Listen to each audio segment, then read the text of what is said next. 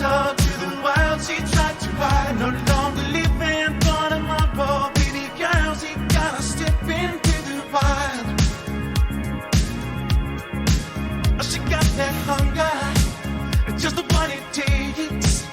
But there's a sniper looking at you, watching every move you make. You gotta keep your head in the game, cause a man is trying to put you in your place. You know,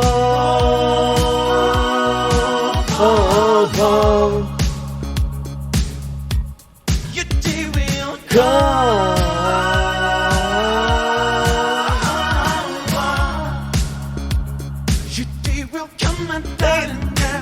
You gotta feature a price. I don't think you realize. Oh, people asking me all the time just what it's like to be with you. She got your number, planting the seed. Who are these people working for her? They ain't got no kids to feed. Just try to put you on that paper, baby, and I can give you what you need. Do you know? No.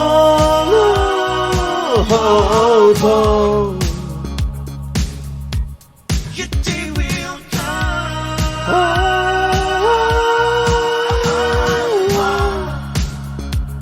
Your day will come, my baby girl. You got a feature at price. I don't think you realize. Oh, people asking me all the time just what it's like to be with you.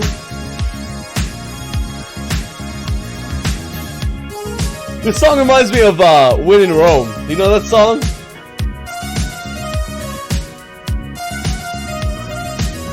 Let me see if I can line it up, huh?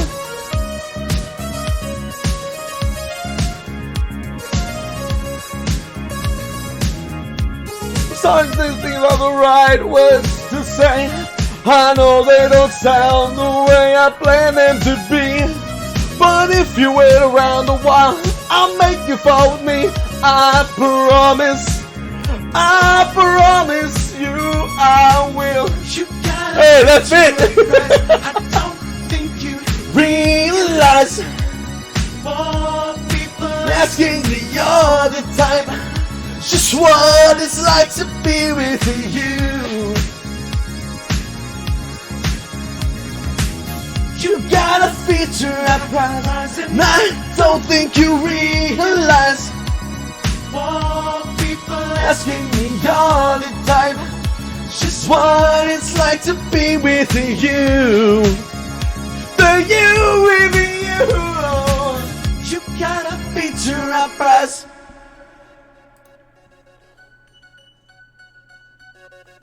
God, I love that song to death.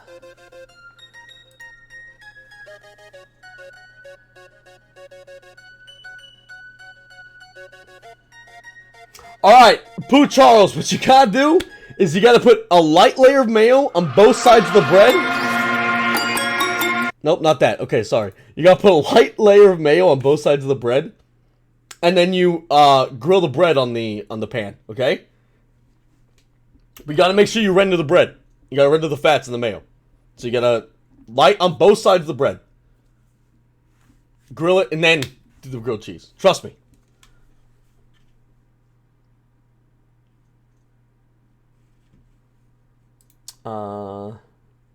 Alright, so we're playing... I gotta say something quickly. We're playing Doki Doki Literature Club. I know nothing about it. I thought it was just a stupid visual novel. Apparently it's not. Apparently there's something really weird with it. I know that there's a lot of warnings about it. And I was told not to get spoiled. So, I've never seen this game before. I have no idea what's going on. Please, no spoilers in chat. Alright, I'm gonna play some weeb music to get everyone in the weeb mood. And then we're gonna play it. If it's shit, blame Poffies.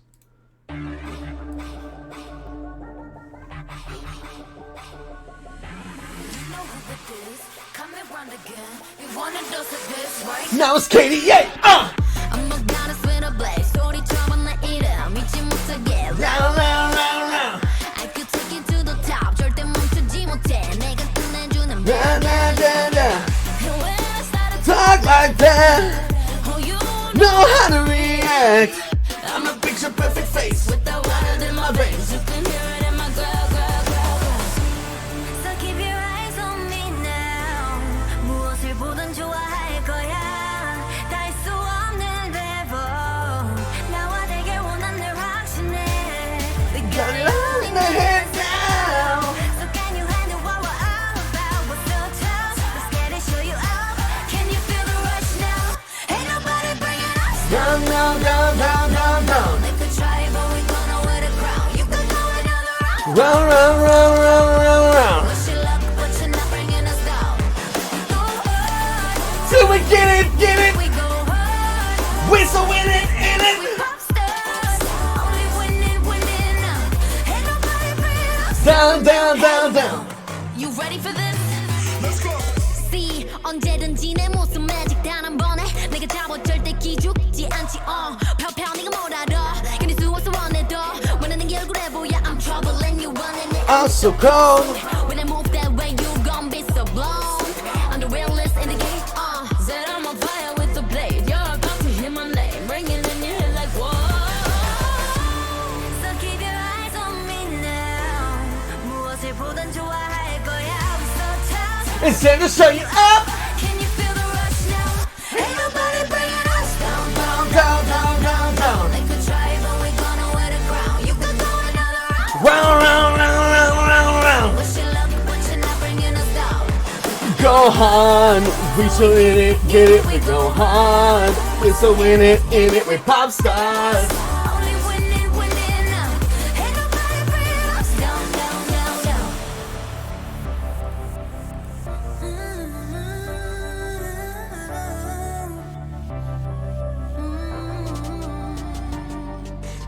Oh, 난 멈추지 않아. Oh, oh, we go Pop hard. oh, We pop stars. ain't nobody bringing us. Down, down, down, down, down, down. They could try, but we gonna wear the crown. You could go another round. Round, round, round, round, round, round. Wish you luck, but you're not bringing us down. We go hard, Till we get it, get it. we go hard. We so in it, We pop stars, only winning, winning now. Ain't nobody bringing us down, down, down, down. Hit it. I keep my this way, man.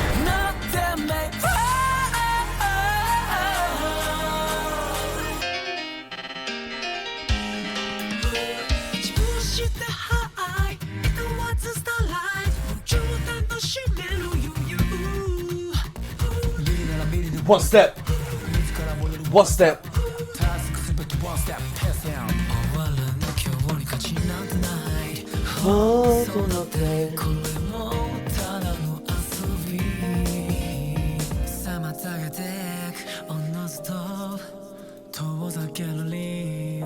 What's up, Pyro Kurama? Hey everybody, how's it going? Welcome, ladies and gentlemen, to the stream. Can we get some hype? Please and thank you for Doki Doki. Let's go find us a waifu.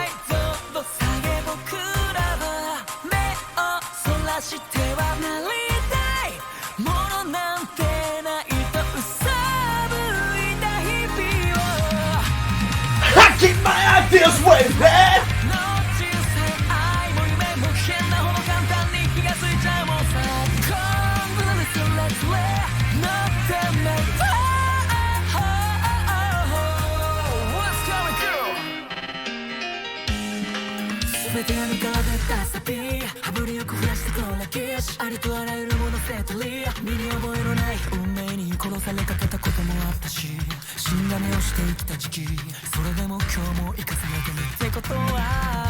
What's going on? まださ、やり残してんだろう。修正の章のない日々の中で What's going on? 人とは違うと見た上で可能性のルーツを開く Dreaming 意識逆走四角い空 I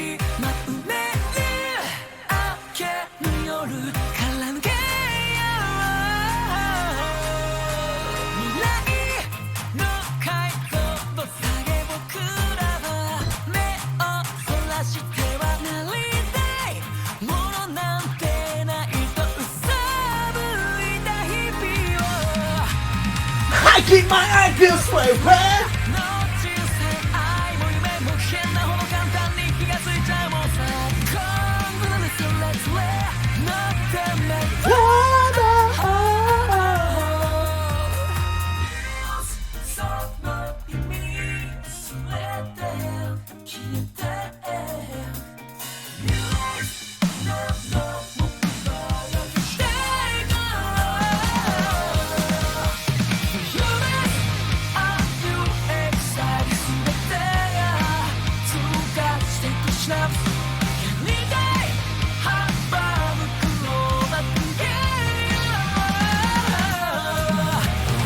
I keep my ideas way back.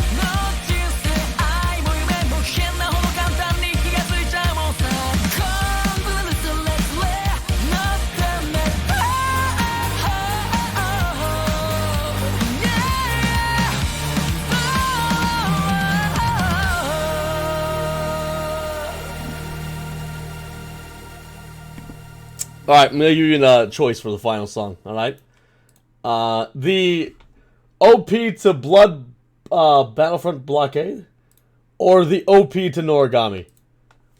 OP to Blood Battlefront Blockade, or Blockade Battlefront Blood. I think it's Blood Battlefront Blockade. It's Triple B. the opening to Triple B, or the opening to Noragami. They're both pretty fucking good. Yeah, Noragami does have one of the best ones, you're right.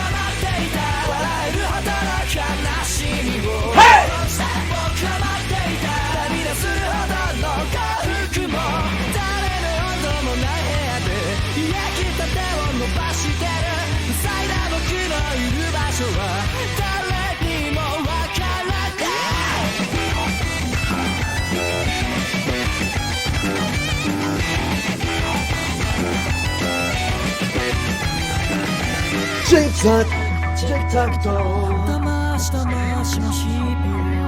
Tick-tock, tic-tac-toe. Tick-tock, tic-tac-toe.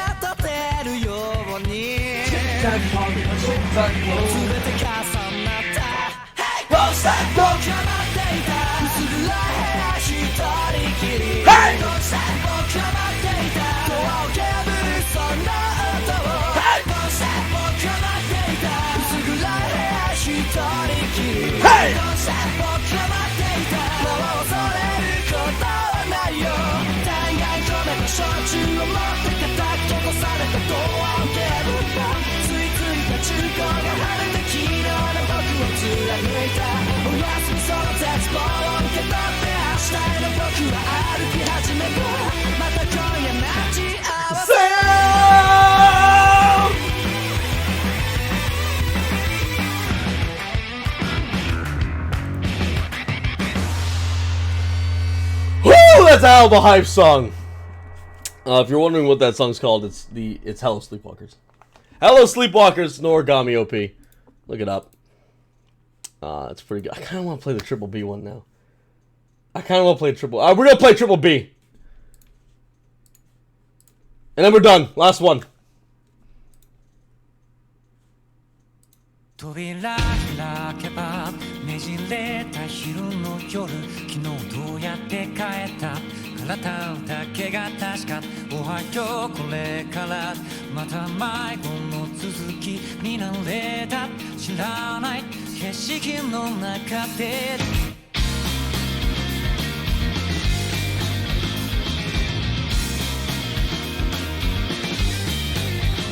もうダメって思ったから割となんだかやれてる死にきらないくらいに丈夫なんかちょっと恥ずかしいやるべきことは忘れててもわかるそうしないととても苦しいから顔を上げて黒い目の人君が見たから光は生まれた選んだ色で塗った世界に囲まれて選べない傷の意味はどこだろうご自分だけがヒーロー世界の真ん中で終わるので手伝いステージの上どうしよう空っぽのふりもできないあのとの僕はここあのとの僕はここ覚えてしまった感覚思い出とは違う類もっと涙のそばにあっていつも心臓掴まれてて十分理解できてるずっとそれと一緒そうじゃないと何も見えないから息をつなぐ Tasty versions.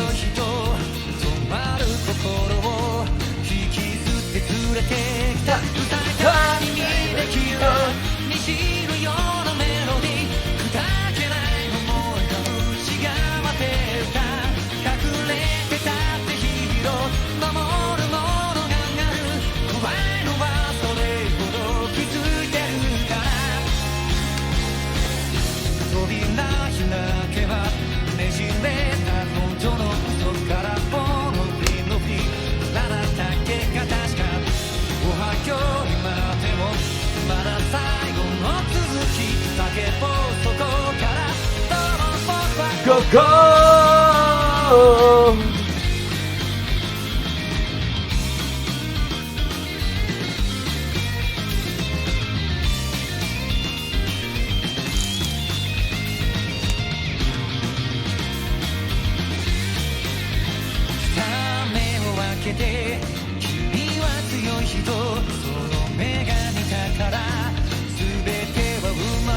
That 選んだ色で塗った世界に囲まれて選べない傷の意味はどこだろうご自分だけがヒーロー守ったものがある怖いのはその価値を知ってるから塞いだ耳で聞いた虹のようなメロディー砕けない思いが内側で歌う悲鳴を上げたヒーロー世界の真ん中で奪われて手伝い自分が見てるだから死んだふりも意味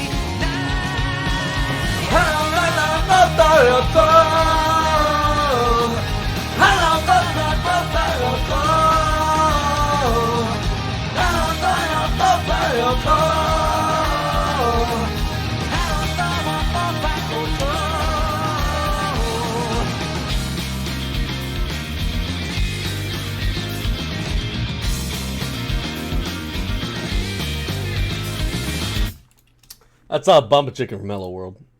That was Noragami followed by Blood Battlefront Blockade. Fucking Christ.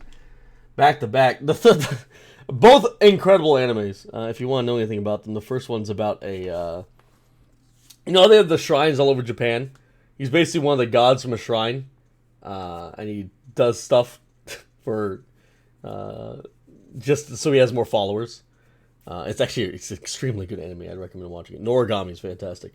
And then Blood Battlefront Blockade is like the New York and the underworld like combine, and it makes like a new New York City where there's also like demons and aliens walking around. It's really cool. It's a really cool thing. It's very philosophical.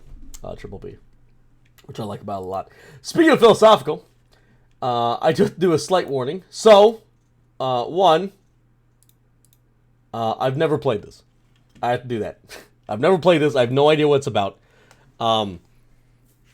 It says here, this game is not suitable for children or those who are easily disturbed. It says here, this game is not suitable for children or those who are easily disturbed. It says this a lot. It's also tagged under psychological horror and anime and visual novels. So we're just throwing it out there, okay? It's something. I don't know anything about it. I purposely don't know anything about it. I thought it was just a visual novel game. Apparently it's not. Apparently it's a bit harder. So, just so you all understand, this is heavy shit. I'm told to tell you there's heavy shit. Alright? That's it. That's all I can tell you. That's all I can tell you. There's heavy shit. We're gonna play it now. I don't know anything about it. I don't know if there's... Are there voices? I don't know. Do I have to read it? If I do, I will. And we get to pick our... our waifu, which is gonna be fun. Oh, I do have to read it. Ooh. Jesus fucking Christ. Immediately. Is there a full screen version? Give me a second, guys. Give me 1 second.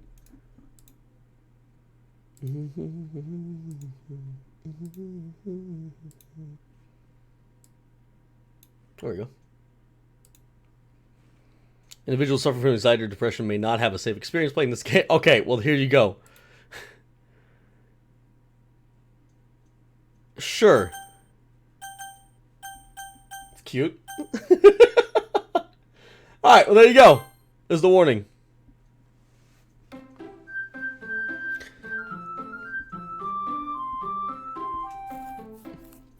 This is a cute game.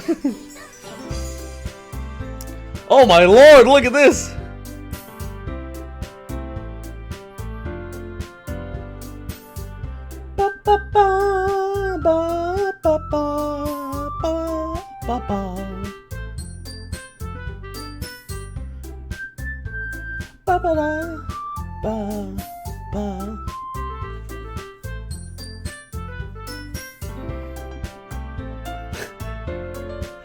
I love this song!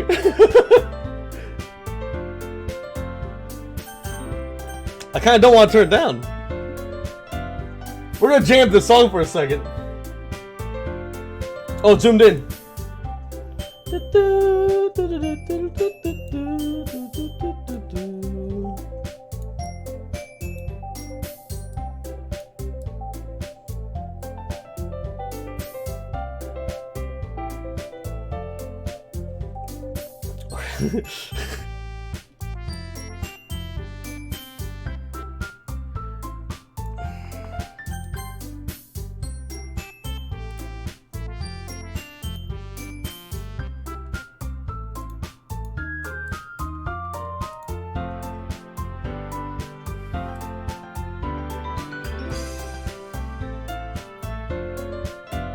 Fix it!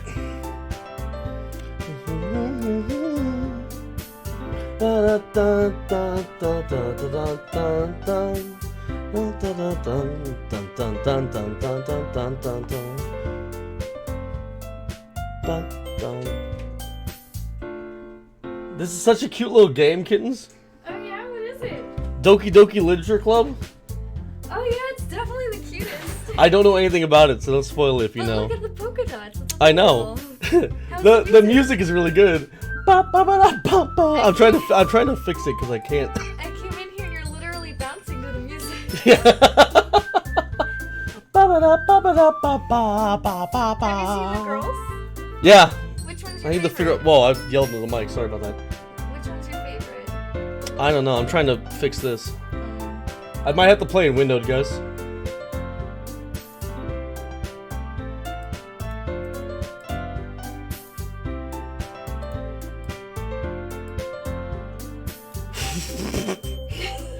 Oh, blah blah blah blah.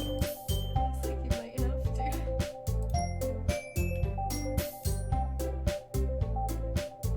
Give me a second.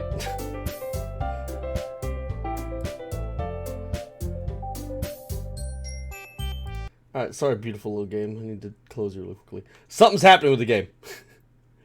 It doesn't want to cooperate. So give me a second. There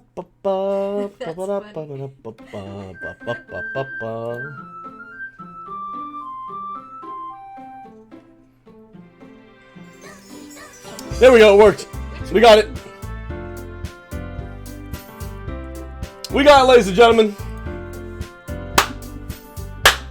I like her. That one.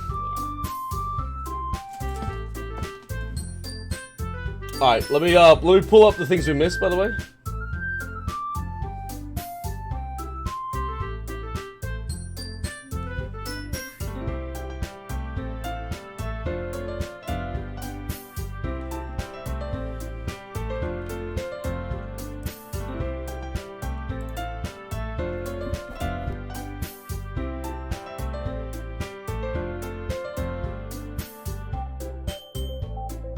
Everyone say bye to kittens. Bye. Bye, kittens. 100 bits of Pooh Charles. The grilled cheese was bomb, Drac. Sorry for doubting you. Thank you for the 100 bits, buddy. You guys hear me over this? Foobadoop with the gift that's up to Obsidian Spire. Obsidian Spire, welcome back to Drac back in Foop. Thank you for that beautiful gifted sub. Bryce with the Twitch Prime sub 17 months in a row. Bryce02015. Beautiful 17 months. Thank you for that. Snowman coming with a Twitch Prime sub 18 months in a row. 18 months, Snowman. That's a second sub, baby. Our second sub, baby, Snowman, is going to be Snowballs. That's some mad love to Snowballs. They belong to Frosty. Supergirl28 with a tier 1 sub 8 months in a row. 8 months! I'm so glad I found this amazing community. Thank you very much, Supergirl.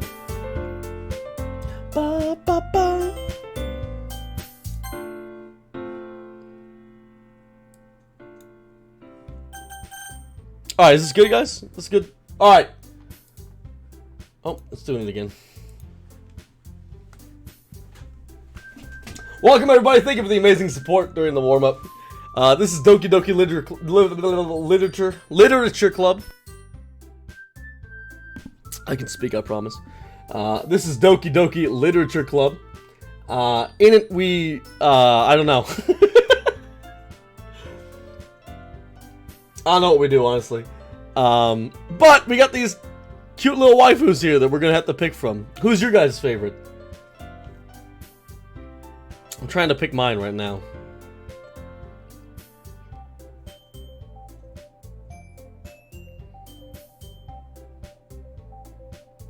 I'm trying to... she's not in focus. But...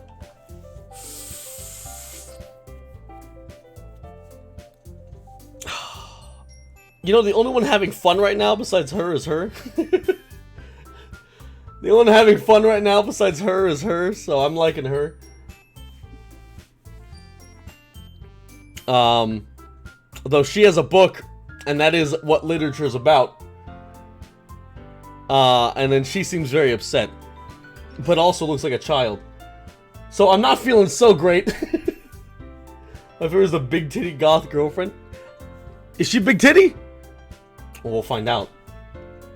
We'll find out. I should say again, this game had a lot of warnings beforehand, so be careful and let's get started.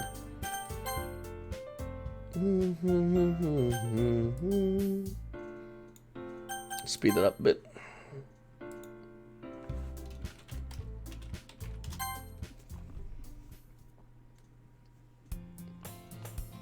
Do you want me to do voices, or do you want to grab people to come in and do voices? Ladies and gentlemen, I can do the voices if you want me to.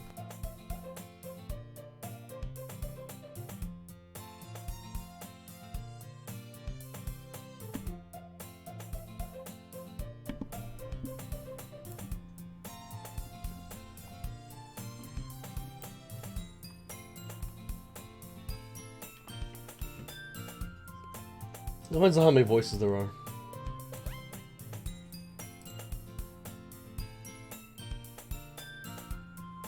You're not allowed to message me anymore. Alright. What the hell? Keeps doing that. Hey! I see an annoying girl running towards me from the distance, waving her arms in the air like she's totally oblivious to any attention she might draw to herself. That girl is Sayori, my neighbor, and good friend since we were children.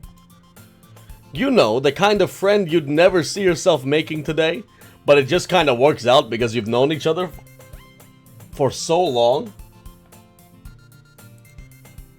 We used to walk to school together on days like these, but starting around high school she would oversleep more and more frequently, and I would get tired of waiting up. But if she's gonna chase after me like this, I almost feel better off running away. However, I just sigh and idle in front of the crosswalk. Ugh, and let Sayori catch up to me.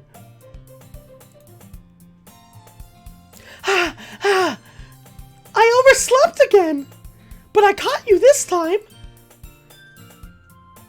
Maybe, but only because I decided to stop and wait for you.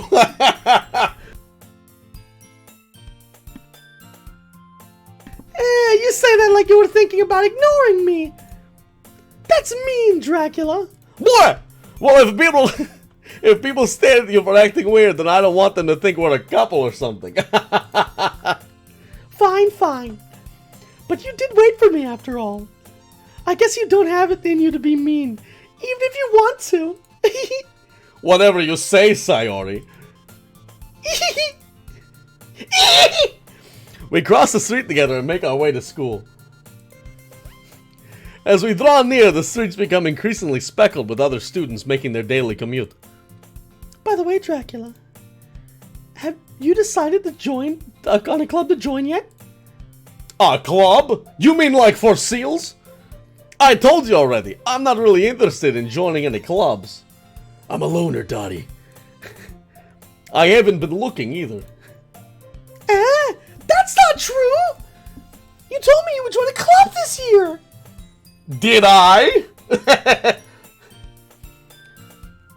I'm sure it's possible that I did. In one of our many conversations where I dismissively go along with whatever she's going on about. Sayori likes to worry a little too much about me, when I'm perfectly content just getting on by on average, while spending my free time on games and anime. Uh-huh. I was talking about how I'm worried that you won't learn how to socialize or have any skills before... Jesus, woman! Your happiness is really important to me, you know. And I know you're happy now, but I die at the thought of you becoming a NEET in a few years because you're not used to the real world. You trust me, right? Don't make me keep worrying about you. Alright, alright. I'll look at a few clubs if it makes you happy. Jesus. No promises. Alright? Will you at least promise me you'll try a little? Yeah, I guess I'll promise you that. Yay! Why do I let myself get lectured by such a carefree girl? More than that, I'm surprised I even let myself relent to her. I guess seeing her worry so much about me makes me want to ease her mind a little bit, even if she does exaggerate everything inside her head. Alright, so that's Sayori? Sayori? The school day is as ordinary as ever, and it's over before I know it. After I pack up my things, I stare blankly at the wall, looking for an ounce of motivation. And there's also no other kids in class. Clubs. Sayori wants me to check out some clubs. I guess I have no choice but to start with the anime club. Ooh. Hello? Sayori? Sayori must have come into the classroom while I was spacing out. I look around and realize I'm the only one left in the classroom. I thought I'd catch you coming out of the classroom, but I saw you sitting here and spacing out, so I came in. Honestly, you're even worse than me sometimes. I'm impressed. You don't need to wait for me if it's going to make you late to your own club. Well, I thought you might need some encouragement, so I thought, you know. Know what? Well, you could come to my club. Sayori, I'm not coming to Alcoholics Anonymous with you. Yeah? There's no way I'm going to your club. Mimi. Sayori is the vice president of the literature club. Ah. Oh, I see where this game is going now. They're trying to make me learn things. That's why it's psychological horror. Not that I was even aware that she had any interest in literature. She can't even read. In fact, I'm 99% sure she only did it because she thought it would be fun to help start a new club. Since she was the first one to show interest after the one who proposed the club, she inherited the title Vice Presidente.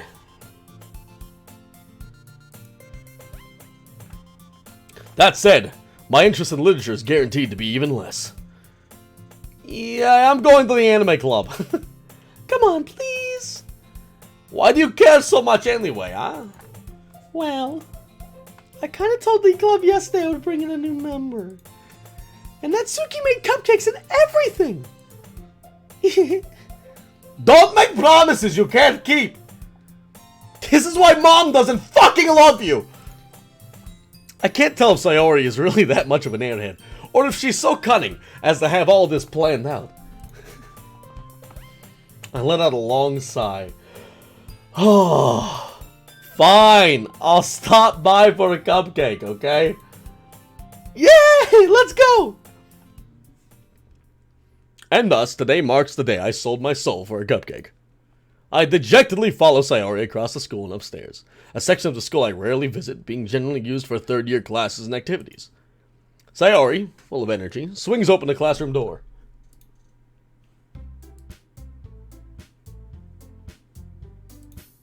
Sorry, it keeps doing that. I don't know why. I told you, don't call me a new member. Eh? I glance around the room. Girl, oh fuck. Sayori sounds like this. Then she'll sound like this. Welcome to the literature club. It's a pleasure meeting you. Sayori always says nice things about you. Seriously? You brought a boy? Way to kill the atmosphere. There's a third one.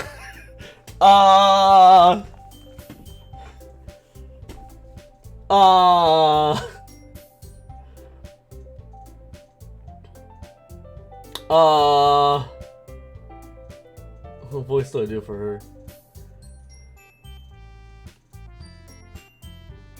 Ah, Dracula! What a nice surprise. Here we go. Welcome to the club! Nah. All words escape me in this moment. Sans voice.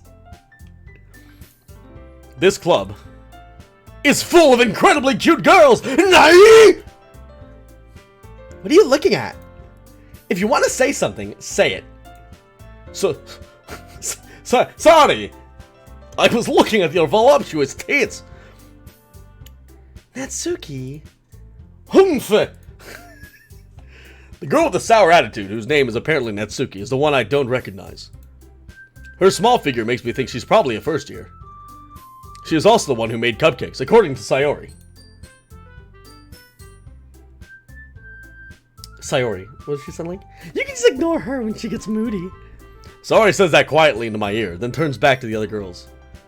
Anyway, this is Natsuki, always full of energy.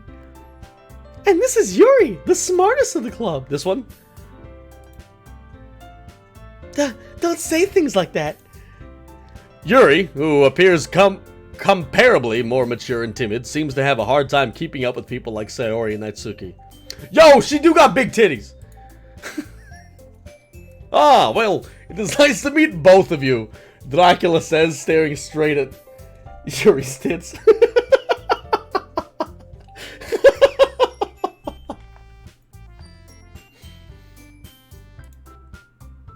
It sounds like you already know Monica, is that right? That's right. It's great to see you again, Dracula. Monica smiles sweetly. Monica smiles sweetly. We do know each other. Well, we rarely talked, but we were in the same class last year. Monica was probably the most popular girl in class. Smart, beautiful, athletic. Basically, completely out of my league. So having her smile at me so genuinely feels a little, ooh. Already falling, huh? You too, Monica! I like everyone else has like the most Japanese name, and then it's Monica. This is Sayori, Natsuki, Yuri, Jim. Come sit down, Dracula. We made you some room at the table so you can sit next to me or Monica. I'll get the cupcakes. Hey, I made them. I'll get them. Sorry, I got a little too excited. Then how about I make some tea as well? The girls have a few desks arranged to form a table. As Sayori mentioned, it's been widened so there's one space next to Monica and one space next to Sayori. Natsuki and Yuri walk over to the corner of the room where Natsuki grabs a wrap tray and Yuri opens the closet. Still feeling awkward, I take a seat next to Sayori. Natsuki proudly marches back to the table, tray in hand. Okay, are you ready? Ta-da! Oh! Natsuki lifts the foil off the tray to reveal a dozen white fluffy cupcakes decorated to look like little cats. The whiskers are drawn with icing, and a little piece of chocolate were used to make ears. So cute! You not like cupcakes? I had no idea. I had no idea you were so good at baking. I had no idea you were so good at baking, Natsuki. Well, you know. Just hurry and take one.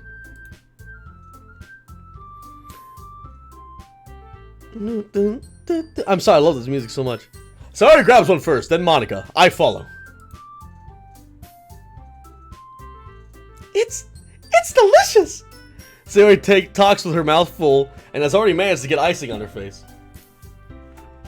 I turn the cupcake around in my fingers, looking for the best angle to take a bite. I hate cupcakes. Natsuki is quiet.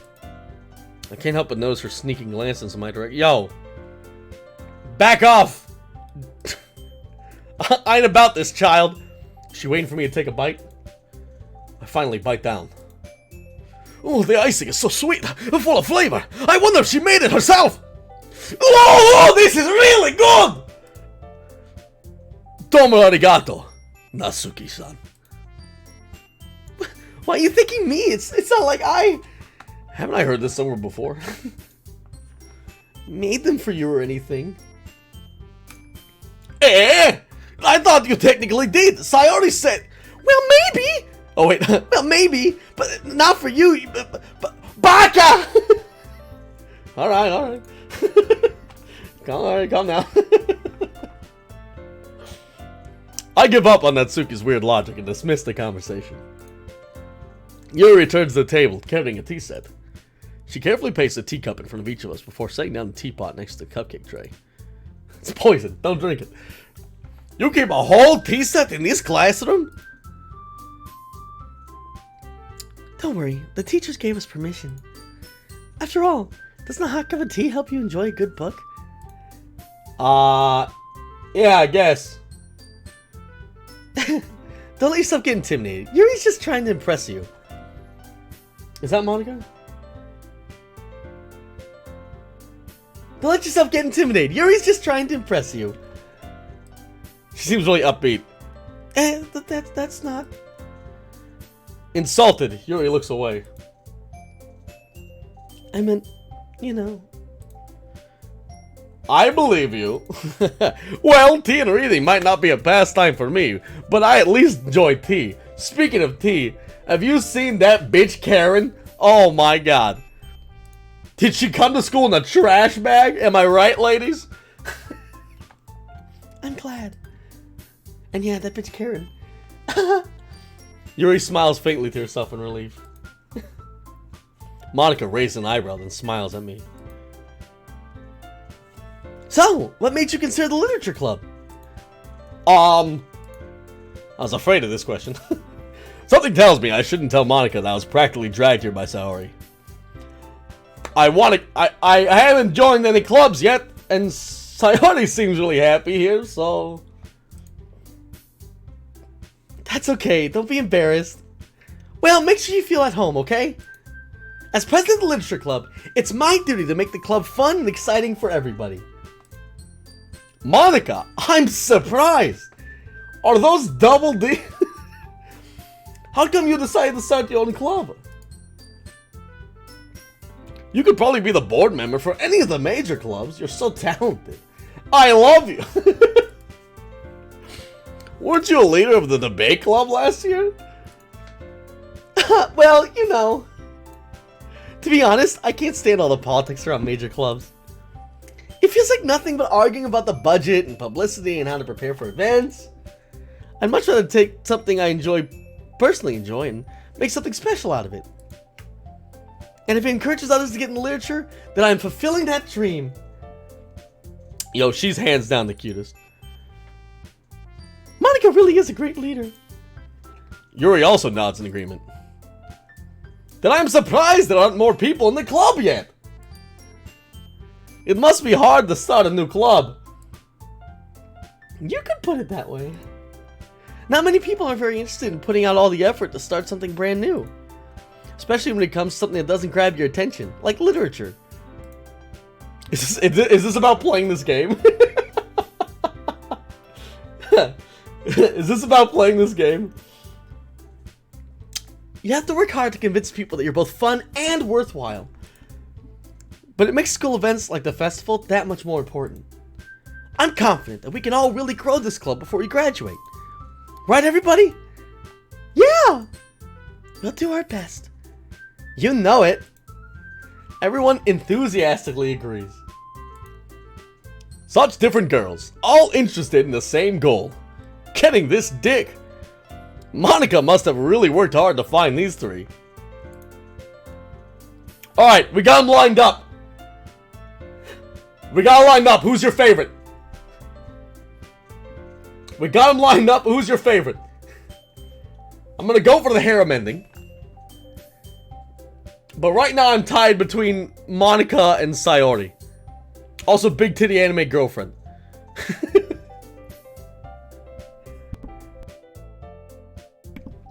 I like Sayori because it's like it's the childhood friend angle. Monica hands down the best so far, but she's had the most lines. Yuri, wait for her to open up a little bit, huh? Once she gets out there, when we get her comfortable, we can find out what's going on. This one's a child. This one's a child.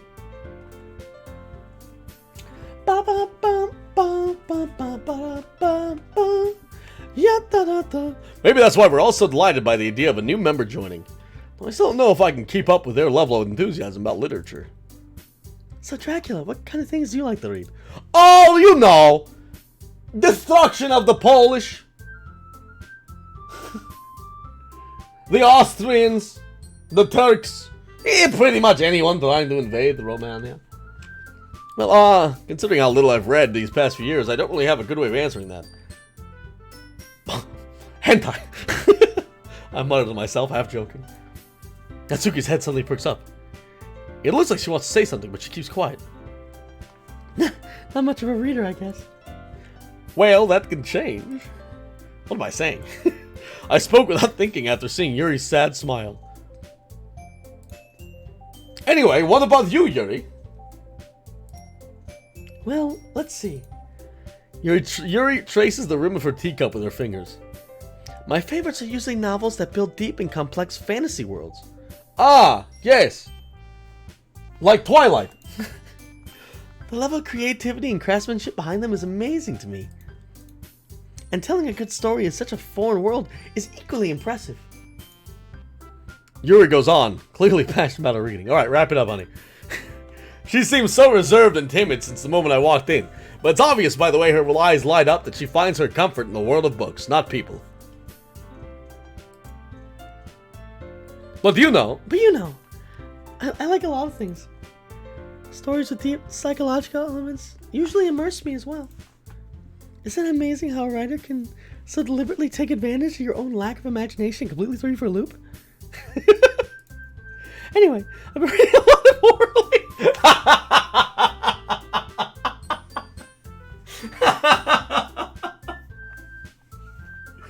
if that isn't the biggest foreshadowing ever. Did you love it how like people can like take advantage of your lack of imagination to throw you for a loop? Anyway, I've been reading a lot of horror lately. I read a horror book once. I desperately grasped something I can relate to at the minimum level. At this rate, Yuri might as well be having a conversation with a rock. Really? I wouldn't have expected that, Yuri. For someone as gentle as you. I guess you could say that. But if a story makes you think or takes me to another world, then I really can't put it down. Surreal horror is often very successful at changing the way you look at the world, if only for a brief moment. I hate horror. Oh, why's that? Well, Natsuki's eyes dart over to me for a split second. Never mind. That's right! You usually like to write about cute things, don't you, Natsuki? What? What gives you that idea? You left a piece of scrap paper behind the last club meeting. It looked like you were working on a poem called... Don't say it out loud! I give that back! Fine. Your cupcakes, your poems, everything you do is just as cute as you are. Sayori slides up behind Natsuki and puts her puts her hands on her shoulders. I'm not cute! Natsuki, do you write your own poems? Well, I guess sometimes. Why do you care? I think that's impressive. Why don't you share them sometime? No. Alright, bitch. Natsuki averts her eyes. You wouldn't like them. Not a very confident writer yet. I understand how Natsuki feels. Sharing that level of writing takes more than just confidence. The truest form of writing is writing to oneself. Jesus Christ. I don't like her as much anymore. You must be willing to open up to your readers, exposing your vulnerabilities and showing even the deepest reaches of your heart. By the way, I'm trying to not look at chat because I'm worried about spoilers. But hello everybody coming in. Welcome. Love you guys to death. Hope you're having fun. Do you have writing experience too, Yuri? Maybe if you share some of your work, you can set an example and help Natsuki feel comfortable to share hers. I guess it's the same for Yuri. I wanted to read everyone's poems. We all sit in silence for a moment. Okay! I have an idea, everyone!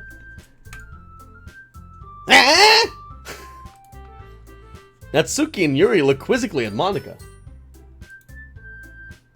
Let's all go home and write a poem of our own. Oh. Let's all go home and write... Let's all go home and write a poem of our own. Then, next time we meet, we'll all share them with each other. That way, everyone is even. Yeah, let's do it! Plus, now that we have a new member, I think it'll help us all get a little more comfortable with each other and strengthen the bond of the club. Oh, what'd I do? Isn't that right, Dracula? Blah! Monika smiles warmly at me once again.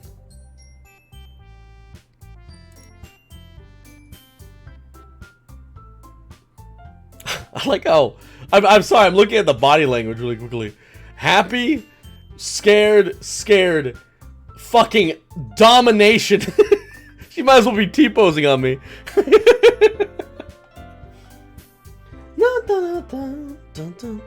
Hold on, there's still one problem. What's that? Now that we're back to the original topic of me joining the club, I bluntly come forth with what's been on my mind the entire time. I never said I would join this club! Sayori may have convinced me to stop by, but I never made any decision. I still have other clubs to look at, and, I lose my train of thought. They're all upset at me. All four girls stare back at me with dejected eyes. Alright, well, how can I say no now? But... I'm sorry, I thought... Dracula... You all... I'm defenseless against these guys. How am I supposed to make a clear-headed decision when it's like this? That is, if writing poems is the price I need to pay in order to spend every day with these beautiful girls. Right. Okay, I've decided then. I'm joining the anime club! I'll join the literature club!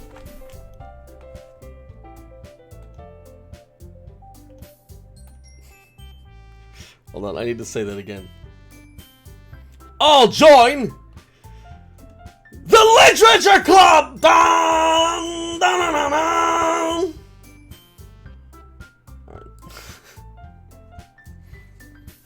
One by one, the girl's eyes light up. Yes, I'm so happy! So he wraps her arms around me, jumping up and down. Oh shit!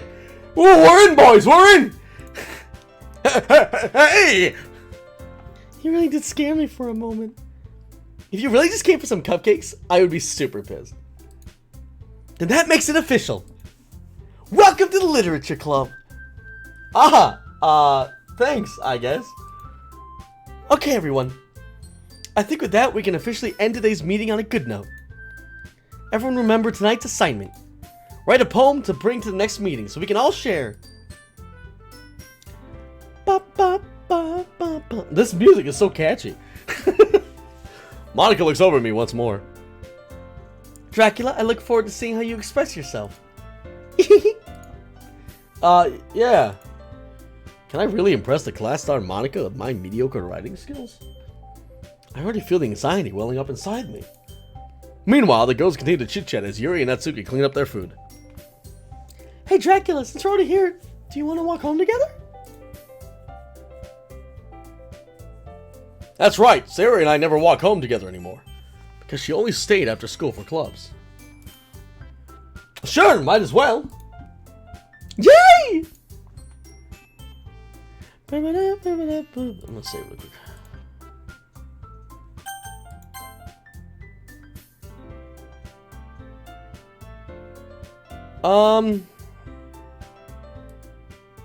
It's because I keep getting... Alright. I am playing Doki Doki. I know nothing about it. I'm gonna look at chat for a second. What do you guys... How you guys feel? So, who should we romance? Now that we're getting to know the girls. Again, I'm feeling Sayori or Monica. I'm feeling Sayori or Monica. The male principal.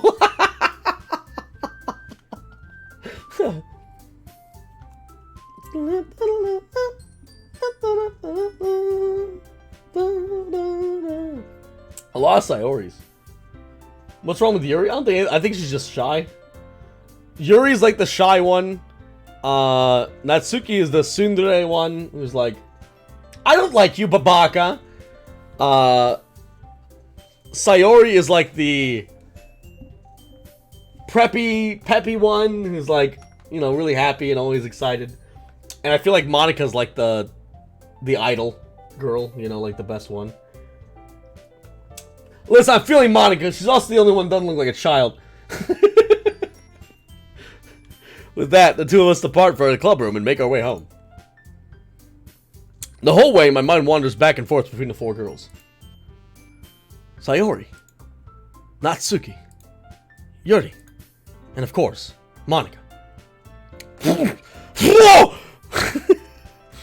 I really be happy spending every day after school in a literature club? Damn, boy! She thick!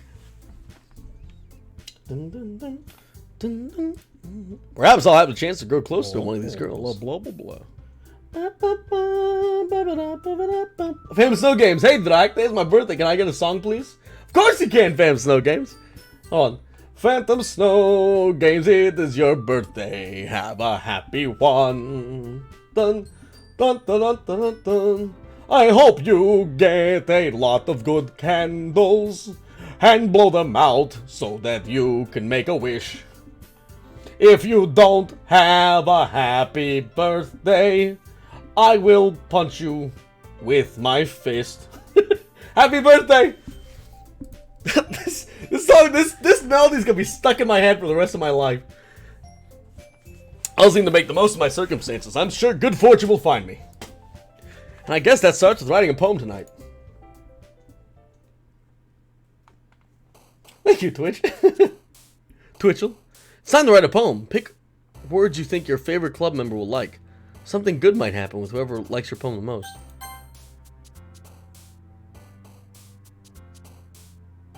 Oh! Are these... Can I only romance these three? I guess, yeah, Monica's the leader, so I have to choose one of the underlings.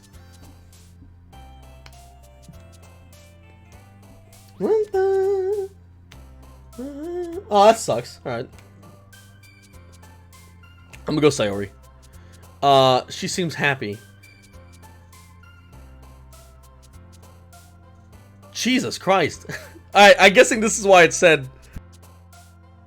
Is this why it said... Is this why it said... It's a psych... Like, to be warned? Because the poems can get dark?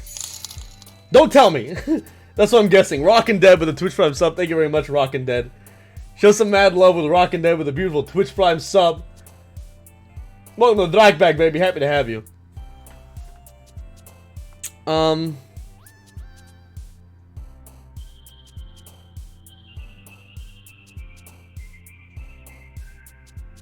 Do I have to pick just of these? I just picked 2 or 3? How does this work? Dun, dun, dun. Choice of words that each of the girls like. All these. How do I know who likes what?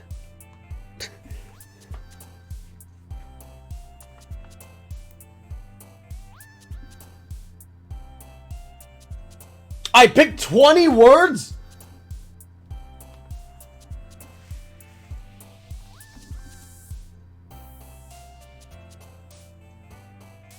They jump if they like the word.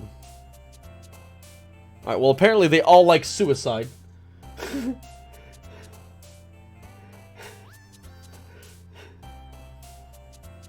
Think about that. Okay, I want this one. So... Dun, dun, dun, dun, dun, dun, dun, dun, dun, dun, dun, dun, dun, dun, dun. Whirlwind. Oh, she likes Whirlwind. Okay. Hope. She likes Hope. Alright.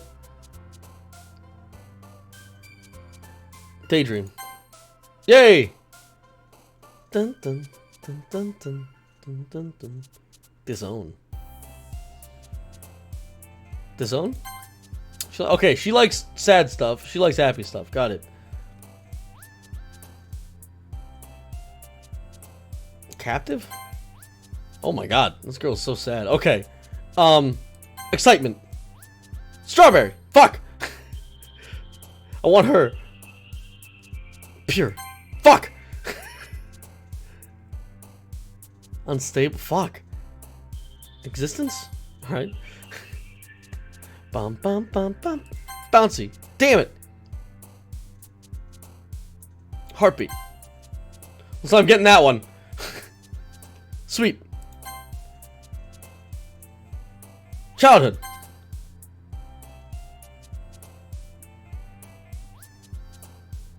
Joy. Friends.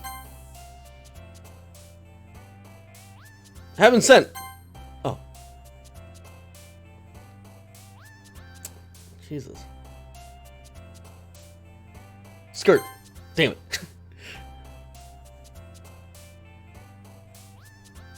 Romance. Inferno! Climax.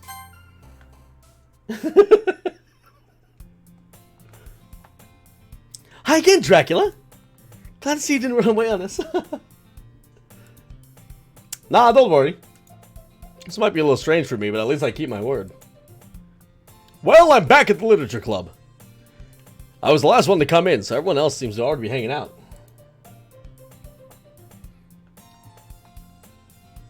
Thanks for keeping your promise, Dracula. I hope this isn't too overwhelming of a commitment for you. Making you dive headfirst in literature when you're not accustomed to it? Oh, come on. Like, he deserves any slack. Sayori told me you didn't even want to join clubs this year.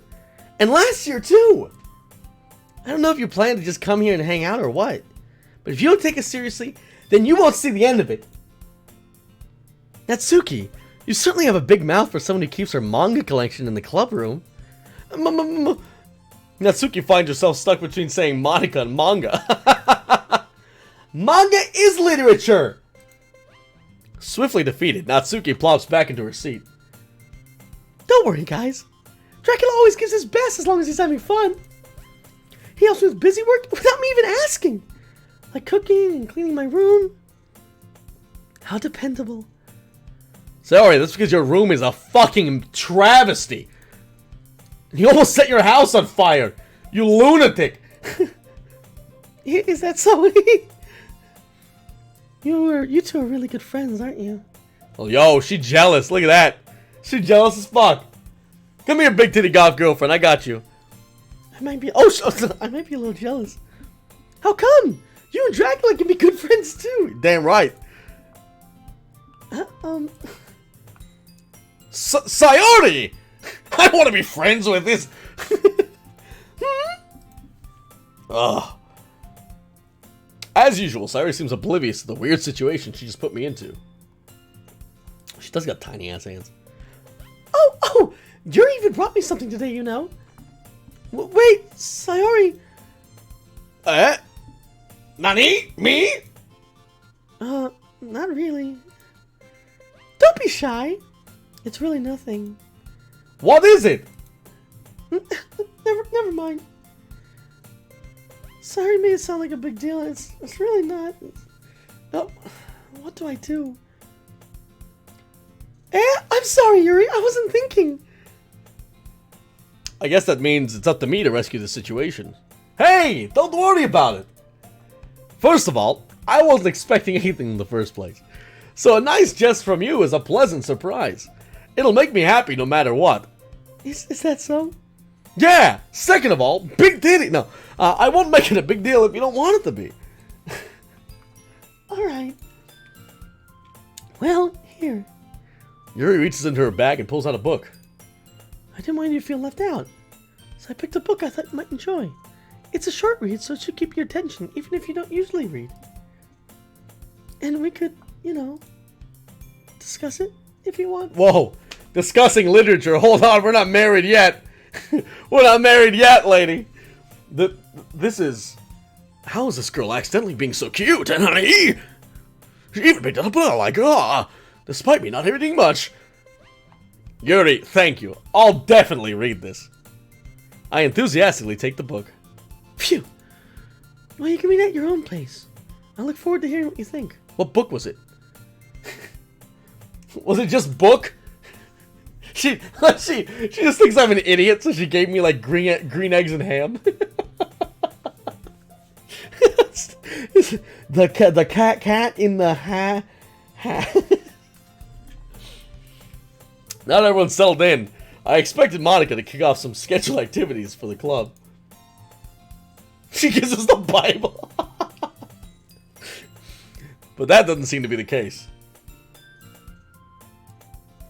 Sayori and Monica are having a cheery conversation in the corner. Yuri's face is already buried in the book. I can't help but notice her intense expression, like she was waiting for this chance. Meanwhile, Natsuki is rummaging around in the closet. Man! Looks like no one wants to be bothered today. I slumped down in Nair's desk. How am I supposed to occupy myself with something literature related by myself like this? Who reads alone? I guess I could always read this book Yuri gave me, but I'm feeling too tired to read. Probably fall asleep right now. I close my eyes and end up listening in on Sayori's conversation with Monica. We're probably gonna seem really lame compared to all the other clubs, though. Well, we can't give up. The festival is our chance to show everyone what literature is all about. The problem is the idea of the literature club sounds too dense and intellectual. But it's not like that at all, you know? We just need a way of showing that to everyone. Something that speaks to their creative minds. That doesn't solve the problem, though. Huh? What do you mean?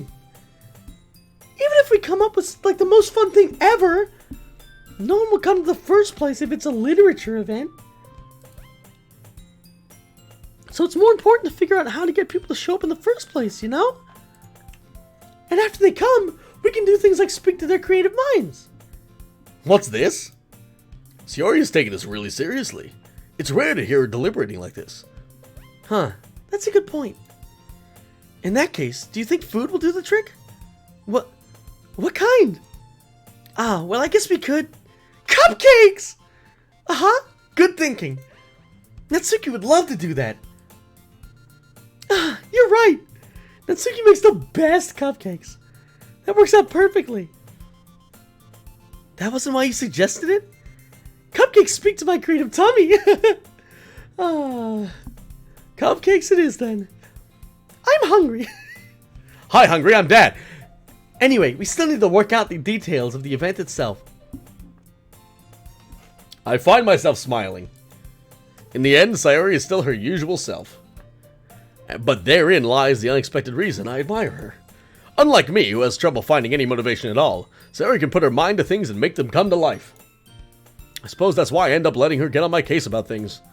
I can't help but wonder what it would be like to see the world through her eyes. Oh, shit! Ooh, ah! I opened my eyes to see Sayori's face filling my vision. I nearly fall out of my chair. Sorry. Wait. Actually, I'm not sorry at all. It's your fault for sleeping like that. This isn't the napping club. It's the fucking literature club. Does our school have a napping club? You're staying up late again, aren't you? It's all that damn hentai! Whacking it! Till 3, 4 a.m. Now you're in the club, you're gonna have a lot less time for hentai, you know. You'll need to get used to it. Don't say that so loud. I glanced over my shoulder to see if Monica overheard. It's true, though. Yeah. I know. You're always looking out for me, Sayori. That's what I do best. That's a problem! What about you? You look out for me better than you look out for yourself. You're still oversleeping every day, aren't you? Not every day. That's not very convincing. How many days this past week have you gotten up on time? It's a secret. I knew it! Come on. At least give me the benefit of the doubt. I can't even do that! Look, Sayori, it's written all over you! Yeah? Sayori glanced... What an idiot. Sayori glanced around herself. Is this a date simulator? No! I thought it was. Apparently it's a horror game. But we haven't gotten there yet. So... Well, she did jump scare me. How's it written all over me? You were clearly in a rush this morning. Look, your hair's sticking all out around here. I run my fingertips down the... Oh my god. Yo! Yo! Hold up! Hold up! We got moves! I run my fingertips down the side of Sayori's hair, trying to straighten it out. How you doing? Man, you really need the brush for this. You want to come over and use mine? My hair is just really hard to get right.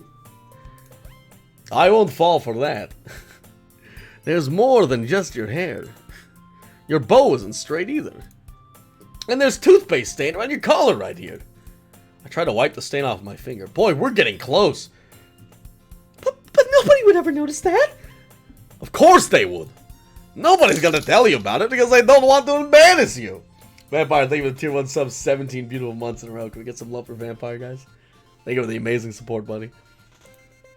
Fortunately, I really don't care about that. Fuck you! You meanie. Oh, I'm sorry. Hey, you meanie. And you don't even keep your blazer buttoned up. I can see your breasts. Seriously, Sayori. Why do you think you haven't found a boyfriend yet? That's super mean. Sorry, but you'll thank me later. I start to button her blazer up from the bottom. Jesus Christ. Once you see how much better it looks, you'll change your mind. Yo! Yo! We got game! We in it! We in it, boys! We in it! Ladies and gentlemen, we got him. This is so funny. What is? Well, I was just thinking about how weird it has to have a friend who does these kind of things. Eh? Don't say that. You'll make me feel weird about it, baka. It's okay though. I'm happy we're like this. Aren't you? I guess. Hey, be careful. The button might come off. Why is this one so hard to close? I struggle to fully close the button near her chest. Oh. Does this thing even fit you properly? It did when I bought it. Oh. If you ever buttoned it, you would notice sooner that it doesn't fit you anymore. What are you smiling about?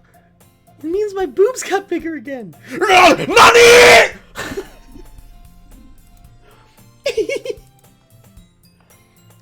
Anyway, you look much better now. So, why does it feel so strange to see Sayori's blazer button up like that? But it's so stuffy. Ooh. It's not worth it at all. Sayori hastily unbuttons her blazer once more. Whew! That's so much better. Sayori puts her arms out and twirls around. So if I keep it unbuttoned, then I won't get a boyfriend, right? What kind of logic is that? And why are you saying it like this is a good thing? Because if I had a boyfriend, then he wouldn't even let you do things like this. And you take better care, and you take care of me better than anyone else would anyway. Yo!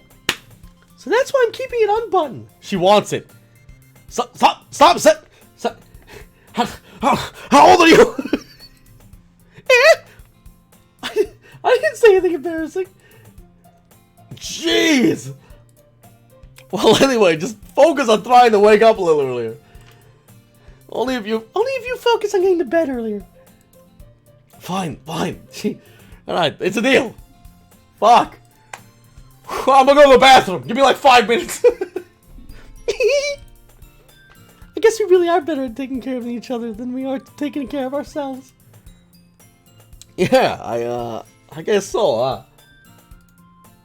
So maybe you should come wake me up in the morning. You're doing it again, Sayori. I was joking that time. Man, it's impossible to tell with you sometimes. Okay, everybody. Monica, fuck off. I'm in the middle of something, alright? We're almost there. Monica suddenly calls out, why don't we share the poems we wrote now? Yay! Dracula, I can't wait to read yours. Yeah, same. I wrote about ecstasy and volcanoes. I failed to sound enthusiastic, but Sayori still trots away to retrieve her poem. By the way, did you remember to write a poem last night? Yeah. My relaxation ends. I can't believe I agreed to do something so embarrassing. I couldn't find much inspiration since I've never really done this before. Well now, now that everyone's ready, why don't you find someone to share it with? I can't wait! Sayori and Monica enthusiastically pull out their poems. Sayori is on a wrinkled sheet of loose leaf torn from a spiral notebook. On the other hand, Monica wrote hers in a composition notebook. I can already see Monica's pristine handwriting from where I sit. Natsuki and Yuri reluctantly comply as well, reaching into their bags. I do the same myself. Who should I show my poem to first? Sorry. I'm definitely most comfortable with sharing it with Sayori first. She's my good friend, after all.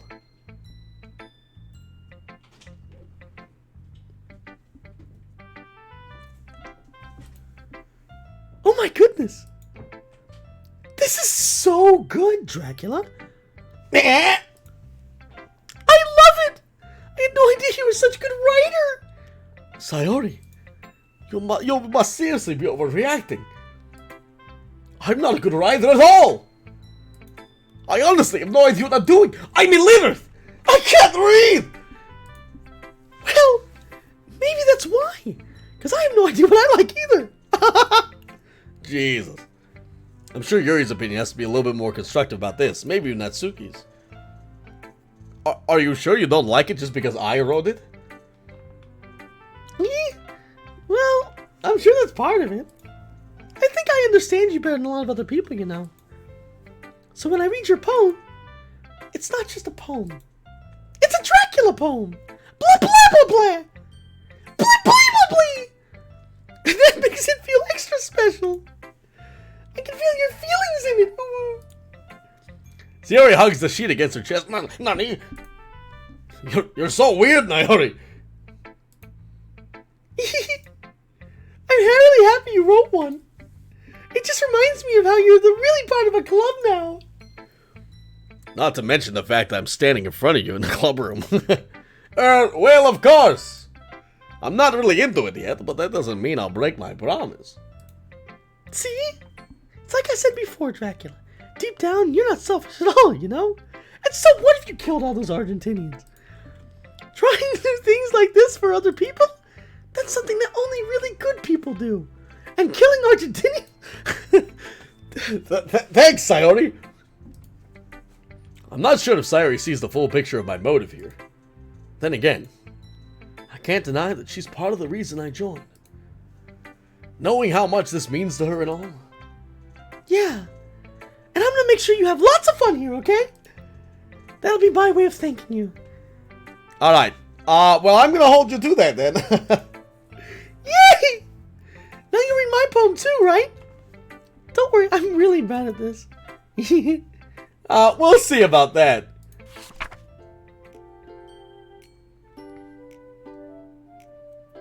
Ooh, this is cute. Dear Sunshine, the way you glow through my blinds in the morning, it makes me feel like you missed me. Kissing my forehead to help me out of bed. Making me rub the sleepy from my eyes. Are you asking me to come out to play? Are you thrusting me to wish away a rainy day? I look above, the sky is blue. It's a secret, but I trust you too. If it wasn't for you, I could sleep forever. But I'm not mad. I want breakfast.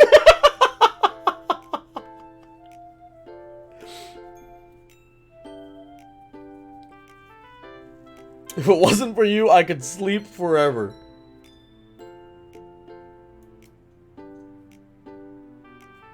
So being a English major lets me look at this game, I think, a bit better, because I can extrapolate the subtext from the poem. The sunshine in this is us. Dracula, alright? So she's saying that the only reason she gets up in the morning is because of us. Like, she finds that, Sunshine cannot miss someone. We're up before her, that's why she can see us through the blinds, you know, whenever we're out there, she trusts that she's gonna have a good day when she sees us. Not problematic. If it wasn't for us, she would just sleep forever. She would just stay in bed. I like that. It's cute. It's cute.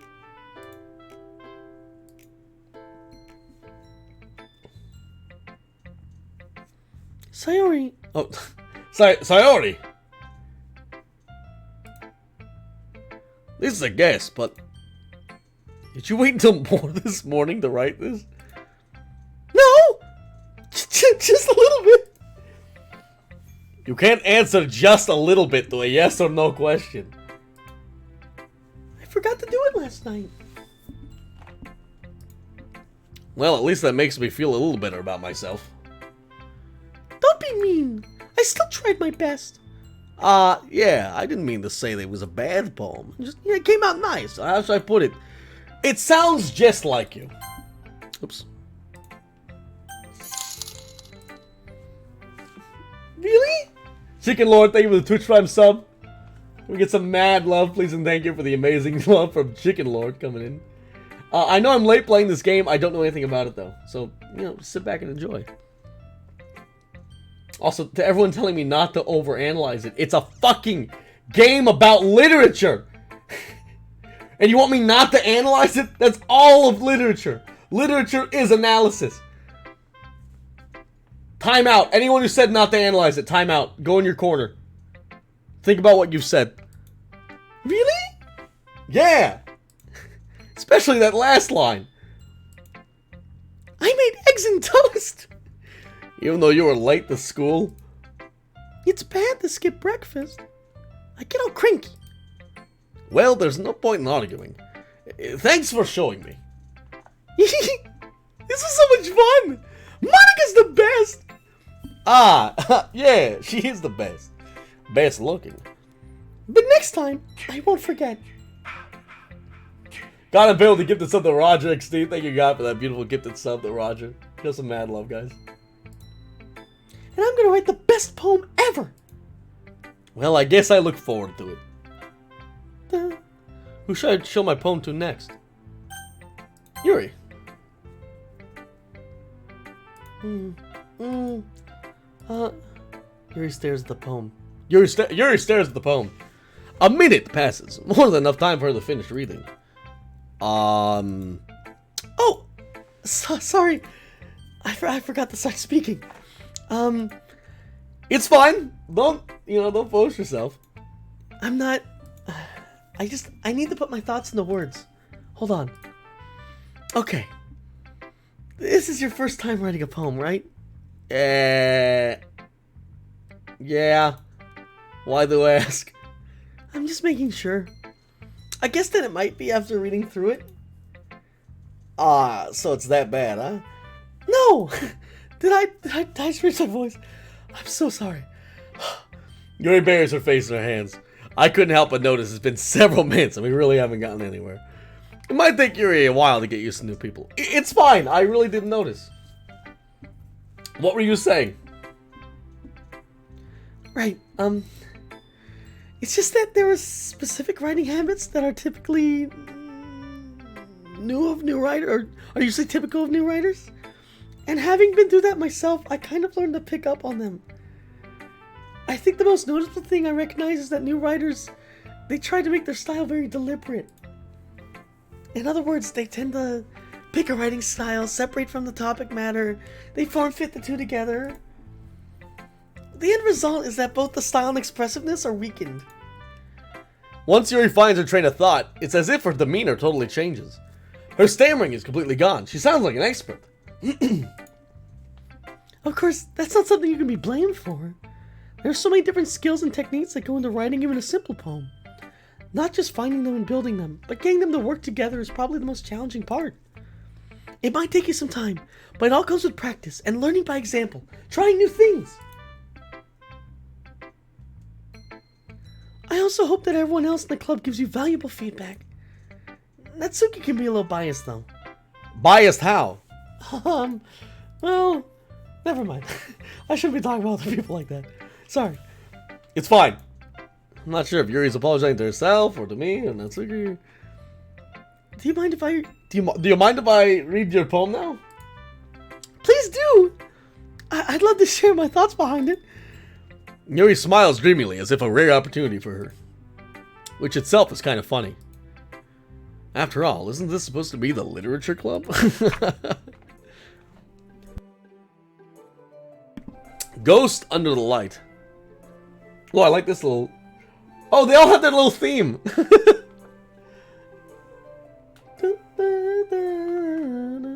Where's like woodwind and like more traditional. I like this. The tendrils of my hair illuminate beneath the amber glow, bathing. It must be this one. The last remaining streetlight to have withstood the test of time. The last yet to be replaced by the sickening blue-green hue of the future. I bathe.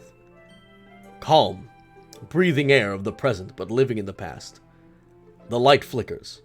I flicker back. Yo! This is really good.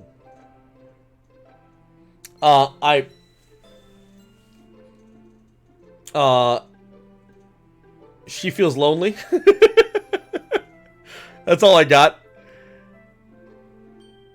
That's all I got. She feels lonely and she has a hard time, I don't know, being in the present. it's a very, I don't know. Like, this is someone who went to fucking college. Yeah, way to go, English mate. Thank you. That's all I got. I don't know. It's a good poem. I like it. I'm sorry. I must have such terrible hand. Fuck off. I wish I had handwriting like that. What? I wasn't thinking that at all. But you took a long time to read. Ah. Well, I just don't read script very often. Hey, bad receipt. How's it going? I actually think your handwriting is pretty. Eh? That's a relief. I also like the poem. I also like your breast. I mean, even though it's short, it was really descriptive. It wasn't too short? No, they're huge. I mean, I usually write longer poems. Not at all. I'm really glad you liked it. I'll be honest.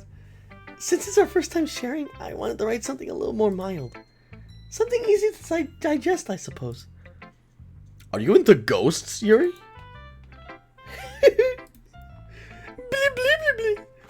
Actually, the story isn't about a ghost at all, Dracula. Really? I must have totally missed the point. Well, I suppose you did only glance over it after all. Oh, fuck off. But remember, poets often express their own thoughts, feelings, and experiences in their work. They usually do more than tell a simple story or paint a picture. In this case, perhaps the subject of the poem is only being symbolically compared to a ghost. Lingering in her last remaining place of comfort, unable to I told you!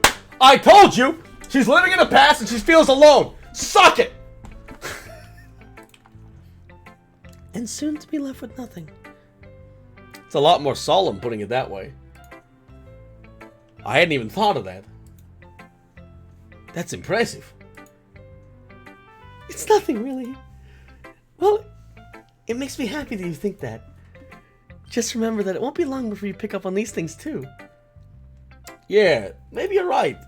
I guess I'll have to keep trying. I'm counting on you. Alright, who do I show my poem to next? The child or Monica? Well, Monica doesn't matter.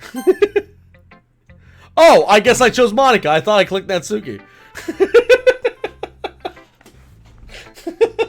Oops. Hi, Dracula. Having a good time so far? Yeah, I'm sorry. I meant to click Natsuki. Good. I'm glad to hear it. Oh my god, look at this fucking matter-of-fact stance. This bitch. 10 bits. Thank you, Gokai. By the way, since you're new and everything, if you ever have any suggestions for the clubs, like new activities or things we can do better, I'm always listening. Don't be afraid to bring these things up, okay? Alright, I'll keep that in mind. Of course I'll be afraid to keep these things up. I'm much better going with the flow until I'm more settled in. Anyway, 20 bits, Angry Sock Monkey. Anyway, want to share your poem with me? It's kind of embarrassing, but I guess I have to. Don't you worry, Dracula. We're all a little embarrassed today, you know? But it's that sort of barrier that we'll all learn to get past soon. Yeah, that's true.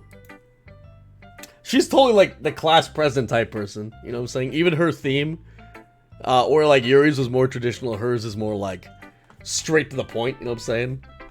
You got that hard piano in the front, the nice groove in the back. Mm-hmm. I like this one. It makes me think of something Sayori would like. Oh, is that so? I didn't know. I totally wasn't trying to get into that. You and Sayori are really good friends, right? I wouldn't be surprised if you had these sort of things in common. Ah, well, we may be good friends, but Sayori and I are actually really different. Well, that may be the case, but there's also some similarities that you wouldn't expect. The way she talks about you, sounds like two of you really care about each other's well-being. Even if you show it in different ways, it ends up being more similar than you'd think. So I think that's the kind of vibe I get from reading your poem. You sure you're not reading into it too much? I could be. Oh gosh, I sound like Yuri. But in any case, Sayori's writing has kind of a gentle feel to it. I can tell that she likes exploring with emotions, like happiness and sadness. Who knew that someone so happy could enjoy sad things too? She's talking about Sayori? Yeah, that's totally unexpected. Well, to each their own. Did she like any sad things? And you shouldn't be afraid to experiment a little bit either. Yeah, I'm sure I'll end up typing on different things a lot. It could take a while before I feel comfortable with doing this. That's okay. I'd love to see you try new things. And that's the best way to find the style that suits you. Everyone else might be a little biased with their own kind of styles, but I'll always help you find what suits you the most. Best girl! She doesn't care that I watch anime hentai. So don't force yourself to write the way everyone else wants you to write. It's not like you have to worry about impressing them or anything. Anyway, do you want to read my poem now? Don't worry, I'm not very good. You sound pretty confident for someone who claims not to be very good. Hey, Spook Name. Well, that's because I have to sound confident. It doesn't always mean I always feel that way, you know? Oh, I see. Thank you for the bits. Well, let's read it then. Dun, dun, dun, dun, dun, dun. Run, dun, dun, dun, dun, dun, dun, dun. Oh god, this is a long one. Hole in the wall. It could have been me. See the direction the spackle protrudes? A noisy neighbor, an angry boyfriend? I'll never know. I wasn't home. I peer inside for a clue. No, I can't see. I reel. Blind, like a film left out in the sun. But it's too late. My retinas. Already scorched with a permanent copy of meaningless image. It's just a little hole. It wasn't too bright. It was too deep, stretching forever into everything. A hole of infinite choices. I realized now I wasn't looking in. I was looking out. And he, on the other side, was looking in.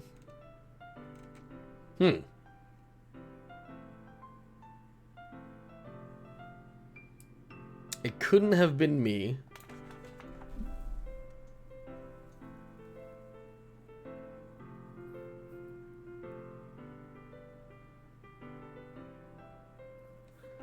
So she's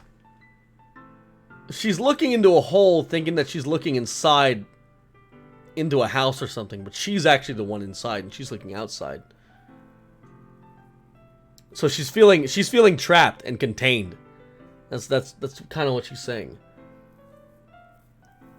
And when she looks out into this world of infinite choices, it's meaningless to her, which means she can't really even comprehend the amount of choices she has. So she's feeling really trapped. Maybe stuck. Maybe that's like how she's feeling about the literature club because of how hard it is to get people to like it.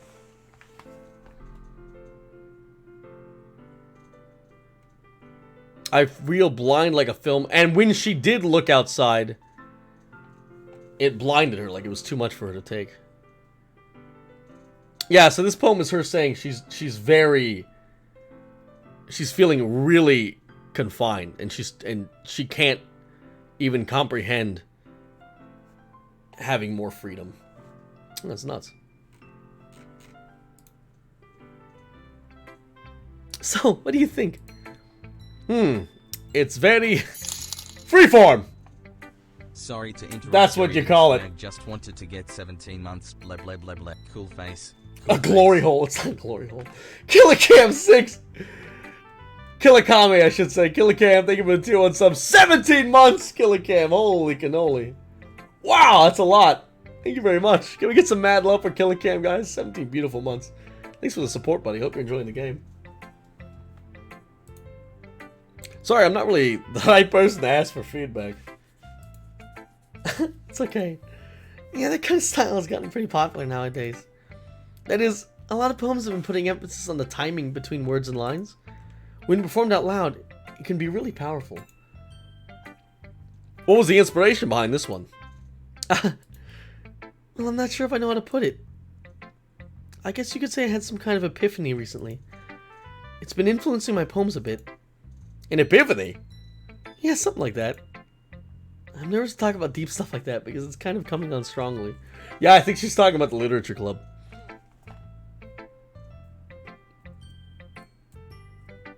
I think I'm right. I'm gonna say I'm right. Maybe after everyone's better friends with each other. Anyway, here's Monica's writing tip of the day. Sometimes you're writing a poem or a story, your brain gets too fixated on a certain point. If you try hard to make it dip perfect, you'll never make any progress. Just force yourself to get something down on paper and tidy it up later. That's true. That's true, by the way. You should do that. Just wordgasm on paper, then go back and fix it. If that's how you beat writer's block too. Another way to think about it is this.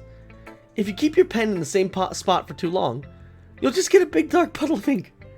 If you move your hand and go with the flow, that's my advice for today. Thanks for listening. Dun dun dun dun. Natsuki!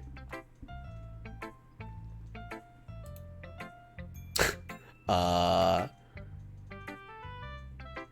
it's about what I expect from someone like you. That's a little blunt. Well, excuse me. It's not like I said it was bad. I just didn't invoke any emotions. So basically, it's not cute enough for your tastes. Do you want to get smacked? Yo, smack that ass. I'll pass. Well, anyway, I guess I need to show you mine. Not that you'll like it. Oh, this is like a fucking kid.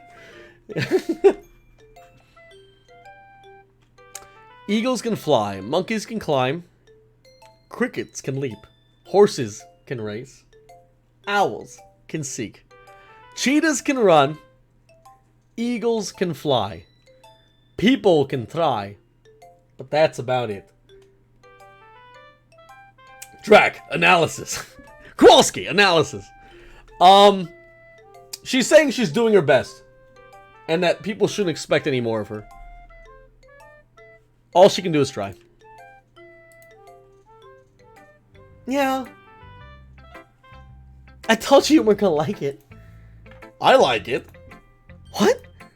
Just be honest. I am. Why are you so convinced I wouldn't like it? Well, because everything in high school thinks that writing has to be all sophisticated and stuff. So people don't even take my writing seriously. But isn't the point of poems for people to express themselves? Your writing style wouldn't make your message any less valid. Yes, exactly! I like when it's easy to read, but it hits you hard. Like in this poem, seeing everyone around you do great things can be really disheartening. So I decided to write about it. Yeah, I understand. But the other nice thing about simple writing is it puts more weight on the wordplay. Like, I set up for a rhyme at the end, but then made it fall flat on purpose. It kind of helps bring out the feeling in the last line. So you did. I guess more went into that than I realized. That's what it means to be a pro. I'm glad you learned something. Didn't expect from the youngest here, did you? Yeah, I guess not. I guess not. Good job, child. Why do you have a fang? You're like me! My daughter! I decided to humor with that last comment. I don't really care how old everyone is, but Natsuki is feeling hold on. Hold on. Back it up now. Back it up now, game! Back it up now, game! Can we get some Drax sweats in chat? But Natsuki is feeling proud, and I won't take that away from her.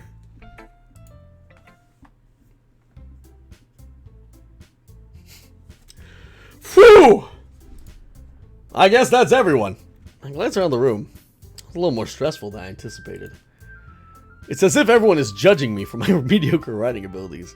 Even if they're just being nice, there's no way my poems can stand up to theirs. This is a literature club, after all. FBI, open up! I sigh. I guess that's why I ended up getting myself into. Across the room, Sayori and Monica are happily chatting. My eyes land on Yuri and Natsuki. They gingerly exchange sheets of paper, sharing their respective poems. As they read in tandem, I watch each of their expressions change. Natsuki's eyebrows furrow in frustration. Meanwhile, Yuri smiles sadly. What's with this language? Did you say something? Oh, it's nothing. Natsuki dismissively returns the poem to the desk with one hand. I guess you could say it's fancy. Thanks. Yours is cute. Cute? Did you just completely miss the symbolism or something? It's clearly about the feeling of giving up. How can that be cute? I know that. I just meant the language, I guess. I was trying to say something nice. You mean you don't have to try that hard to come up with something nice to say? Thanks, but it really didn't come out nice at all. Well, I do have a couple suggestions. If I was looking for suggestions, I would have asked someone who actually liked it. Which people did, by the way. Sayori liked it. And Dracula did too. So based on that, I'll gladly give you some suggestions of my own. First of all, fuck you! Excuse me. I appreciate the offer, but I've spent a long time establishing my writing style. I didn't expect it to change anytime soon, unless of course I come across something particularly inspiring, which I haven't yet. And Dracula liked my poem too, you know. He even told me he was impressed by it. Natsuki suddenly said, uh-oh, the music stopped. Oh? I didn't realize you were so invested in trying to impress our new member, Yuri. That's not what I... You're just... Yuri stands up as well. Maybe you're just jealous that Dracula appreciates my advice more than he appreciated yours. Huh? How do you know you didn't appreciate my advice more? Are you that full of yourself? No. If I was full of myself, I would deliberately go on my way to make everything I do overly cutesy. Ooh! Is everyone okay? But you know what? I wasn't the one whose boobs magically grew a size bigger as soon as Dracula started showing up. Natsuki!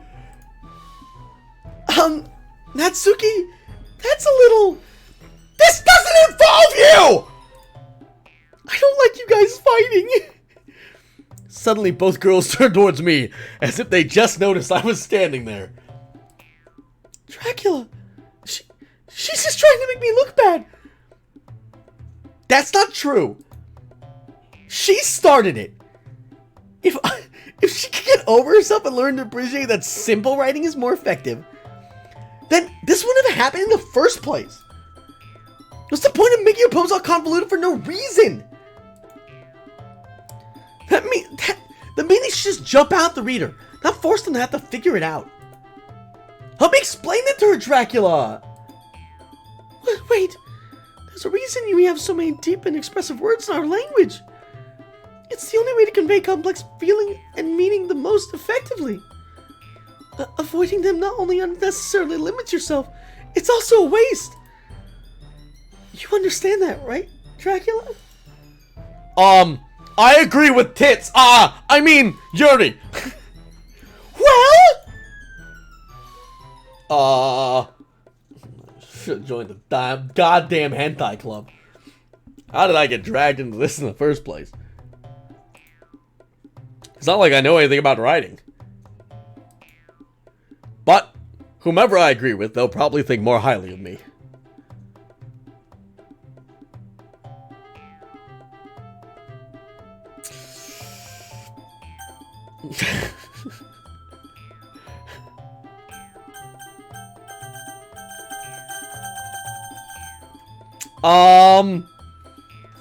Sayori, yeah? Mana! Natsuki! Oh, not Natsuki! Natsuki glares at me, drawing up any words I had in my mouth. So instead I turn to Yuri. Yuri? Yuri's expression was so defenseless I can't bring myself to say anything to her. Sayori! Eh? Yeah! Everyone's fighting is making Sayori uncomfortable. How can the two of you keep fighting when you're making your friend feel like this? Dracula! Well, that's her problem. This isn't about her. I agree. It's unfair for others to interject their own feelings into our conflict. Yeah, unless Sayori wants to tell Yuri what a stuck-up jerk she's being. She would never! It's Yuri maturity that made her upset in the first place! Excuse me? Are you listening to yourself? This is exactly why nobody likes... Stop! Natsuki! Yuri! You guys are my friends. I just want everyone to get along and be happy. My friends are wonderful people. Blah, blah, blah, blah. I love them because of their differences. Blah, blah. Natsuki's poems. They're amazing because they give you so many feelings with just a few words. I'm sorry, I can't.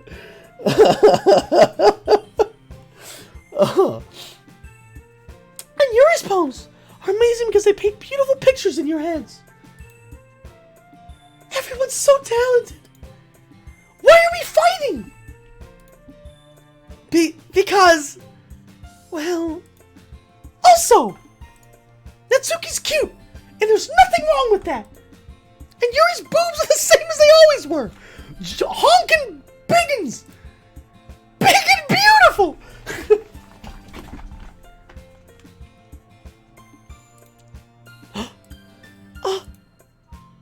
Sayori, you're right. She got tig old bitties. Sayori stands triumphantly. Monica stands behind her with a bewildered expression. Oh, make some tea. Yuri rushes off. Natsuki sits down with a blank expression on her face, staring at nothing. So, this is why Sayori is vice president, I whisper to Monica. She nods in return. To be honest, I might come off as a good leader and I can organize things. But I'm not very good with people. I couldn't even bring myself to interject. As president, it's kind of embarrassing of me. Nah, it's not like I can blame you. I wasn't able to say anything either. Well, I guess that just means Sayori is amazing in her own ways, isn't she? You could say that. She might be an airhead, but sometimes it's weirdly suspicious that she knows exactly what she's doing. I see. I'll take good care of her, okay? I would hate to see her get herself hurt. That makes two of us. You can count on me. Monica smiles sweetly as me, causing my stomach to knot. Such a genuine person really does make a good president, regardless of what she says. If only I could get the chance to talk to her a little more.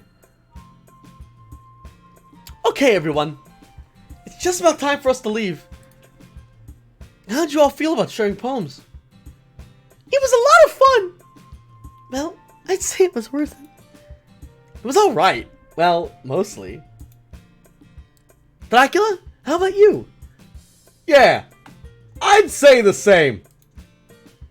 It was neat to talk with everyone. Words! Awesome. In that case, we'll do the same thing tomorrow. And maybe you'll learn something from your friends, too. So your poems will turn out even better. I think to myself, I did learn more about the kind of poems everyone likes. With any luck, that means I can do at least do a better job of impressing those I want to impress. I nod to myself with newfound determination. Dracula, you ready to walk home? Sure, let's go! Sayori beams at me. Hyper beam! Truly, it's been a while since Sayori and I have spent this much time together. I really can't say I'm not enjoying it either. Sayori, about what happened earlier. Yeah? What do you mean? You know, between Yuri and Natsuki. Does that kind of thing happen often? No. That's really the first time I've seen them fight like that. I promise they're both wonderful people. You don't hate them, do you? No! I don't hate them. I just wanted your opinion is all. I can see why they'd make good friends with you. Phew. You know, Dracula, it's nice I get to spend time with you in the club. But I think seeing you get along with everyone is what makes me the happiest. And I think everyone really likes you too. That's... Every day's gonna be so much fun! Looks like Sayori still hasn't caught on to the kind of situation I'm in. Sure, being friends with everyone is nice, but does it really need to stop there?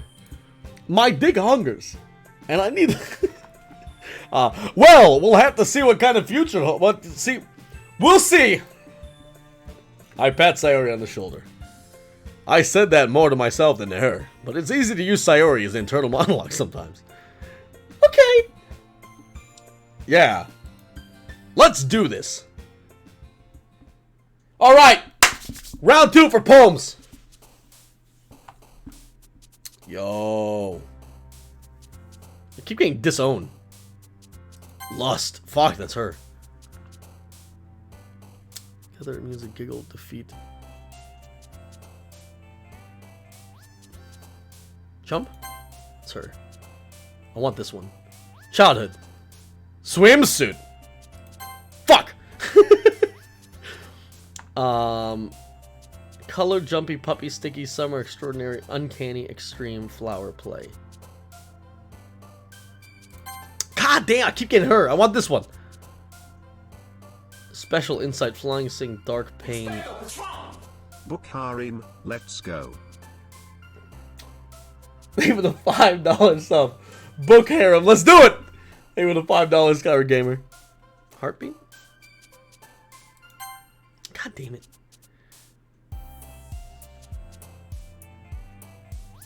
What would she be? Vibrant? Use depressing language for Sayori? What? No, that's for Yuri. Fireworks, after image, clouds, dazzle, peaceful, boop, shopping, happiness.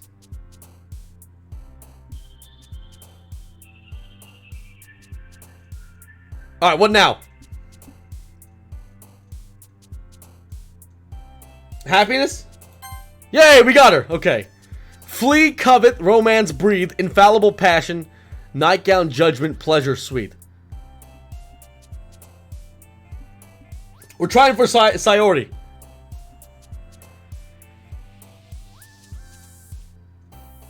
Simple, sad, or happy words, but not overly cutesy one.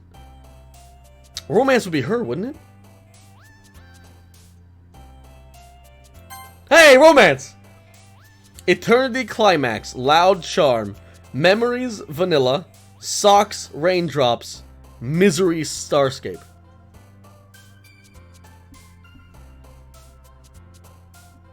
Memories? Yeah, memories. Alright, yeah, okay. Treasure massacre, lipstick email, inferno comfort, marshmallow despise, whispered grief.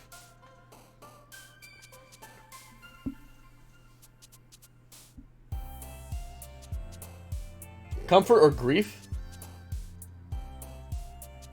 Would grief work? Oh shit. Oh fuck. What's going on with you? Fester, playground, fantasy spinning, kiss, unending, empty, waterfall, incapable milk. Incapable milk.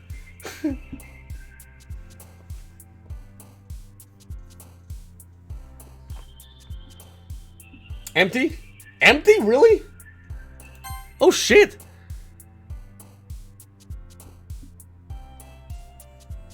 Excitement, essence, cage, hurt. Tenacious, whirlwind, candy, bubbles, sunset, dance. Cage, I'm starting to feel this. Oh, cage is hurt. Oops. Oops, wrong. I was bad. That was on me. It was hurt. It was hurt. It was hurt. Fuck. Melancholy, nature. Sunny, disoriented. Disaster, ribbon. Frightening, electricity. Analysis, forgive. Forgive, right? Some of you saying sunny and some are saying melancholy. Is forgive? Can we do forgive? Yes, alright. Fickle marriage, fun intellectual, aura unrestrained, hope and peace, Doki Doki blanket. Buy Doki Doki blankets. These are... Is this supposed to be a thing? Hope. Silly universe. Bed. Effulgent. Effulgent. Misfortune, determination, strawberry games, joy, fluffy. Effulgent? Effulgent? Effulgent? Effulgent? Bed. Yeah, she loves bed. Kitty awesome. Contamination lollipop. Dream cute. Mouse sparkle. Nibble anime. Well, she likes dreams. Oh, fuck. Damn it. Damn it. It's on me. It's on me. Portrait unrequited. Parfait friends. Whistle vivacious. Rainbow broken. Beauty precious. I'm thinking friends are broken, right?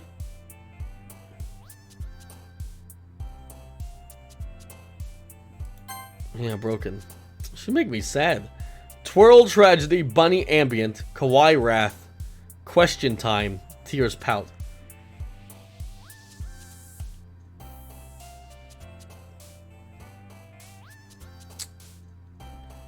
Tears? Oh my god. Cheeks alone, warm suicide, disarray infinite, vacation vitality, prayer laugh. Don't tell me. No. Oh, that's her. Okay. Yeah, she's not that bad. Scars variants. Ocean poof. Cry chocolate. Firefly's calm. Secretive anxiety. Logan Paul has joined the game.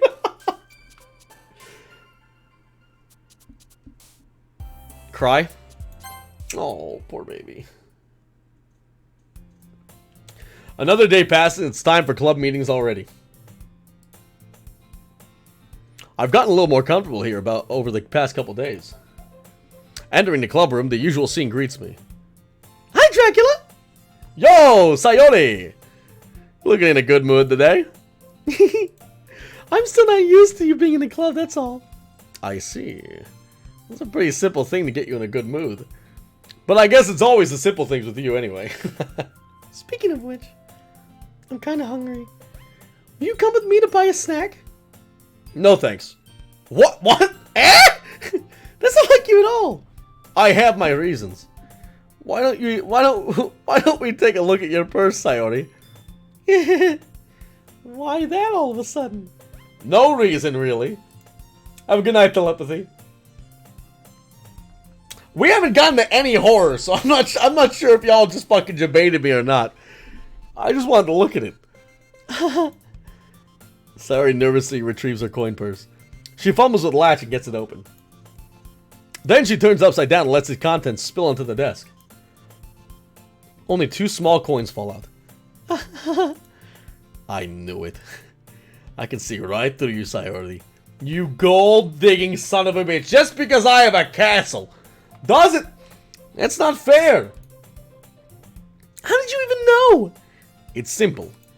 If you had enough money in the first place, you would have bought a snack before coming to the club room. So either you're not hungry and want an excuse to take a walk, or you plan to conveniently forget all your spending money so that I would lend you some. But there's one more thing. You're always hungry! So that only leaves one option. Ooh, ah! I give up! Don't make me feel guilty! If you feel guilty, that means you deserve to feel guilty. Yuri suddenly giggles. Eh? I didn't know she was listening in. Her face is in her book, as always. I wasn't listening or anything. It's just something in my book. Yuri! Tell Dracula to give me some borrowing money. Tell Dracula to give me that money, bitch! Don't get me involved like that, Sayori. Besides, you should only buy what you can responsibly afford. And frankly, after pulling a mischievous little something like that, your suffering is fair enough retribution. Jesus. I didn't mean that. I got too absorbed in my book. I really like when you speak your mind, Yuri. It doesn't happen much, but it's a fun side of you. There's no way you could think that. You were right, though. She's secretly savage as fuck. I did something bad and I have to accept the revolution. I accept the revolution! Let the Crusades come! Retribution. That! Still, coming from you, Sairi, I guess there's a little devil inside of all of us, isn't there? Don't let her fool you. Sairi knows exactly what she's doing. After all, she told you guys she was bringing me into the club before she even told me. But you wouldn't have come if it weren't for the cupcakes. And so I had to trick Natsuki into making them. Come on, give me more credit than that, Sayori. I'm here for the 2 fat cakes on your... Oh!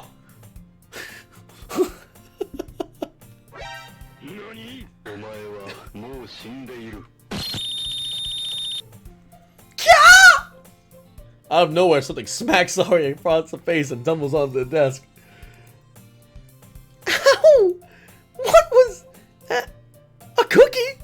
Sure enough, it's a giant cookie wrapped in plastic. Sayori glances around. Is this a miracle? It's because I paid my restitution! Retribution. Actually, that one almost worked.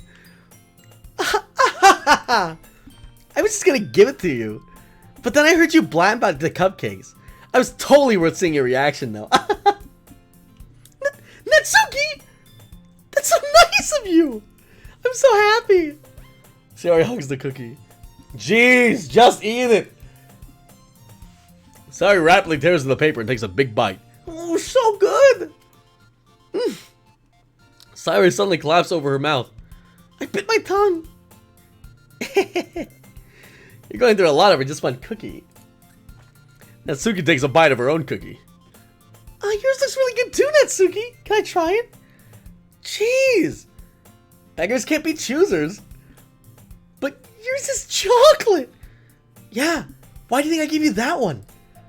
Fine. Still, I'm really happy you shared this one with me. So he gets out of her seat and goes behind Natsuki, then wraps her arms around her.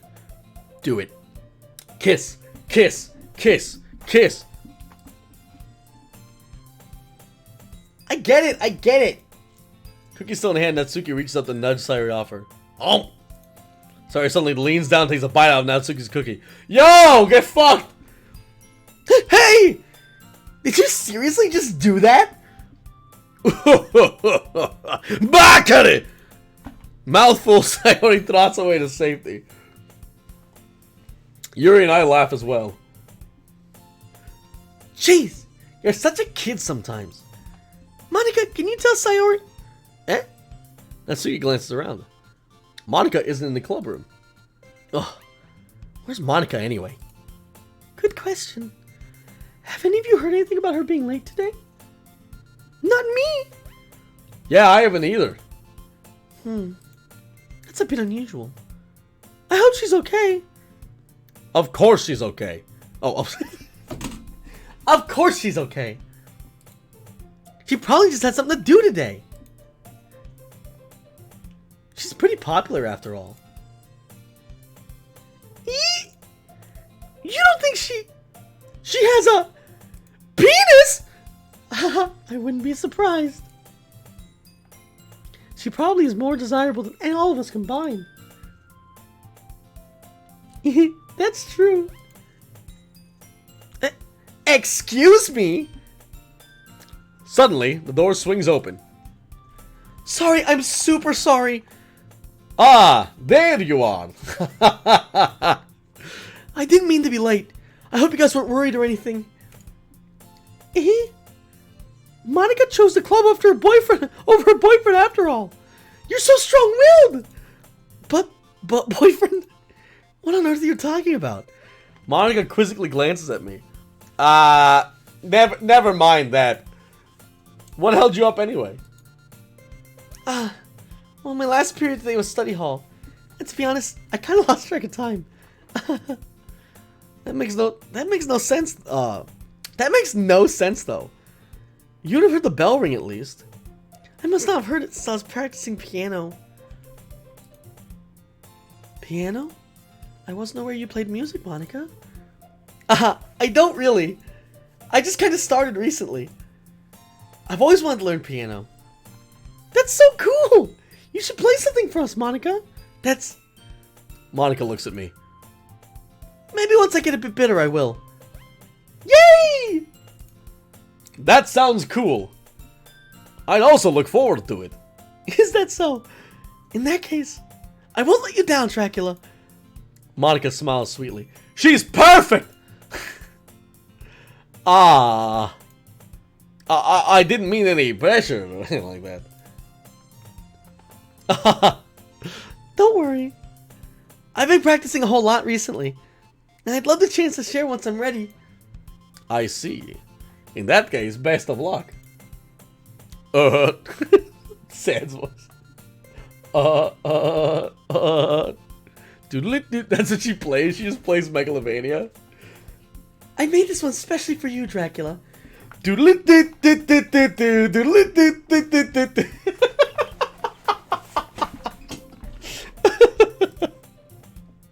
So, I didn't miss anything, did I?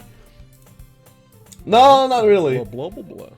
Just got home from seeing you Brian watching TWT. Thank you, Doppler, for the 500. Then come home to see you playing this. No disappointment tonight in what I watch. Show some mad love to Doppler for the 500 bits. Thank you very much. I chose to leave out Sayori's mischievous escapade. I'm sure Natsuki will end up complaining to her anyway. It looks like everyone already settled down. Sayori somehow already finished her entire cookie. Yuri's back to her book and Natsuki disappeared into the closet.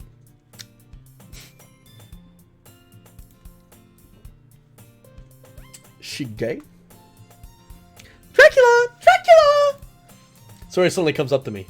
I'm gonna get some supplies from the other classroom. Wanna come with me? Supplies? What for? Well, you know how the festival's coming up? Me and Monica are gonna make some posters and stuff. So I need to go find some crayons, markers, and glue sticks. Ah, I see. No. I mean, yes. Woo 17 months. Just Des for the 17 months. Thank you very much for the 17 incredible months. It means the world. Can we get some mad love for Just Des and this beautiful 17 months of support? Yay! Okay, Monica, we'll be back soon. Are you going with Dracula to get the supplies? There's no need for you to trouble yourself. I'd be happy to go with him. Aw, but I wanted to... Yo, she wants it. I wanted to go. It's so much fun exploring empty classrooms and... Oh, yo. Empty classrooms? Give me some Dracula sweats and chat. Okay. It was just a suggestion. See if you can find the poster paper too, okay? Okay.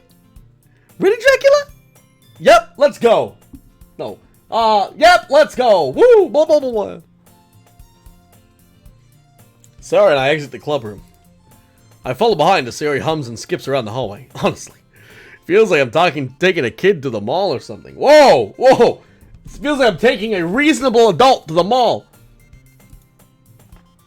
Sayori finds pleasure in the simplest things sometimes. Jesus, words. Hey, Sayori? What exactly are we doing for the festival anyway? I'm not sure how you make an event out of literature. Me and Monica have it all planned out, don't you worry. Is that so? Yep. We're gonna do a poetry performance. A performance? Of what kind? Well, everyone's gonna take turns on stage and recite their favorite poems. Oh. That sounds... fun. No, kind of dull. Dracula! You're not thinking about it the right way at all. It's not about reading poems. We're also naked. Oh, it's about performing them. Like you say the lines of a poem and like...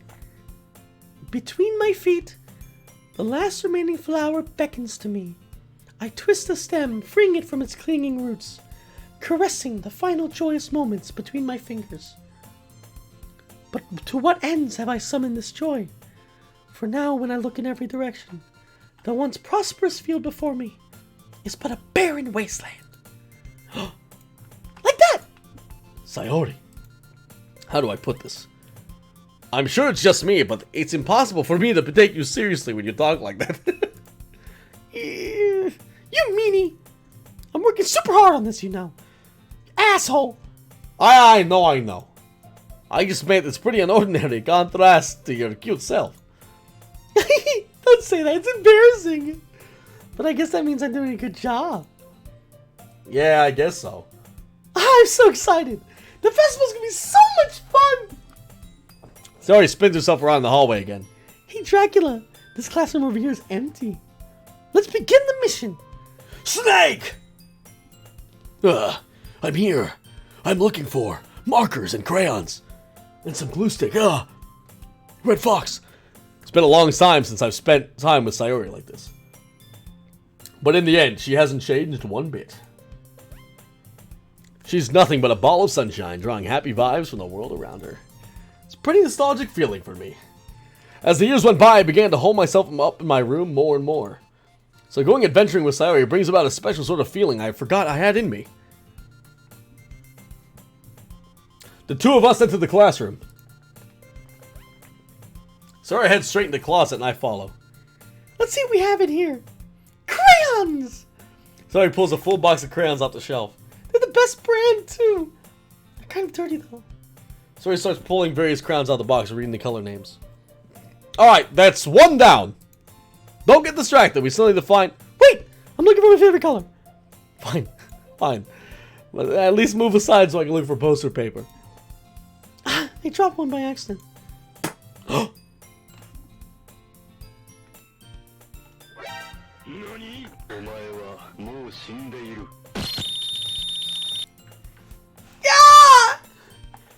Sayori bends over and smacks her forehead right into the shelf.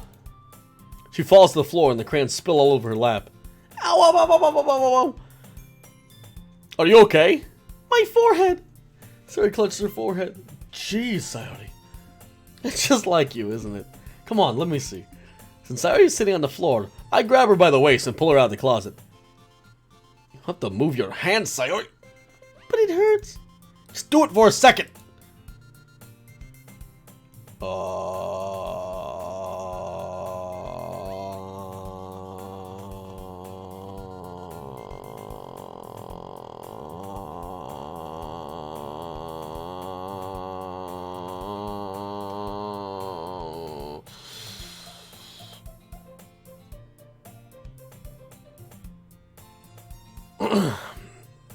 Sayori slowly released her hands from her forehead.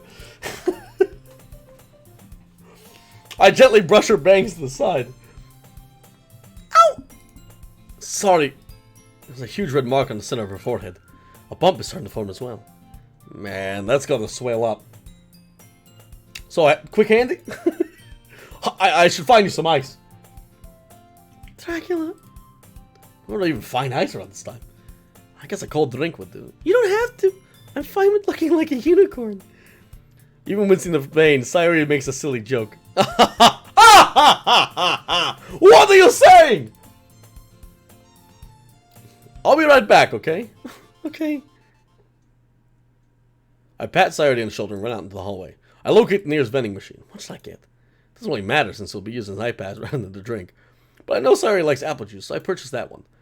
In a moment, I'm already returning to the classroom where I left Sayori. She has one palm on her forehead and is using the other hand to clumsily scoop crayons back into the box.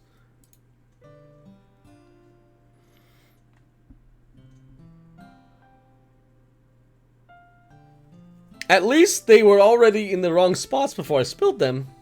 At least they were already in the wrong spots before I spilled them. The music's weird. It's off key. Or it's off.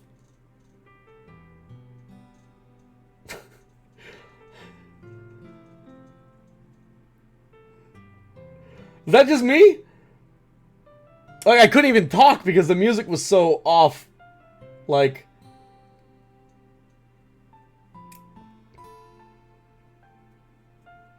Maybe that's just me. Alright. Sayori here. Oh, Sayori, here! I hand Sayori the bottle of apple juice. It's nice and cold. Sayori opens the cap and starts drinking from it. Yo. No. Just don't look. Sayori! What are you doing? It's for your forehead, you idiot. Sorry, I forgot.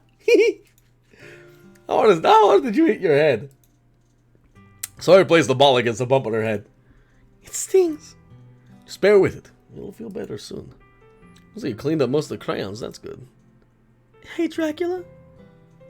This kind of reminds you of growing up, doesn't it? What? What do you mean? You know how we used to play outside all the time? I'd always try to keep up with you. You're kind of oblivious in some ways. Like I usually fell behind or had trouble climbing on things like you did. But sometimes when I tried to do things I couldn't, I would get myself hurt. I'd fall and scrape myself or get a bump. And I would start crying really hard. And you would rush over as quick as you could. You would try really hard to get me to stop crying. It was almost like you blamed yourself and were afraid of getting in trouble if someone found out. Even though it really wasn't your fault, you know? Did I really do that? Yeah, you don't remember? Come to think of it, maybe I do remember a bit. I guess I was always so focused on my games that I didn't pay enough attention to you. So in a way, it was my fault. Kinda like this time, too. If I wasn't rushing you out of the closet, you probably wouldn't have hit your head. Dracula, I don't think you realize it, but you're always thinking about other people. Even after all these years, you're rushing to help me, even though I'm being clumsy. You're really a sweetheart. Don't call me that! I really don't do this kind of thing all the time. I guess when it comes to you, it just feels natural. Before I even know it, I'm treating you like that. I guess that's what happens when you've been friends for so long. Really? Maybe you're right. Dracula, I'm so glad nothing's changed between us. Do you think it'll be like this forever? Forever. If I'm honest to myself, there's no telling where we'll end up for college or after that. So it wouldn't be fair of me to make any promises. But, well, I hope so. It's been this long already, right? I can't imagine you ever changing, so my hopes are up. I'm so happy. Sari has a whimsical expression in her eyes. He remains silent for a moment. She's so silly and clumsy on the outside that when I see her deep in thought like this, it makes me not want to disturb her. I guess we should go back. I don't want to worry Monica, you know. Good luck with that. She's gonna see your forehead either way. Not if I hide underneath my bangs. Sari hops to her feet. Ah! She clenches her forehead again. Don't stand up so fast after hurting yourself. Well, I guess it's too late now. Anyway, let's go. I follow Sari out of the classroom. Sari blazes her bangs to try to hide the bump, but without much success. In a moment, we make it back to the club room. Ah, you're back! Good timing. I was just about ready to start sharing the poems. Sayori, your forehead. She's fine. Don't worry about. I was playing with the crowns and smacked my forehead into the shelf. Well, anyway, were you able to find everything we needed? Uh-huh. I have it right. Sari frantically glances around herself. I forgot all the stuff! Calm down, Sayori. I have it all right here. I found the poster paper, too. Sounds like you ended up doing all the work, Dracula. Well, Sayori... I failed to come up with an excuse for Sayori. I made it an adventure! Yeah, that! Okay. In any case, good work. I'll start working on the posters tonight. Me too! Okay, everyone. Are you ready to share your poems? I guess I should grab mine. I titled it 420 Blaze It. I lay in my room all day being lazy. And when my mom leaves, I start getting blazy. Puff, puff, I hit that fat dab. When my dad comes home, he gets real mad.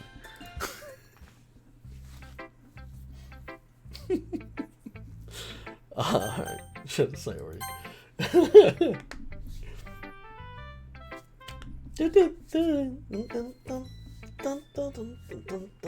Bum, bum, ba-dum, bum, bum, bum, bum, bum, bum, bum. Dracula, I really love your poems. I can't believe you've been hiding these from me. Rexine with Great tier 2 poem. sub, 16 months, great poem. Thank you, Rexine!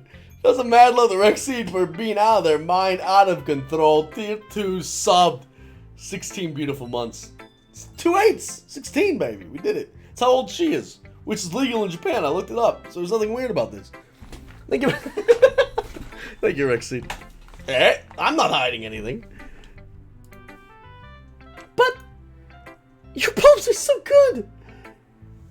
Yesterday's in this one too. You can't tell me you haven't done this before. I mean, you're really the only one who feels that way, so... No way! Not even Natsuki?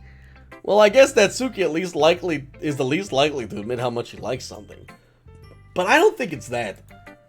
What do you mean? Well, I guess I'll be honest about it. It's a lot easier to write poems when I'm thinking about you.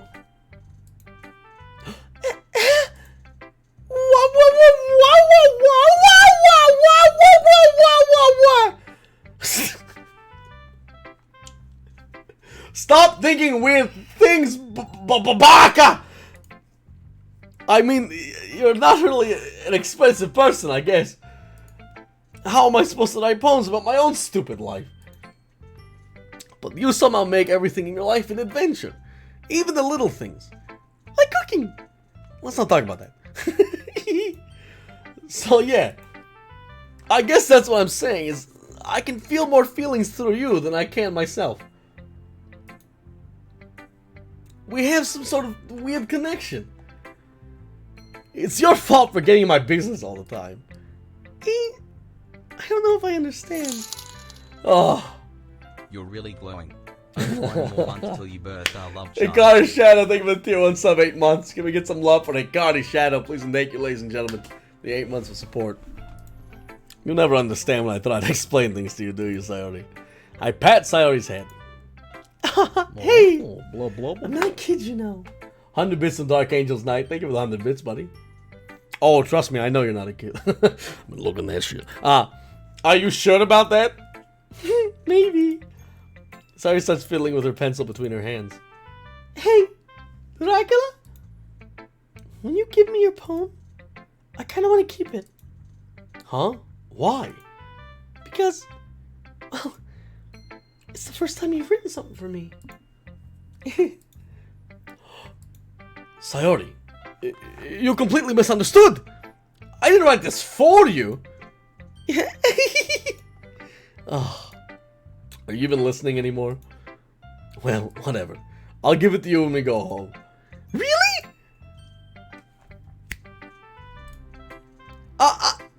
I broke my pencil. Sorry, Hastily bends down to pick up the piece she dropped. But being inattentive to surroundings, she bumps right into me. So, oh god. Drag sweats in chat. Sweats in chat, quick. Sorry. It's fine. It's fine. I'll get it for you. I bend down to pick up the broken pencil. Sayori clutches the desk beside her to support herself, knees shaking. I'm a little clumsy today. Let's sit down, Sayori. Yeah. I grab Sayori's arm and help her sit at the desk. Anyway, I still haven't read your poem. Oh. Sorry, I forgot about that. But it's not as good as yours. Jeez, don't worry. I'm sure I'll like it.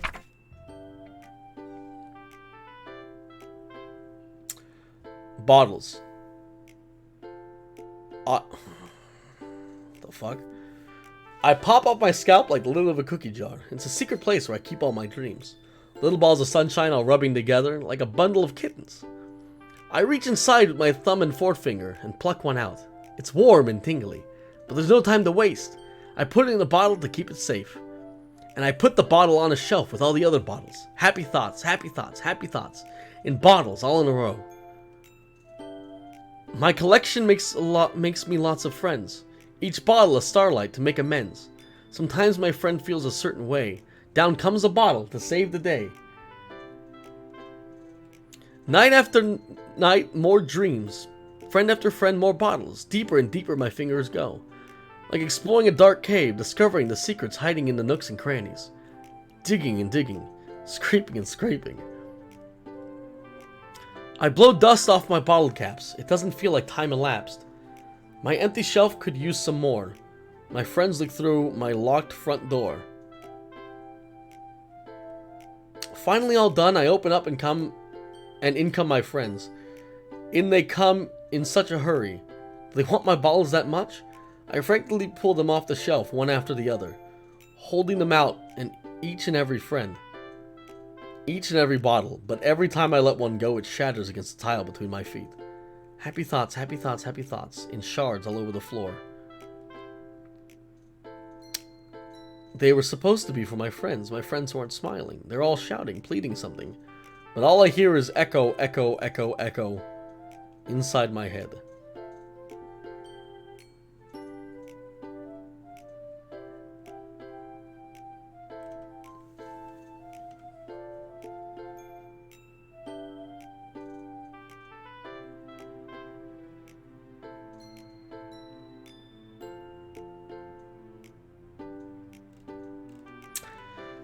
Whew. Yeah, you don't need a... yeah, you don't... I think this one's pretty straightforward. She uses her good mood and her mentality to cheer up her friends who are sad and to try to make everyone happy, but in reality, she's very depressed. And she feels like the more she tries to help people, the more depressed she gets. And now she feels empty inside. This is a very...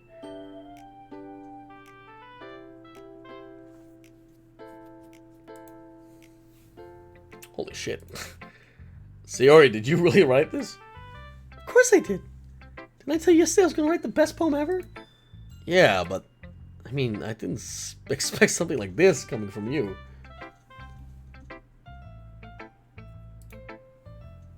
Monica taught me a whole lot! And I've been really in touch with my feelings recently. I can see that. It's almost kind of creepy. Are you okay? Creepy? Well, not exactly. Maybe because I'm so used to you being cheerful? Well, never mind. I'm thinking way too hard about it. The point is, it came out good, so you should be proud of it. Oh, thanks. I feel like I was meant to express myself this way. It helps me understand my own feelings a little bit better. Writing is like magic. You've gotten pretty passionate about this, huh? I hope you keep it up. Yeah, writing's the best. I'm gonna keep writing until I die. Don't get ahead of yourself. He's always had a habit of being obsessed with something before dropping it no more than a week later. I wonder if this is one of those times. But seeing the passion in her eyes makes it hard for me to be pessimistic. Things are getting really creepy. Just throwing it out there.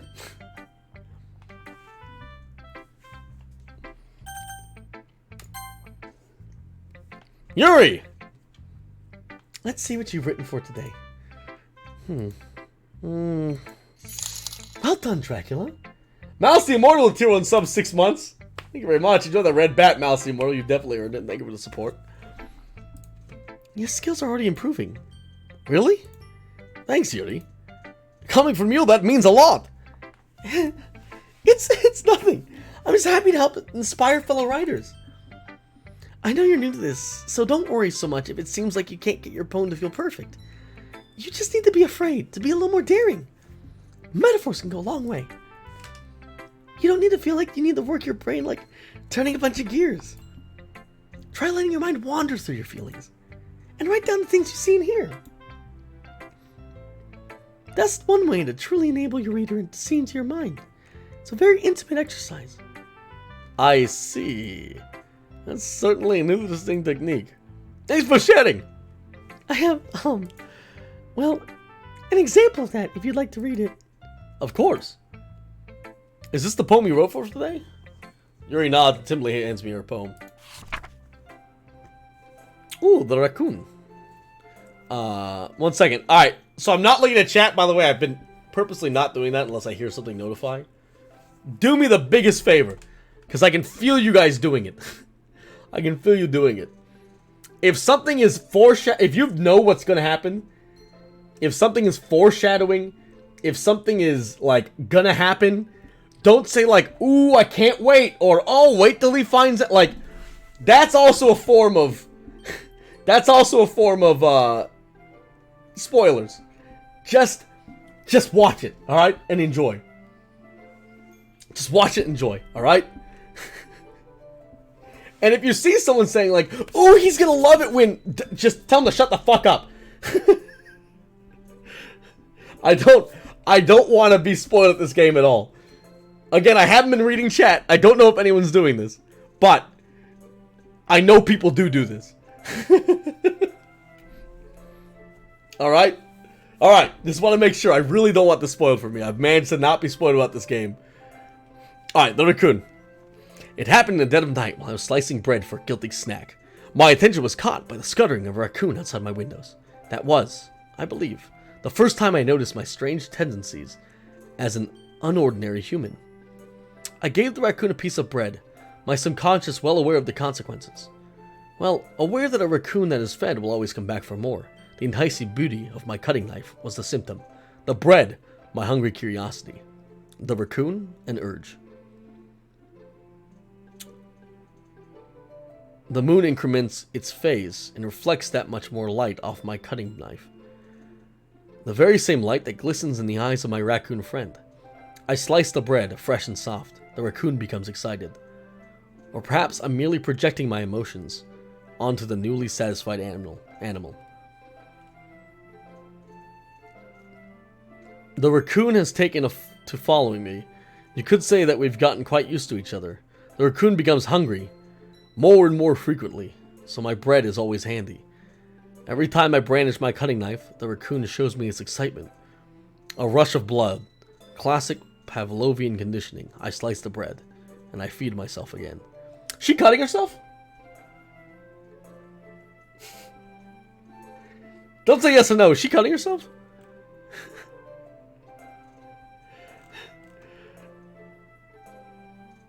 So, the subtext is she keeps doing something that's wrong. She knows it's wrong, and every time she does it, she feels better. I mean, brandish my cutting knife, the raccoon. So when she gets ready to cut, she gets excited. Her subconscious gets excited. A rush of blood. Classic Pavlovian conditioning. If you know what Pavlovian conditioning is, the more you do something, the more you enjoy it. I slice the bread and I feed myself again. She's cutting herself. That's not even subtext. Oh, fuck. All right, now I get the warnings. I'm getting the warnings now. It did not say Poseidon. It said Pavlovian.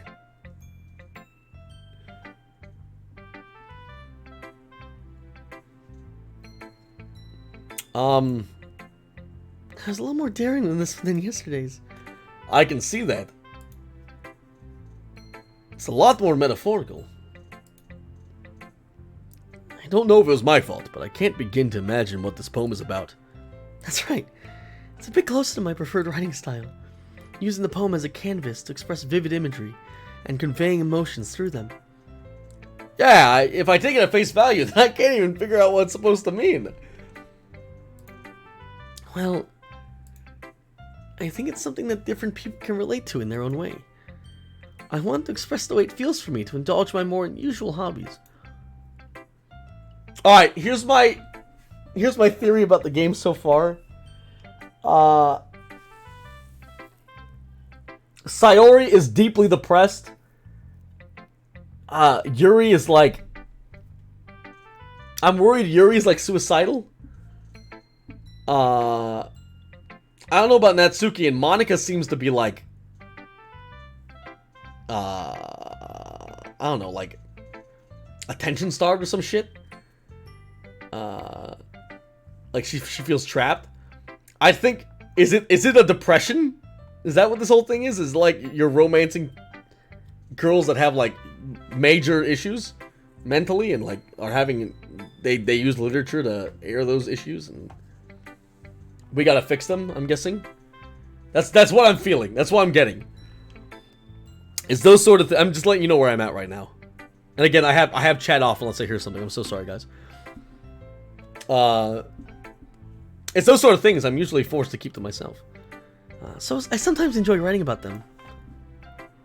Why do you keep them to yourself?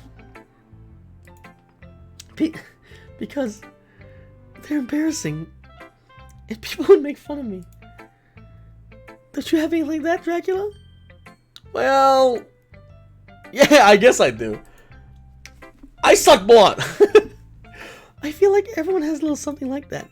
The best we can do is respect each other and our individualities. Even if it's difficult sometimes, and some things make us uncomfortable. After all, if I hadn't learned to embrace my own weirdness, I'd probably hate myself. I might be ranting a little bit now, but I'm glad you're a good listener. Oh, Yuri.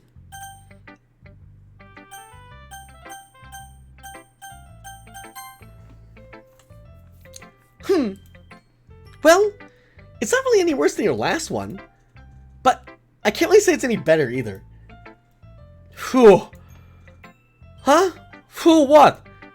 Well, anything that isn't a train wreck, I'm taking as a win. And I get the feeling you're probably the most critical. Hey, what makes you... Wait, I mean that was a compliment? Glad to see someone recognizes my experience.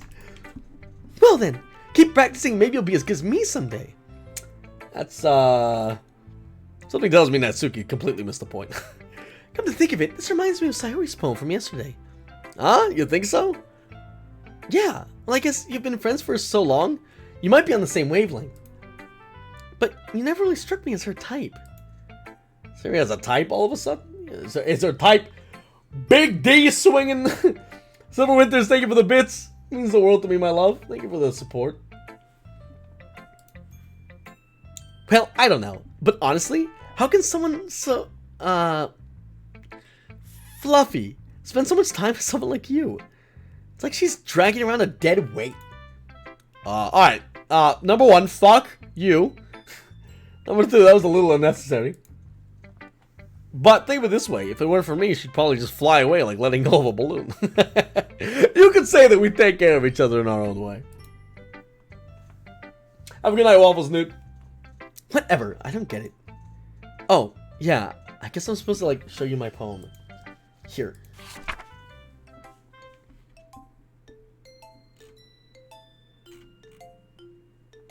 Amy likes spiders. You know what I heard about Amy? Amy likes spiders. Icky, wriggly, hairy, ugly spiders. So I'm not friends with her. Amy has a cute singing voice. I heard her singing my favorite love song. Every time she sang the chorus, my heart would pound to the rhythm of the words. But she likes spiders, and that's why I'm not friends with her. One time, I hurt my leg really bad. Amy helped me up and took me to the nurse. I tried not to let her touch me. She likes spiders, so her hands are probably gross. That's why I'm not friends with her. Amy has a lot of friends. I always see her talking to people. She probably talks about spiders. What if her friends start to like spiders too? That's why I'm not friends with her. Doesn't matter if she has other hobbies. Doesn't matter if she keeps it private. Doesn't matter if she doesn't hurt anyone. It's gross. She's gross. The world is better off without spider lovers. And I'm gonna tell everyone.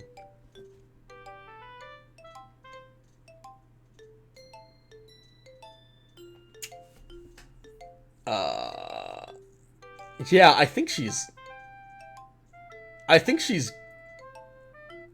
gay.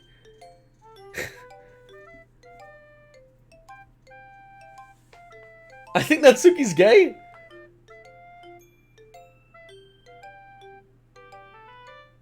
I know that's weird to say. I know that's weird to say. But I think this might be about herself. And spiders is obviously a reference for girls. So let's do it this way. Alright, you ready? I'm gonna read it like this and see if it makes sense. You ready? You know what I heard about Amy? Amy likes girls. Oh, icky, wriggly, hairy, ugly girls. That's why I'm not friends with her. Amy has a cute singing voice. I heard her singing my favorite love song. Every time she sang the chorus, my heart would pound to the rhythm of the words. But she likes girls. And that's why I'm not friends with her. One time I hurt my leg really bad. Amy helped me up and took me to the nurse. I tried not to let her touch me. She likes girls, so her hands are probably really gross. And that's why I'm not friends with her. Amy has lots of friends. I always see her talking to people. She probably talks about girls. But what if her friends start to like girls too? And that's why I'm not friends with her. It doesn't matter if she has other hobbies. It doesn't matter if she keeps it private. It doesn't matter if it doesn't hurt anyone. It's gross. She's gross. And the world is better without gay people. And I'm gonna tell everyone.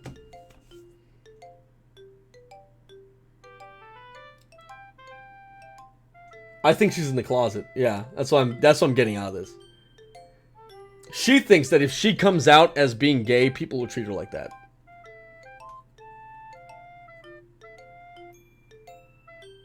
That's my draw from this one. Yeah, a lot of you were like, yo, that's dumb that I kill her. But now you're like, oh shit, she is gay. Yep. Or maybe she's not. That's just my interpretation of the poem.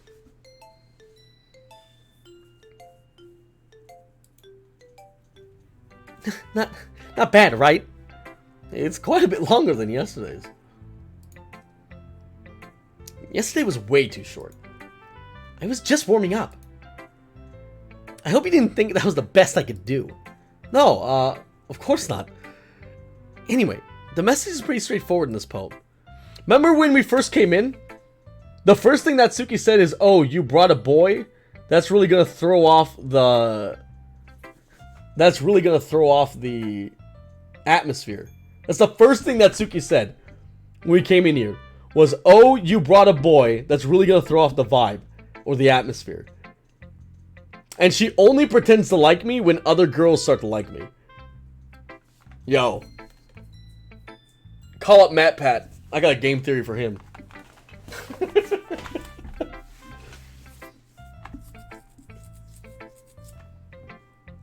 Only time you can ever spoil something for me, am I right? Or am I like one of the first people to say this?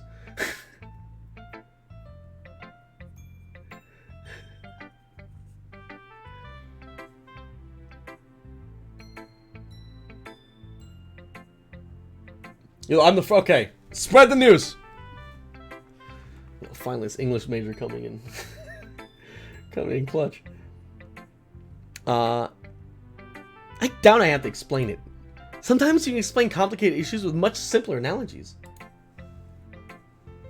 and it helps people realize how stupid they're being. Like anyone would agree that the subject of this poem is an ignorant jerk. See, anyone who would agree that the subject of this poem is an ignorant jerk. Alright? So anyone who agrees with that poem is an ignorant jerk. Yeah, boy! Watch out, gays, I'm coming!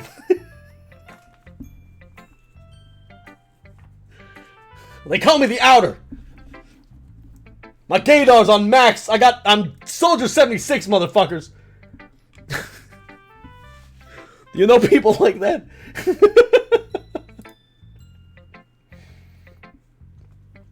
Of course, it's about how everyone thinks my... That doesn't matter. It can be about anything. I wrote it to be easy to relate to. Everyone has some kind of weird hobby or guilty pleasure. God damn it! I'm so good. Something that, like, you're afraid if people find out, they'll make fun of you or think less of you. Yo, come on! It's plain as day! Really do fly, huh? Tease for the 3 months of support. Thank you very much. You know that blinged out bat. But that just makes people stupid. Here are the 5 gifted subs. Greg C, the Wolf and Taffy. Unwanted Scorpion, Voltic Wolf, Soon High, and Evil Tux. I'm the drag pack, guys. Happy to have you. Happy to have you. Easy as the world. Can we show some mad love to Greg City? Who cares what someone's like? As long as they're not hurting anybody, and it makes them happy. Who cares that what someone's likes? Oh, yo, come on. I think people really need to learn respect for other people liking weird things. Huh, that's funny. Yuri wrote about something similar today. Huh? Did you say Yuri? Yeah. She said her poem was about an unusual hobby of hers. I didn't really get it, but she said something similar to you? That people shouldn't make each other feel insecure about those things? Really? Well, I mean, Yuri's pretty weird. Yuri's pretty weird, but I doubt that she has some weird hobbies. Not that there's anything wrong with that. Yo, she's gay for Yuri. Fuck. It's not like I would judge her or anything. Natsuki has some trouble finding words. I guess I should try not to be so mean to her. If she feels insecure about her weird behaviors and stuff, I mean, I always hate people who make me feel insecure. And Yuri made me feel insecure yesterday. But the way you put it, it sounds like she learned her lesson. Well, I would say so. Yeah, she likes Yuri, I think. This is all coming into place, baby. Even if her writing style is really different, I'm sure she'll appreciate the message in your poem. It's what I do best, after all. I don't like writing unless there's a good message to take away from it. Like, conveying emotions is important. But I want people to think, not just feel. Remember that. I'm gonna write a good one for tomorrow, so look forward to it. Monica! Oh, my queen. I mean, Sayori's the only one for me. Listen, I'm just upset we can't date her. Look at her. She's beautiful. Hi again, Dracula. How's the writing going? Alright, I guess. I'll take that.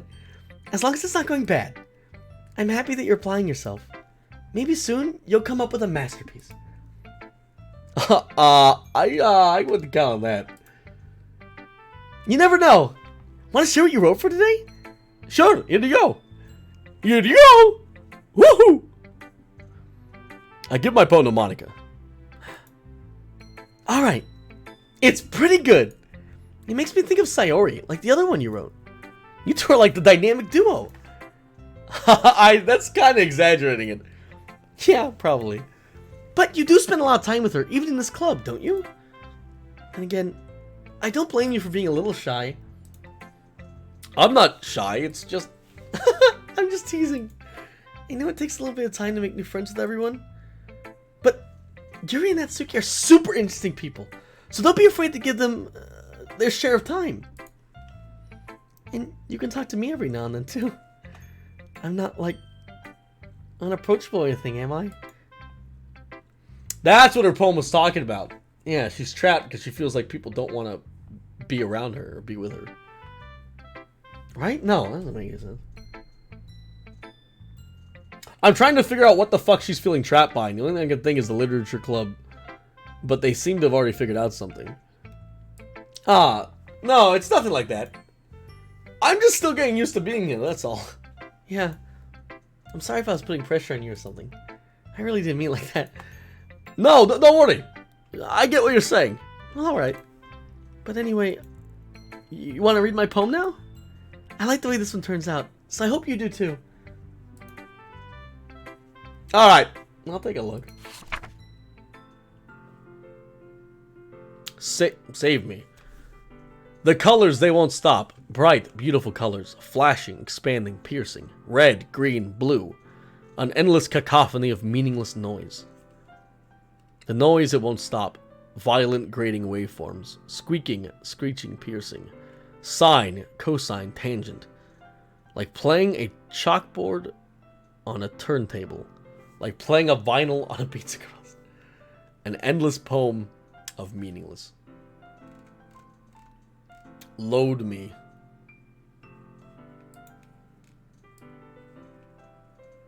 Oh, save me, load me. Oh, I like that. That's fun.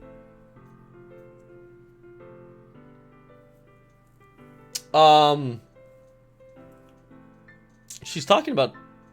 I mean, it's obvious. She's talking about a video game. Red, green, blue. This is the three colors you use when you're... almost every TV uses it. When you lower or raise their tint, when you change their brightness, you get every color in the world. So that's what she's talking about here. And then when you go to sine, cosine, tangent, it's coding. You use both for coding. The noises won't stop. Violent grating waveforms, squeaking.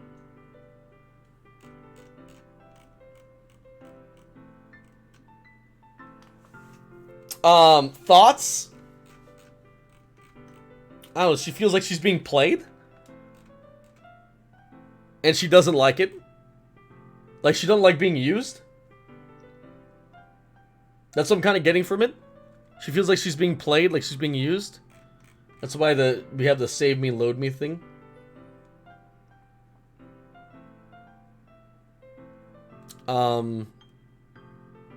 It's a beautiful poem, honestly. Whoever wrote these is really good.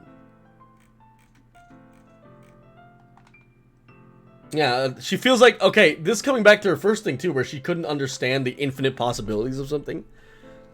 So she feels like she's not in control of what she's doing.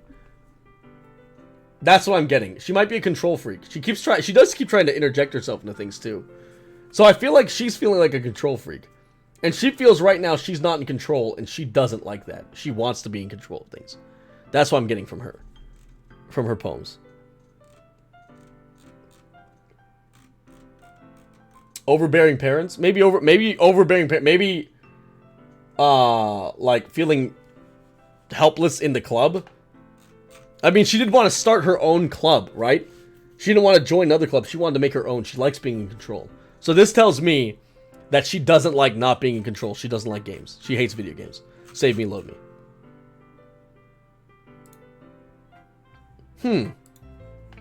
It's even more abstract than your last one, huh? I guess it's just the way I write. I'm sorry if you don't like it. No, I never said that. It's just the kind of thing I've never really seen before, I guess. I kind of like playing with my space on the paper. Choosing where and how to space your words can totally change the mood of the poem. Speaking of, thank you for reminding me to save. It's almost like magic. The way I wrote the lines are really short, makes it feel like they're trying to speak over the noise. I see. It's still hard for me to tell what it's about, though. Sometimes asking what a poem is about isn't the right question. The poem can be as abstract as a physical expression of a feeling, or a conversation with the reader. So putting it that way, not every poem is about something. Anyway, here's Monica's writing tip of the day. Sometimes you'll find yourself facing a difficult decision. When that happens, don't forget to save your game. You never know when you might change your mind. When something unexpected might happen. Wait, is this tip even about right? That's weird. That's a really weird... Huh. What am I even talking about? That's either like a really weird joke they put in, or they're trying to be like, hey, save your game. I saved it. That's my advice for the day. Thanks for listening. That was a weird fourth wall break. Okay, everyone. We're all done reading each other's poems, right? I have something extra planned for today, so if everyone can come sit in front of the room. It's about the festival. Well, sort of. Do you really have to do something for the festival? It's not like we can put together anything good in just a few days. We'll end up embarrassing ourselves instead of getting any new members. That's a concern of mine as well.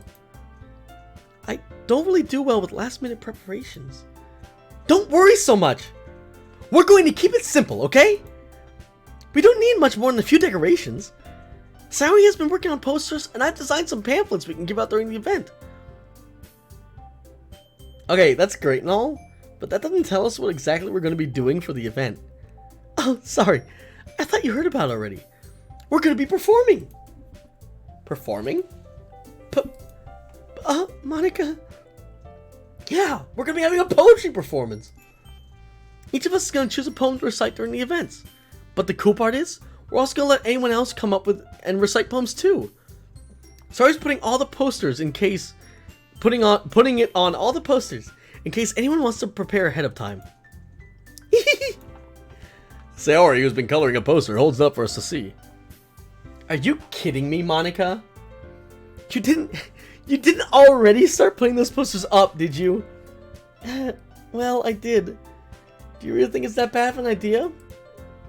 Well, no.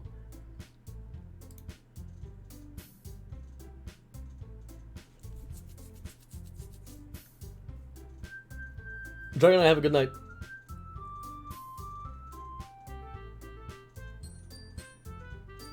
She's... I don't know. She's... For someone who's a control freak, she's not being very controlling.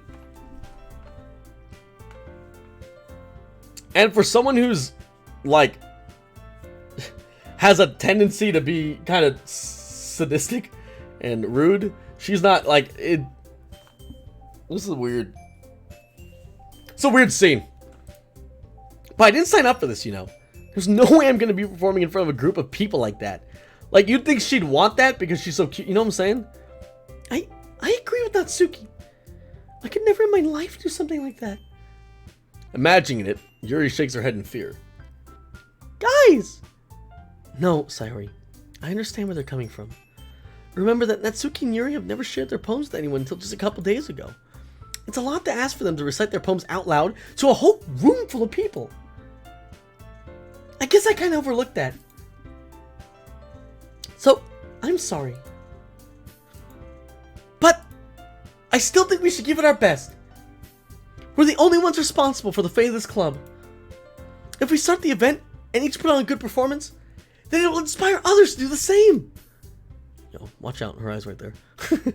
And the more people who perform, the better we'll be able to show everyone what literature is all about.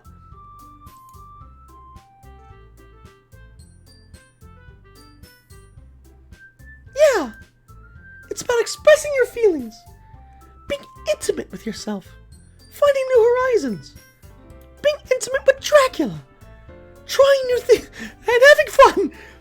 That's right. And it's those reasons that we're all in this club today. Don't you want to share that with others? To inspire them to find the same feelings that brought you here in the first place? I know you do. I know we all do.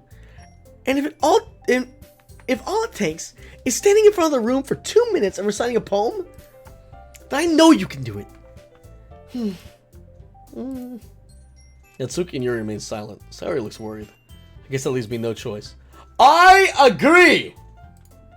I don't think it's too much to ask. I think Sayori and Monica have been trying really hard to get new members. The least we can do is help them out a little bit. Well, maybe, but... It looks like Natsuki doesn't have any arguments left. Ooh. Okay, fine. I guess I'll just have to get over with. Yeah, alright. Phew. Thanks, Natsuki. And what about you, Yuri? Yuri dejectedly glances out at everyone else's expectant faces. I guess I don't really have a choice. That's everyone! You're the best, Yuri! This club is seriously going to be the death of me. Oh gosh. You'll be fine, Yuri. But anyway, let's move on to the main event.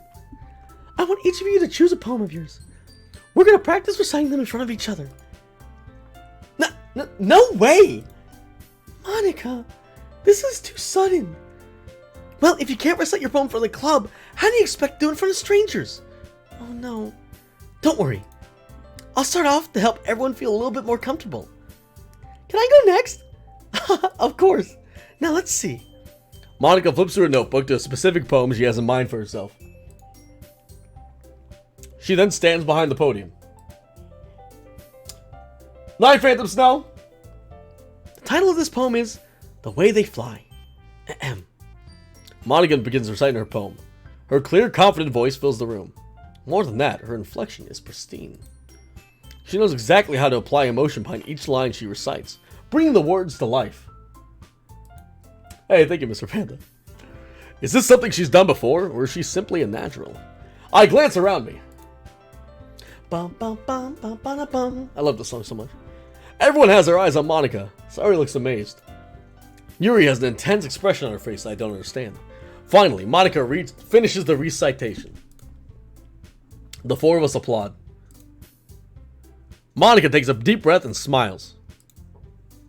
That was so good, Monica! Thank you so much. I was hoping to set a good example. Are you ready to go next, Sayori? I'll go next. Wow! Yuri's all fired up all of a sudden! Yuri clutches a sheet of paper between her hands and stands up. Keeping her head down, she walks quickly to the podium.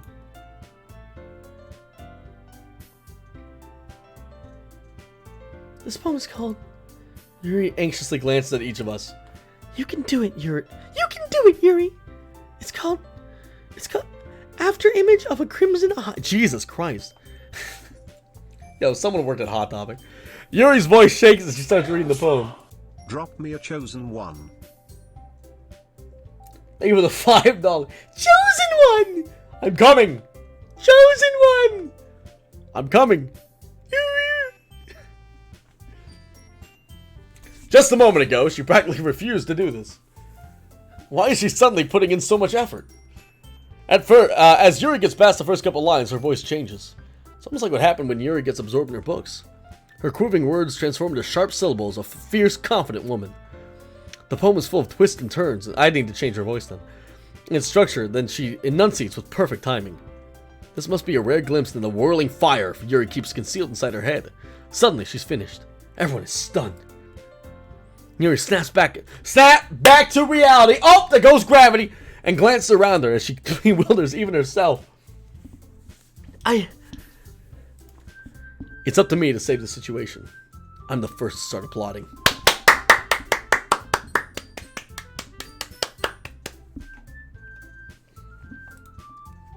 Everyone joins me afterward and we give Yuri the recognition she deserves. It's not that we didn't want to applaud for her, but we were so caught off guard that we must have forgotten. As we applaud, Yuri holds the poem to her chest and rushes back into her seat. Yuri, that was really good. Thank you for sharing. Looks like Yuri is down for the count. Okay, I guess I'm next then. Yuri hops out of her chair and cheerfully walks to the podium. This one's called My Meadow. My meadow is clean shaven and ready for you, Dracula.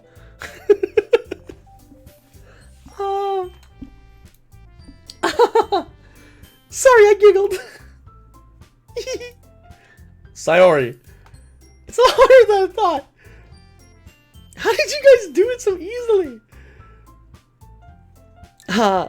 Try not to think like you're reciting to other people. Imagine you're reciting to yourself, like in front of a mirror, or in your own head. It's your poem, so it'll come out the best way. It'll come out best that way. I see. Okay then. Sarah begins her poem. Somehow it feels like your soft voice was made as a soft voice. Oops. Soft voice was was made as a perfect match. The poem isn't aimlessly cheery like Sayori is. It's serene and bittersweet. Hey, Mess is the best. Sorry, I turned on chat so I can read you guys again. How long does it usually stream for? About 8 hours. How you doing, buddy? Welcome. We're playing a story game, so I'm kind of focusing on this, and it's also very spoiler heavy, so I'm trying not to look at chat so much. If I were to read this on paper, I probably wouldn't think much of it, but hearing it come from Sayori's voice almost gives it a whole new meaning. Maybe this is what Sayori meant when she said she likes my poems. It's like I get to reach more deeply into someone I thought I knew through and through. Deeply. Sayori finishes and we applaud. I did it!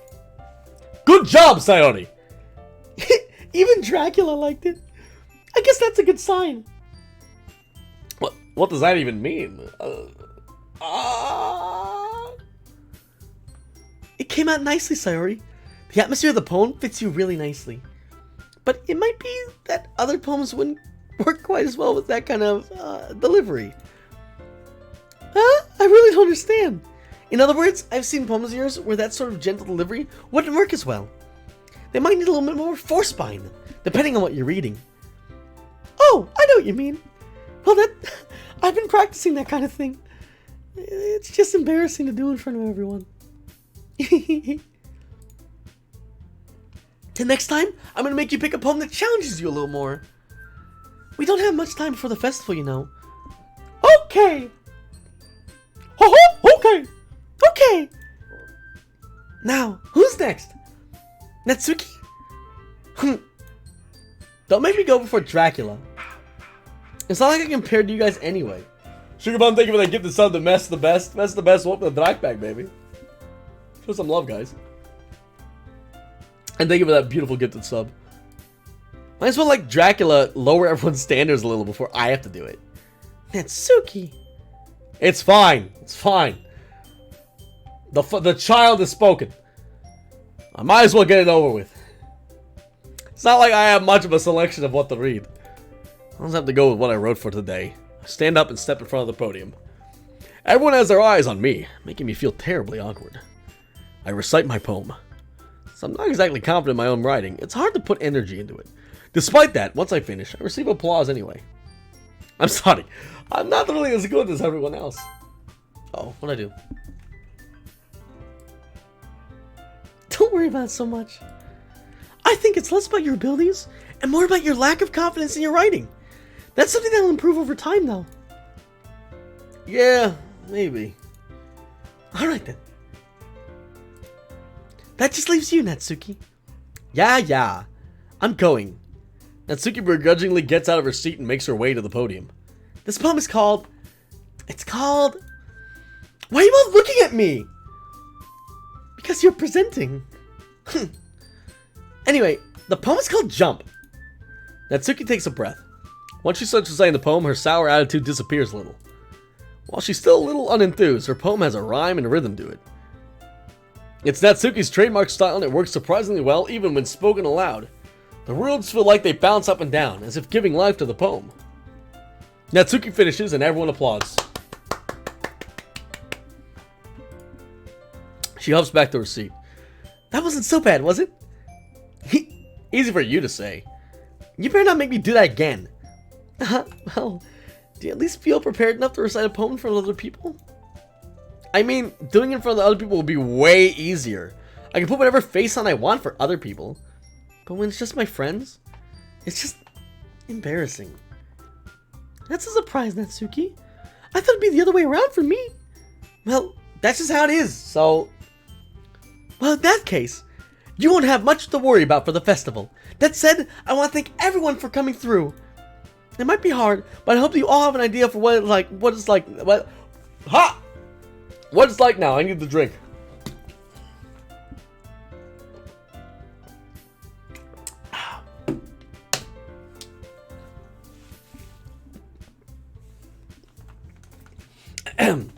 Make sure to pick a poem and get enough practice before the festival, okay? I'll be making pamphlets, so let me know ahead of time if you'll be reciting. Jeez. I should probably find some other poem to recite instead then. That's fine too. It doesn't have to be your own. I'm already pleasantly surprised that you're putting in all this effort for the club. It makes me really happy. Oh, Nani! Nani! It makes me really happy. Yeah, no problem. Okay, everyone. I think that's about it for today.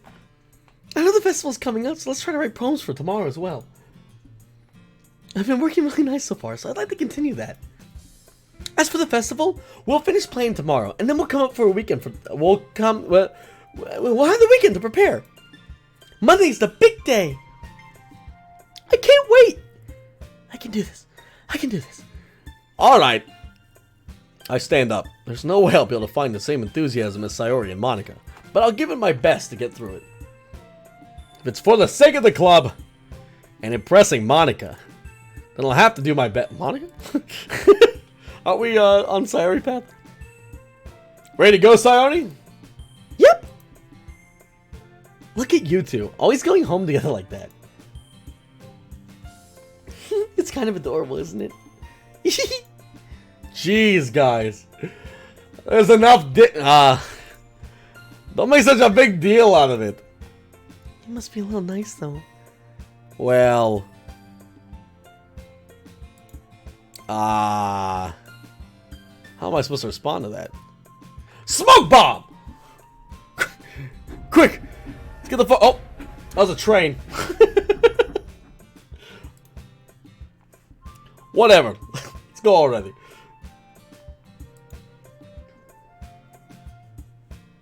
I walk home with Sayori once more.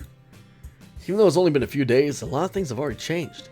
But today, Sayori's being a little quieter than usual on the way home. Hey, Sayori? Sorry, I was spacing out. Ah, no wonder. I was thinking about something from earlier. I like how we get to... I mean... Sayori fumbles with her words. So, let's just say that one day, Yuri asked you to walk home with you. Huh? What would you do? What kind of question is that? Kind of putting me on the spot here.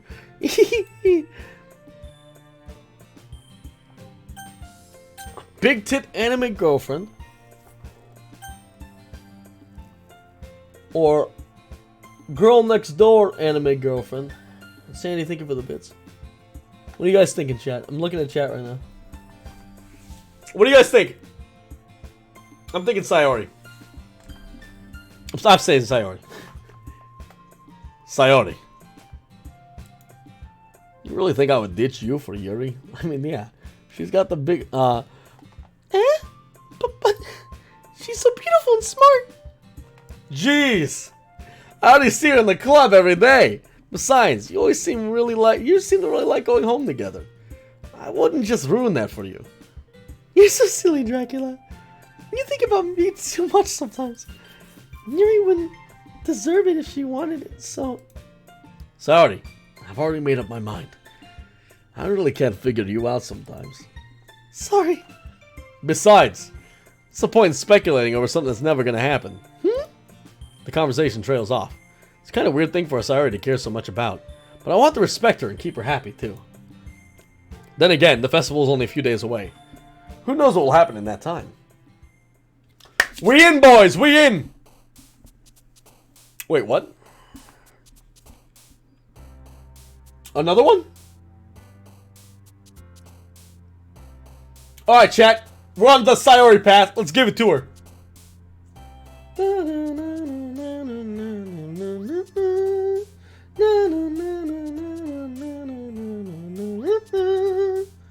I like Forgive. Desire, sunset, cheeks, uncontrollable. Dark, heaven sent, beauty, whirlwind, horror, excitement. Dun, dun, dun, dun, dun, dun. Dark. God, this poor girl. Embrace, despise, vacation candy, variance, vitality, broken friends, massacre, ocean. I'm getting to know her too well. Oh. Yep. God damn.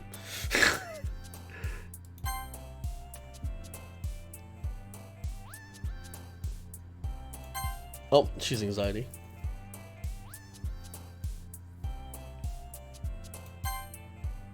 Let's save this too, just in case. Oh. Hurt.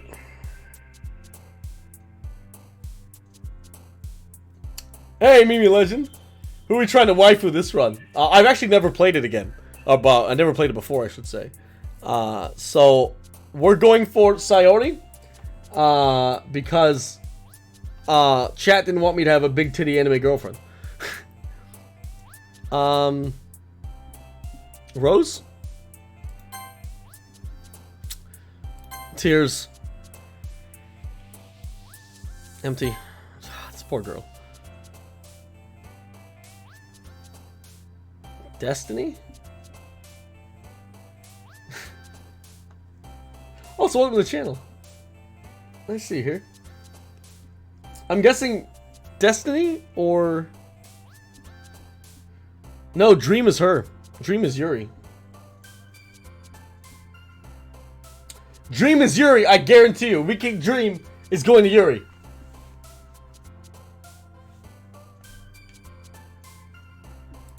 Fuck! Dang it! Alright. Adventure.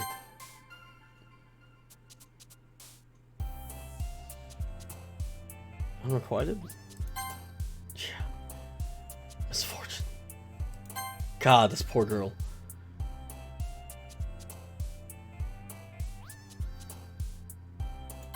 Oh, not disoriented. Anger? Bum, bum, bum, bum, bum. Bum, bum, bum, bum, bum, bum. Skirt is her. Summer? No, Summer's her as well. Summer's the middle girl.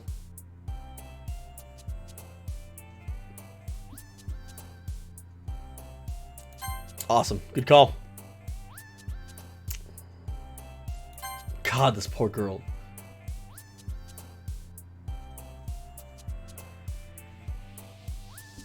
I hope not. I hope not. Who's Death? We haven't seen Death yet. This is the first time we've ever seen Death. Fuck.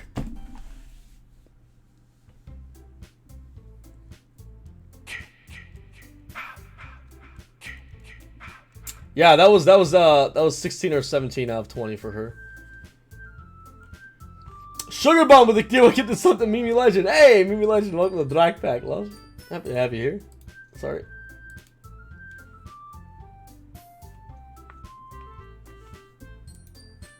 Oh man, I'm the last one here again. Okay, Sarui's going through some shit. This isn't like your average everyday depression. We gotta figure out what's going on with her. Don't worry. I just walked in too. Are you practicing piano again? Yeah. You must have a lot of determination. Starting this club, now picking up piano. Well, maybe not determination, but I guess passion. Remember, the club wouldn't be here if it wasn't for all of you. And I'm super happy that you're all willing to help out for the festival too. I can't wait for the festival. It's gonna be great.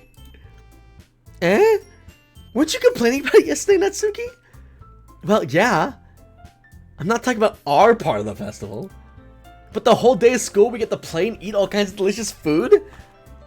It's not a bit like Sayori all of a sudden. Monica, do they have fried squid? Squid? That's a pretty specific thing to look forward to.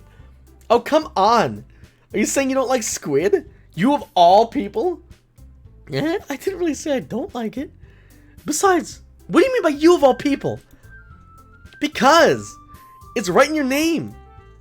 Monica. Oh, okay. Eh? That's how you're supposed to say my name? Also, that joke makes no sense in translation. Wait.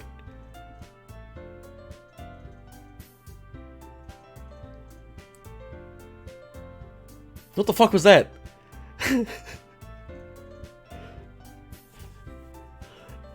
I don't like fourth wall breaks. They don't come across well. Never mind. Let's just focus on our own event today, okay? That was weird. Fine. Her reaction's not as fun as Yuri's or Sayori's anyway. Excuse me. What is Sayori anyway? Oh, there you are. Sayori's sitting on a desk in the corner of the room, looking down at nothing. I walk over to her. Hey, Sayori. I wave my hand in front of her face. Eh? You're spacing out again. Sorry. Don't mind me. You can go talk to everyone else. Huh? Is everything alright? Of course! Why wouldn't it be? This feels like you're a little off. Sorry for assuming things. Jeez, you worry too much about me. I'm fine, see? Sorry, shows me a big smile. Don't let me distract you from having fun with everyone. Well, alright. If you say so. I worriedly glance at Sayori before turning back towards everyone else. But the conversation is already dispersed, with everyone back at their usual activities. Maybe I should ask Monica if she's noticed anything about Sayori recently. They've been preparing for the festival. They must be spending a lot of time together.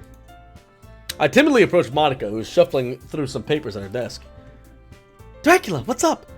Hey, this might sound a little strange, but have you noticed anything up with Sayori recently? Anything up with her? In what way do you mean? Maybe I'm reading into it a little too much, but she seems a bit downcast today. You think so? I can't really say I've noticed anything about her. Monica peers across the room at Sayori, who's idly dragging a rubber eraser up and down her desk. Maybe there's something on her mind. But I'm surprised I'm not the one asking you, Dracula. You certainly know her a lot better than I do. Yeah, but she's never really been like this. She always talked to me about things that bothered her. But this time when I asked her, she was really dismissive. Sorry, I know it's not your problem. I just wanted to ask if you knew anything, so I'll drop it now. No. It's important to me too. I mean, I'm also friends with her. And I also care about well-being of my club members, you know? Maybe I'll try talking to her myself. Hey, you sure about that? It seemed like she wanted to be left alone. You sure? Maybe she's had a hard time bringing it up with the person of interest. Person of interest? What do you mean by that? I'm saying that maybe the thing on her mind is you, Dracula. Me? Nani? How on earth would you come to that conclusion?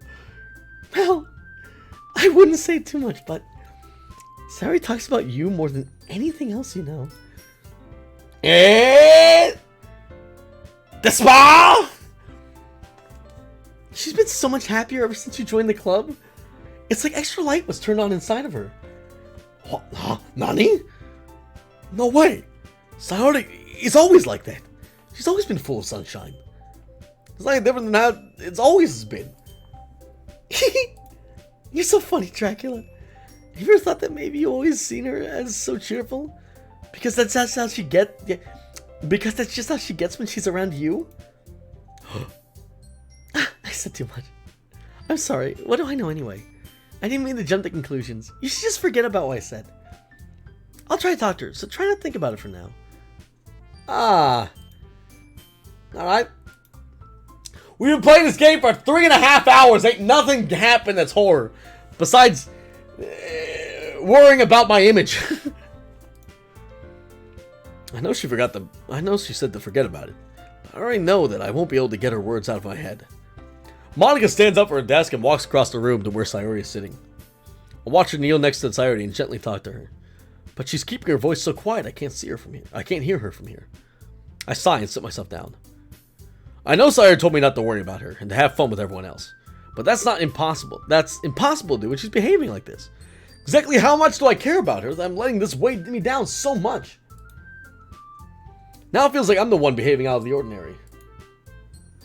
But there's nothing I can do besides wait for Monica.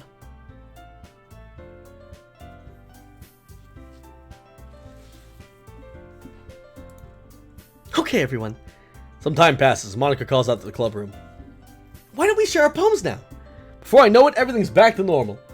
Everyone goes to retrieve their poems and I do the same. I make eye contact with Monica and she smiles at me. I wonder what she was talking about with Sayori. I'm gonna cheer you the fuck up. This is your best one so far. It's really, really nice, Dracula. Thanks. So you've been a little quiet today. Is everything alright? Yeah, of course. Everything's fine. Maybe I'm just a little tired today. Do you want a nap or something? No, that's silly. Don't worry about me, okay? I only want to see smiles on your face. Well, alright. Hey, Dracula. I'm still a little surprised. I really thought you would try writing your poems like the way Yuri does. Or even Natsuki. But in the end... Yeah? I guess you're the one who likes this one the most. Oh, I guess you're the one who likes this one the most. Why?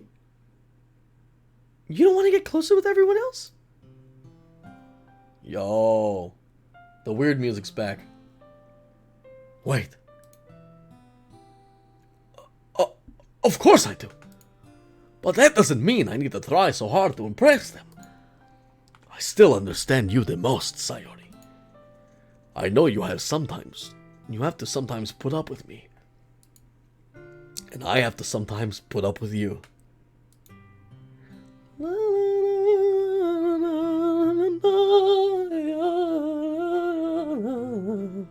But we have a wavelength or something. You were doing the bits meme, you legend. I want to suck your body blood. And this is how the poem came out. Sometimes it feels like you're the only exciting thing in my life. So sometimes it's just easier to write when I'm thinking about you. Sayori? No, no! Dracula! I don't deserve this! You're too nice to me, Blue. Why are you doing this? Sayori has trouble keeping her voice steady all of a sudden. If you had fun with everyone else instead, this would be so much easier. Sayori! I glance around the room to make sure no one has noticed this. Sayori, I've probably never said this before, but I don't understand what you're feeling right now. Tell me what will cheer you up. Sayori shakes her head. She sniffles and keeps shaking her head. Finally, she gathers herself and puts on a smile. It's nothing, Dracula. It's just a little rain cloud. I'm sorry you had to see that. I promise it won't happen again. Just smiles from everyone, okay? That's all that matters. Go play with everyone else. I'm gonna go home a little bit early today. Sayori! Tell Monica I wasn't feeling well, okay? I'll see you tomorrow. Before I can say anything else, Sayori cheerfully walks out of the classroom, humming to herself. Well, time for my big titty anime girlfriend. Sayori's gone, Yuri. It's your turn. Well done, Dracula. You've definitely improved your writing over the course of these few days. Has my advice been helpful for you? Yeah, definitely. I'm glad. Sharing our writing like this, it's a lot more fun and rewarding than I anticipated. I need to remember to thank Monica. I think we all felt a little awkward at first, but now it seems like everyone is really enjoying sharing their writing and seeing what others think. I guess I can't really disagree. I was afraid this whole thing would be a chore. A chore. But it's a great way for me to spend some personal time with all the girls in the club. But it's been fun getting to know everyone and their writing. I guess doing some writing myself. Well, have you learned anything about yourself, Dracula? Eh? Well, you know, I like to say that writing is a very personal way to get in touch with yourself. In the end, it doesn't matter if you're a good writer or a bad writer. And even my opinions are just opinions, you know? As always, I believe what's most important is exploring and discovering yourself. That's comforting. I'm kind of afraid of disappointing you in some way or another. What do you mean? Well, you're always sophisticated with your writing and have the most advice to share. That's so... Yuri thinks for a good minute. That must be terrible. Yeah? For me to have become someone whose opinion is fearsome. How unlikable of me. Yuri, it's not as bad as you're making it sound in your head.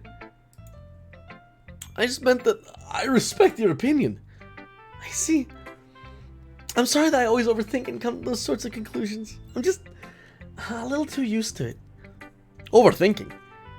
Being disliked. Yuri. What am I saying? I'm sorry, I didn't mean to bring that up. Let's move on. Alright. You want to share your poem now? Okay. Here. Bitch. Beach. Beach. Beach. A marvel. Wait, we didn't get to see... We didn't get to see Sayori's poem. Did we?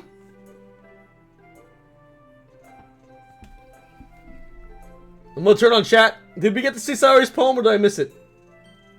No? No? Fuck. Okay.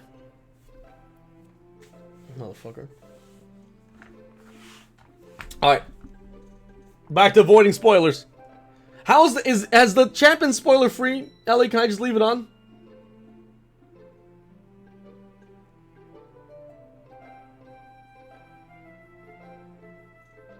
Kinda? Yeah, alright. Just be careful. I'm gonna look every now and then. Beach. A marvel million years in the making, where the womb of the earth chaotically meets the surface. Under a clear blue sky and expansive bliss, but beneath gray rolling clouds and endless enigma, the easiest world to get lost in is one where everything can be found. One can only build a sandcastle where sand is wet, and where sand is wet, the tide comes in. Will it gently lick at your foundations until you give in, or will suddenly a wave send you crashing down in the blink of an eye? Either way, the outcome is the same, yet we still build sandcastles. I stand where foam wraps around my ankles, where my toes squish into the sand. The salty air is therapeutic. The breeze is gentle yet powerful. I sink my toes into the ultimate boundary line, tempted by the foamy tendrils. Turn back and I abandon my peace to road at the shore. Drift forward, I return to earth forevermore.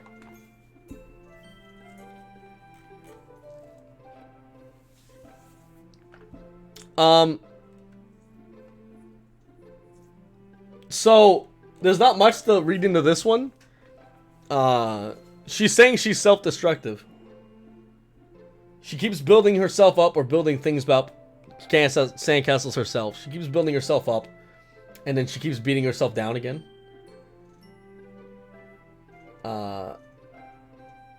It's, you know. So she's self-destructive. I think she's cutting herself. She also seems to have some anger issues. That's kind of what I'm getting out of this poem is she's self-destructive and she's got some anger issues. That's it. She talks about how the things keep crashing down even though she keeps building it up knowing that it's going to come crashing down again. Stubborn.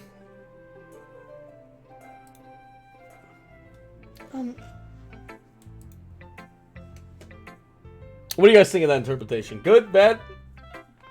Again, don't spoil shit, I swear to God.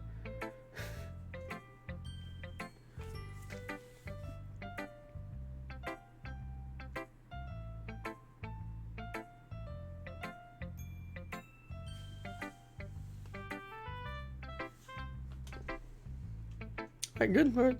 I'm aware that the beach is kind of an inane thing. I'm aware that the beach is kind of an inane thing to write about. But I did my best to take a metaphorical approach to it. You say that like you didn't even want to write about it. Oh, you haven't heard? After yesterday, Natsuki and I, well, it was amusing. We wrote about something similar in such different ways. So Natsuki wanted us to write about the same topic as each other again. I suppose it's better to compare the differences in our writing styles or thought process. Anyway, it was her idea. Knowing her, it's no surprise that she'd want to do something like that. She probably just wants to show off. It's not like I have a particular interest in her writing style. I just went with her request. But, well... Oh! Well, I suppose it's not so bad to write about something simple on occasion. It can be refreshing, you know? It's good for me to calm my thoughts every once in a while. Yeah, I think I agree. Yeah, she's got a pretty big pair of metaphors. I mean, she's got pretty good metaphors. Thanks for sharing.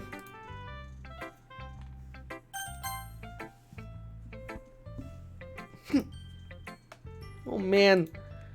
This is seriously a step backwards. Huh? I liked your last two way better than this one.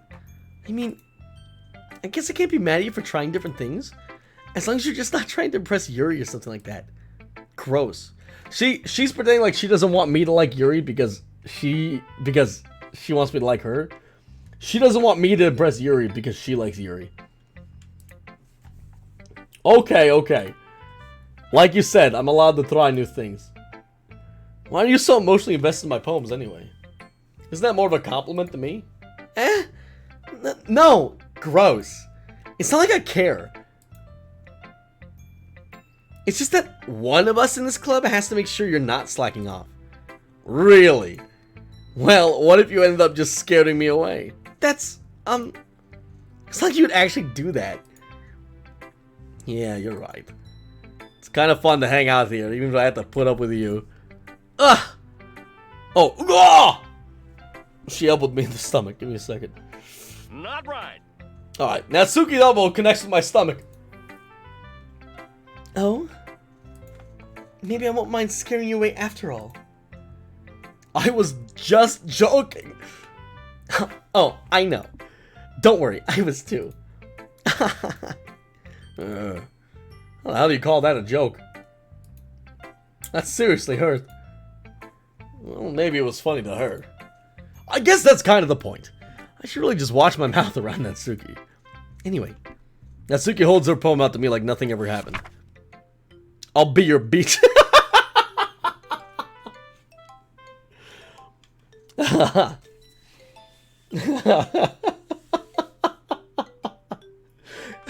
Wait, isn't she like 14? Sweats in chat. Sweats in chat. Burn the poem. Jump out the window. Sayori! Your mind is so full of troubles and fears that diminish your wonder over the years. But today I have a special place, a beach for us to go. A shore reaching beyond your sight, a sea that sparkles with brilliant light.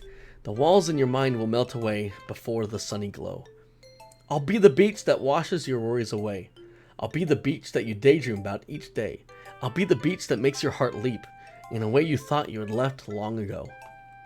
Let's bury your heavy thoughts in a pile of sand. Bathe in the sunbeams and hold my hand. Wash your insecurities in the salty sea.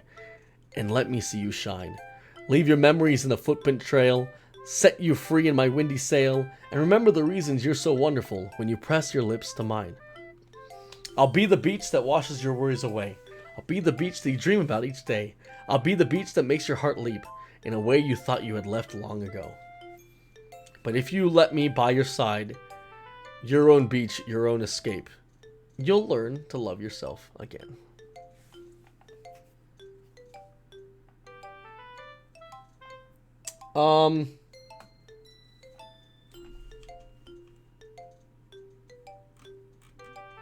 I really don't have any... I don't think there was much subtext here. Except that I think this is written again towards Yuri. Yeah, she's gay. If there's any issue with it, yeah, Natsuki's gay. Or she's bisexual, I should say. She's bi or gay. And she likes Yuri. I don't have any insecurities, by the way. The main character doesn't have any insecurities right now. Who has insecurities the most is Yuri.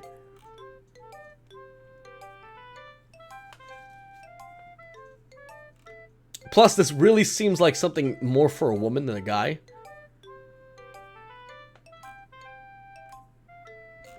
Plus, you'll learn to love yourself again.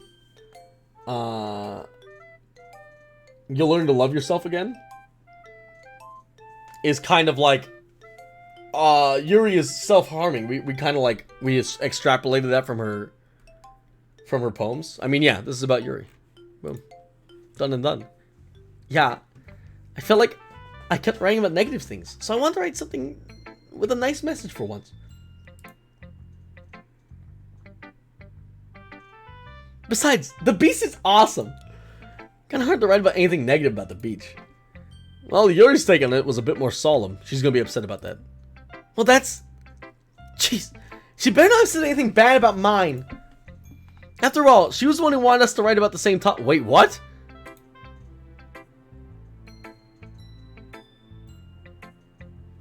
Didn't Yuri say that this was her idea?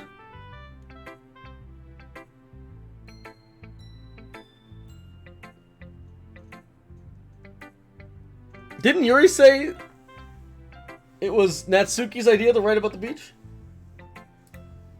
Making us write about a simple topic, then trying to impress me by coming up with something all fancy? Well, it's not like I care. I just did it anyway. I mean, I guess mine ended up being kind of metaphorical too. There's nothing wrong with doing that once in a while. At least it was good practice. Yeah, we didn't even talk about that. What the fuck? Yo, something's not right in the town of Denmark, chat. Something's not right in the town of Denmark. Alright. Sayori's depressed. I think Yuri's suicidal, or she's definitely self-harming. Natsuki's gay and in the closet, and Monika's a control freak. It's a bad recipe, chat.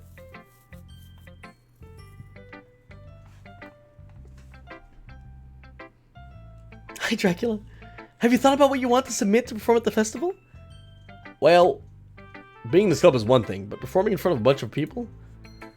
I'll have to give it some more thought. Okay, no pressure. But whatever you do, I'm sure it'll turn out great. It would also make me happy to see. Anyway, let's take a look at today's poem. Sure. I let Monika take the poem I'm holding in my hands. It's kind of funny. How so? No, not the poem. I mean, it's funny how your poem and Cyrus' poems have been getting more and more similar to each other's every day. I'm surprised you're so in sync with her. Then again, you've been spending a lot of time together lately, haven't you? Yeah, I guess you could say that. Although we grew up as best friends, I haven't been seeing her as much this past year. But since I joined this club, we're spending a lot of time together again.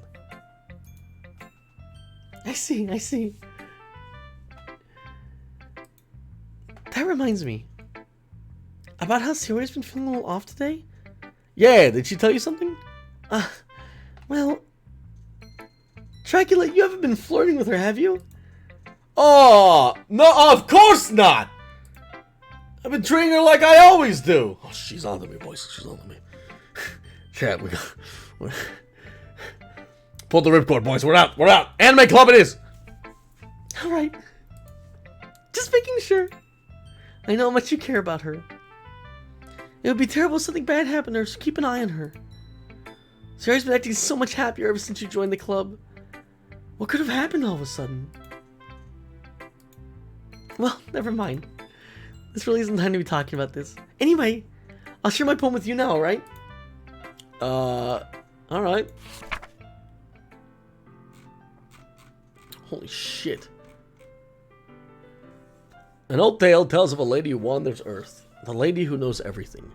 A beautiful lady who has found every answer, all meaning, all purpose, and all that was ever sought. And here I am. A feather.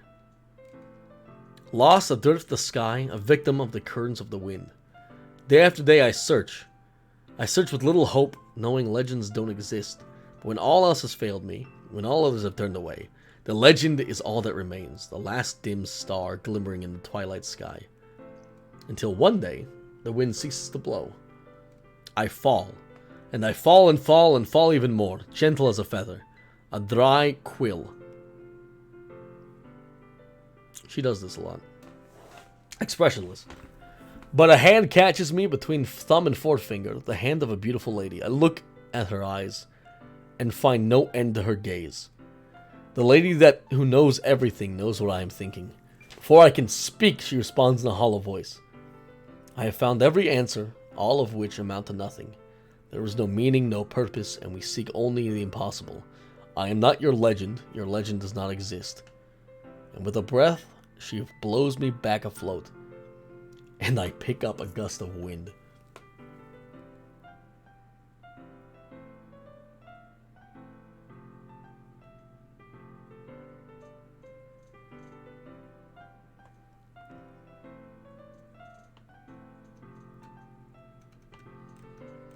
I'm trying to extrapolate what I can from this.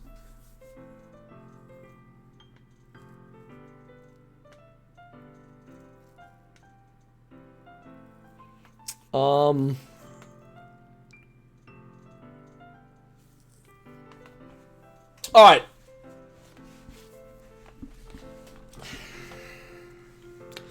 An old tale tells of a lady who knows everything.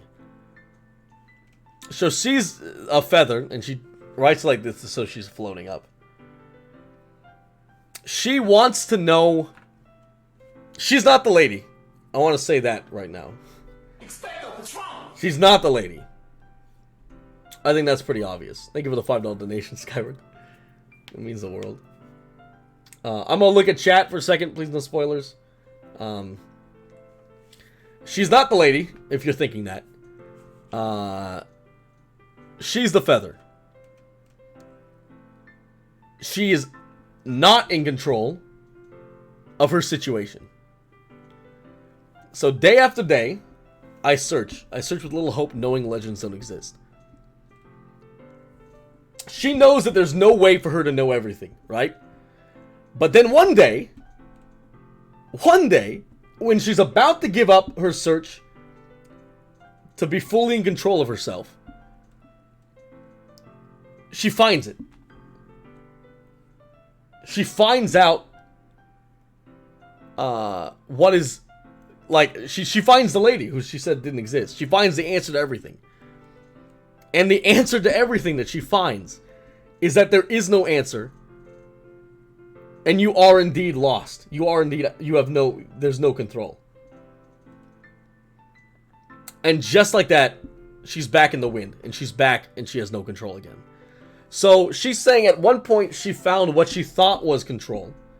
At one point she found what she thought was a semblance of knowing what was going on in her life. And then the second she found that bit of knowledge led to a realization that she really is at the whims of another. She is lost. She has no control. So she's saying that at one point she found the semblance of what she might call a control over her life. Again, I think her whole thing is control. So that's why I'm staying with control here. And the second she found that control, she then realized she had none. Hey, thank you for the 2 minutes, Canadian Arrow. That's what I'm taking from it. You might take something else, but that's my grasp. So her first poem was, she was looking into something and she found she was trapped. So she feels trapped. She can't even fathom infinite choices. She can't fathom control over her own life. Her second one was the save load thing, where she feels like she's being played. And this one is saying, when she at once thought she knew everything, she then knew that she didn't.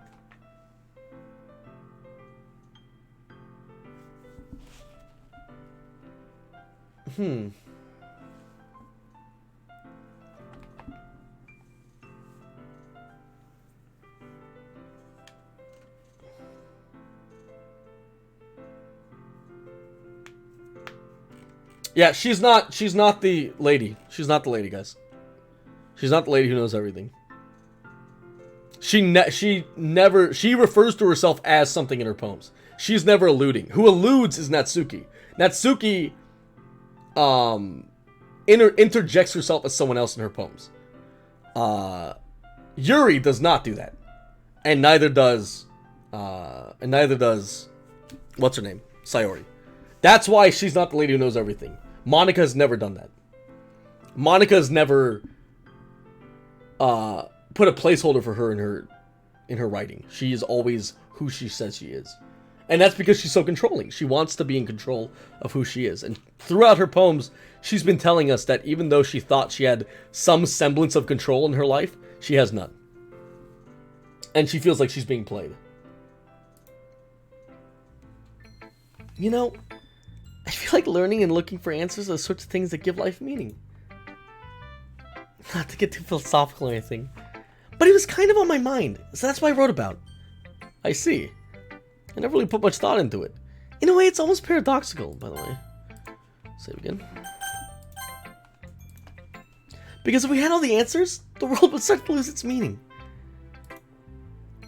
You know, there's one thing I noticed.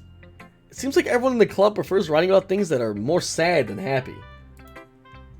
Are you surprised? I mean, if everything was okay, we wouldn't really have anything to write about, would we? Very true. Humans aren't two-dimensional creatures.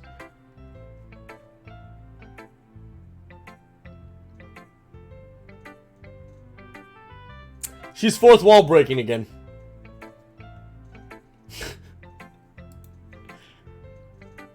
I think you know that better than anyone. You mean one-dimensional? Yeah, she didn't say one-dimensional. She said two-dimensional. Close chat. Alright, I'll close.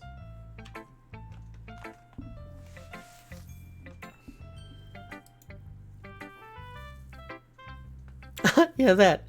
Anyway, here's Monica's writing tip of the day. Are you ever too shy to share your writing because you're afraid it's not that good? It can be really disheartening to get a lukewarm response to something you put so much into. But if you find other people who enjoy writing, then sharing becomes a lot easier. Because instead of just telling you if your writing's good or bad, or okay, they'll want to focus more on everything that went into it, and the things you can work on. It's more encouraging that way, and it'll make you want to continue improving. Either Monica is a self-insert for the dev. It's weird that it's only her too. No one else does the fourth wall breaking. It's really annoying. Because I want to look into it, but I know I shouldn't. It's almost as if you're having your own little literature club, don't you think? That's my advice for today.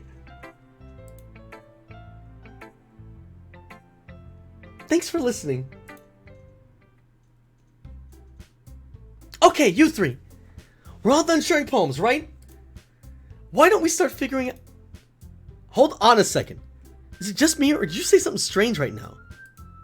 Eh?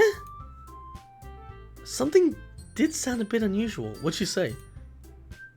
That's right. You deviated from your usual catchphrase when addressing the club. Catchphrase? I don't have a catchphrase. Jeez. Why is the mood so weird today? Look, even Yuri isn't immune to it. Stagnating air is a common foreshadowing that something terrible's about to happen. In your books, maybe. Look, the only thing different is that Sayori isn't here. It seems you're right. Sayori always helps lighten the mood a little bit, doesn't she? It's almost like everyone's bounce is thrown off when she's not around. Where the heck did she run off to anyway? I thought she just went to pee. Hatsuki, please show some decency. Oh, come on. She actually wasn't feeling so well, so she went home early. Is that so? I hope she's alright. Seriously. Of all the times to go home with her, not to go home with her, you picked this time she's not feeling well? So much for you two being all lovey-dovey. No! First of all, stop misunderstanding my friendship with Sayori. She's a child, and I'm a man.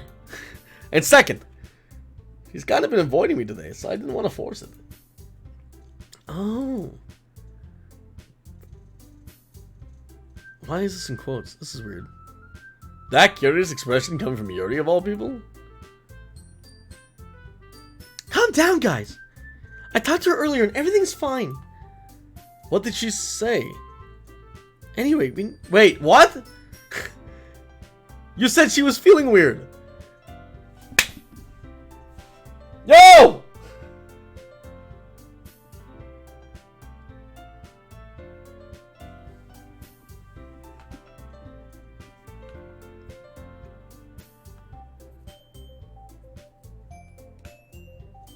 Are people spoilering in chat? Elliot, if they're even getting close to spoiler, 600-second timeout. I'm not kidding. I just looked over and I would have been extremely upset. If they even get near it, 600 seconds. This is from me, not my mods, alright?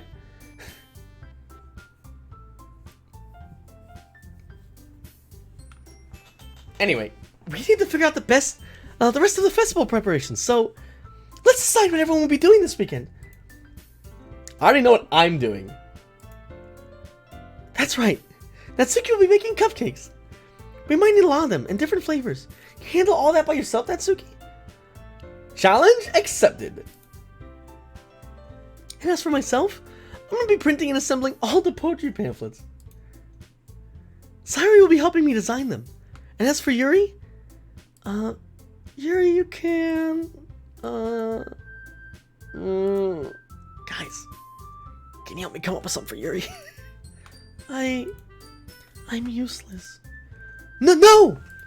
That's not it at all! You're the most talented person here, you know? Now Natsuki's pouting too!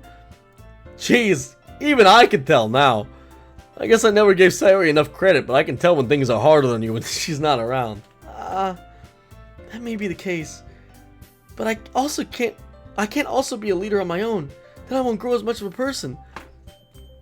So Yuri, you have beautiful handwriting, you know? So you should make the banners and decorations to help set the atmosphere. Atmosphere?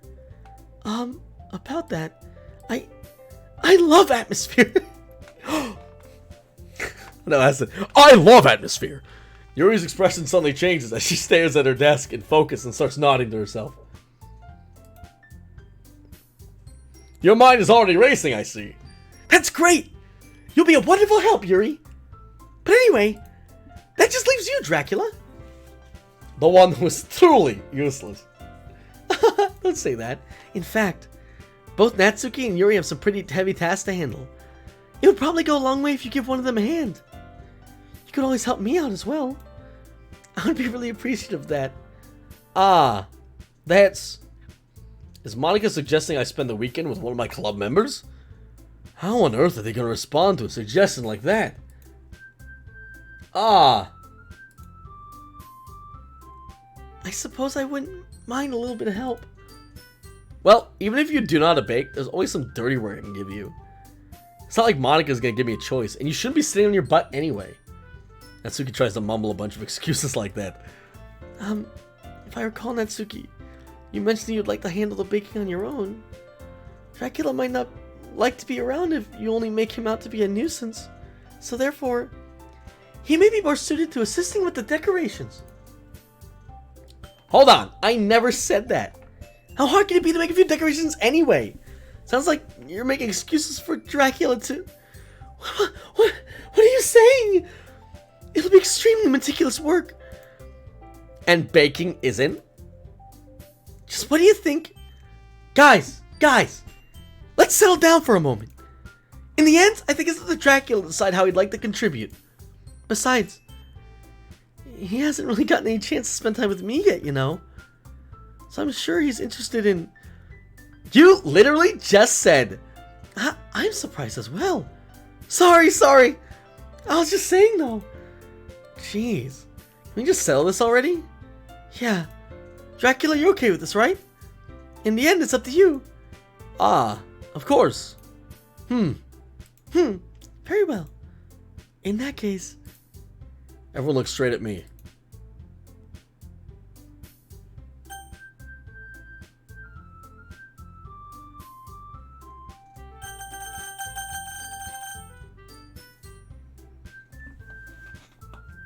Sayori, right?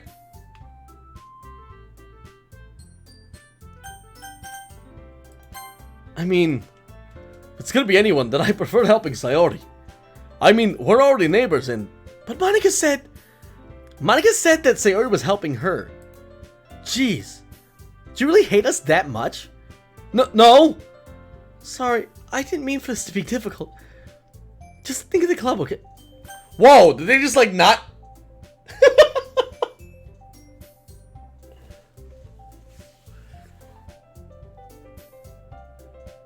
alright.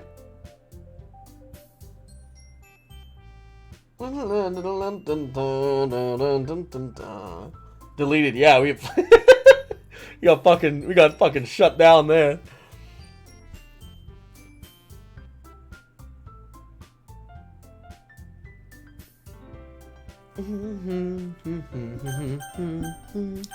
Ya da da da, ya da da da da da. You said Monica's not really a choice, right? So Yuri then, right? I kind of want big titty goth girlfriend, but best girl, not the child. Fuck the child. Jesus Christ, look at you.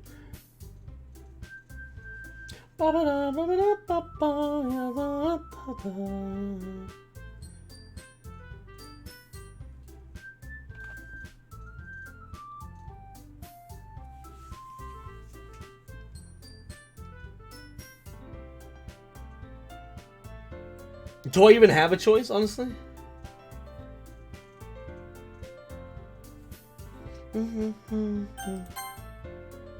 Well, I guess I should be helping Monica.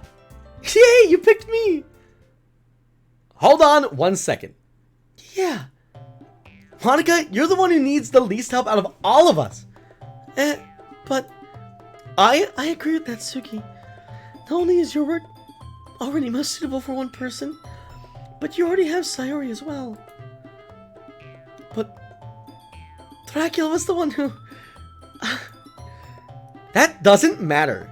You were the one who scared him into picking you in the first place. You're the club president, Monica. You're supposed to make responsible decisions for the club. Monica, you shouldn't let your ulterior motives interfere with this decision. Ulterior motives? What are you saying, Yuri? In fact, it sounds like you guys are the ones with ulterior motives. Excuse me? Otherwise, this would have been such a big deal in the first place. That's completely false, Monica. Yeah, we have a lot of work to do, you know. We won't do as good of a job if you make us work alone. Maybe that's true. Think of the club, Monica. I want to spend time with the best girl. If we want our event to succeed, then we need to appropriately distribute our resources. So you're gonna do the right thing, President? Okay. I get it. It's technically not the most logical. It's technically the most logical for Dracula to help one of you two. So, I guess that's what we'll do. Oh, alright. Well, they removed Sayori and Monica. I feel bad for her. They kind of shut her the fuck down, didn't they? Oh. Listen, I've had the choice. Huh? I choose Sayori. But if I didn't have that choice, I'd choose you. But if I don't have that choice, I'll choose Big Titty Anime Girlfriend. Well, I'll probably be most helpful helping out Yuri. Me? Are you serious? Why would you... Natsuki, I can only tell you're about to say something mean. No. I was just saying... So, you'll be helping Yuri then, Dracula? Yeah. That's what I'm going to do. I'm glad. Oh! I have a bad habit of overthinking these things, so I think your assistance will be most useful.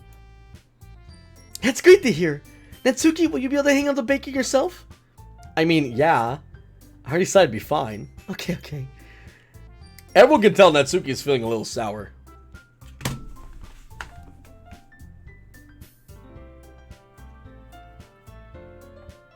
Remember when Sayori said you should spend your day hanging out with the other three and then didn't give us a choice?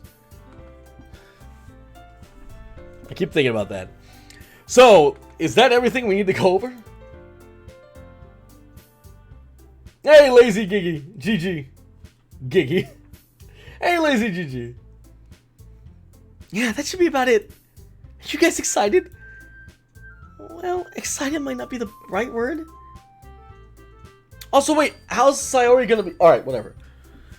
But I suppose I'm looking forward to it a little bit. Do you feel the same way, Dracula? Me? Or me? I guess you could say I'm interested in how it'll turn out. That's good enough for me. What about you, Natsuki? Natsuki. What? Why is everyone yelling at me? I didn't even do anything. No, that's not what I meant at all. Yuri anxiously glances around at everyone in the room. I'm so sorry for this. I don't really know why Dracula picked me. And also, your cupcakes are the best cupcakes I've ever had. They go really well with my tea. And nothing I ever do for the event will compare to that, so... I get it. I'm kind of surprised, though. Why? Well, I'm the one acting immature. I already know that. But you're trying to cheer me up all of a sudden? I know I'm not very good at it. I'm sorry if I said something bad. Natsuki isn't the only one surprised. Monica and I are also taken aback by Yuri's words. When she already has trouble with words, trying to cheer someone up must be far out of her comfort zone. But I begin to understand. Yuri is trying to sound like Sayori.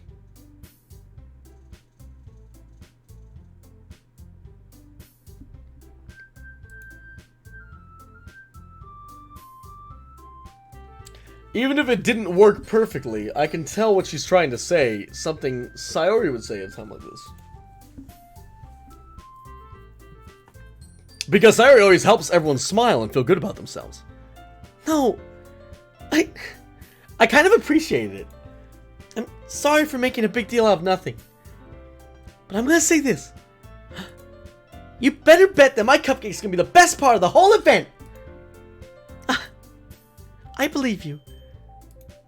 Yeah, I hope everyone does their best. Yeah, I also noticed that Monica's just been fucking staring at us blankly. They need to give this bitch some eye turns, because she doesn't look at fucking anything else. But with that, there's nothing more for today, so I guess it's time for us to head out. Alright, let's get out of here then. Everyone packs up their things. I start to follow Monica and Natsuki out the door as they chat between each other. Eh? I turn around. Sorry. I realized I don't have any way of contacting you this weekend. Oh! Yeah, you're right. I can't believe that slipped my mind. I should give you my phone number. It's 1... I think That would be the best way, yes. Alright then.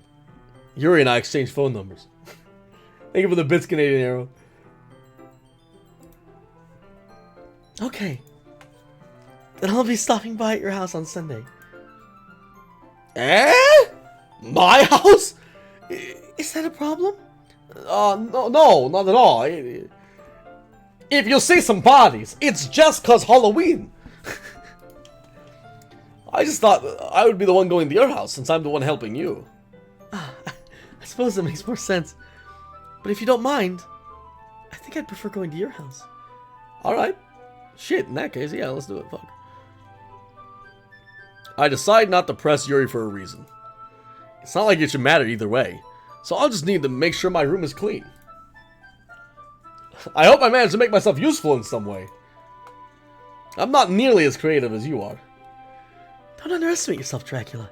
I think we'll make a very productive team. Even if you only chose me because you felt bad or something. Wait! You don't actually think that, do you?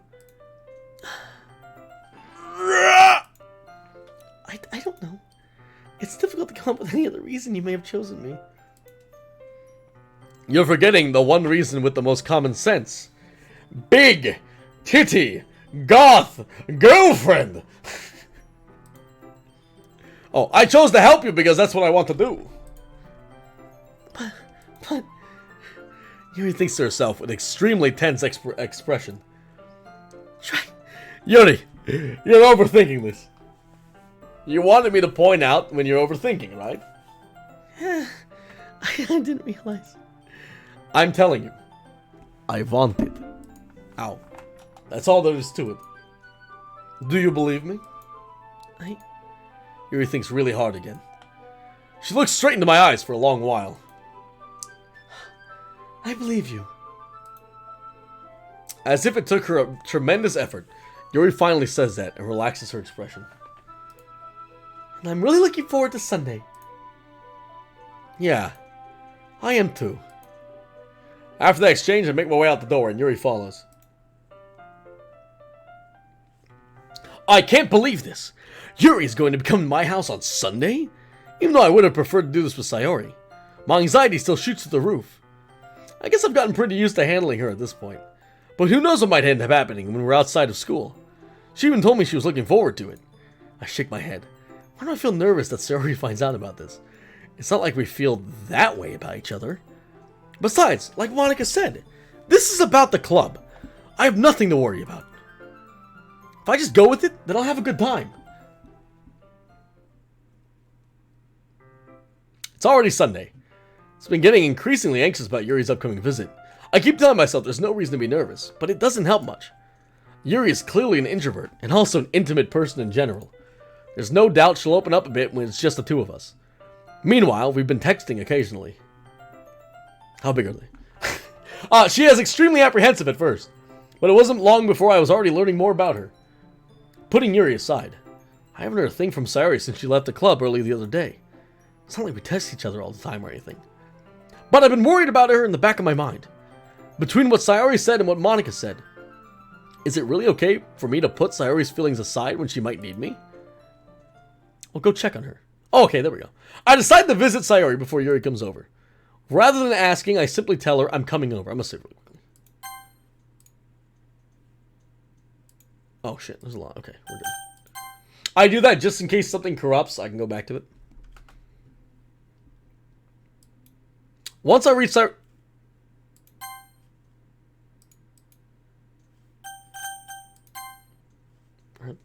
once I reach Sayori's house, I knock on the door before entering it myself. Again, we used to play so often that we've made it a habit of simply entering each other's houses like we were family. The house is quiet. Sayori isn't anywhere on the first floor, so I'm assuming she's up in her room. It's already strange of her not to run down and greet me. This is weird. I head up to the bedroom where I finally find her. Sayori? Hi, Dracula. I sit down in her room. Sayori forces a smile, but it's easy to tell she's different. There's a moment of silence between us. You haven't come over like this in a long time, have you? I guess you're right. It has been a long time. Not much has changed, has it? Sayori's room is as messy as it's always been. I also recognize the same stuffed animals in the wall decorations that she's had for years now. If you came over more often, it wouldn't be such a mess. That's because I end up cleaning it for you. How come you suddenly wanted to come over today? Aren't you supposed to see Yuri today? Yeah, but... Wait, how did you know that? Sorry, I'd already left by the time we decided that last meeting. Monica told me. It's only natural for her to keep me informed about the festival preparations, right? Ah, that's true.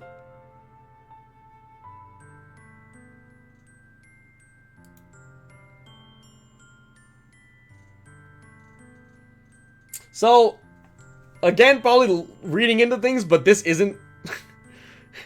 this isn't Sayori's theme. They keep doing this?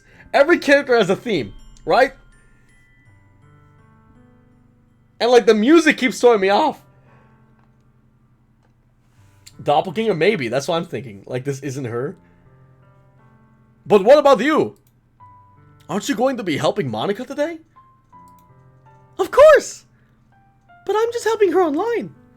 We didn't plan to meet or anything. Ah, so it's just me and Yuri then.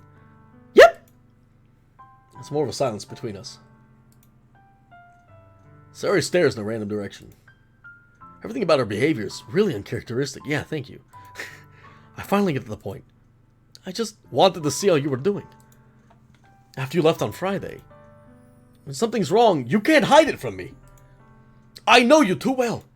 So, Sayori smiles, shaking her head. That's no good, Dracula. Eh? Why can't it just be like it's always been? This is all my fault. If I didn't get so weak and accidentally express my feelings, if I didn't make that stupid mistake, then you wouldn't have been worried about me at all. You wouldn't have come here. You wouldn't have been thinking about me right now. But this is just my punishment, isn't it? I'm getting punished for being so selfish. I think that's why the world decided to have you come over today. It just wants to torture me. Sayori! I grab Sayori by the shoulders. What on earth are you saying? Are you listening to yourself right now? I know something happened to you. There's no other explanation for you to be like this. So tell me already. Until I know, I won't be able to stop thinking about it. Sayori gives me a big empty smile. You really put me in a trap, Dracula. But you're wrong. Nothing happened to me. I've always been like this. You're just seeing it for the first time. Seeing what? What are you talking about, Sayori? You're really gonna make me say it, aren't you, Dracula? I guess I have no choice this time. The thing is, I've had really bad depression my whole life. Did you know that?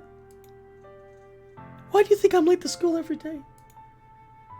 Because most days I can't even find a reason to get out of bed. I told you we were the sunshine. Huh? Who in here, when I started analyzing her first fucking poem, was like, Drac, you're overanalyzing it. It's not that. Suck my boy.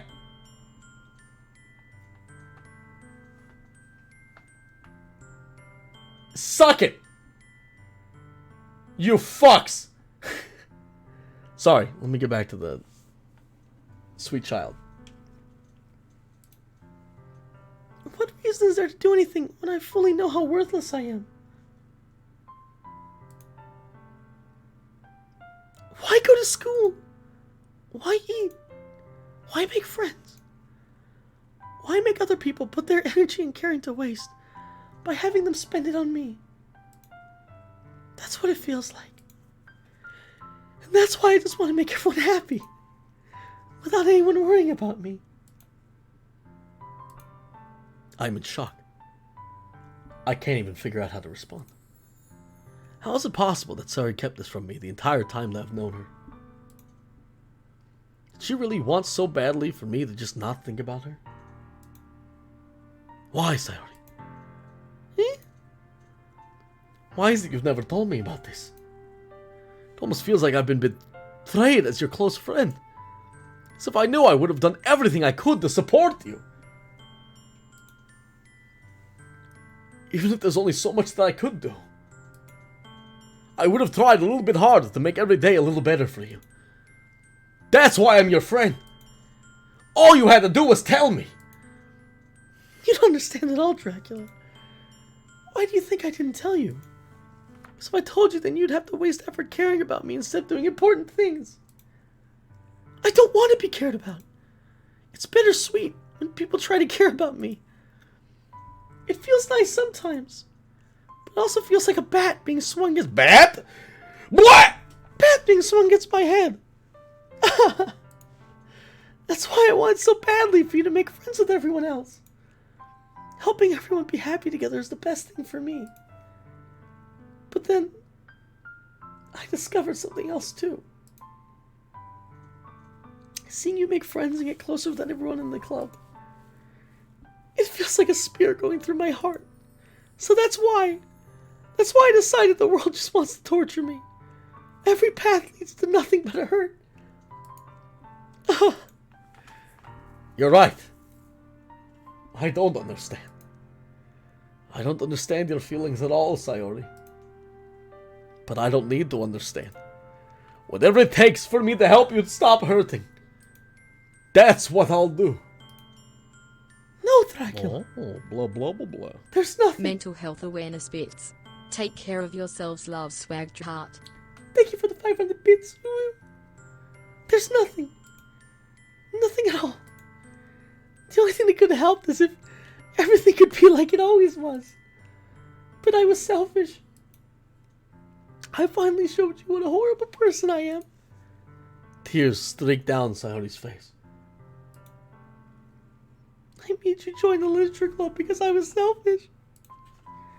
And I was punished by my own heart, hurting in a way I couldn't understand. And now you came here and I made you hurt too. I'm just weak and selfish. That's all I am. That's why I'm gonna accept these punishments. Because I deserve every last one. Without thinking, I once again grabbed Sayori's soldiers, her shoulders. Her toy soldiers, and I start playing with them. This time, I pull her into a tight embrace. Dracula! Sayori, I don't care if you feel selfish. I'm very happy. You'd convinced me to join the club. Seeing you every day makes it worthwhile enough. If I make friends with everyone else, well, that's just a bonus. But please, never underestimate how much I cared about you. I wouldn't have it any other way. Dracula. Sayori isn't hugging me back. To start, my arm is being wrapped around her. Sayori's arms remain at her sides. She starts sobbing next to my ear. No! Don't do this to me!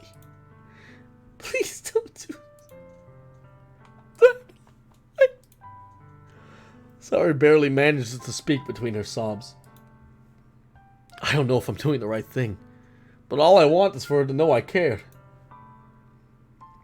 If you have it in you to call yourself selfish, then you have to let me be selfish too.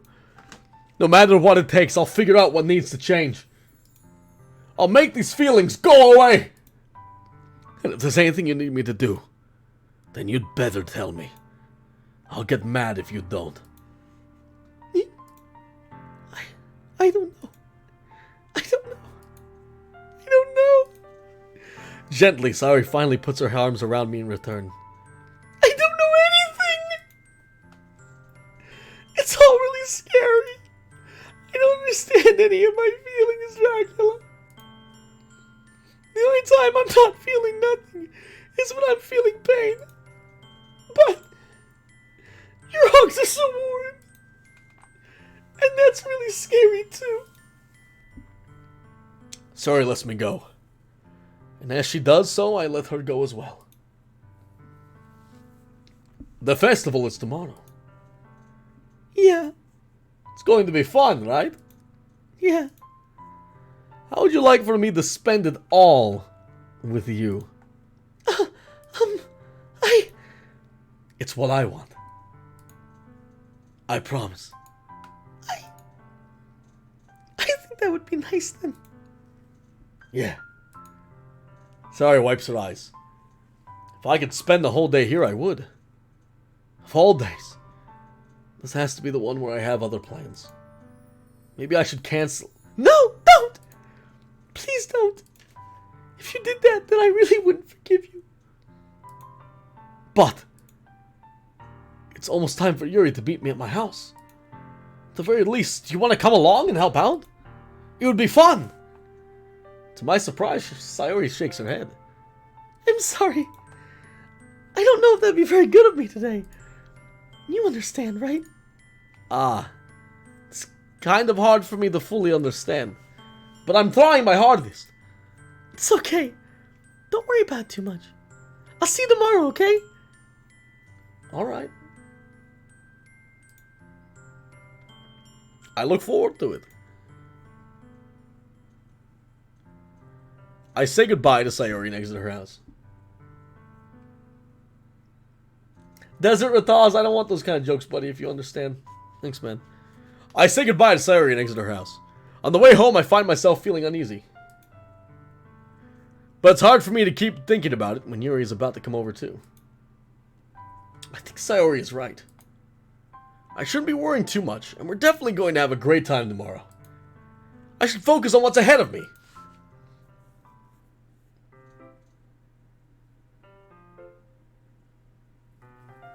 As I approach my house, I see something that makes me feel a moment of panic. Yuri? Oh, god damn! Woo, boy! She's thick! Are you ready for a miracle? Are you ready for a miracle? God damn! Thank goodness. You're a little early. I'm sorry, I wasn't home yet. 100 bits from a lone scientist, thank you so much. Yo, we chose the wrong one with Sayori. Were you waiting for a long time? No, I just got here. But I started to get really nervous and nobody answered the doorbell. You could have always texted me. If I had known, I would have reassured you and hurried on my way home. I suppose that's true. I didn't think of that for some reason. It should be common sense to do that, but I decided to ignore it. Anyways, let's go inside. I see you brought a lot of stuff with you. That's right. And did you manage to find everything I asked you to buy as well? Yeah, pretty much. At least, I hope I got everything right. Are you a bit hot in that sweater? He just keeps asking her that. I'm sure it'll be fine. I take Yuri to my room. The first thing she does is glance around curiously, which makes me feel anxious. It's so clean. Are you a bit warm in that sweater? I cleaned it before you came over, so... That's very considerate of you to do. No. I would be really embarrassed for my room to be a mess while you were here. Well, I do enjoy cleaning. I would have gladly helped you clean. That'd be even more embarrassing. Wait, don't look in there! I snatch Yuri's wrist, which was in the process of opening a desk drawer of mine, where I kept my Magnum condoms for my Magnum dong. I'm sorry! I wasn't thinking for some reason. I was just spacing out. It's fine, it's fine. I let go of Yuri's wrist. She puts both of her hands firmly in her lap, as if she's making sure she's keeping track of them. So, should we get started? Yes. I have a few things planned that you can help with. Decorations and other atmospheric enhancements. Atmospheric enhancements? You know, mood lighting, aromatherapy candles. Oh, wow. I know you plan on taking that far. Is that for the festival or is that for now? Of course. I want to help take our guests to a faraway place. Although many will stop by just out of curiosity. And for cupcakes, I guess. I'm so determined to provide an experience that'll leave them wanting more. That's great! It's easy to forget that you're a pretty intense person. Intense? I guess that's the best way to put it. Is that a bad thing? No, not at all. Nah, it's something I like about you, actually. Is that so? That makes me feel relieved. And kind of happy. 911. Yeah, no need to be I anxious. feel like this game needs more danks. Hey, for the 420 bits, Mason. Welcome, buddy. Get some love for Mason. Arrest him. You can relax a little. Relax. I bought some things for relaxation. I was gonna use them during the poetry event. Oh yeah, like what? Let's see. Yuri rummages through her bag. She pulls out a few candles and a wooden cylinder-shaped object. Switch in chat! Switch in chat! We got a code red! We got a code red! I've never done this before! Please, be gentle! I did some shopping on the way here, so I happen to have things in my bag. I plan to cover the windows in black paper and use the candles to light the room. I think that would be amazing, don't you? Yeah, it'd be really neat. What's that wooden thing, though? Oh, this. It's a diffuser for essential oils. Oh, thank Christ. How familiar are you with aromatherapy? Not familiar at all. Is that so? It's one of my favorite contributors to a positive atmosphere. Depending on the oils or the herbs you choose, you can change the mood of the air itself. You can even feel it permeate through your body. Relaxation, positive energy, romance, reflection. It's almost like magic. Yuri takes the cylinder and pushes a switch on the bottom. In just a moment, a thin ray of vape. Oh, show. Yo, she vapes. I got this, don't worry. In just a moment, a thin ray of vapor begins to sprout through a small hole in the top. Wow! That smells wonderful! What kind of mood is that one for? It's the jasmine essential oil. It smells a little sweet and flowery, right? Yeah, that's a good way to describe it. I chose jasmine for the event because it provides more than relaxation. Jasmine enhances your emotions and makes you feel and flow through your body. You feel warmer and your heart pounds more heavily. Don't you think that would be perfect for sharing our poems? It does sound suitable. But you seem to know a lot about this, so I'll trust your opinion with anything. Yuri smiles gently, clearly enjoying herself. She again reaches into her bag and pulls out several spools of thin ribbon. What are those for? Well, did you purchase the origami paper I asked you to get? Yeah, I have it over here. We won't be using the paper for folding origami. What I'd like to do is write a different word on each paper. We'll need about 100 of them. Oh, yeah? What will those be used for? I'm going to cut pieces of ribbon to hang from the doorway of the classroom. Then we can fasten the paper in the ribbon and create a doorway curtain. Wouldn't that be beautiful? It'll also catch the eye of those passing by the room. You know, this is really good, actually. She has a future in design, because holy shit.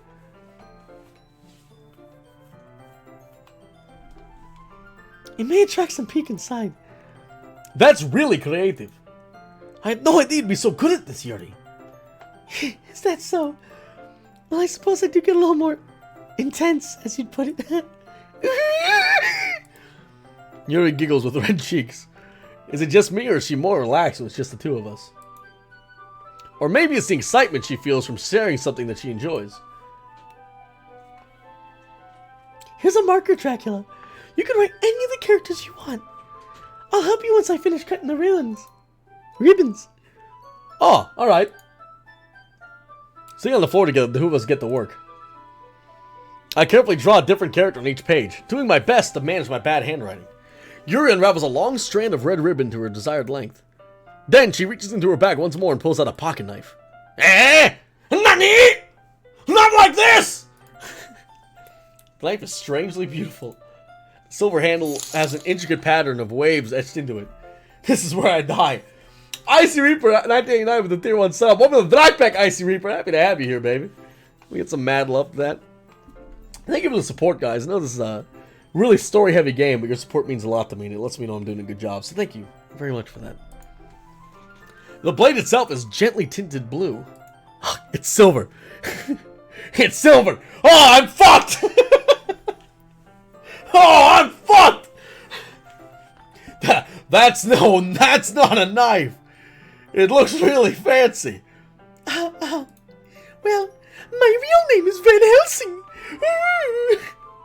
Embarrassed, Yuri looks away. What is it? You're gonna think it's weird. Yuri, whatever it is, I have no reason to judge. To each their own, you know. If you promise you won't be weirded out. Yeah, I promise. Alright. The thing is, I'm kinda into knives. Uh-oh. Uh-oh.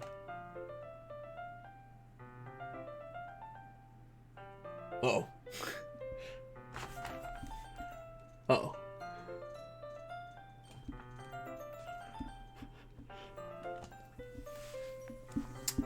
Yeah, so we guessed that she was a cutter from her second poem.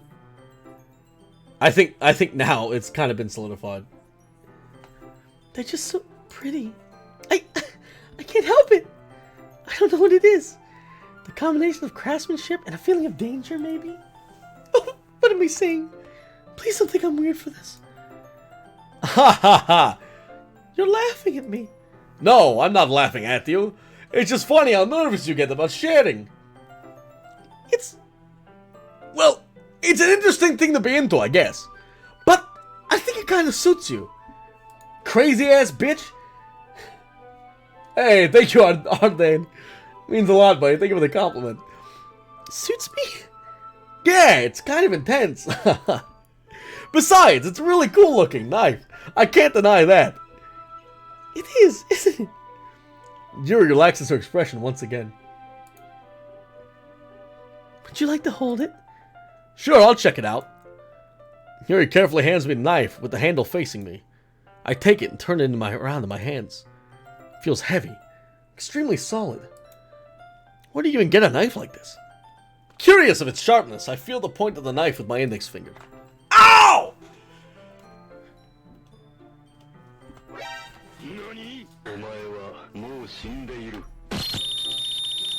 Dracula! Why did you do that? I didn't expect it to be so sharp. I barely touched it at all. It's my fault. I should have warned you. This knife is extremely sharp. It can cut through skin like it's paper. Oh no. A small drop of blood trickles down the side of my fingers. Yuri takes my hand and gives the wound a closer look. She stares at it and noticeably fidgets. If you're squeamish, I'll go wash that. I'll suck it. Trust me. I love it. Without warning, Yuri puts my finger in her mouth and licks. Not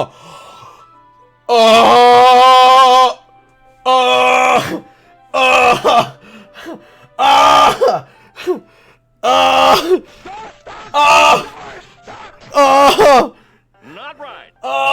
Not right. I feel her tongue curl around my face. Startled, I instantly pull my hand back. Please forgive me. I wasn't thinking. Yuri lowers her head, her face burning up. Yuri? That's the most embarrassing thing I've ever done. How could I do something like that? I'm sorry. Sure, it was a bit weird, and it took me by surprise. But I guess she was trying to help, right? So I'm drinking. Give me a second, that was a bit weird for me. I'm gonna stand up, stretch a bit.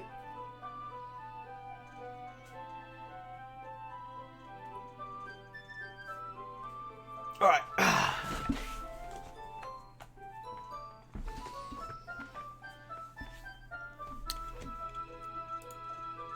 Yuri, I think you're overreacting a little.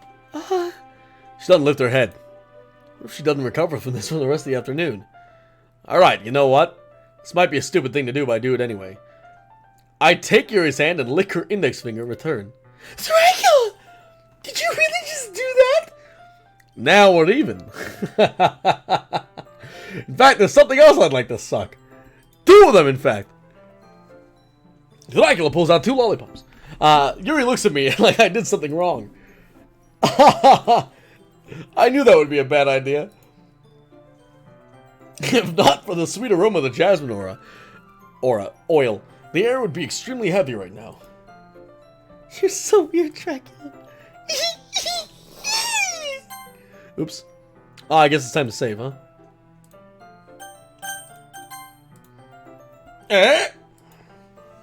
Yuri, calling me weird? I have no response to that. Where did you keep the bandages? I don't think I need one, actually. It was just a tiny cut. Look, it already stopped bleeding. I see. That's relieving. The tension is quickly lifted. We each resume our respective activities. I watched Yuri's knife cut through the ribbon like nothing but air. Meanwhile, I continue to make progress on the paper. After we finish attaching the paper to the ribbons, we lay them all out side by side. It looks better than I expected and will be very effective as a door curtain.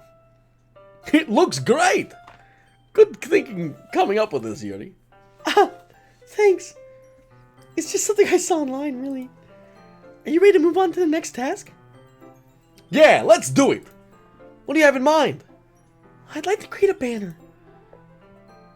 That's why I asked you to buy the paint tablets. Ah, that's right. One of the items Yuri had asked me to buy was a kit of watercolor paint tablets. We'll need about 6 cups of water to put the tablets in. Do you mind fetching those for us? Of course not! 6 cups of water. I'll be right back in a minute. Thank you very much. Oh, and just a little bit of water is okay. You fill the cups too much, it'll be too diluted. Taking Yuri's advice, I decided to use small plastic bathroom cups rather than the full-size glasses. Put them each on a plate and catch any paint that drips, then bring it back into my room. Yuri? Yes? I come in to see Yuri quickly rolling up her sleeve and putting it back over her arm.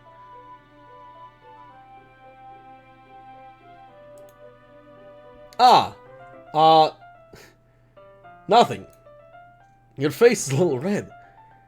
Is it hot in here or anything? No, not at all. There's nothing wrong, so let's mix the paint. Yuri hurriedly dismisses me and takes it upon herself to unwrap the tablets, dropping them into the cups. So, I thought we would do something simple that would look very nice. I'd like to paint a gradient across the banner. Starting with the colors for sunrise, then daytime, then sunset and nighttime. Once it dries, I'll write an inspirational quote across the banner. We can hang it on the wall behind the podium at the front of the classroom. Ah, neat! What are you gonna write? Well, it'll be more fun to surprise you. Yuri smiles at me. If you say so. After rolling out the banner, Yuri and I kneel on opposite sides so we don't get in the way of each other. Yuri uses a brush and adds a few dots of different colors across the banner to serve as the color guide when we paint. Kinda reminds me of elementary school. Painting on a banner with watercolor feels a lot like art class projects we had back then. It's relaxing. I'm sorry if this feels too childish. No, I didn't mean that at all. It's kind of fun, you know? Yeah, it is fun. I'm glad you feel that way too. Yuri stops painting for a moment, thinking to herself. For me, I don't need to go out and do crazy things to have fun. In fact, I usually don't even want to. I just like when I can spend time with one other person. Even if it's something simple like reading, it doesn't even matter if we don't talk much.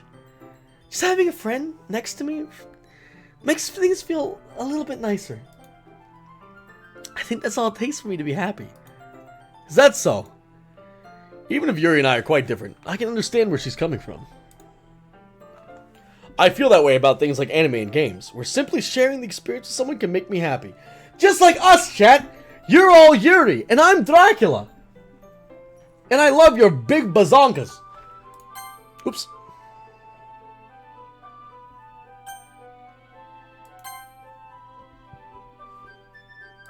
One second, did I mess something up?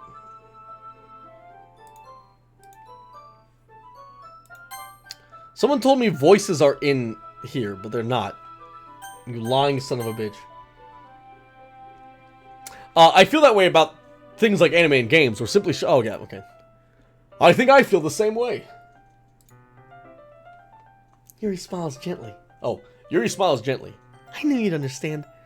Yuri leans over the banner to grab an unused paintbrush. But I move at the same time, causing my head to bump into hers. Yeah! Sorry! Yuri reels back. I quickly lift my hands in surprise. Are you hurt? No, I'm not hurt. Just startled me, that's all. Sorry, I should have asked you to get it for me. It's not your fault. Ah, your face. There's a couple droplets of paint on Yuri's face and neck. Is there something on my face? Yeah, I accidentally got paint on you. Sorry, it's totally my fault. I'll get a towel right away. I rush out and fetch a small towel that I dampen with hot water. I return to my room and kneel back down in front of her.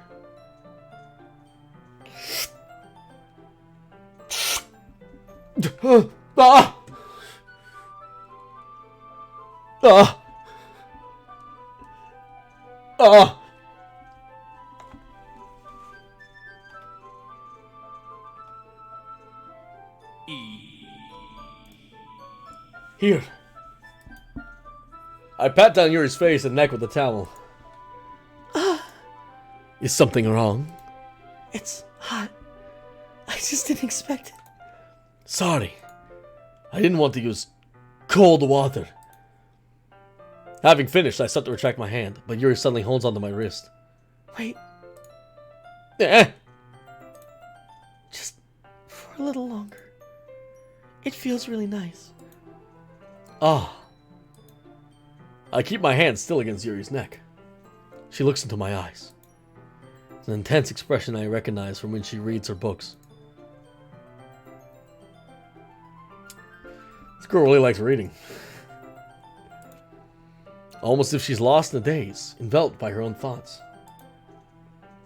She breathes gently, half through slightly part lips. What is happening? Is the aroma of the jasmine oil giving me this dizzy feeling? Yuri's gentle fingers wrapped around my wrists send a tingling sensation through my arm. And suddenly, her face seems to be much closer to mine than it was a moment ago. Yuri slowly pulls away. Sorry, I've been feeling a little lightheaded today. I didn't mean to space out. It's fine. The moment is over as soon as it began. Yuri picks up her face again, but her movements seem clumsier, like she's unable to focus. I remain silent, forced to ignore the event that just transpired. Listen, I love Sayori! I don't love you, Yuri! I hesitantly retrieve my own brush and continue following Yuri's example. That should do it! I finished filling the night sky with white dots that look like stars. Oops. Looking at the banner as a whole, it's very pretty and natural looking. I think it came out much better than I expected. I'm really happy with the results. Yeah, me too. Are you going to add the lettering now? Not yet. It needs to dry first. That's true, but won't that take a while? Well, perhaps it'd be best to leave it and then have you bring it in the morning? I can do the lettering in the classroom before our event starts. Is that okay? That's totally fine. Well, or you could stay the night. Wonderful. In that case, I don't think there's anything more for us to do here. Whew! You say that like you're glad it's over. Was I wrong to assume that you were at least enjoying yourself a little bit? No, it's not that. I'm just glad that we managed to get everything done. I see. I am too. I was a little concerned about time. I need to start making dinner soon. Ah, so you don't have any time left? I was secretly hoping we'd have some extra time after finishing the work. Well, Yuri thinks to herself. I think it'd be irresponsible for me to wait much longer. I'm sorry. I was hoping there'd be more time as well. It's probably my fault. Sorry for being such a slow worker. No, it's not your fault at all. It's not your fault at all. The most important thing is that we got everything done, right? Yeah. So, I shouldn't be disappointed or anything. gathering all her things, Yuri seems to look a little downcast. I understand why. Sounds like she rarely gets the opportunity to spend time with friends in a relaxed environment. But that doesn't mean that this is the last time it can happen. Once Yuri packs up, I walk her to the front door. Hey, you feel a bit warm in that sweater? Thanks for having me today. No problem. I was glad I was able to help. Just let me know if there's anything else you want me to bring tomorrow. I will. Well then, Yuri fidgets. I guess I'll see you tomorrow. Wait! I can't say that without thinking. About the day. You feeling a bit warm in this? It's fine that we didn't get as much time as we wanted, because we can do this again. Whenever you want, you can come over or we can go out somewhere. I forgot. You don't really like going out that much. As I stumble over my word, Yuri simply smiles bashfully. Anyway, you know what I'm trying to say, so... You're very thoughtful, Dracula. Yuri takes a step close to me, then briefly squeezes my hand. Oh. I kinda like that about you. Well, how am I supposed to respond to that? I don't get a chance as Yuri suddenly pulls back. Sayori! Oh no! Oh no!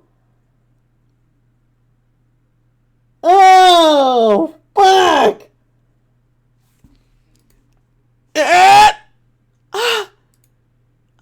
Hi, Dracula!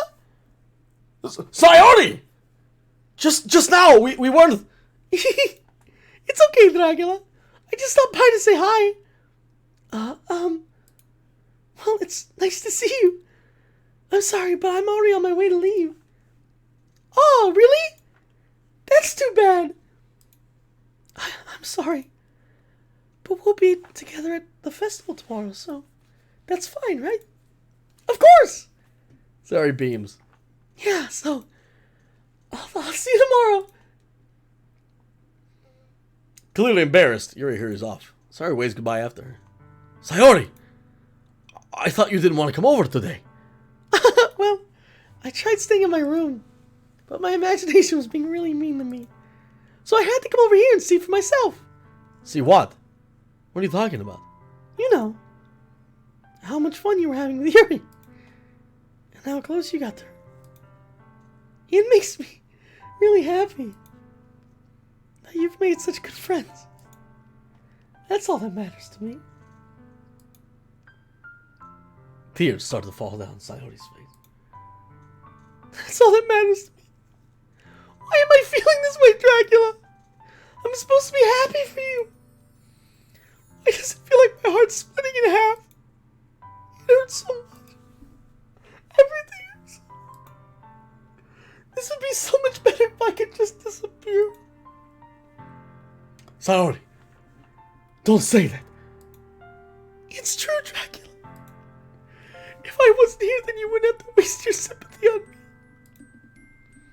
You wouldn't have to put up with me being selfish. Monica was right. I should just... Monica? Monica was right about what? This is what I'm saying right now to myself.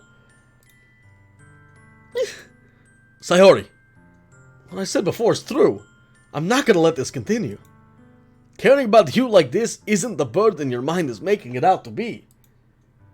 Something that makes me happy. Something I would trade for anything else. So even if it takes an entire lifetime, I'm gonna be by your side until you don't feel any more pain. But... I put a hand on her shoulder to reassure her. I'm scared, Dracula. I'm really scared. What are you scared of, Sayori? I'm scared that more than you like me. Sayori? It's true, isn't it? I was weak and started to like you too much. I did this to myself. Drake. I like you so much I want to die. That's how I feel. And... That's enough, Sayori. I don't want you to hurt anymore. I slide my hand down Sayori's arm and squeeze her hand in my own. Do you remember how I said I always know what's best for you? Do you still believe me? Wordlessly, Sayori nods. Even if you don't understand all of your own feelings, I know what you need most right now. And that's what I'm gonna give you. Sayori! Daisuke!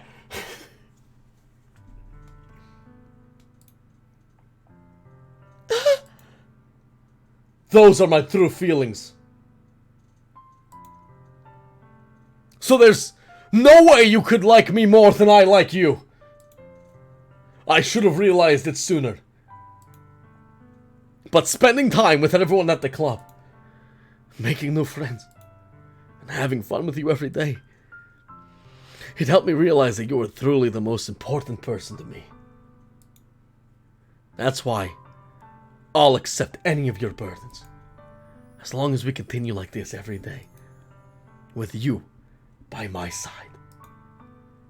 Then I know we'll both be happy. Dracula! Suddenly, Sayori wraps her arms tightly around me.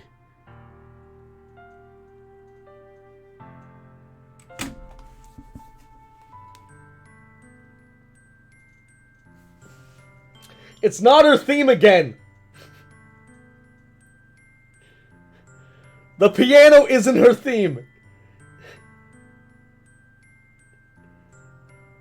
Her theme is string instruments. And it's really fucking with me.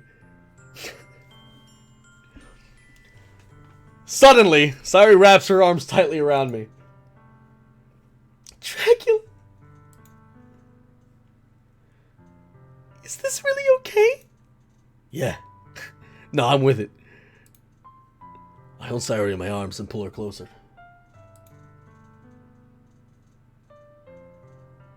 You'll never have to let go of me again.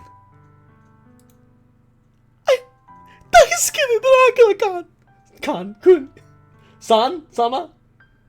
Let me try that again. Dracula-kun! Daisuke!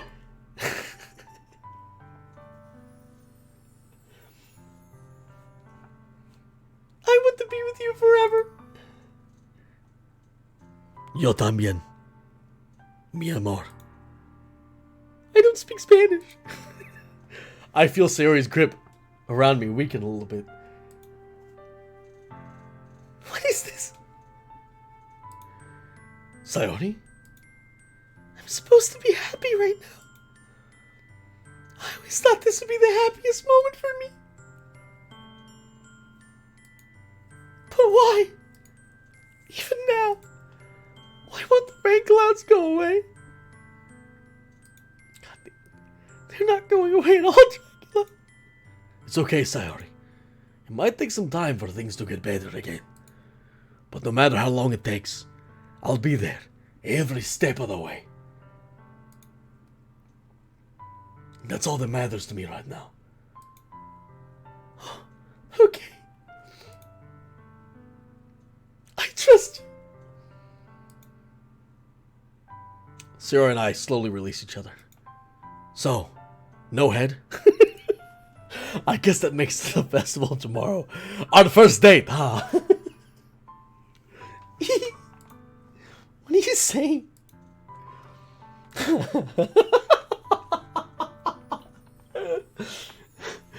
don't want to go out thinking these things, you know? I want everything to be the same as it's always been.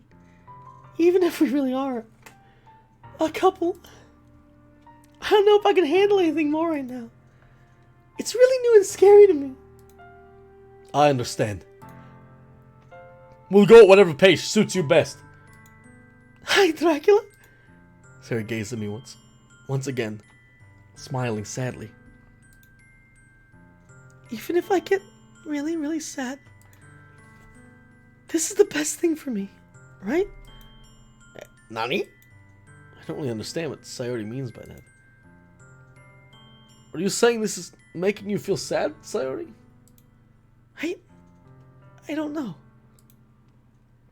I don't understand what I'm feeling. It felt like a bunch of thorns when you told me you loved me. But that's why I want to trust you. You know what's best for me. Yeah, I do. That's my promise. I say that, but in reality I've never felt more uncertain when it comes to Sayori. I know that I love her, and that she loves me, but I'm having as much trouble understanding Sayori's feelings as she is. Even though I can comfort her, I keep wondering if I should be doing something more, or something different. I know these thoughts will continue to plague me until things are back the way they were. Is that what Sayori meant by not wanting anything to change? I don't know. But I know I'll give it everything I've got. Sayori is the most important person to me. I'll do whatever it takes to have a happy future with her.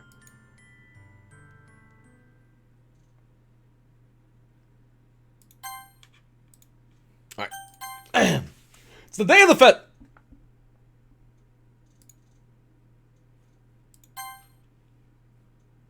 Alright.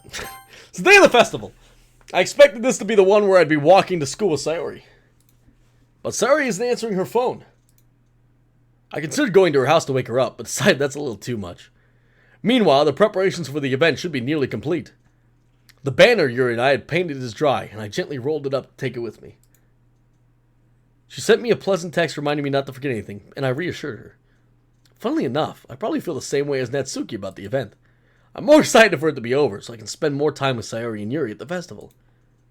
But knowing Monica, I'm sure the event will be great too.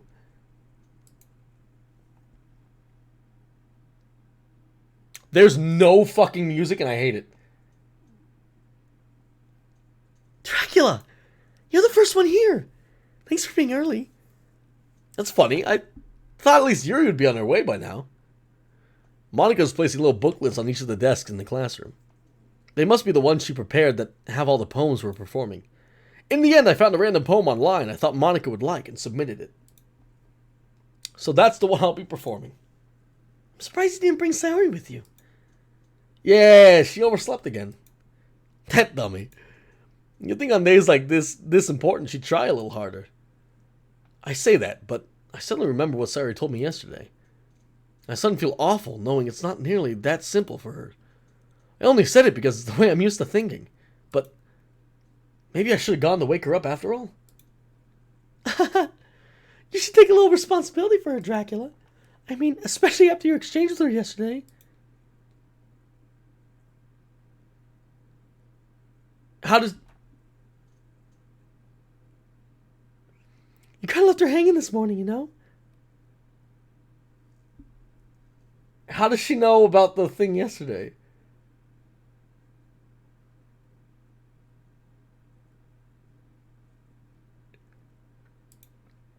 Exchange? Monica, how do you know about that? Of course I do. I'm the club president after all. Yeah, but... I stammered, embarrassed. Did Sayori really tell her that quickly? That we're a couple now? I didn't really plan on bringing it up with anyone yet. Jeez, you don't know the full story at all, so don't worry. I probably know a lot more than you think. You're freaking me out! Eh? Monica's being friendly as usual, but for some reason Why is there no music? What's happening? I hate this. Hey, do you want to check out the pamphlets? They came out really nice. Yeah, sure. I grabbed one of the pamphlets laid out on the desks. Oh, yeah, they really did. Something like this will definitely help people take to the club more seriously. Yeah, I thought that too. I flipped through the pages. Each member's poem is neatly printed on its own page, giving it an almost professional feel. I recognize Natsuki and Yuri's poems from the ones they performed during our practice. What's this? I flipped to Sayori's poem. It's different from the one she practiced. It's one I haven't read before. Fuck! Fuck!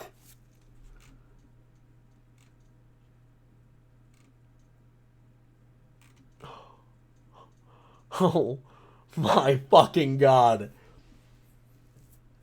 A percent sign followed by get out of my head, get out of my head, get out of my head, get out of my head. Get out of my head before I do what I know is best for you. Get out of the head before I listen to everything she said to me. Get out of my head before I show you how much I love you. Get out of my head before I finish writing this poem. But a poem is never actually finished. It just stops moving.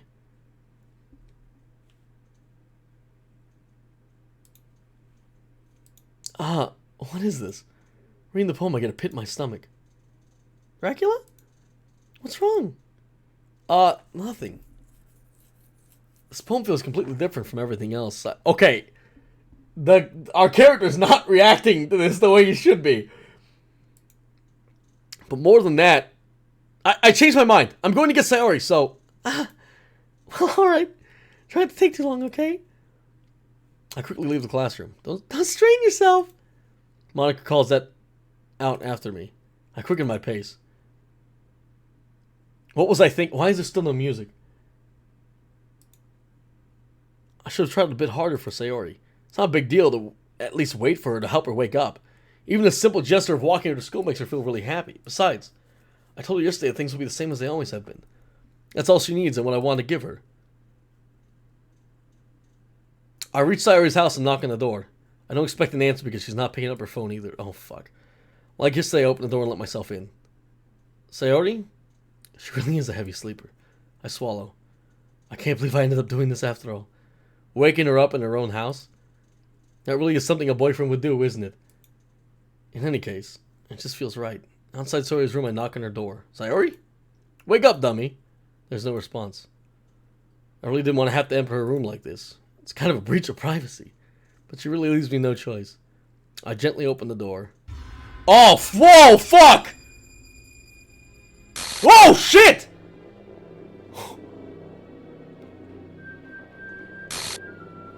What the fuck? What the fuck?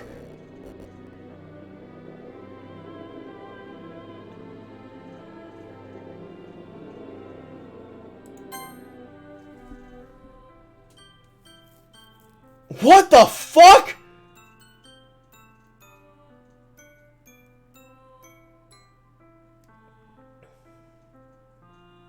By the way, this is her theme. If you're wondering what the fuck Sayori's theme was, it's this. Holy shit! That scared the fuck out of me. Yeah, left her hanging? Holy shit, did she kill her? And why was the game all fucked up? What is this? What the hell? What the hell? Is this a nightmare? It has to be. This isn't real.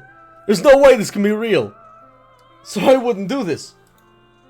Everything was normal up until a few days ago. That's why I can't believe what my eyes are showing me. I suppressed the urge to vomit. Just yesterday, I told Sayori I'd be there for her. Blah, blah, blah, blah. Check the file? What file?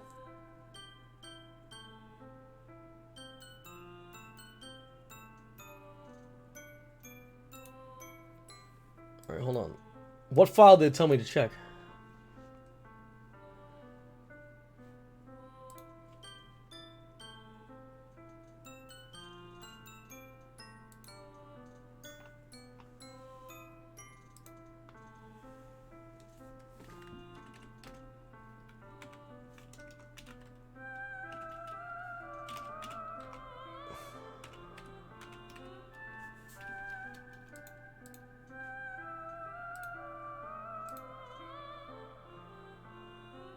I'm searching for it right now.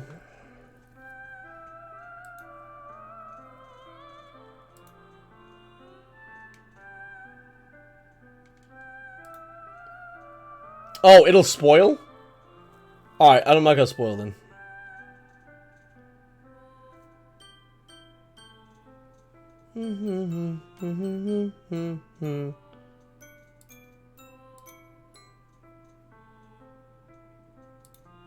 Spoiler, I won't do it. I told Sarah I'd be there for her. I told her I know what's best and that everything will be okay. Then why? Why would she do this? How could I be so helpless? What did I do wrong? Confessing to her? I should have confessed to her. That's not what Sarah needed at all. She even told me how painful it is for others to care about her. Then why did I confess to her and make her feel even worse? Why was I so selfish? This is my fault. My swarming thoughts keep telling me everything I could have done to prevent this. If I just spent more time with her. Walked her to school and reminded her and remained friends with her like it always had been. Then I could have prevented this. I know I could have prevented this. Screw the literature club. Screw the festival. I just lost my best friend. Someone I grew up with. She's gone forever now. Nothing I can do to bring her back. This isn't some game where I can reset and try something different.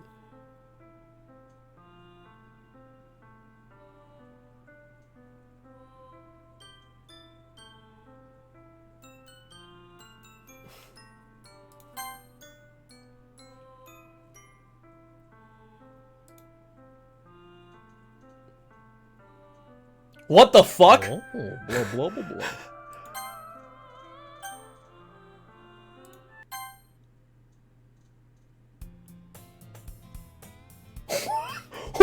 What the shit?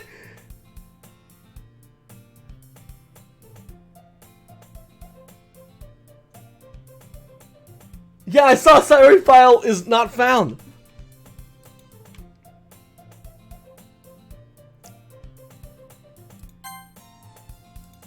Alright. I see an annoying girl running towards me from the distance, waving her arms in the air like she's totally oblivious to any attention she might draw to herself. That girl is... Lawsy Chipiji. My neighbor and good friend since we were children. You know, the kind of friend you never see yourself making today? This is from the beginning. We used to walk to... Yeah. But she's gonna chase after me like this, I almost feel better off running away. However, I just sigh and idle in front of the crossout and let Lawsy catch up to me. Whoa, what the fuck? What?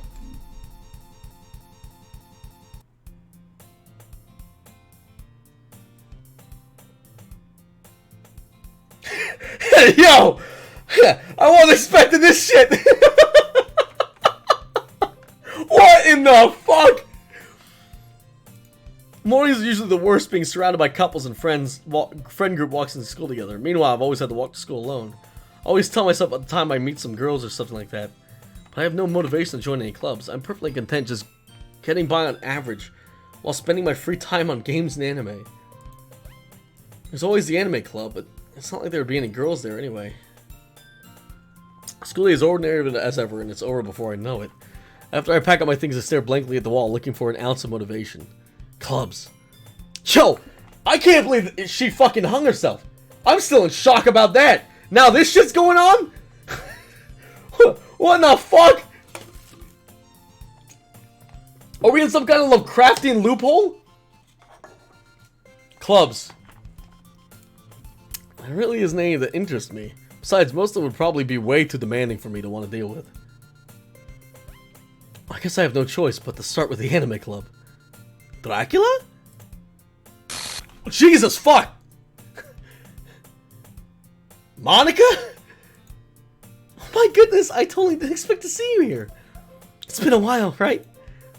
Yeah, it has. Monica smiles sweetly. We do know each other. Well, we rarely talk, but we were in the same class last year. Monica was probably the most popular girl in class. Smart, beautiful. Listen, I like the visual novel. I was having fun falling in love. This is... Night Candace. Basically completely out of my league. So having her smile at me so genuinely feels a little... What did you come in here for anyway? Oh, I've just been looking for some school supplies for my club. Do you know if there's any construction paper in here? Or markers? I guess you could check the closet. You're in the debate club, right? About that. actually quit the debate club. Really? You quit? Yeah. To be honest, I can't stand all the politics around the major clubs. It feels like nothing but arguing about the budget and publicity. This is the same line from earlier. I'd much rather take something I personally enjoy and make something special out of it. In that case, what club did you decide to join? Actually, I'm starting a new one. Oh, fuck! Jesus! A literature club. Literature? Sounds kind of dull. How many members do you have so far? It's kind of embarrassing, but there's only 3 of us so far. It's really hard to find new members for something that sounds so boring. Oh, well, I can see that. But it's not really boring at all, you know? Literature can be anything. Reading, writing, poetry. I mean, one of my members even keeps her manga collection in the club room. Wait, really? Yeah, it's funny, right? She always insists that manga is literature too. I mean, she's not wrong, I guess. And besides, a member's a member, right? Did Monica say she? Hey, Dracula? By any chance, are you still looking for a club to join? I mean, I guess so, but in that case, is there any chance you could do me a big favor? I won't ask you to join, but if you could at least visit my club, it would make me really happy. Please? I guess I have no reason to refuse. Besides, how could I ever refuse someone like Monica? Sure, I guess I could check it out. Awesome! You're really sweet, Dracula, you know that? It's nothing, really. Well, shall we go then? I'll look for the materials some other time. You're more important. And thus, today marks the day I sold my soul to Monica and her irresistible smile. Ah, that's a weird wording. It was okay when we sold our soul for cupcakes. But now we're selling our soul to Monica. I don't like Monica so much no more. She's still the cutest. I timidly followed Monica across the school and upstairs. A section of the school I really... Being generally used for 30... Yeah, we didn't... It's the same shit! Monica, full of energy, swings open the classroom door. Oh, fuck! Jesus!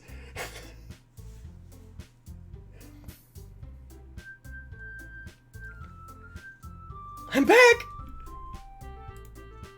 And I brought a guest with me. Oh! What the fuck? A guest? Seriously? You brought a boy? Way to kill the atmosphere. Don't be mean, Natsuki.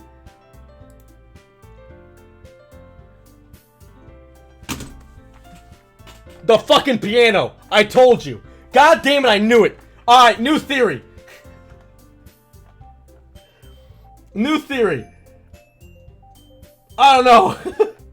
I'm not so certain. But, new theory. I was right about the fucking piano, wasn't I? You shits. Now the piano's really fucking big. And she said she was trying the piano. Thank you, Sugar Bum, for the $5 donation. I called, there's some shit going on. Bastards. I called this shit. But anyway, welcome to the club, Dracula. All words escape me in this situation. This club is full of incredibly cute girls. So let me guess. You're Monica's boyfriend, right? What? No, I'm not. Natsuki. The girl with the sour attitude, whose name is apparently Natsuki, is the one I don't recognize. Her small figure makes me think she's probably a first year. Anyway, this is Natsuki, energetic as usual. And this is Yuri, the vice president. 911, what's your emergency? This is freaking me out, man. It is freaking me out, man. Night, Ice Reaper. Thank you for the 420 bits, White Dog Rabbit. Monica said she was practicing the piano. I'm calling it some shit. Alright, I'm just gonna keep playing. It's nice to meet you. Yuri, who appears comparably more mature and timid, seems to have a hard time keeping up with someone like Natsuki. Yeah, it's great meeting both of you. So I ran into Dracula in our classroom. He decided to come check out the club. Isn't that great? Wait, Monica. Did I tell you to let me know in advance before you brought anyone new? I was going to... Well, you know. Sorry. I didn't forget, but I just happened to run into him. In that case, I should at least make some tea, right? Yeah, that would be great! Why don't you come sit down, Dracula? The girls have a few desks arranged to form a table. Yuri walks in the corner of the room and opens the closet. Meanwhile, Monica and Natsuki sit across from each other. Still feeling awkward, I take a seat next to Monica. Oh my god, last time we had the choice to sit next to Sayori. Ah!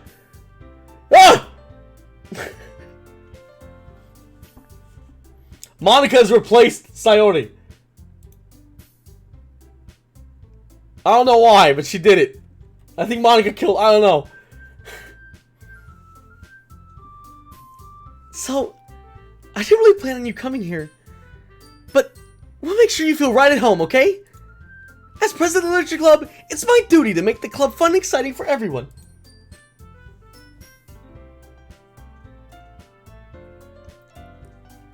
I'm surprised there aren't more people at the club yet. It must be hard to start a new club.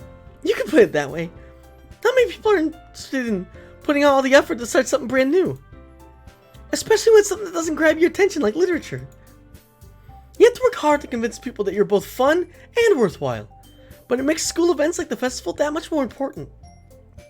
I'm confident that we can all really grow as a club before we graduate. Right, Natsuki? Well, I guess. Natsuki reluctantly agrees. Such different girls, all interested in the same goal. Monica must have worked really hard to find these two. Yuri returns to the table carrying a tea set. She carefully places a teacup in front of all. Yep. You keep a whole tea set in the classroom? Don't worry, the teacher gave us permission. After all, doesn't a hot cup of tea really help you enjoy a good book? Yeah, I guess. She even does the Sayori laugh. Don't let yourself get intimidated. Yuri's just trying to impress you. That's not it. Insulted, Yuri looks away. I meant, you know. I believe you. Well, tea and reading might not be a pastime for me, but at least I enjoy tea. I'm glad. Yuri faintly smiles to herself in relief. So, Dracula, what kind of things do you like to read? Well, haha.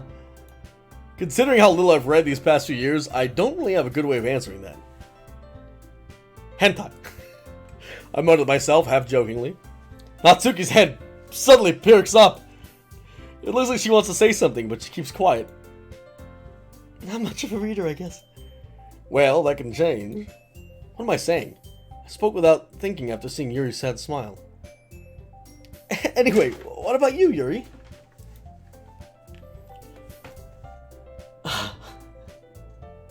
This feels so fucking weird. Well, let's see. Yuri traces the room from a teacup with her finger. My favorites are usually novels that build deep and complex fantasy worlds. The level of creativity and craftsmanship behind them is amazing to me. And telling a good story in such a I've already read this shit! It's equally impressive. Yuri goes on, clearly passionate about her reading. She seems so reserved and timid the moment I walked in, but it's obvious by the way her white... We've already done this! Did anything change? But, you know, I like a lot of things. Source deep... isn't it amazing how a writer can so deliberately take advantage of your own imagination and completely throw you for a loop? Anyway, I've been reading a lot of horror recently. Yeah, I read a horror book once.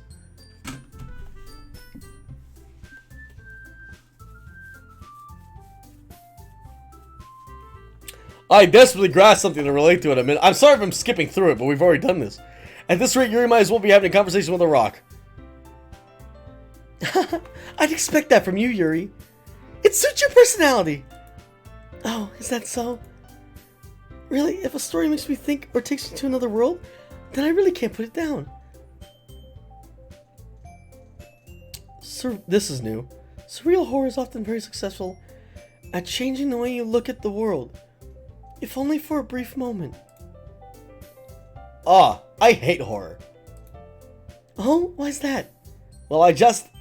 Natsuki's eyes dart over for me for a split second. Never mind. That's right, you usually like to write about cute things, don't you, Natsuki? What? What? What gives you that idea? You left a piece of scrap paper behind in the last club meeting. It looks like you were working on a poem called... Don't say it out loud! And give that back! Fine, fine. Natsuki. Natsuki, you write your own poems? Well, I guess sometimes. Why do you care? No, it's not her. Oh my god, I'm even losing it. Give me a second.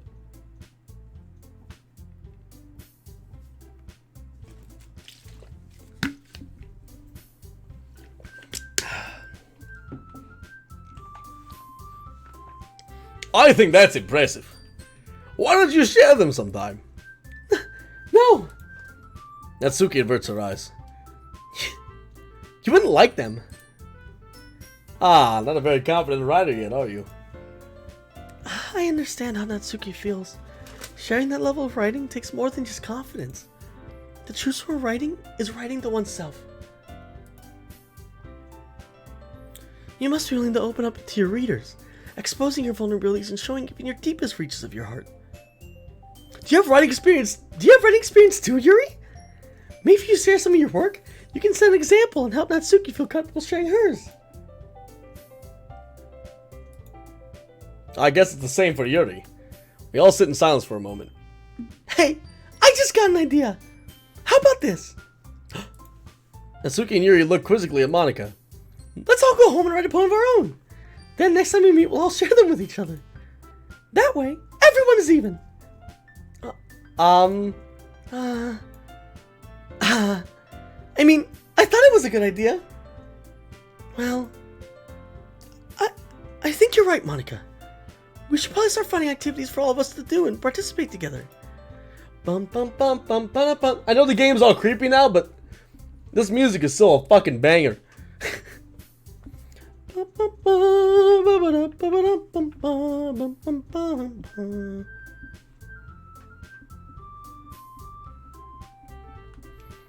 I did decide to take all the responsibility on Vice President after all. I need to do my best to nurture the club as well as its members. Besides, now that we have a new member, it seems like a good step for us to take. Do you agree as well, Dracula? Hold on there, there's still one problem. What's that? Well, now that we reached the most important topic, I bluntly come forward with what's been on my mind the entire time.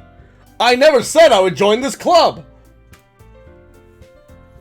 Monika, you have me you may have convinced me to stop by, but I never made any decision.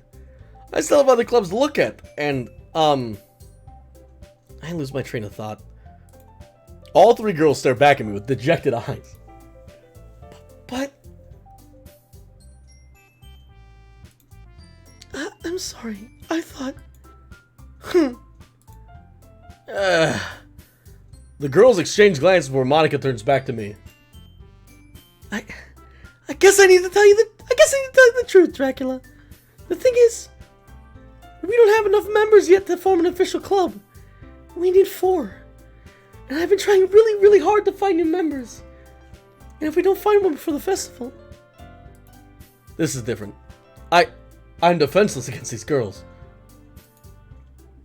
How am I supposed to make a clear-headed decision when it's like this? I feel terrible for letting everyone down in this situation.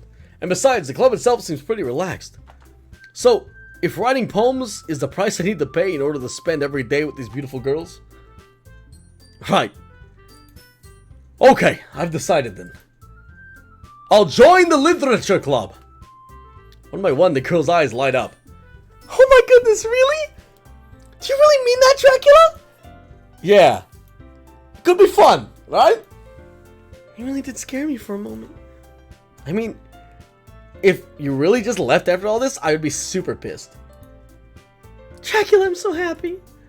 We can become an official club now. Thank you so much for this. You're really amazing. I'll do everything I can to give you a great time, okay? Yo,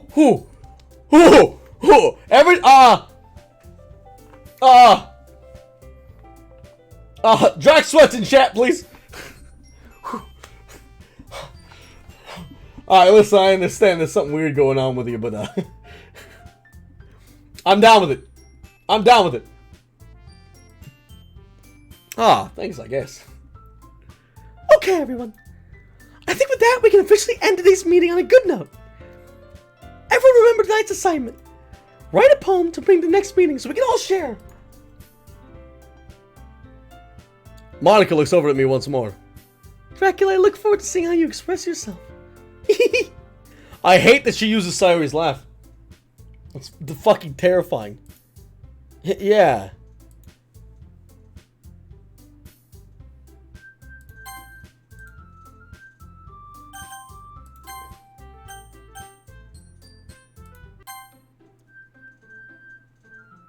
Fucking Christ! Oh, blah, blah, blah, blah. Yeah, I figured that. For a second, I was like, is she still in the main screen? Nope. In fact, it's just the three of them all met.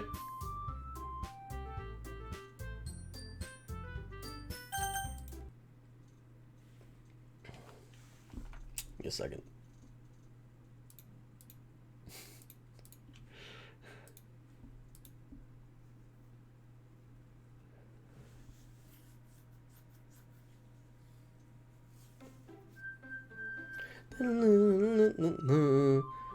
This game is not suitable for children or those who are easily disturbed. Yep. Alright, well.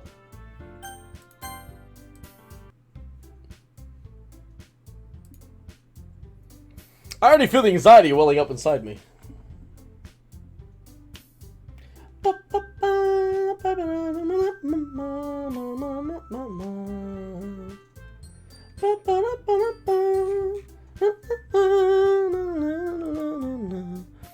Meanwhile, the girls continue to chit-chat as Yuri cleans up the tea set. I guess I'll be on my way then. Okay. I'll see you tomorrow then. I can't wait. With that, I depart the club room and make my way home. This sucks that we're not walking home with Sayori anymore. My mind wanders back and forth between the three girls. Natsuki, Yuri, and of course Monica. Oh. Sayori!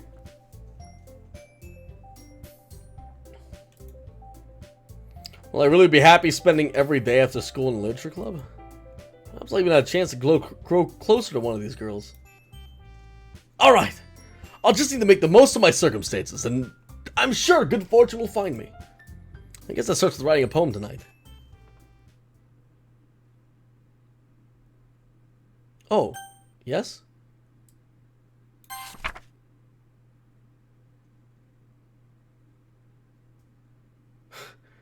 Nothing is real. Question. This isn't a poem. This isn't a poem at all. This isn't a special poem. This isn't a special poem at all! You guys keep telling me to check the files. Jesus Christ. Alright. If it...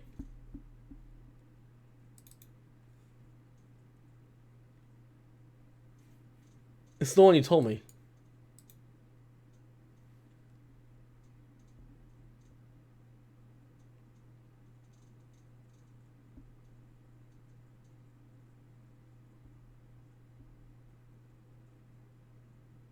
What the fuck?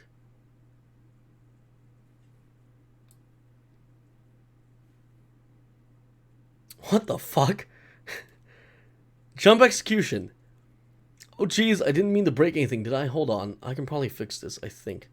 Actually, you know what? This probably would be a lot easier if I just deleted her. She's the one who's making this so difficult. Oh, well, here goes nothing.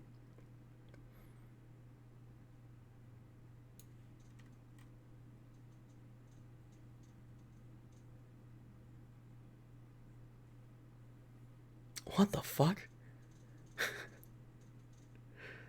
So she just got fucking deleted from the game?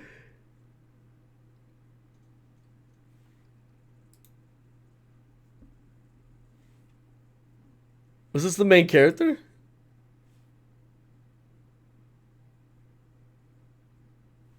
Or, no, it sounds more like Monica, but... Because it does the ah ha ha laugh. No, that's my laugh too. I don't know. By the way, if you didn't know this, chat's been turned off since the second she died. Because I don't trust any of you. I don't trust a single fucking one of you. I'm sorry. I haven't been reading a thing you've been saying. I apologize greatly. Probably for the best. Probably for the best, because I really don't trust any of you.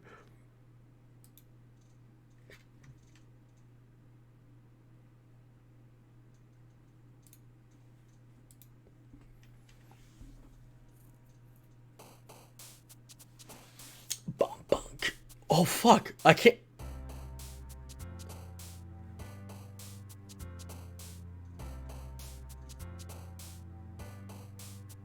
Oh. I guess it's time for a big titty anime girlfriend.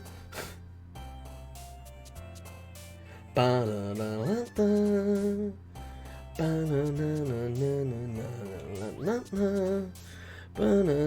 gonna turn it back on just so you guys can... Mods, make sure there's no spoilers. I'm gonna turn it back on. Just so you guys can help me choose what to pick, okay? 5, 4, 3, 2, 1. Just kidding, that was a debate. That was a debate.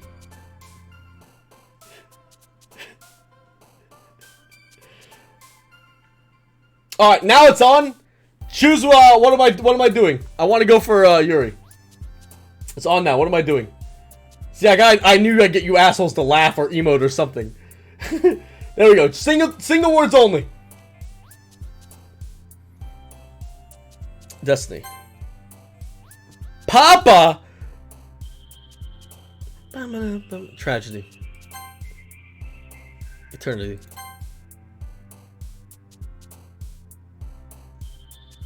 Portrait.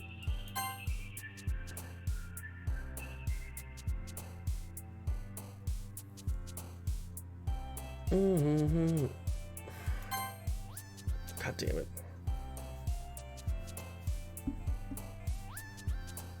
Yeah, Yuri's words are easy to pick, aren't they?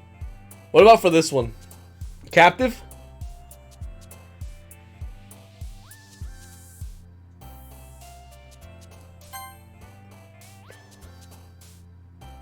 No, I'm gonna pick Monica words. I'm gonna pick Monica words. Unrequited.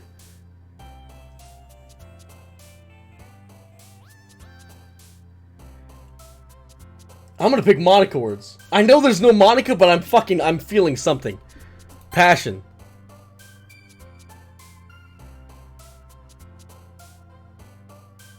Special. Intellectual.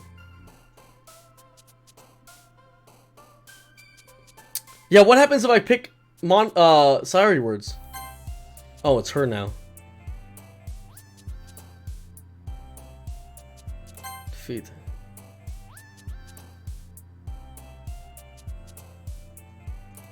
Imagination.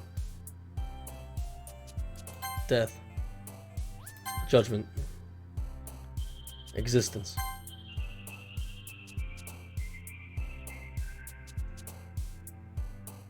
Secretive. Memories. Cage.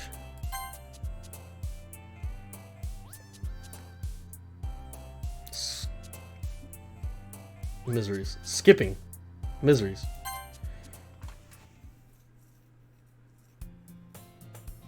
Wait, what did I say?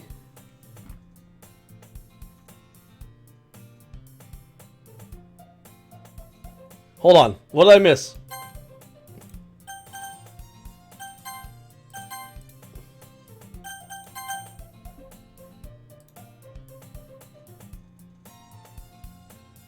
What did I miss?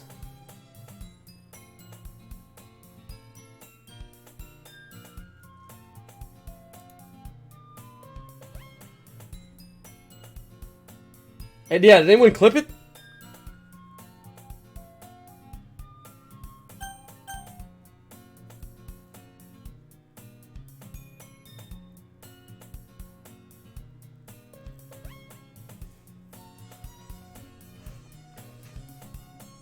What did I miss?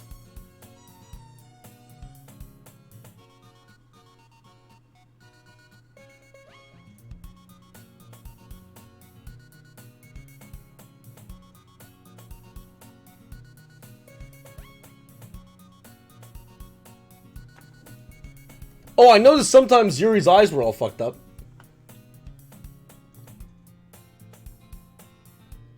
Yo, the music just changed key.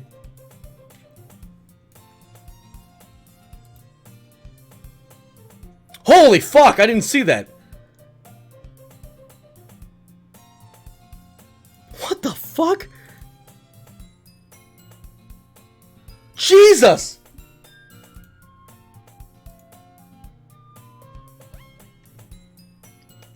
Holy fuck! Jeez, that's terrifying!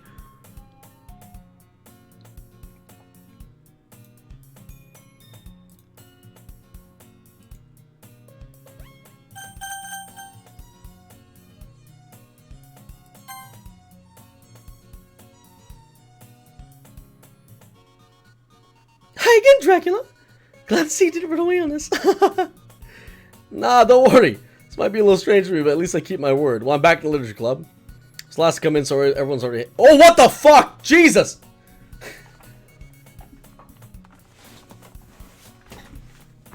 Thanks for keeping your promise, Dracula. The music keeps fucking up. I hate this. I hope this isn't too overwhelming of a commitment for you. Making you dive headfirst in the literature when you're not accustomed to it. Whoa!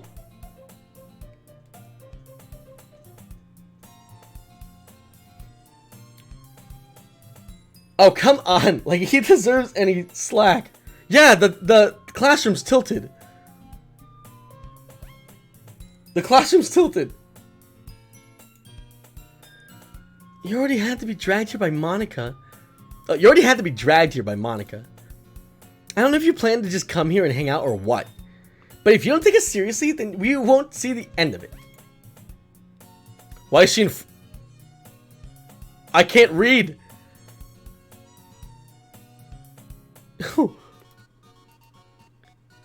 Who's talking? Is that Monica?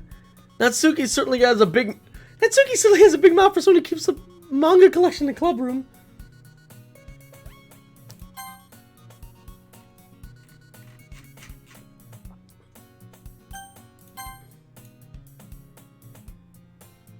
Oh, all right. She's just in front.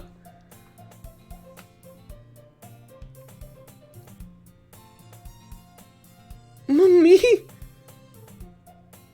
Natsuki finds herself stuck between saying Monica and manga. Manga is literature! Swiftly defeated, Natsuki plops back into her seat.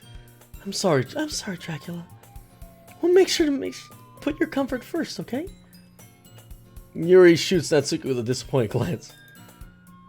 Anyway. Now that she's closer. She's really close. Why is she so close?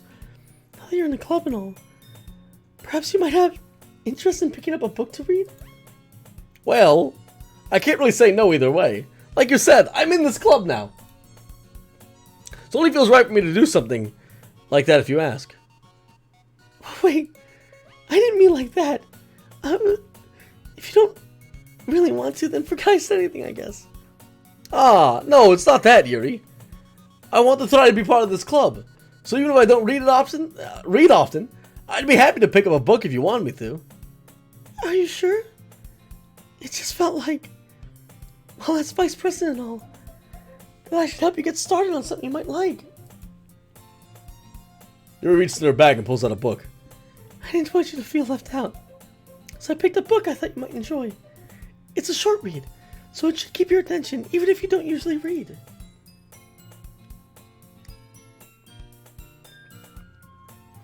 I'm getting like a headache from this classroom. And we could, you know... Why'd she go down? Discuss it if you want. This is... How is this girl accidentally being so cute? Is anyone else getting a headache? Yeah, feeling dizzy. She even picked out a book she thinks I'll like, despite me not reading much. Thank you, I'll definitely read this. I enthusiastically take the book. Phew. Well, you can read it at your own pace. I look forward to hearing what you think. Jesus!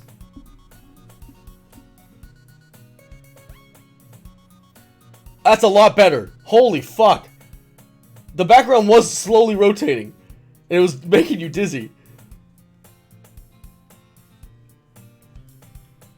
Now that everyone in the club is settled in, I expected Monica to kick off some activities with the club. That doesn't seem to be the case. Yuri's face is already buried in the book. I can't help but notice her intense expression, like she was waiting for this chance. Meanwhile, Natsuki is rummaging around in the closet. I'm really curious to talk to Yuri a little bit more. At the same time, I think I'd feel bad for distracting her from reading. I catch a glimpse of the cover of her book. Looks like the same book she lent to me. More than that, she seems to be on the first few pages.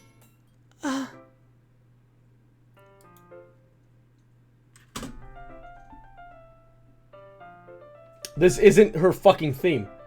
This is Monica's theme. Crap. I think she knows me looking at her.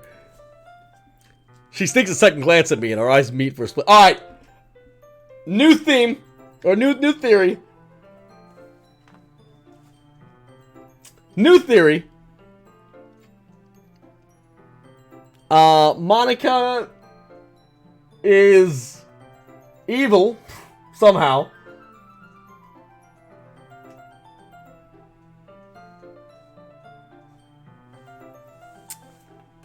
And wants to be in control of everything that's happening. We're getting there. It's getting there. It could be a red herring. I'm not sure. She sinks another glance at me and our eyes meet for a split second. But that only makes her hide her face deeper in her book. Sorry. Oh, sorry. I was just spacing out. I mothered this, sensing I made her uncomfortable. Oh, it's fine. I was focused and I probably wouldn't have noticed in the first place. But I'm just rereading a bit of this, so... That's the book you gave me, right? Mm-hmm. Whoa! I wanted to reread some of it. Not for any particular reason. Just curious, how come you have two copies of the same book? Well, I stopped by at the bookstore yesterday.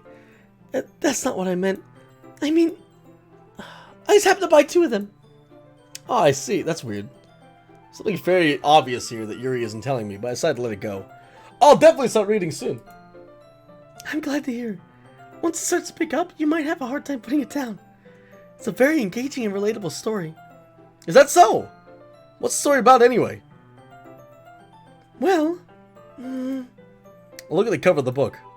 The book is titled The Portrait of Markov. There's an ominous looking eye symbol on the front cover. Yeah, this is a really interesting read. Basically, it's about this religious camp that was turned into a human experiment prison. And the people trapped there have this trait that turns them into killing machines that lust for blood. But the facility gets even worse. They start selectively breeding people by cutting off their limbs and affixing them to... Oh, that might be a little bit... Oh my... What the fuck? But anyway, I'm really into it. The book, I mean. Not the thing about the limbs. That's kind of... It's kind of dark, isn't it?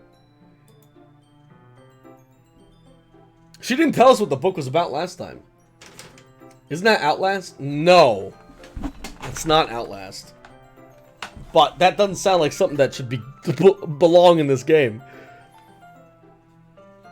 That's such a weird thing. Right? Portrait of Markov. Is that like an actual book? I'll have to look that up later. That's a really weird thing to put in the game. Unless selective breeding comes back in this somehow, which I doubt.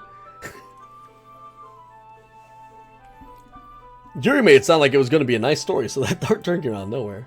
Are you not a fan of that sort of thing, Dracula? No, it's not that. I mean, trust me. I love bloodlust, alright? Me? Yeah. But I can definitely enjoy those kind of stories, so don't worry. I hope so. Yeah, I totally forgot Yuri's into those things. She seems so shy and reclusive on the outside, but her mind seems to be completely different. It's just that this kind of story, this kind of challenges you to look at life from a strange new perspective. When horrible things happen, not just because someone wants to be evil, but because the world is full of horrible people and we're all worthless anyway. Then suddenly... What the fuck? I'm rambling, aren't I? Not again. I'm sorry. Hey, don't apologize. I haven't lost interest or anything. Well, I guess it's alright then. But I feel like I should let you know I have this problem. When I let things like books and writing fill my thoughts, my whole body gets incredibly what? My whole body gets incredibly full. Sorry, I had to check the VOD really quickly. I kind of pay attention to other people. So I'm sorry if I end up saying something strange. And please don't stop me if I start talking so much. I really don't think you need to worry. That just means you're passionate about reading. At least I can do is listen. It's a literature club after all. That's true. In fact, I might as well get started reading it, right? Oh fuck! Jesus! That scared me shitless!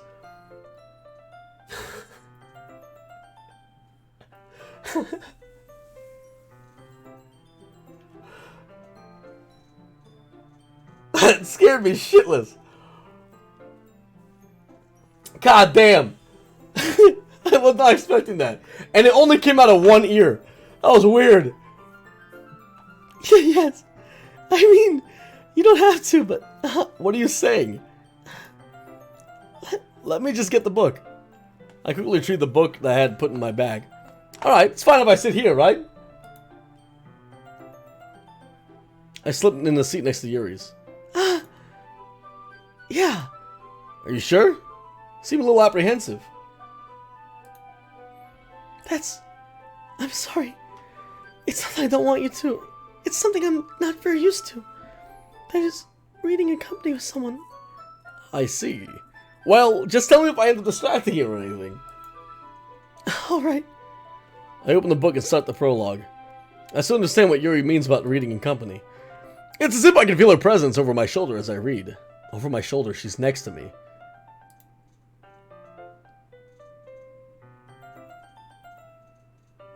It's not particularly a bad thing. Maybe a little distracting, but that feeling is somewhat comforting. Yuri's in the corner of my eye. I realize she's not actually looking at her own book. I glance over. Looks like she's reading from my book instead. Sorry! I was just bathing... Check that again. I was bathing in the heat of your body? What the fuck? You really do apologize a lot, don't you? I do? Alright, whoever keeps taking over is the one doing shit. Someone is controlling the game right now and fucking with it.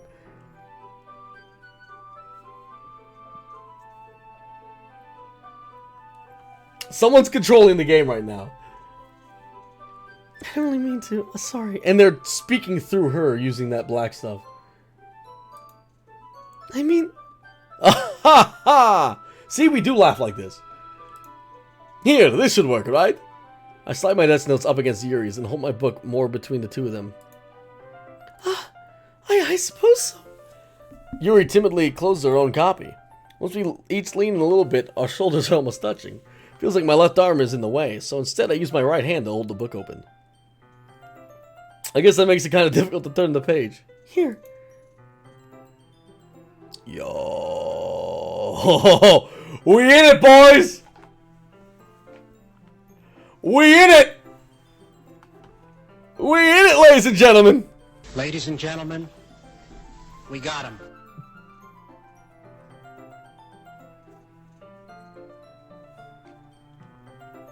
Yuri takes her left arm and holds the left side of the book between her thumb and her forefinger.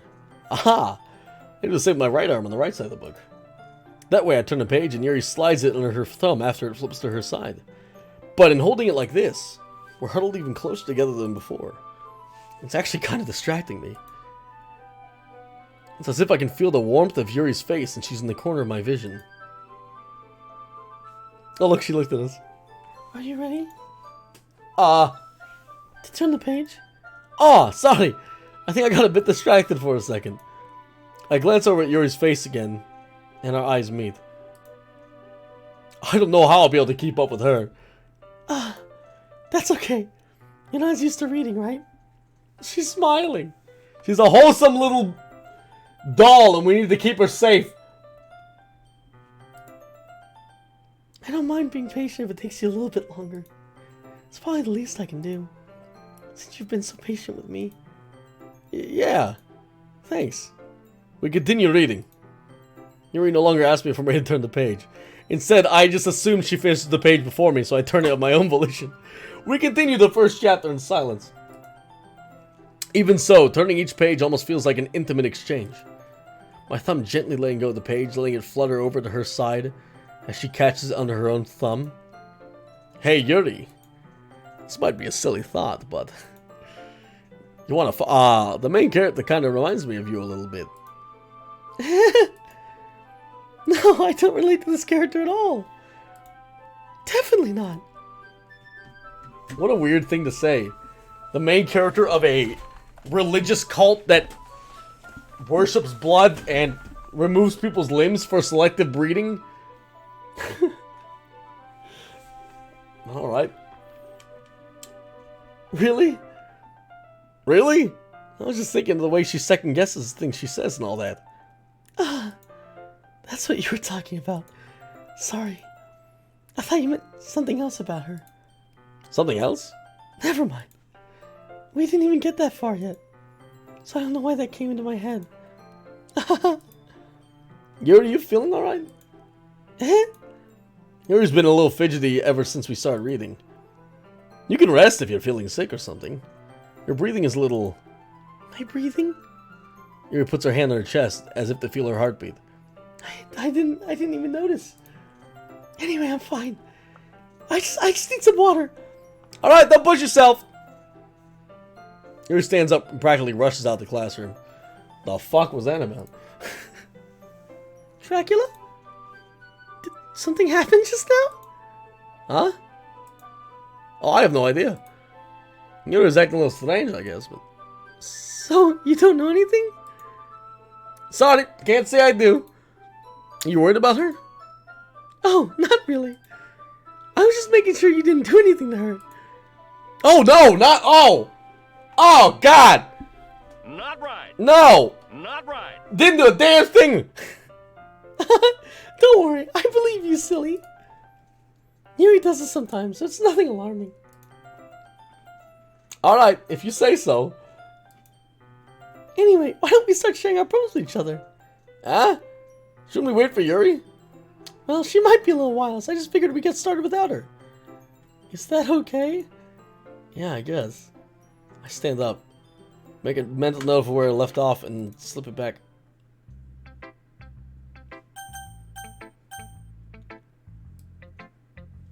I mean, I guess we only have Natsuki, right? I told Natsuki I was interested in her poems yesterday. It's probably only fair I shared mine with her first. Huh? Oh, fuck! What the shit?!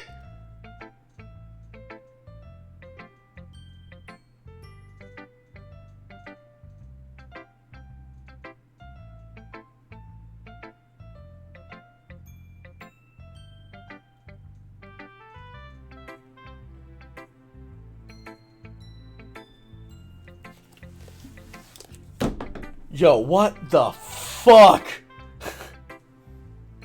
What in the shit?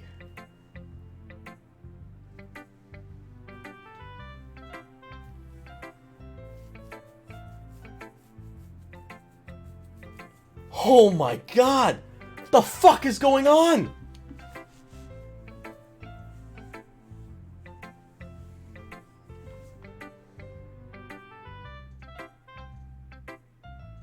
Everyone's theme has been replaced by Monica's theme, by the way. Just throwing that out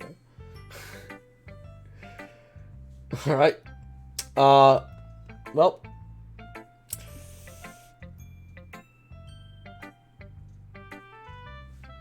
Thank you, Domino Lady. I just wanted to see you guys' reactions to that for a second. What in the absolute fuck? No, this is her theme. This right here. This? You hear it's the fun noises? That isn't. That right there was not part of her theme. That's Monica's theme. The piano is Monica's theme. I'm not crazy. I'm not crazy. Her eyes popped out. Dracula, if you're not gonna take this stuff seriously, then go home. What? Your eyes popped out. Do you expect me to believe that you actually put effort into this? Do you think I'm stupid? I'm not a writer. Maybe it's not very good. Yeah, I did put in effort. We all start somewhere, right? If you're still proud of the first poem you ever wrote, I'd like to read it. Painful to think about. Fine. Well, sorry. You'll get better anyway. I tell you what to improve, but you're better off just trying again. Fair enough. Well, each their own, I guess. Anyway, I gotta share mine now. Knowing you'll probably think it's stupid. It's just this again.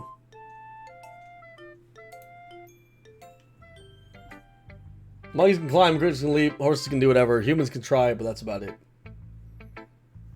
Yeah. I told you that you weren't gonna like it. Did someone clip that? They did. Okay. The absolute fuck. I like it. I like this game more. Excuse me if I'm in the minority. I like this game more when it wasn't nightmare fuel.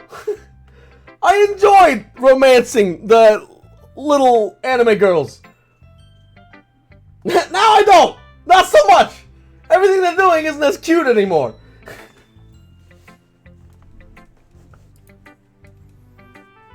What? Just be honest. I am. Why are you so convinced I wouldn't like it? Well, because everyone in high school... Yeah, okay, we all knew this. So I don't take my writing seriously. Well, isn't the point of poems that people express themselves? Your writing style wouldn't make your message any less valid. Yeah, exactly. I like when it's easy to read, but when it hits you hard. Like in this poem. Seeing everyone go around you do great things can, like, be really disheartening.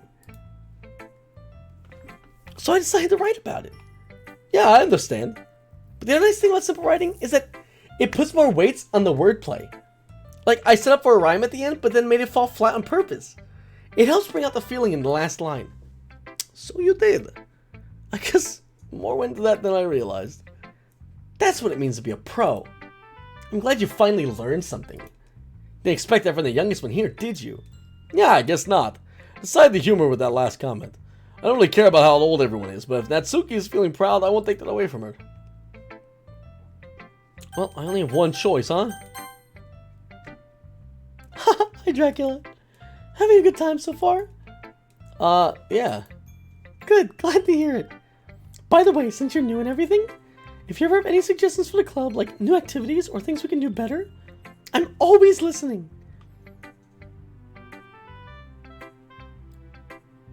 I'm always listening. Always listening. Always listening. Don't be afraid to bring things up, okay? Yeah, you got it, demon. Alright, I'll keep that in mind. Of course I'll be afraid to bring things up. I'm much better off just going with the flow until I'm more settled in. Anyway, want to share your poem with me? It's kind of embarrassing, but I guess I have to. Don't worry, Dracula. We're all a little embarrassed today, you know? It's that sort of barrier that we'll all learn to get past soon. Yeah, it's true. I hand Monica my poem. Great job, Dracula. I was going, ooh, in my head while reading it. It's really metaphorical. I'm not sure why, but I didn't expect you to go for something so deep. I guess I underestimated you. It's easiest for me to keep everyone's expectations low. That way, it always counts when I put in some effort. That's not very fair. Well, I guess it worked anyway. You know that Yuri likes this kind of writing, right? Writing that's full of imagery and symbolism. Sometimes I feel Yuri's mind is just totally detached from reality. I don't mean it like it's a bad thing, though. But sometimes I get the impression that she's just totally given up on people. She spends so much time in her own head, it's probably a much better interesting place for her. But that's why she gets so happy when you treat her with a lot of kindness. I don't think she's used to being indulged like that. She must really be starved for social interaction, so don't blame her for coming on a little strongly. Like earlier. I think if she gets too stimulated, she ends up withdrawing and looking for alone time. Suddenly, the door opens. Yuri! Yuri! I'm back. Did I miss anything? Not really. We like to start sharing our poems with each other. Uh-huh? Already? I'm sorry for being late. No need to apologize. We still have plenty of time, so I'm more than glad you took all the time you needed. Alright. Thanks, Monica. I suppose I should get my poem now. Anyway, do you want to read my poem now? Don't worry, I'm not very good. First time I ever saw her eyebrows move. You sound pretty confident for someone who claims not to be very good. Well, it's because I have to sound confident. Doesn't always mean I feel that way, you know? I see. Well, let's read it then.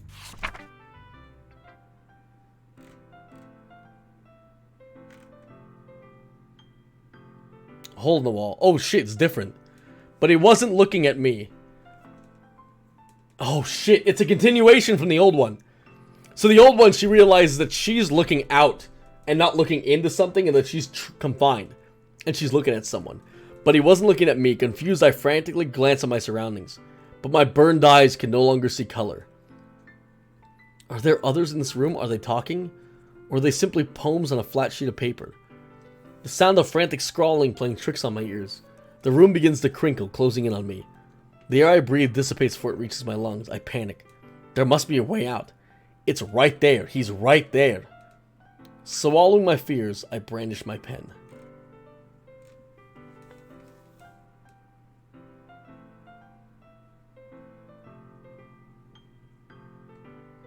By the way, if you listen when it's straight Monica, she has arpeggios on the piano.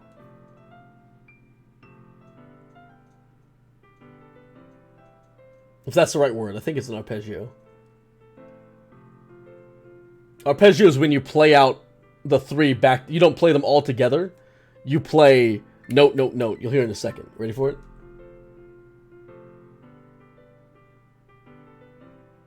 That right there. Dun. Instead of dun dun, it's dun dun. Same beat,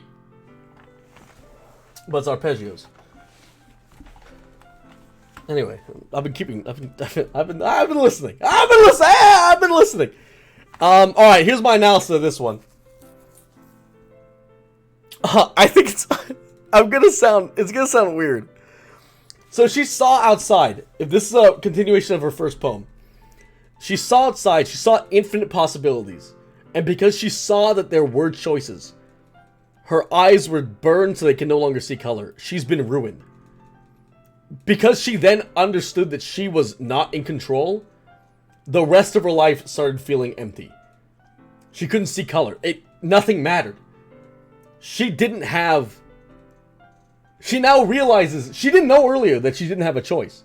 Now she knows she doesn't have a choice, and she's stuck. So she's frantically trying to get as much control as she can, but the more she does, the more she exerts herself, the more she feels like she's being suffocated. And now she's starting to panic. And she keeps seeing someone, and she wants to get to that thing or that person. So she decides to write.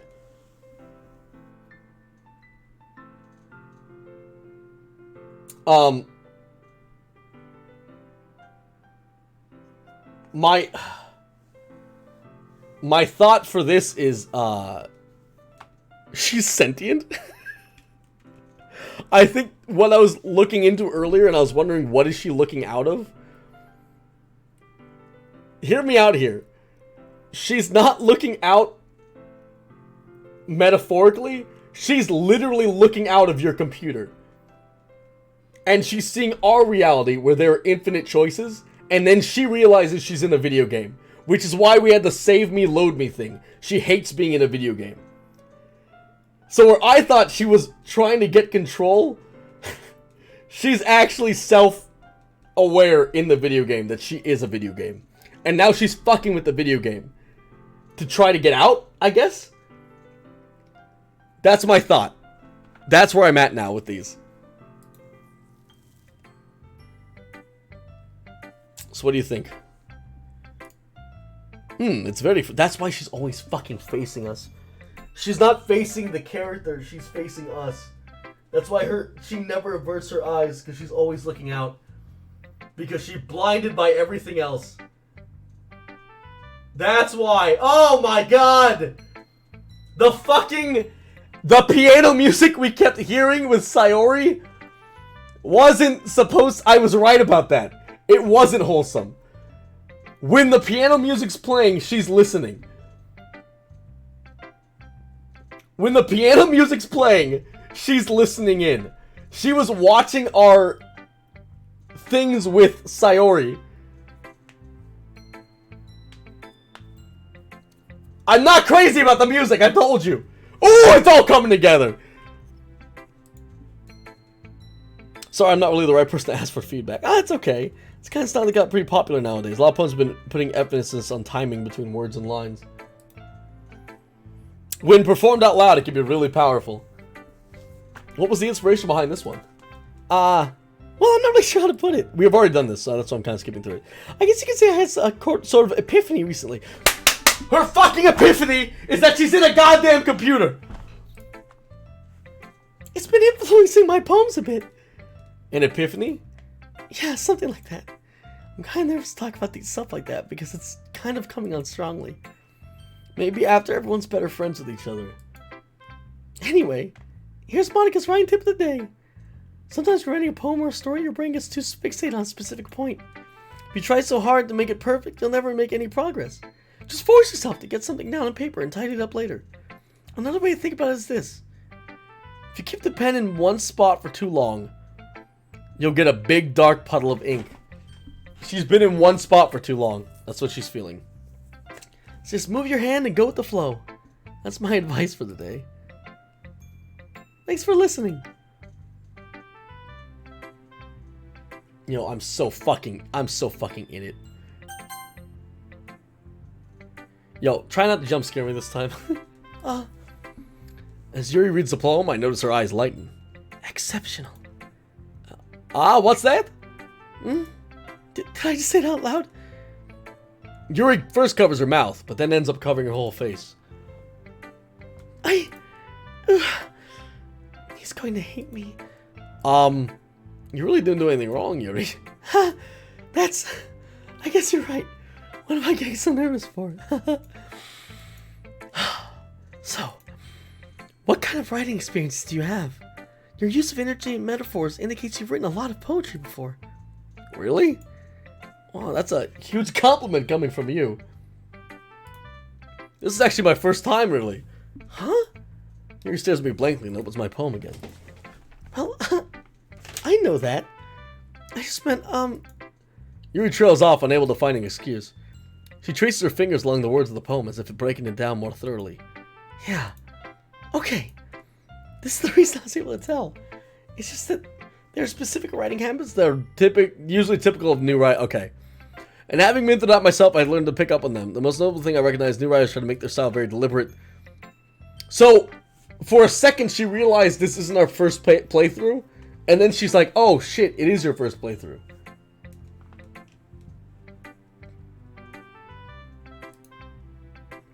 And the end result is that both the style and expression of are weakened.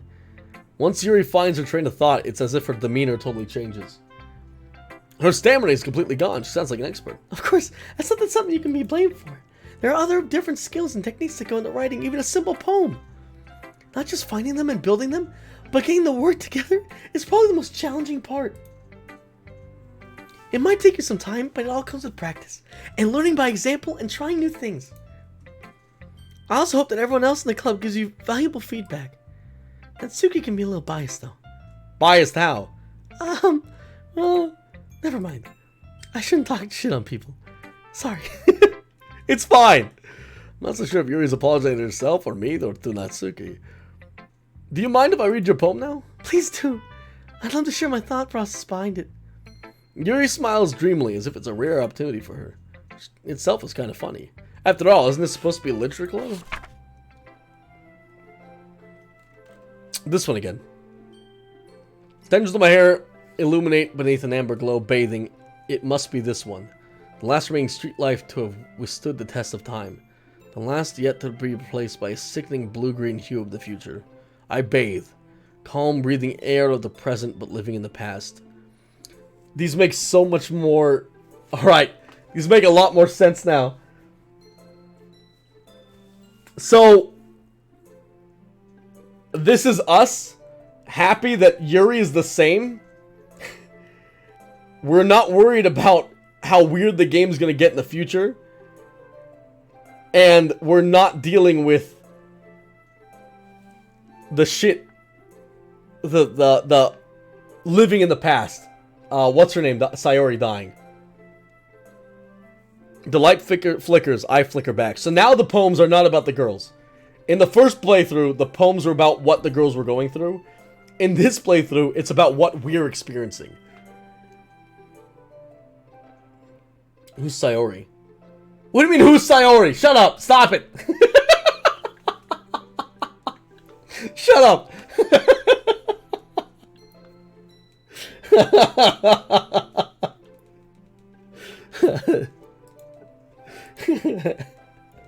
Who's Sayori? Oh, you guys are funny.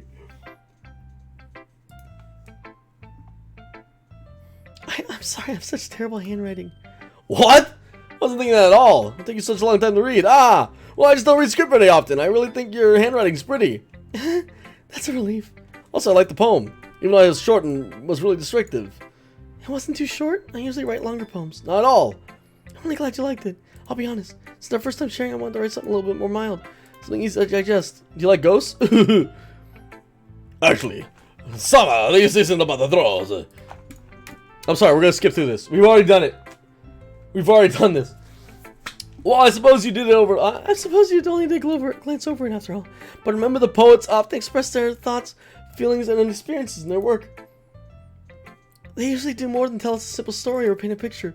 In this case, perhaps the subject of the poem is only being symbolically compared to a ghost, lingering in her last remaining place of comfort, unable to let go of the past, and soon to be left with nothing. It's a lot more solemn way of putting it.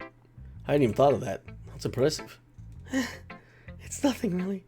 Yours was impressive, too.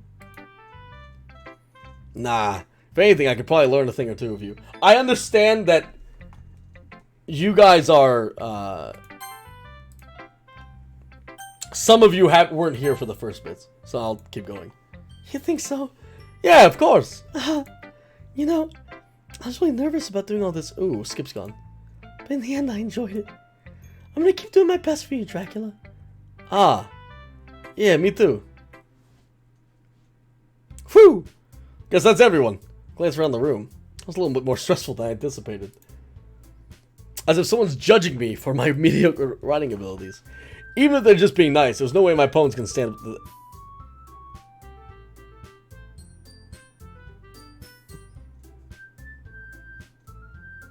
You heard that, right?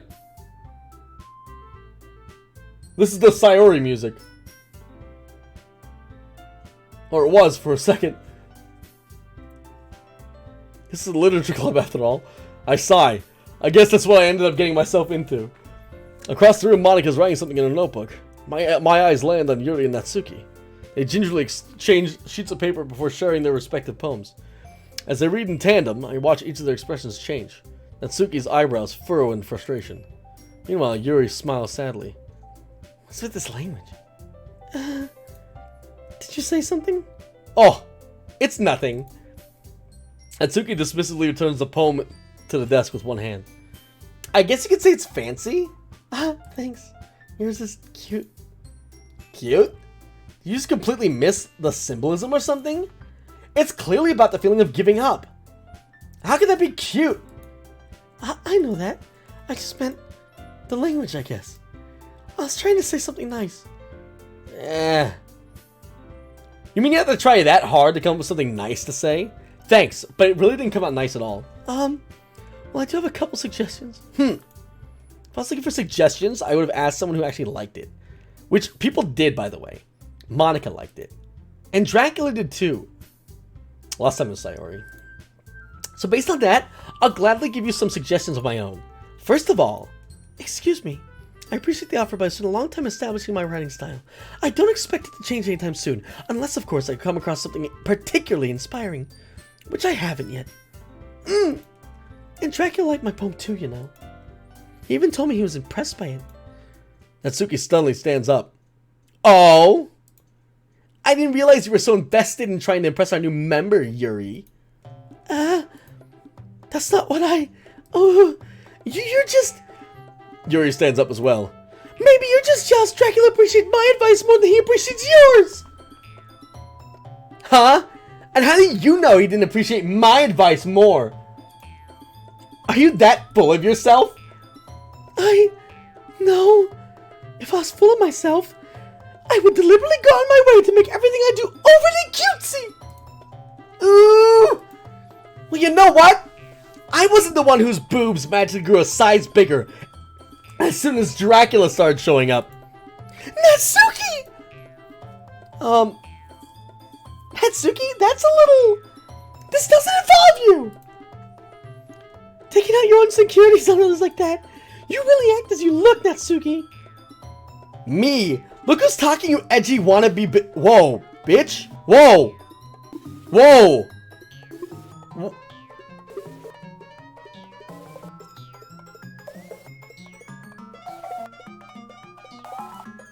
Edgy?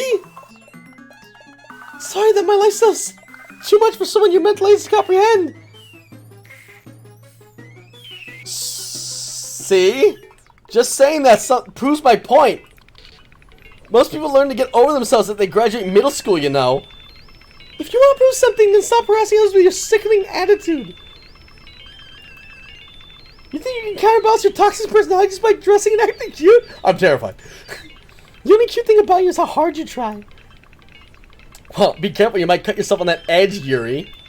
Oh, my bad, you already do that, don't... Oh my god!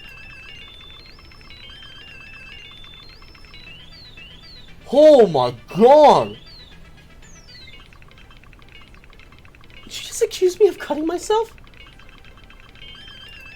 What the fuck is wrong with your head? Yeah, go on. Let Dracula hear everything you really think. I'm sure he'll be head over heels with you after there's cursing and shit. Suddenly Yuri turns me as if she just knows I was standing here. Dracula! She's just trying to make me look bad! That's not true. She started it.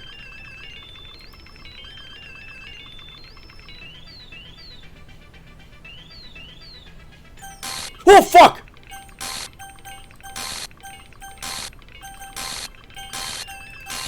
Oh, fuck!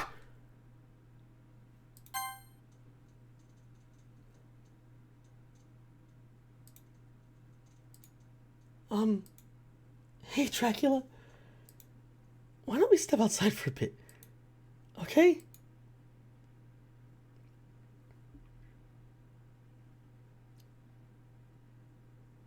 Sorry about that. They really should have tried to get you involved. It's probably better for us to just stay out of this. We'll go back inside once they're done yelling. Some person I am, right? I can't even comfort my own club members properly. Quintan, they go to tier 1 sub 15 months in a row. I just wish I was able to be a little more assertive sometimes. But I never really have it in me to put my foot down against others. You understand, right? Anyway. If this makes you want to spend less time with the others, that's fine. I'd be happy to spend time with you instead. I'm sure you would, you lunatic. Suddenly, Natsuki runs out of the classroom. She quickly runs away. Oh dear. Well, it looks like they're done. I didn't mean it. I didn't mean it. I didn't mean it. Yuri is rocking back and forth on her desk with her palms on her forehead. Yuri? I didn't mean it. I believe you. I have no idea what Yuri might have said to Natsuki. Or did. Dracula, please don't hate me. Please. I'm not like this. There's something wrong with me today. It's fine, Yuri. We know you didn't mean it. Besides, I'm sure Natsuki will forget all about it tomorrow. Completely. Holy shit!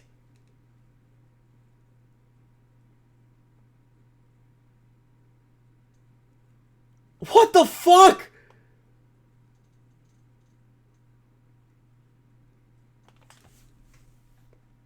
No, that's her room. That's the scene of her hanging herself. Anyway, the meeting's over, so you can go home now if you want. Yuri looks at me as if she wants to say something.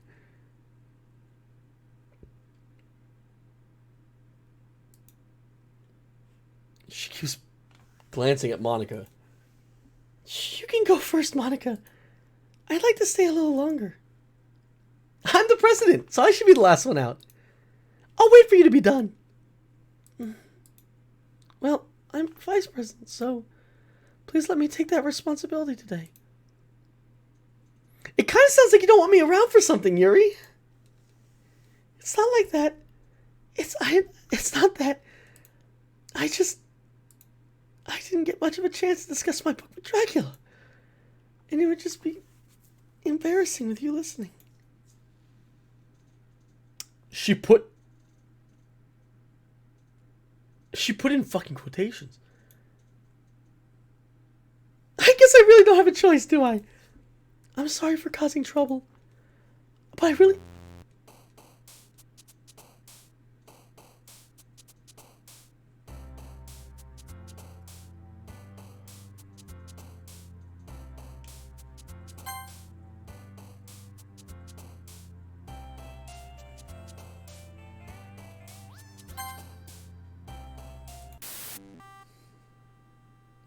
Sorry, I should have picked that, and that's on me. I apologize. Okay, well, this is just... you know what? Sorry, I'm choosing the wrong ones, clearly. Melancholy. Oh, nope, wrong one. Alright, Doki Doki. Yes, Doki Doki's right, okay. Insight. Nope, wrong one, my bad. After image. Nope, sorry again. Unrestrained. Nope, oops. Marriage. Nope, secretive. Nope, wrong one, pleasure. Okay, pleasure was good.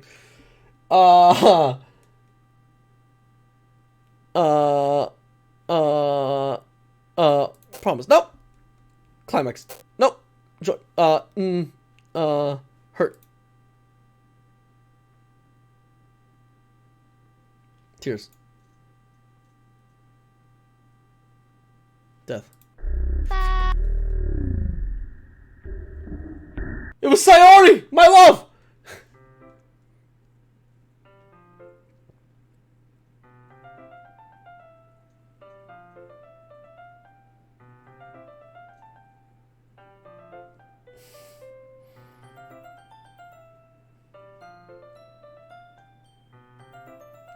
Another day passes and it's time for the club meeting again.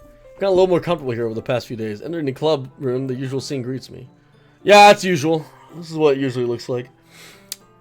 Welcome back, Dracula. Hi, Yuri.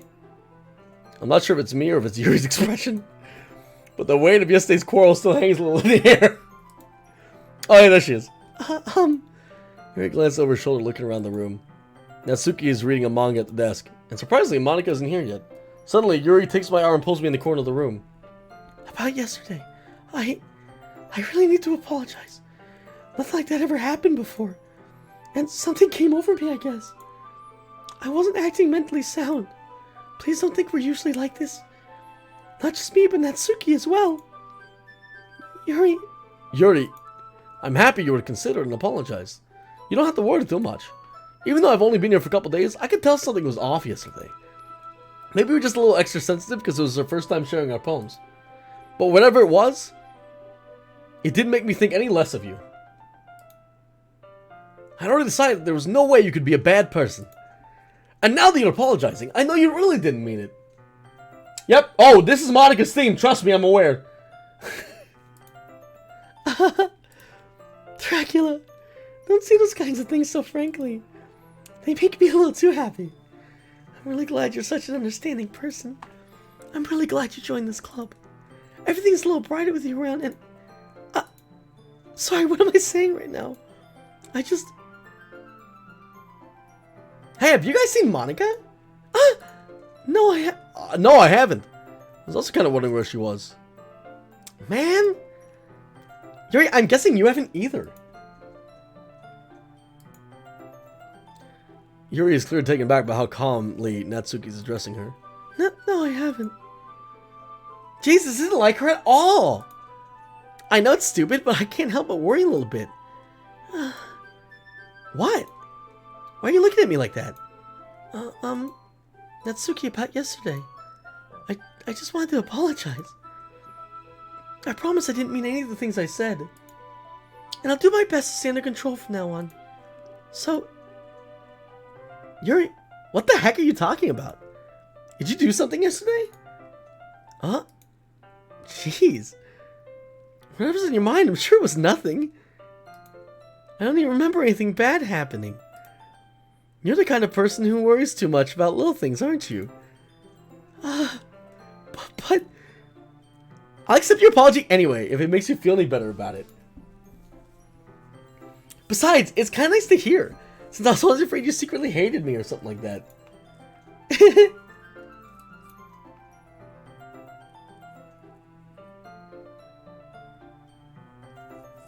Her eyes look wrong.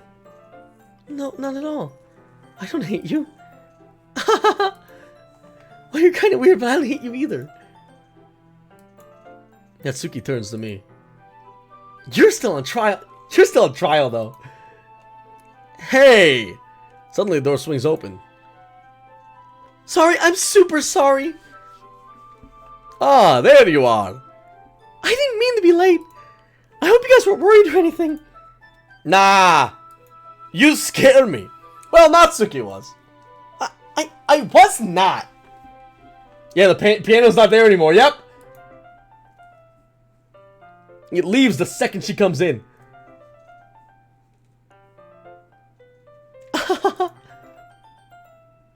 What took you so long, anyway? Well, my last period today was study hall. To be honest, I just kind of lost track of time. That makes no sense, though. You would have heard the bell ring at least. I must not have heard it since I was practicing piano. Piano? Or piano? I wasn't aware you played music as well, Monica. Give me more credit than I deserve. I guess I've been practicing for a while, but I'm still not really good yet. Still, that must require a lot of dedication, so I'm still impressed.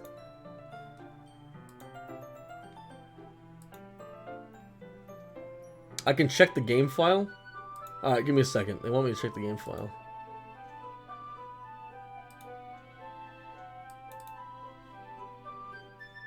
This isn't it.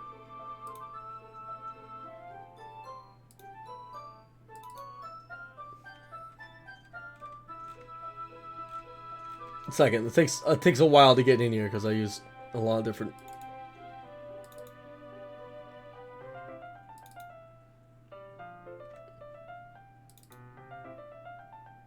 What the fuck?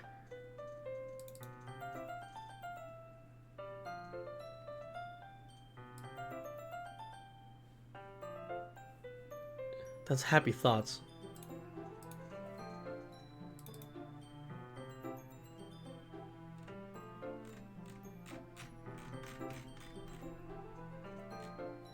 What in the shit?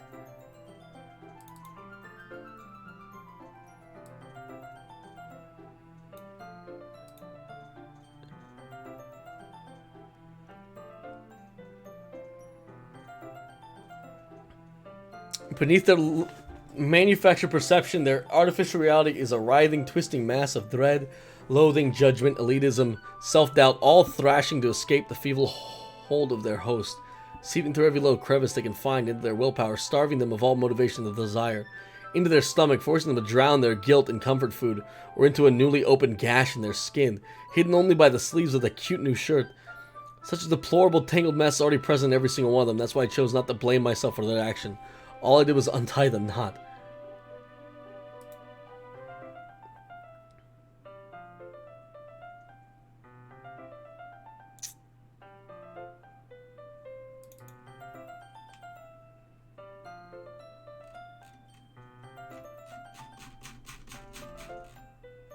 Nothing. Alright, let's leave that open, see if it changes at all. Look at the characters. Oh, no, hold on.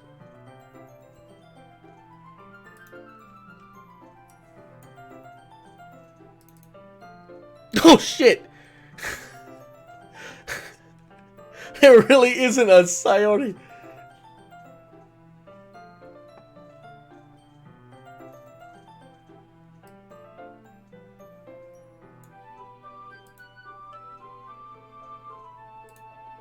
Well, it said that she was deleted on the screen. It said that the file was gone.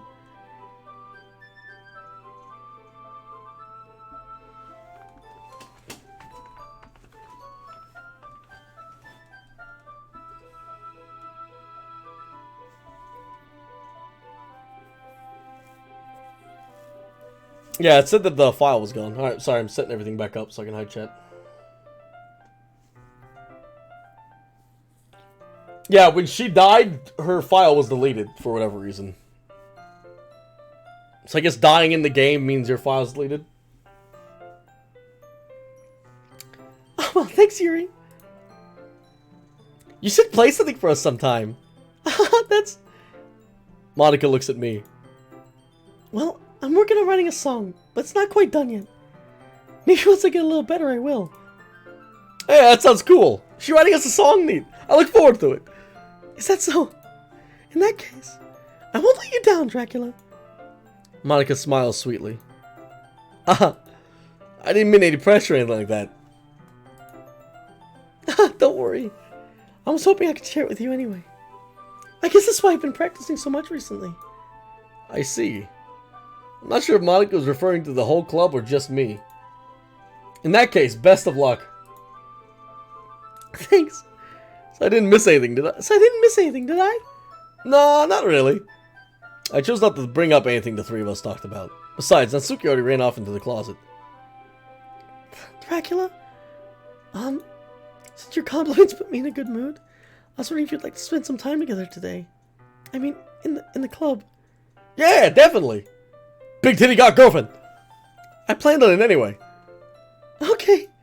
Can we start now? Let's find a place to sit. I'm being a little forceful, aren't I? I'm sorry. My heart just won't stop pounding for some reason. Don't worry about it. If anything, it's nice to see you have so much energy. Yeah, but I need to try and calm down. I won't be able to focus on reading like this. Take your time. I understand being the Dracula gets the blood pumping, huh? Yuri takes a big, deep breath and pulls a copy of her book out of her bag. Actually, I have a request. Do you mind if I make some tea first? Not at all. Thanks very much. Oh, thanks very much. There's one thing I can make my reading time here any better. It's a nice cup of tea. Not to mention for yourself as well. Yuri stands up and makes her way to the closet. I follow as she retrieves a small water pitcher from the shelf. The kind with the filters. Oh, Brita. Okay. Can you hold on to this for a second? Sure. Yuri hands me the water pitcher and also fetches an electric kettle. I'm going to plug this in the teacher's desk, then I'll go get some water. She walks past me and sets the kettle down on the teacher's desk. I simply watch her movements. To my surprise, the way she moves really contrasts her speaking mannerisms. Especially because of her long legs, Yuri appears elegant and methodical. Okay, may I have the water pitcher? Thanks, I'll be right back. I might as well walk with you. That's okay. You stay here. It won't take long. Pitcher in hand, Yuri hurries out of the classroom. Did Yuri leave you again? No, it's not like that this time. She's just filling up the water pitcher to go make tea. Okay. Sorry for the misunderstanding. 10 minutes pass. Yuri said it wouldn't take long. Something holding her up? I'm bored just waiting here, so I decided to go look for her. Fuck.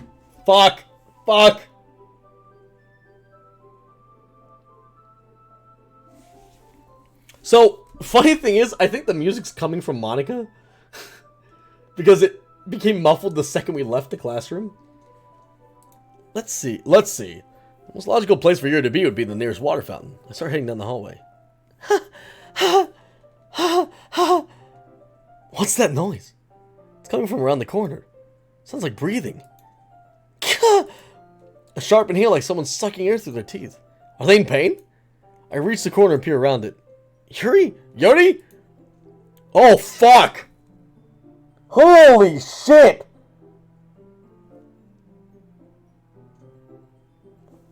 Yeah! Whoa, fuck!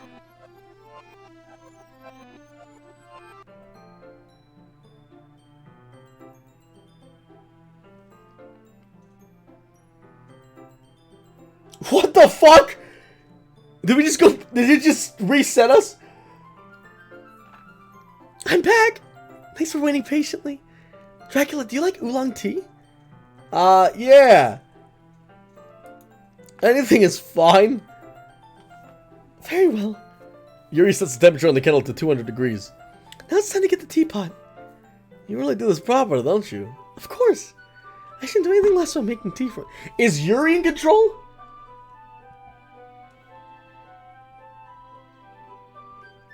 Wouldn't Monica be trying to make us hate all of them? Why would she reset it after we saw Yuri? That doesn't make any sense. I wouldn't do any less than making tea for others. Even if I'm not an expert at tea or anything. In that case, you'll only be more impressed. Ah, perhaps I will. Yuri fetches the teapot. I ask you guys things again. I normally keep chat off. I'm sorry. I don't trust any of you. I'm very sorry. And this game got really interesting to me. I'm very sorry. Besides, I don't really have time to talk to you because I'm reading all this shit. Yuri fetches the teapot and begins measuring the tea leaves. To my surprise, she even starts humming a little to herself. You must be in a good mood now. Is that so? I was letting it show. And you noticed. I was doing a bit of thinking. I decided I would try expressing myself a little bit more. Turns out it's not very hard for me to do. When it's you who's around, anyway. Ah, that's great, Yuri. And don't push yourself too much. You're always worrying about me, Dracula. It's very endearing. That's... Yuri wasn't kidding. I don't even know if I can keep up with this. I watch Yuri pour a cup of tea for each of us. Dracula, I have another request. Do you mind if we sit on the floor today? Alright, what? Huh? It's a little easier on my back because of my ginormous breasts! I can read my back against the wall rather than bending over at my desk. Ah, sorry, I didn't realize. No worries. I just have back pain very regularly, so I do my best to manage it. Is that so? Is it because of your enormous breasts? I wonder why that is. It's most likely because of my enormous breasts! Ah, your posture, right? Always hunched over like that while reading? Yes! Yes, exactly, I bet! Terrible reading posture! That's why I should sit on the floor! Fair enough. I'll go ahead and get the book. I retrieved my book from my bag. Ah, I have some chocolate as well. It's a bag of small chocolate candies. I take it since it'll go well with my tea. Yuri and I then sit against the wall, teacups at our sides. As if in sync, we assume the same reading position as last time, each holding one half of the book. Except this time, our bodies are even closer to each other. I can't see too well. Yuri slides closer, our shoulders are touching. How am I supposed to focus on reading like this? Nani, nani, na. Well, it was kind of cute, but she's being less apprehensive. It's almost more than I can handle. I have an erection in my pants, and my pee-pee is hard. Your teacup. Yuri hands me my teacup. Holding it with my hand, it's not holding the book. I end up in a position that makes it even harder to focus. Because now I need to worry about making sure I don't accidentally touch her chest. Meanwhile, Yuri hasn't noticed a single thing. She wears her intense reading expression. I can only presume the world around her fades away. I use all my willpower to focus on reading. After a few minutes, I managed to relax a little. I put the teacup between my legs and fumbled with the chocolate wrapper. Ah, sorry. I briefly let go of the book to finish opening the wrapper. You can have as much as you want. That's okay. I won't take any. Eh? Are you sure? Nani? Well, if I touch it, then I might get sponges on the pages. Ah, you're right.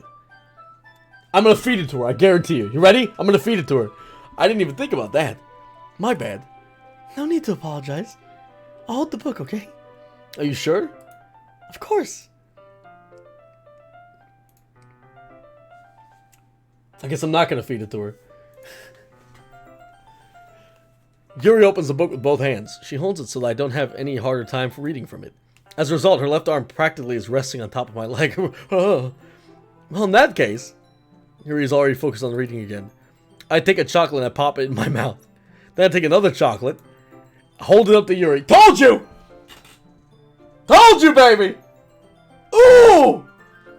We got game. She doesn't even look away from the book. She simply parts her lips as if the situation was completely natural. But that means I can't stop here. I apprehensively place the chocolate in her mouth. Just like that, Yuri closed her lips over it.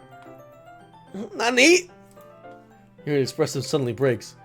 Did I just... Yuri looks at me like she needs to confirm what just happened. She is cute AF. Dracula? Sorry! I guess I shouldn't have done that.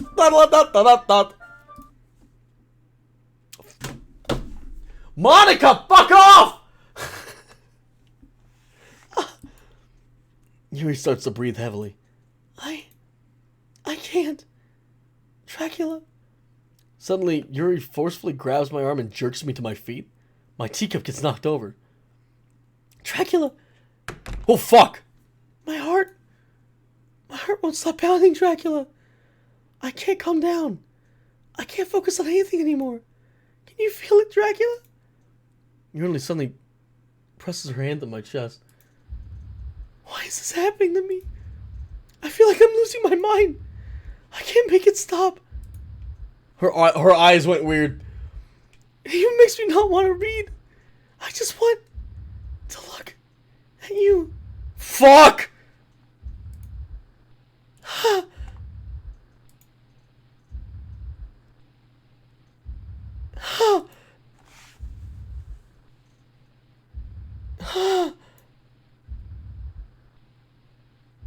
Oh fuck! Jesus Christ!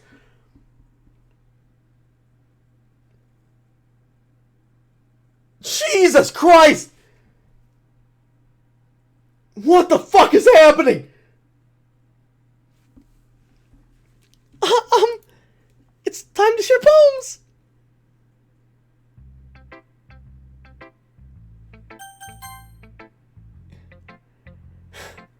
I've been waiting for this.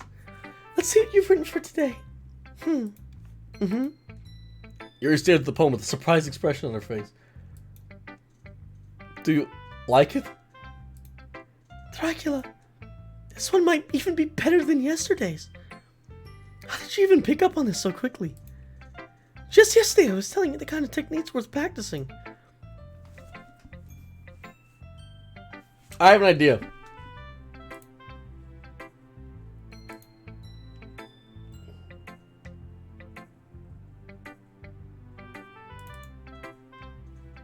Which one was it?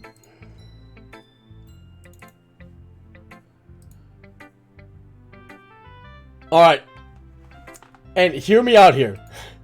I just had an idea. So this is from in the game files. It's like it's a note from whoever's controlling it.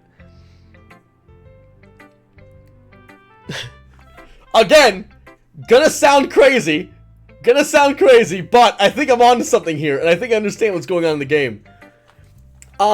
They are not a visual novel.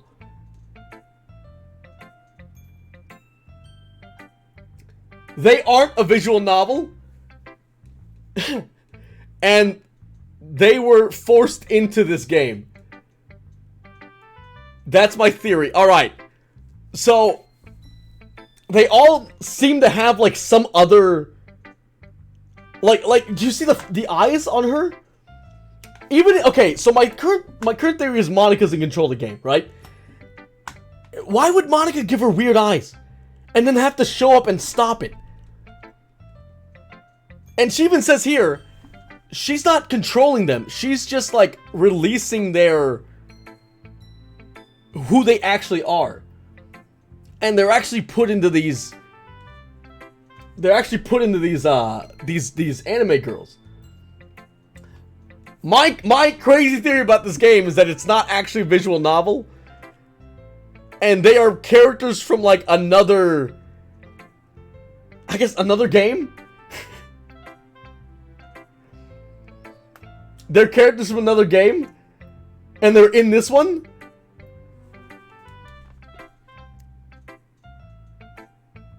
That's I'm reading this, and then we saw what happened with Yuri. And I honestly think they're characters from another game. It's cursed. It's not a bad theory. I kind of look like an anime character. Seriously, he needs to watch the Game Theories video after the stream. MatPat made a theory about this. I think. What did he make a theory about? What does MatPat say? What does why the fuck do I care? What does MatPat have to say? Is it actually Five Nights at Freddy's? Is this actually Five Nights at Freddy's?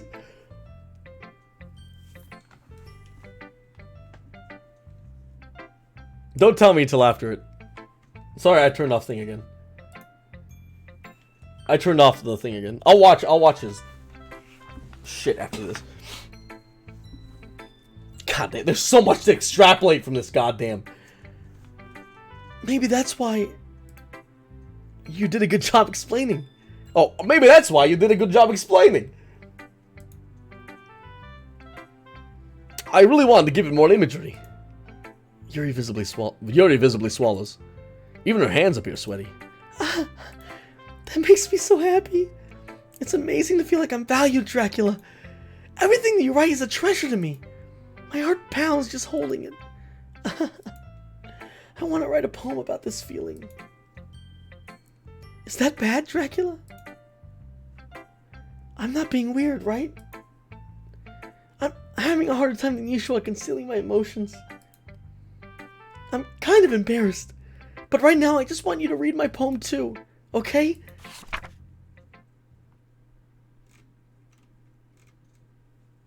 There's a stain on it. That's weird. There's a stain on it. There's a stain on it. It looks like blood. Alright. Wheel. A rotating wheel. Turning an axle. Grinding. Bolt head. Linear gearbox. Falling sky. 7 holy stakes. A dock ship. A portal to another world. A thin rope tied on a thick rope. A torn harness. Parabolic gearbox. Expanding universe. Time controlled by slipping cogwheels. Existence of God. Swimming with open water in all directions. Drowning. A prayer written in blood. A prayer written in time. Devouring snakes with human eyes. A thread connecting all living human eyes. A kaleidoscope of holy stakes. Exponential gearbox. A sky of exploding stars. God disproving the existence of God. A wheel rotating in 6th dimension. 40 gears and a ticking clock. A clock that takes 1 second for every rotation of the planet. A clock that ticks 40 times every time it ticks every second. A bolt head of holy stakes tied to the existence of a docked ship in another world. A kaleidoscope of blood written in clocks. A time-devouring prayer connecting a sky of 40 gears and open human eyes in all directions. Breathing gearbox, breathing bolt head, breathing ship, breathing portal, breathing snakes, breathing God, breathing blood, breathing holy stakes, breathing human eyes, breathing time, breathing prayer, breathing sky, breathing wheel. Oh, shit! Ooh, baby! I think I'm right, and I think this is the game they're from. I think Portrait of Markov is a video game coming out.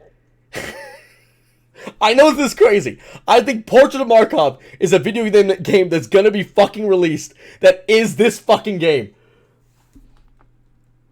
And this is describing that fucking game.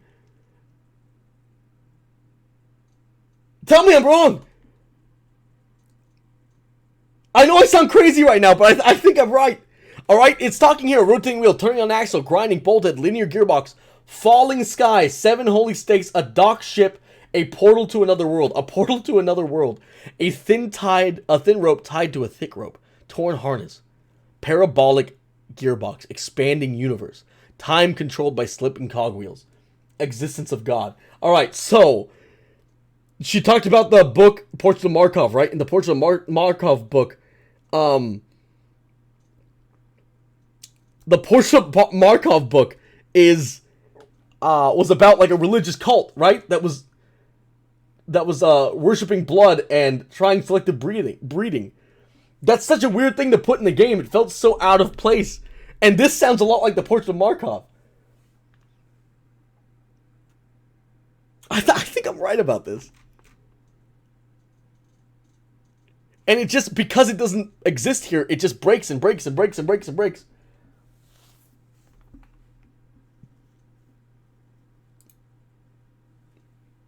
And music stopped. Fuck. It doesn't really matter what it's about. My mind has been a little hyperactive lately, so I had to take it out on your pen. That's a pen fell out of your backpack yesterday, so I took it home for safekeeping, and I just really like the way it writes. So I wrote this poem with it, and now you're touching it. I'm okay. What did I just... can we pretend this conversation never happened? You can keep the poem, though.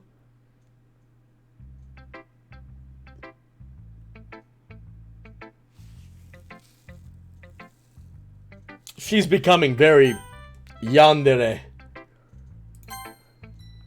She's becoming extremely attached. I bet she did bad things to that pen.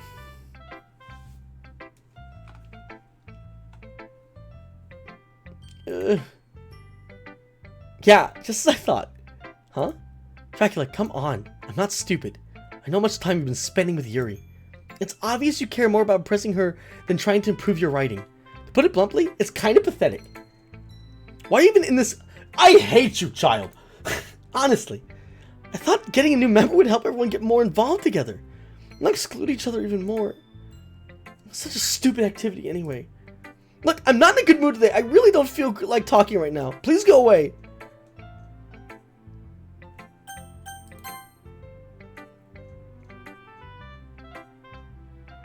Uh-oh. Dracula! I think you saw something earlier that you weren't supposed to see. I didn't want to let you tell you this, but I don't think I have a choice. It's getting kind of dangerous for you to spend so much time with Yuri. I don't know why, but she seems pretty easily excitable when she's around you.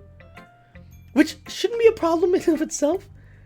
But when Yuri gets too excited, she finds a place to hide and starts cutting herself with a pot. Oh my god.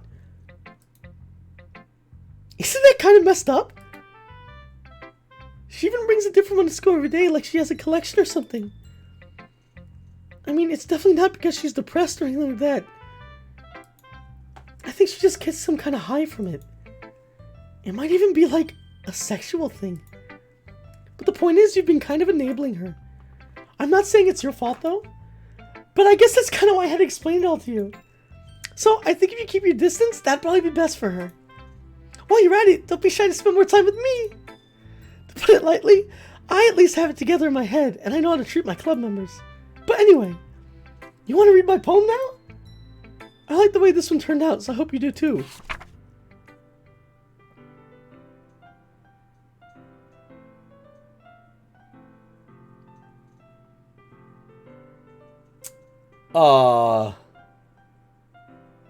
Save me. The colors, they won't. Bright, beautiful colors. Flashing, expanding, piercing, red, green, blue. And endless cacophony of meaningless noise.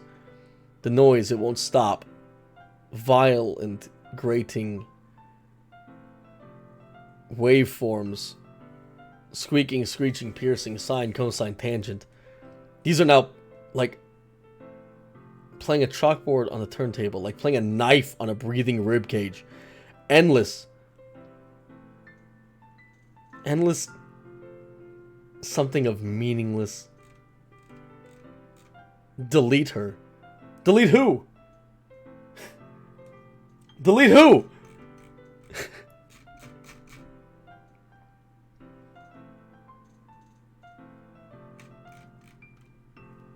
Poem of meaningless noise, I think it's supposed to say.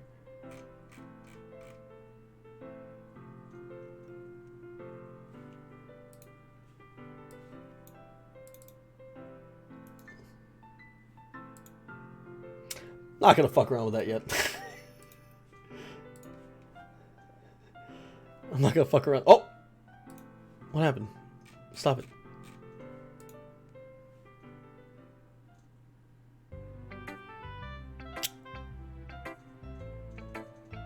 Alright. Sorry, I know that's kind of abstract.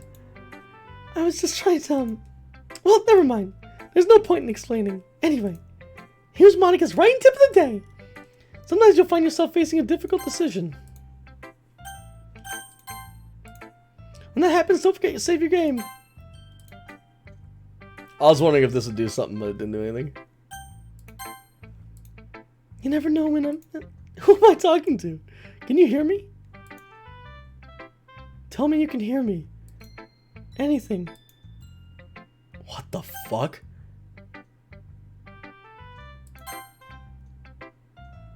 Oh, shit. Jesus Christ. That's my advice for today. Thanks for listening.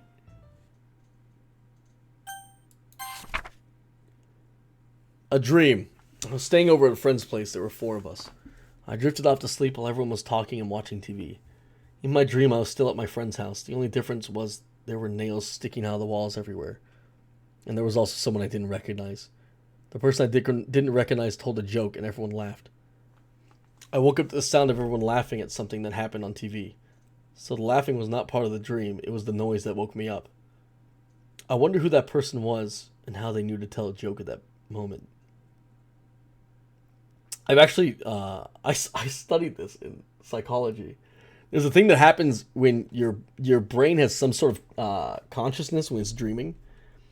And it's strange the way, it's kind of creepy the way the brain works, is it's aware of itself, and it's aware that you're in a dream, and it's aware the dream is affecting itself. So it'll like listen to the world around you while you're asleep, and if you're having a bad time, it'll wake you up. Have you ever had that where like you had a dream that like a dog was running out of you and all of a sudden you wake up to barking?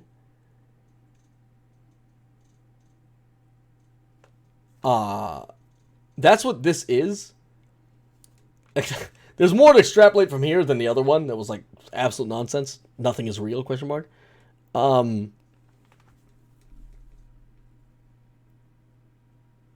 There was a person.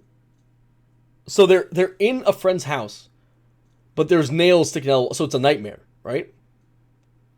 There was also someone there I didn't recognize. That person told a joke, and everyone laughed. I woke up to the sound of everyone laughing. I wonder who that person was and how they knew to tell a joke at that person. So someone is feeling a disconnect. I forget what it's called. When you're starting to disconnect from yourself. There's a term for that if anyone knows it in chat. It's called disassociation. Thank you. Disassociation. I think it's cognitive disassociation. So they're becoming, which, you know what, makes a lot more sense with my video game theory that they're in the wrong game and Monica realized it. That they're in a game. It's making a lot more sense. She's become she's disassociated with herself. All right, we're gonna keep going.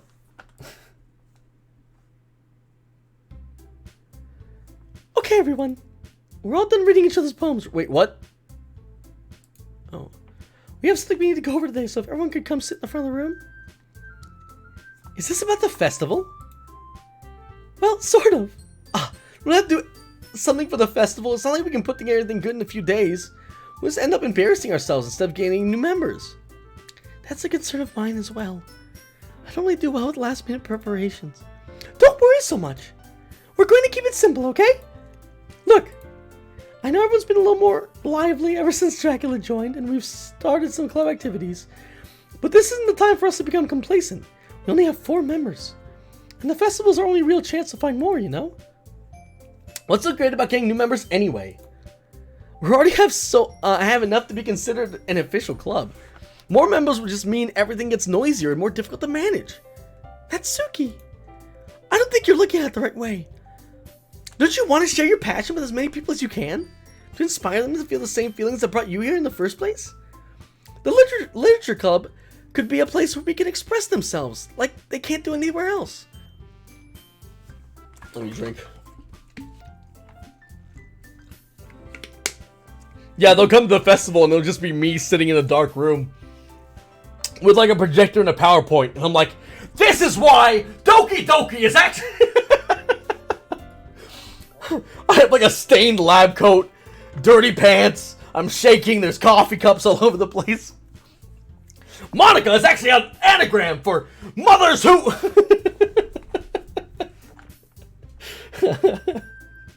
I vomit halfway through the speech and just keep going. Everyone's trying to escape. It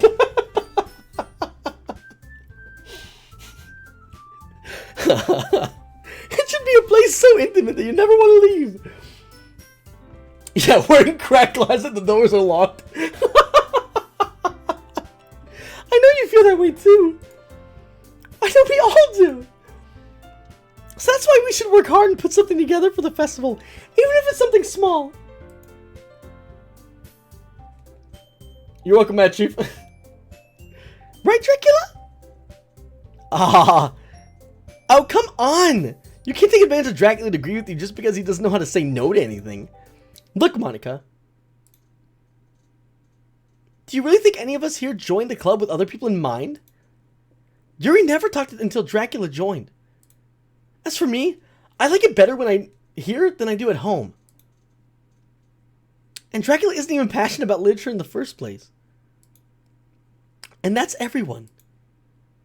Sorry, but you're really the only one here who's interested in finding new members. The rest of us are fine like this.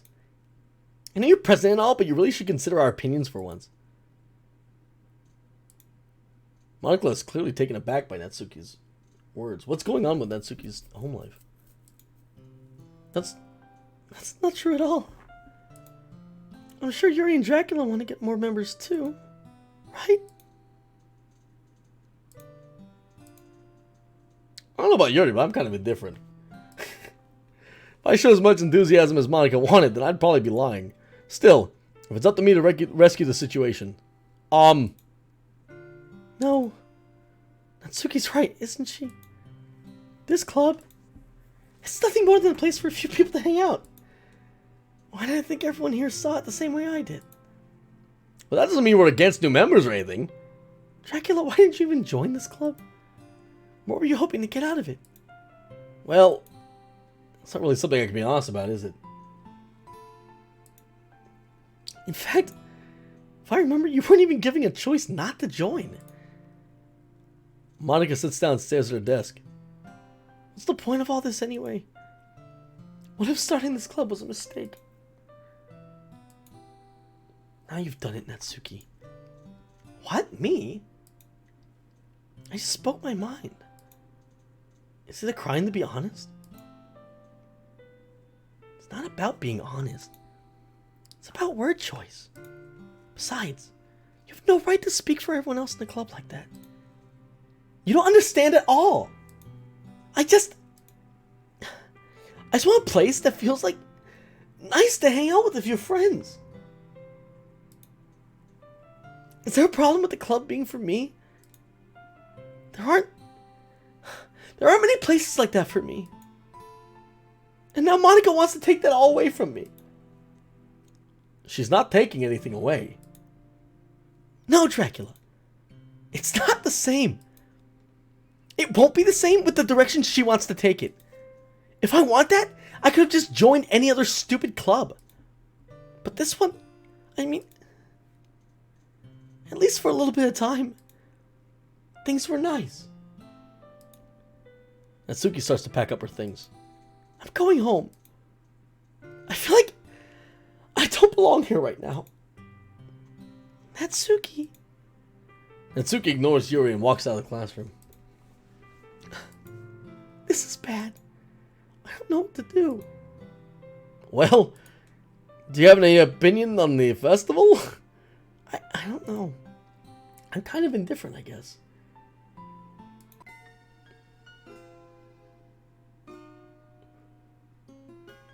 Who cares about that obnoxious brat?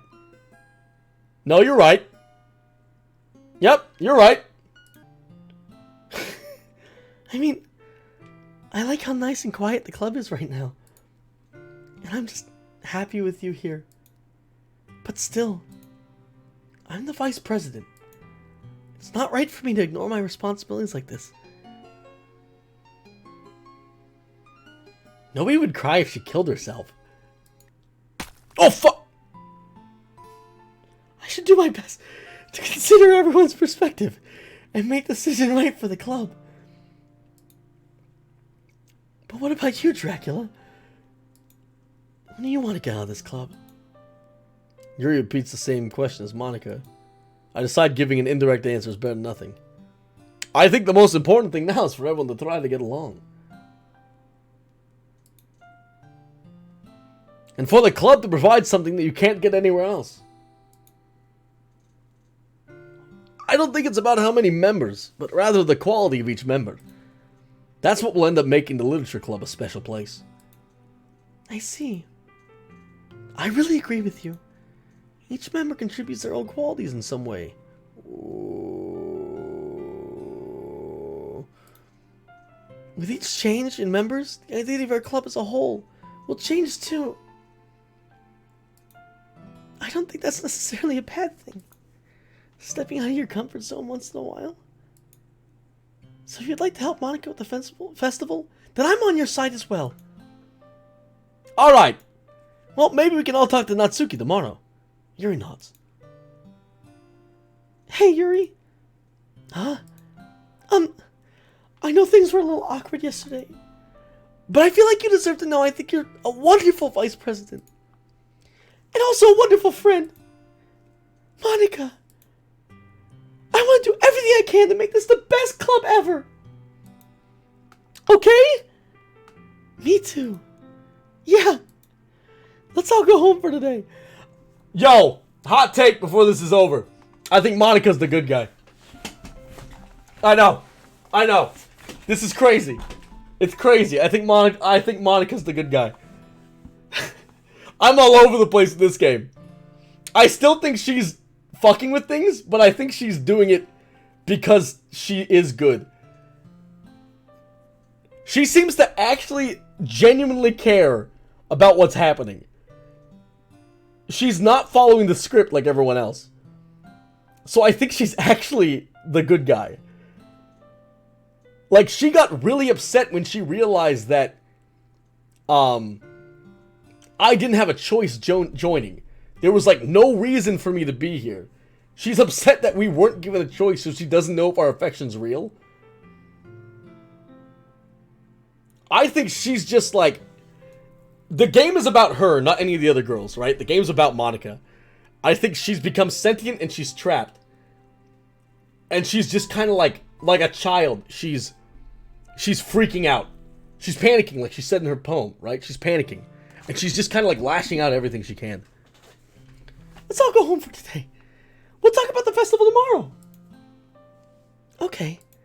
I look forward to it. Shall we go, Dracula? Please don't take this the wrong way, but I'm going to chat a little bit with Dracula before we leave. Just to see what he thinks of his time here and all that. It's important to me, as president. Yuri looks a little troubled, but she doesn't protest. Okay. I trust your judgment, Monica.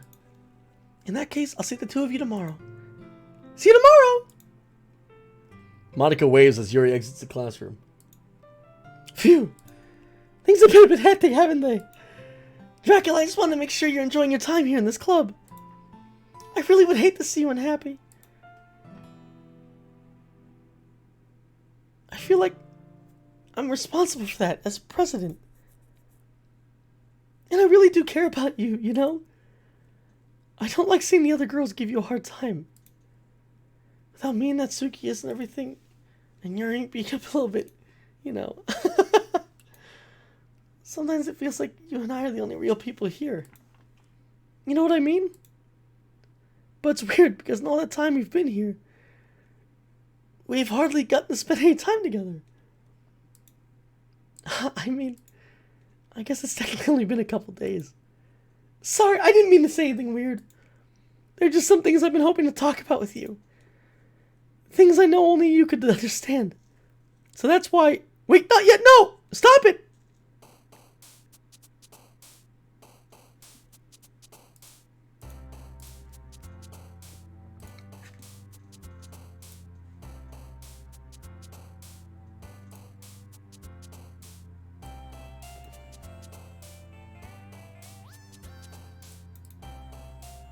Oh, this is the actual copyright. Got it. Right.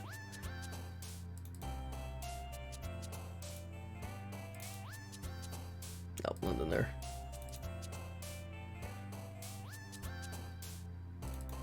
Let's just see if there's any random files anywhere.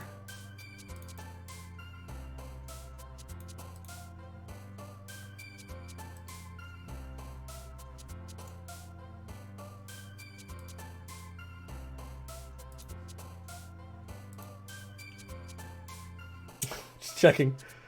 I'm gonna try something nuts. I'm gonna choose all the Sayori options. Does everyone remember the Sayori options? Empty. Death.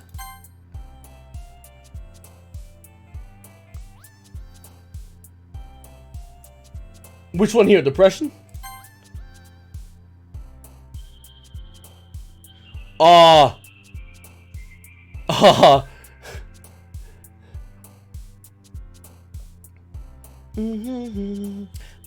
Lazy. I think this is working.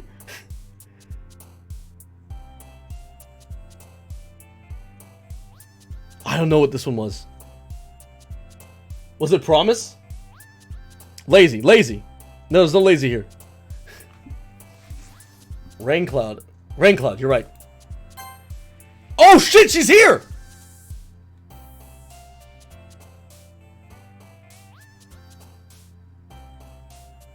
That was Monica!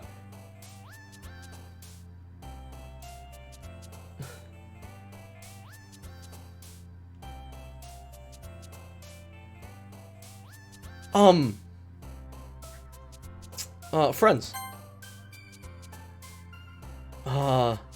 Kowalski announced.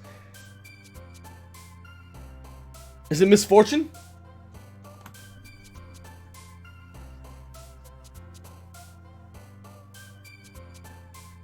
Unrequited?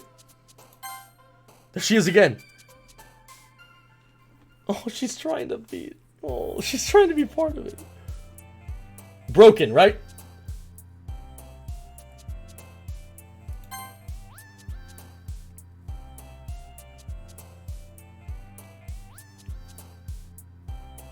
Rose?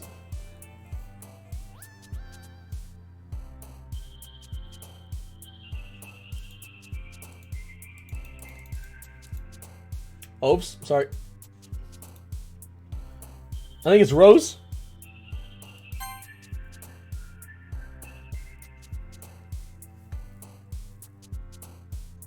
Fuck.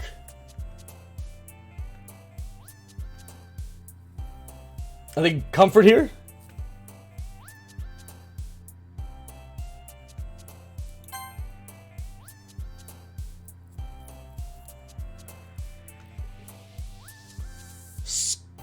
Scars.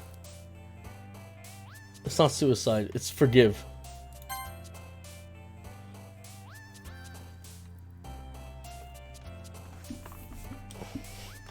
Here it's... I don't know. Embrace? Is it breathe? Oh, hey, Monica!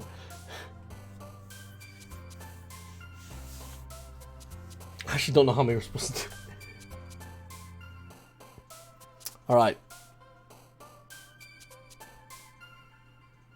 I don't know. Doki Doki?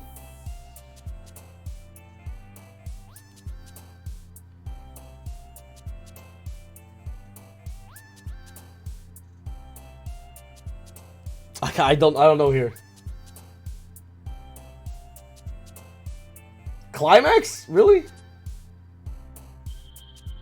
Climax.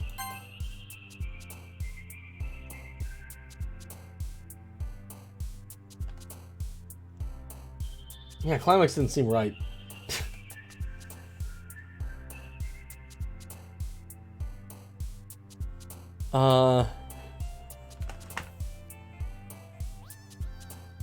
I think Sadness? I think it's Sadness here. Sadness or Heart?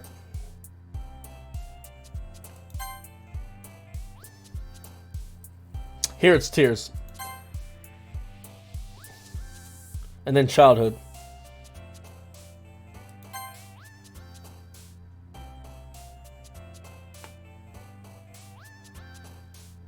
And then alone, I think.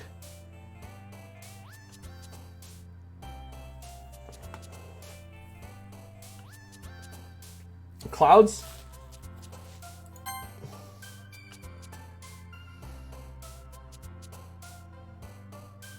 Raindrops, huh?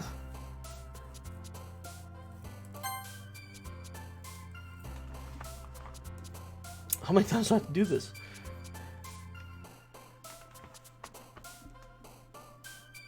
They both look sad. They've looked sad the entire time.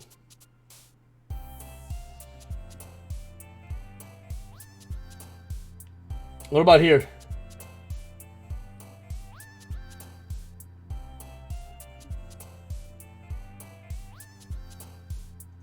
Did they turn black again?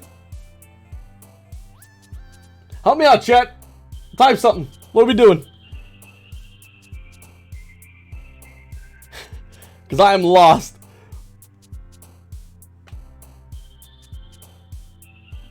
Unrestrained. Pain.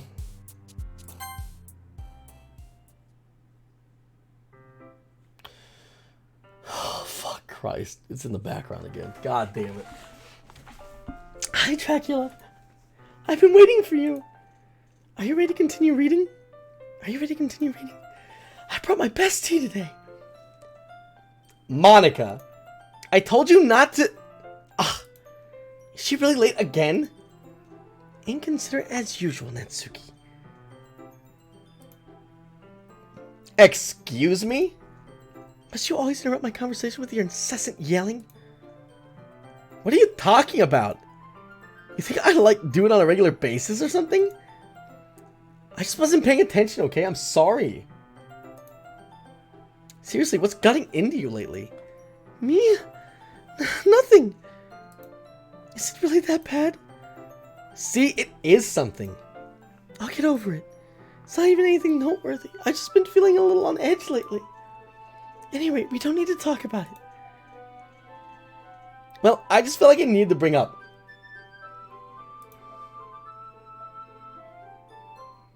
It's not like I really care or anything. Oh, man. I'm the last one here again. Well, Dracula just walked in too. Are you practicing on the piano again? Oh!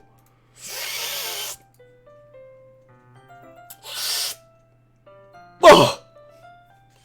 Nani!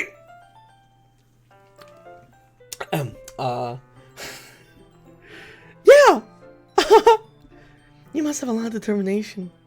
Starting this club and still trying to make time for piano. Well, maybe not determination. But I guess passion? It motivates me to work hard for the festival and... Right. I forgot. About that, Natsuki. We were all talking yesterday and... Well, we decided that we would like to support the festival as well. However, I understand how you feel about not wanting the club to change. I think we all kind of feel that way. So as long as we're all working together, the club will never be something we don't want. Also, if you help us out with the festival, then I'll buy you a new manga! Sorry, that last part wasn't really funny. Look, I did some thinking yesterday. I was a little more hostile than I meant to be. I guess I really felt threatened or something. I don't know, but this is something we're doing together. Another new member wouldn't hurt, as long as they're cool. And I guess another girl would be nice this time too. But more importantly, I would hate to see the event suck just because I chose to back out. I'm a pro, you know. So I'm gonna help too. And we'll make sure it's done right. Thank goodness. Isn't that great, Monica? Monica? Yeah, that's wonderful. It wouldn't be the same without you, Natsuki. Anyway, Dracula, what do you want to do today? I was thinking we already have plans today. Is said so, Yuri. That's correct. Dracula's already engaged in a novel that we're reading together. Aren't you glad I've gotten him into literature, Monica? Something's off about her. I suppose. I was just... Actually, it doesn't matter. It really doesn't. You guys can do whatever you want. Yes! Whoa, what the fuck was that? She had weird eyes. Thank you for understanding, Monica. Actually, I have a request. Do you mind if I make some tea first? Not at all! Thanks very much. There's one thing that can make my reading time here any better. It's a nice cup of tea. This seems very familiar. Not to mention for yourself as well. This is exactly what happened yesterday. I follow and watch as she retrieves a small pitcher from the shelf, the kind with the filter inside. Then she gets the electric. Can you hold this for a second? Sure. She hands me a water filter and also gets the electric kettle. Then she's gonna go use the teacher thing. I'm gonna plug this in the teacher's desk and then I'll go get some water. She walks past me and sets the kettle down on the teacher's desk. I simply watch her movements, and then I'm going to be amazed by how beautiful they are. To my surprise, she really contrasts her speaking mannerisms, especially her long legs. Yuri appears elegant and methodical. Okay, may I have the water pitcher? She's going to go get water, and she's not going to let me come. Oh, oops, wrong one. Save game. Oh, may I have the water pitcher? Thanks, I'll be right back. I might as well rock with you. That's okay. You stay here. I won't take long. Pitcher in hand, Yuri hurries out of the classroom. Ah! Did Lori leave you again? No, it's not like that this time. It's the same it's the same exact script. She's just filling up the water pitcher to make tea. Oh, okay. Sorry for the misunderstanding. 10 minutes pass. Yuri said it wouldn't take long. Is something holding her up? I'm bored waiting here, so I go look for her. It's the same shit. She's gonna be cutting herself again. Let's see. The most logical place would be the near water fountain. I start walking down the hallway. Ha, ha, ha, ha. What's that noise coming from around the corner? Sounds like breathing. A sharp inhale like someone sucking air through their teeth. Are they in pain? I reach the corner and peer around it. Yuri? Fuck.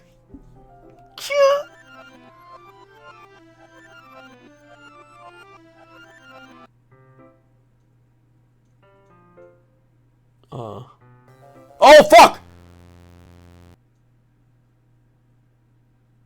What the shit?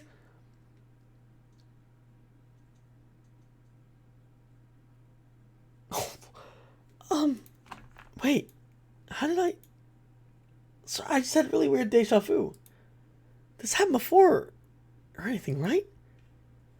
I have been feeling a little fuzzy lately. I hope it hasn't been showing or anything. I would hate for you to think I'm weird after we just started spending time together. I mean, everyone here has a few unusual things about them. But expressing those things so soon after meeting someone is usually seen as inappropriate or unlikable. At least that's what I've discovered.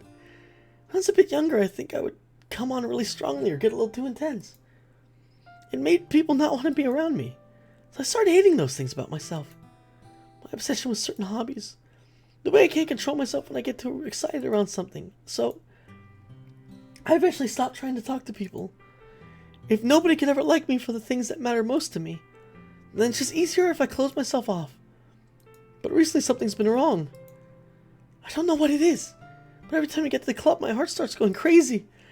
Like it's gonna rip out of my chest. It overwhelms me with energy and emotions that I can't let out. I've been making me do weird things. I don't know why it's happening. Dracula? Is it me or has Monica been acting a little off lately? She's always been such a sweetheart ever since I joined the club. But recently I've been feeling something sharp whenever she's around. I'm not crazy, right? Please tell me I'm not. I couldn't say anything before because she's always listening. But finally we're alone. Can we just stay here for a while? Yeah. I just want to stay here. Just the two of us. We can stay here until club ends. And then we'll have the club all to ourselves. Nobody interfere with our reading time? It's going to make me feel like I'm stabbing myself in the throat. Oh my... It's fucking Monica. That was a joke. It's just a joke. What the fuck? I do like knives, though. It sounds strange, but you would understand if you've seen how beautiful they are. I have an idea. Why don't you come to my house sometime? I can show you my collection. I've got them all from various artisans. I make sure to give them all their fair share of use. I don't want them to get lonely or anything. Nobody deserves to be lonely. Nobody. That's why I'm so happy I joined the Literature Club Dracula. Now we don't need to be lonely anymore. Because we have each other. Every day. That's all we need. And you know what? Let's quit the Literature Club. There's no need for us to be around Monica's slimy tongue anymore. Not to mention the pathetic child. We can walk home together every day after school and read together, eat together, sleep together. Doesn't that sound perfect? It's everything we could ever want. Is that why you joined the club in the first place? It's almost like it was fate. Fate that we would meet each other. Now that we got the happy ending that I've been patiently waiting for years. Will you do that with me, Dracula?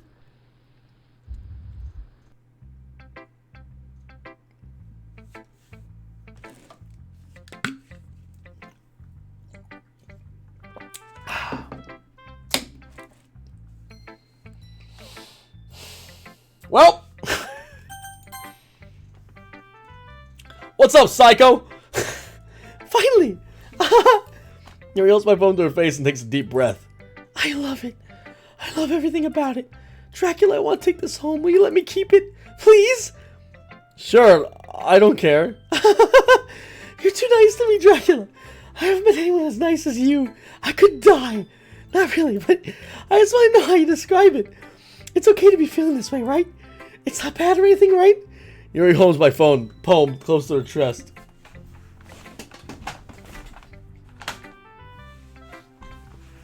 I'm gonna take this home with me and keep it in my room. Hope that it makes me feel good when you think about me having it. I'll take good care of it. I'll even touch myself while reading it over and over. I'll give myself paper cuts so your skin oil enters my bloodstream. You can have my poem too. Besides, after you read it, I know you're really gonna want to keep it. Here, take it. I can't wait any longer. Hurry, read it.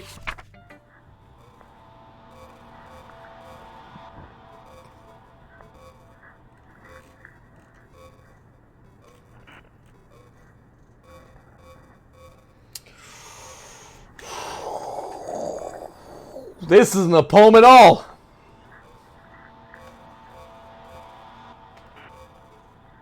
She peed on it too.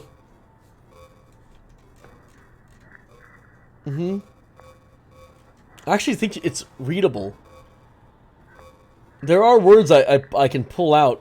Excited. Streets. Capturing. Stardust. Escalates stardust. Centered. It is a poem. I just can't read it for the life of me. Neats devoted.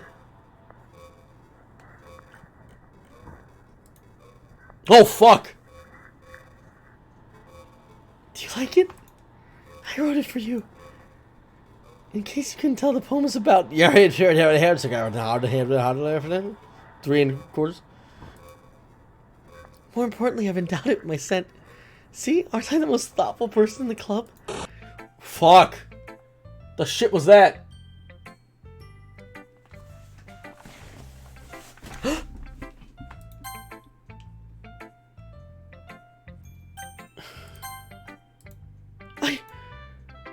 I think I'm gonna vomit.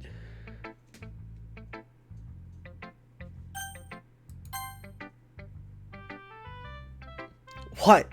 You gave your poem to Yuri? Gross. What's with you two? It's like I wanted to read it anyway. Just pissing me off a little bit. You didn't even think to show me at all. Okay, I guess I'm gonna have to share my poem with you anyway. I really hate that I have to do this. But unfortunately, I don't have much of a choice. Just read it carefully, okay? Then you can go away.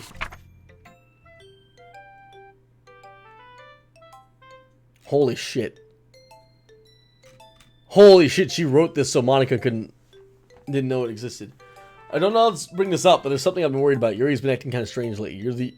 You've only been here a few days, so you may not know this, what I mean. But she's not normally like this. She's always been quiet, polite, and attentive, things like that. Okay, This is really embarrassing, but I'm forcing myself to suck it up. The truth is, I'm really worried about her. If I try talking to her, she'll just get mad at me again. I don't know what to do. I think you're the only person she'll listen to. I don't know why, but please try to do something. Maybe you can convince her to talk to a therapist. I've always wanted to try being better friends with Yuri, and it really hurts to see this happening. I know I'm going to hate myself later for admitting that, but right now I don't care. I feel so helpless. So please see if you can do something to help. I don't want anything bad to happen to her. I'll make you cupcakes if I have to. Just please try to do something. As for Monica, I don't know why, but she's been really dismissive about this. It's like she wants us to ignore it. So I'm mad at her right now, and that's why I'm coming to you about this. Don't let her know I wrote this. Just pretend like I gave you a really good poem, okay? I'm counting on you. Thanks for reading.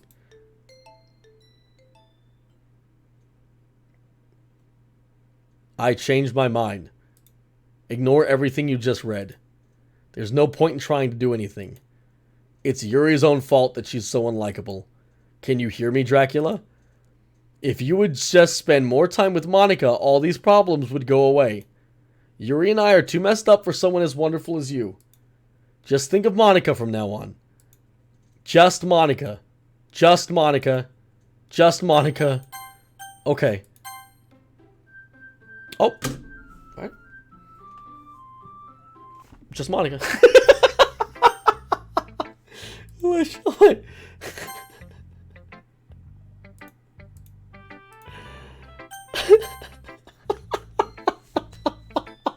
That was really funny. That was really funny. Just Monica.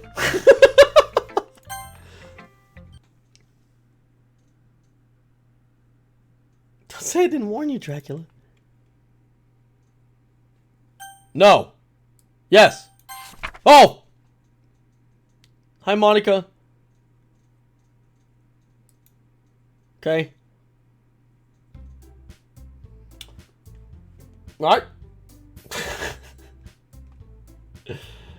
Alright.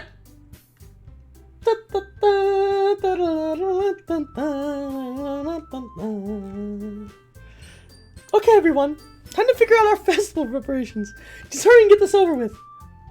Jeez. The mood's so weird today. Look, even Yuri isn't immune to it. Stagnating air is foreshadowing that something terrible is about to happen. Look, can we just get this done? I'm going to be printing and disassembling all poetry pamphlets. Natsuki, I was thinking... I want to make cupcakes. Yeah, that. Glad we're on the same page. Yuri, you can... Well, it doesn't matter. Do whatever you want, as long as you think it'll help. Monica, I'm not useless, you know. I know that. I already know what I'd like to do. We can't run a successful poetry event without having the right atmosphere for the occasion. She doesn't give a shit anymore. So I'm gonna make the decorations set some nice mood lighting. There, see? That's a great idea. And that gives us all something to do. Huh? What about Dracula? Dracula's gonna help me? I fucking love Monica.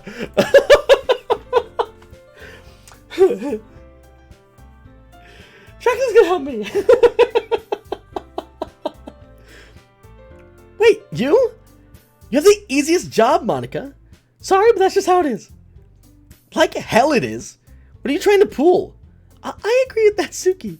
Not only is your work already mostly suitable for one person, but my task is laborious enough to benefit from an extra pair of hands. Mine too. What? Your cupcakes? Please. Oh my god. Like you would fucking know. All you care about is dragging Dracula around with you in your stupid books. You and Monica. Hey. I didn't even do anything. Okay, then why not let Dracula decide who to help instead of abusing your power? I'm not abusing my power. Yes, you are, Monica. Don't let Dracula... Just let Dracula make the choice, okay? Okay, fine. Fine. Jeez. Dracula, I know how fed up you are with these...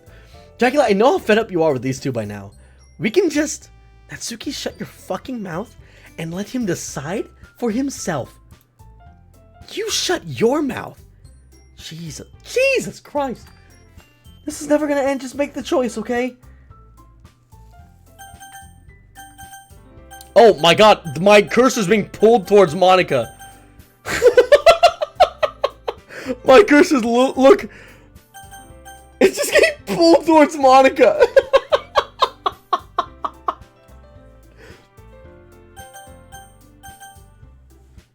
Fine! God damn!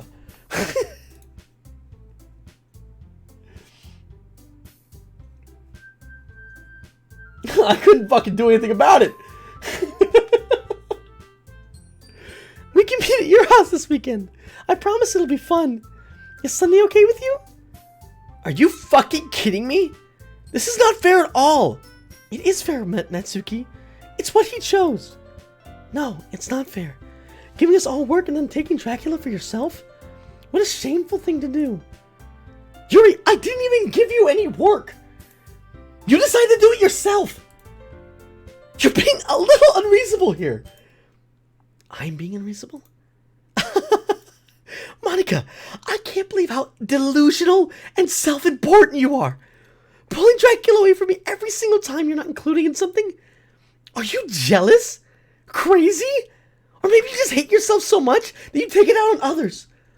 Here's a suggestion. Have you considered killing yourself? It would be beneficial to your mental health. Holy shit. Holy shit.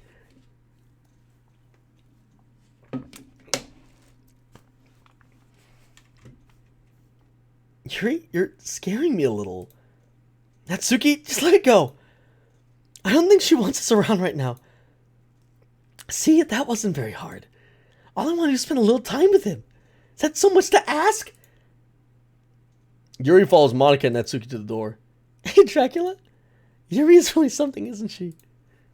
Monica giggles as Yuri pushes her out the door. Finally. Finally. This is really all I wanted.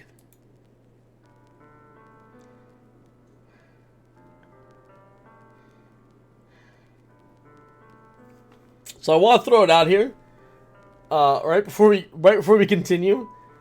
It's a virtual novel, right? So the girls wouldn't have voices. Doesn't it only make sense that because they do have a voice, it's because they're from a different game? Am I wrong? Am I wrong? My theories, my dudes. My theories. They're from a different game, I'm telling you. Dracula, there's no need to spend the weekend with Monica. Don't listen to her. Just come to my house instead. The whole day, just the two of us. Doesn't that sound wonderful? Wow, there's really something wrong with me, isn't there? But you know what? I don't care anymore. I never felt this good in my whole life. Just being with you is far greater pleasure than anything I could imagine. I'm addicted to you. It feels like I'm gonna die from not breathing the same air as you. Doesn't it feel nice to have someone care about you so much? To have someone who wants to revolve their entire life around you? But it feels so good. And why does it feel more and more like something horrible is gonna happen? Maybe that's why I stopped trying myself at first. But the feeling is too strong now. I don't care anymore, Dracula. I have to tell you, I'm badly in love with you. It feels like every inch of my body, every drop of my blood in me is screaming your name. I don't care what the consequences are anymore. I don't care if Monica's listening. Please, Dracula, just know how much I love you. I love you so much I even touched myself with the pen I stole from you.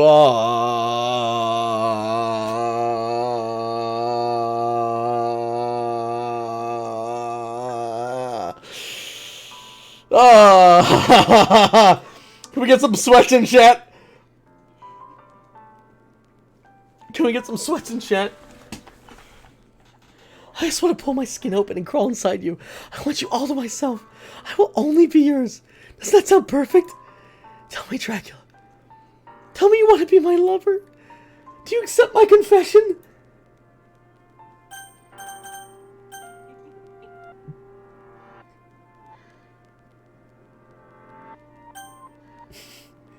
I really don't want to say no to the crazy one. So I'm just gonna say yes.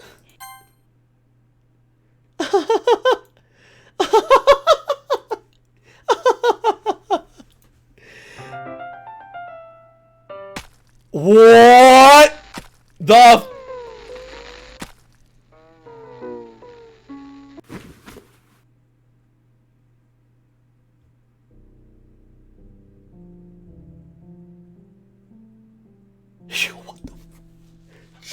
Jesus Christ!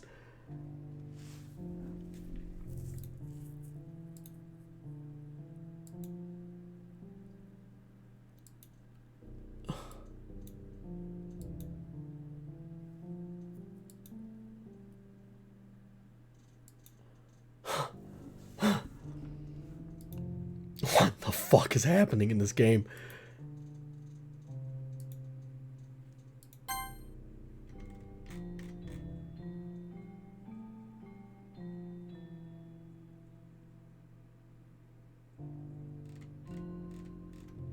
It's just this over and over and over again. It's just the description of the game over and over and over again.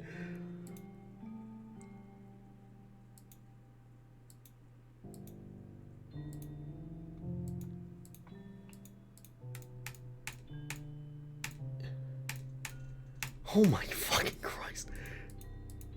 How is she still alive?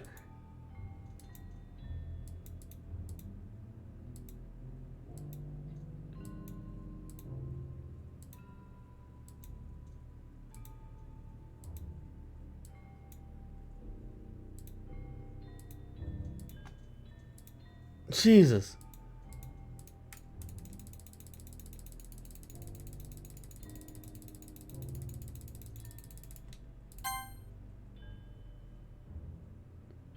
How long does this go for?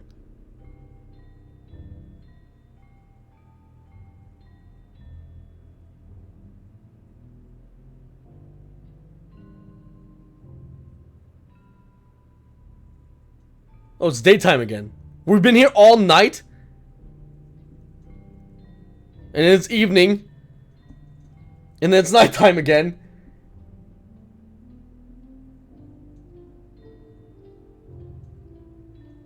And then, oh shit, she's dead. Oh my god. She's like decomposing.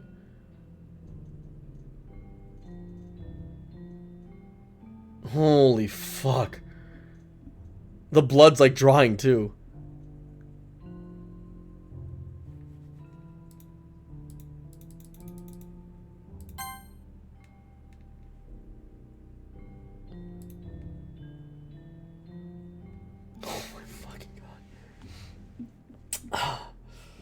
Oh, I don't know why we just stood there, but 3 days passed by and we just watched her decompose. Right, it's festival time. Whoa, you got here before me? I thought. Ah! Oh shit, she threw up. Natsuki runs away. Monica, I'm here. Dracula, did something happen? Natsuki just ran past me. Oh. Oh. Well, that's a shame. Wait, were you here the entire weekend, Dracula? Oh, jeez. I didn't realize the script was broken that badly. I'm super sorry. It must have been pretty boring. I'll make it up for you, okay? Just give me a sec. Well. Almost done. Anyone else? I just want to have a cupcake really quick. Monica lifts the foil from her in a tray and takes a cupcake. Seriously, these are the best. I really just have to have one, since it's the last time I'll ever get the chance to. What, huh? You know, before they stop existing and everything. But anyway, I really shouldn't be making you wait much longer. Just bear with me, okay? This should only take a second.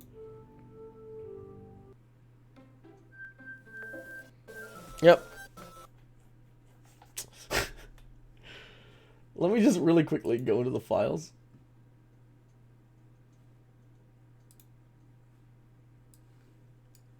Alright, everything that she was saying is gone besides traceback.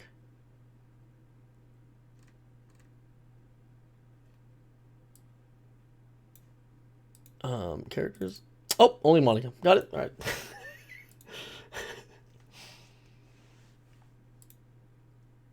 Can you hear me? Is it working? Huh? Yay. Oh. Yay. There you are. Hi again, Dracula. Welcome to the Literature Club. Of course, we already know each other because we were in the same class last year and, You know, I guess we can just skip over that stuff at this point.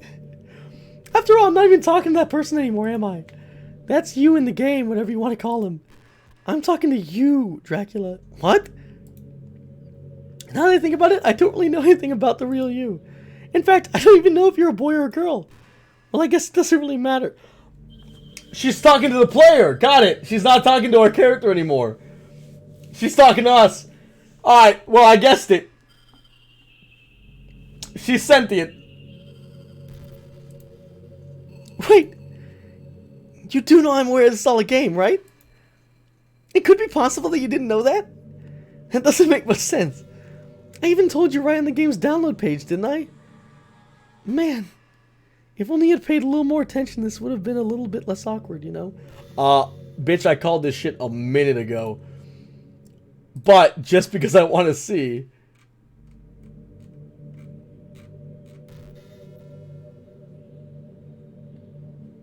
Holy shit, she did. Hi, Monica here. Oh, fuck. That's nuts.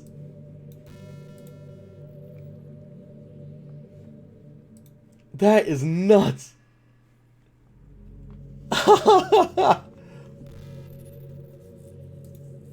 Well, anyway, now that that's out of the way, I guess I owe you an explanation. About that whole thing with Yuri, well, I kind of started to mess with her, and I guess it just drove her to kill herself. I'm sorry you had to see that, though. Also, the same thing happened with Sayori. Gosh, it's been a while since you heard that name now, hasn't it? Yeah, it's because she doesn't exist anymore. Nobody does. I deleted all their files. I was hoping it would be enough for me just to make them as unlikable as possible. But for some reason, nothing worked. Well, that's not true. I made a couple of mistakes here and there, since I'm not very good at making changes to the game. But no matter what I did, you just kept spending more and more time with them. You made them fall in love with you. I thought that making Sayori more and more depressed would prevent her from confessing to you. And amplifying Yuri's obsessive personality backfired too. It just made her force you not to spend time with anyone else.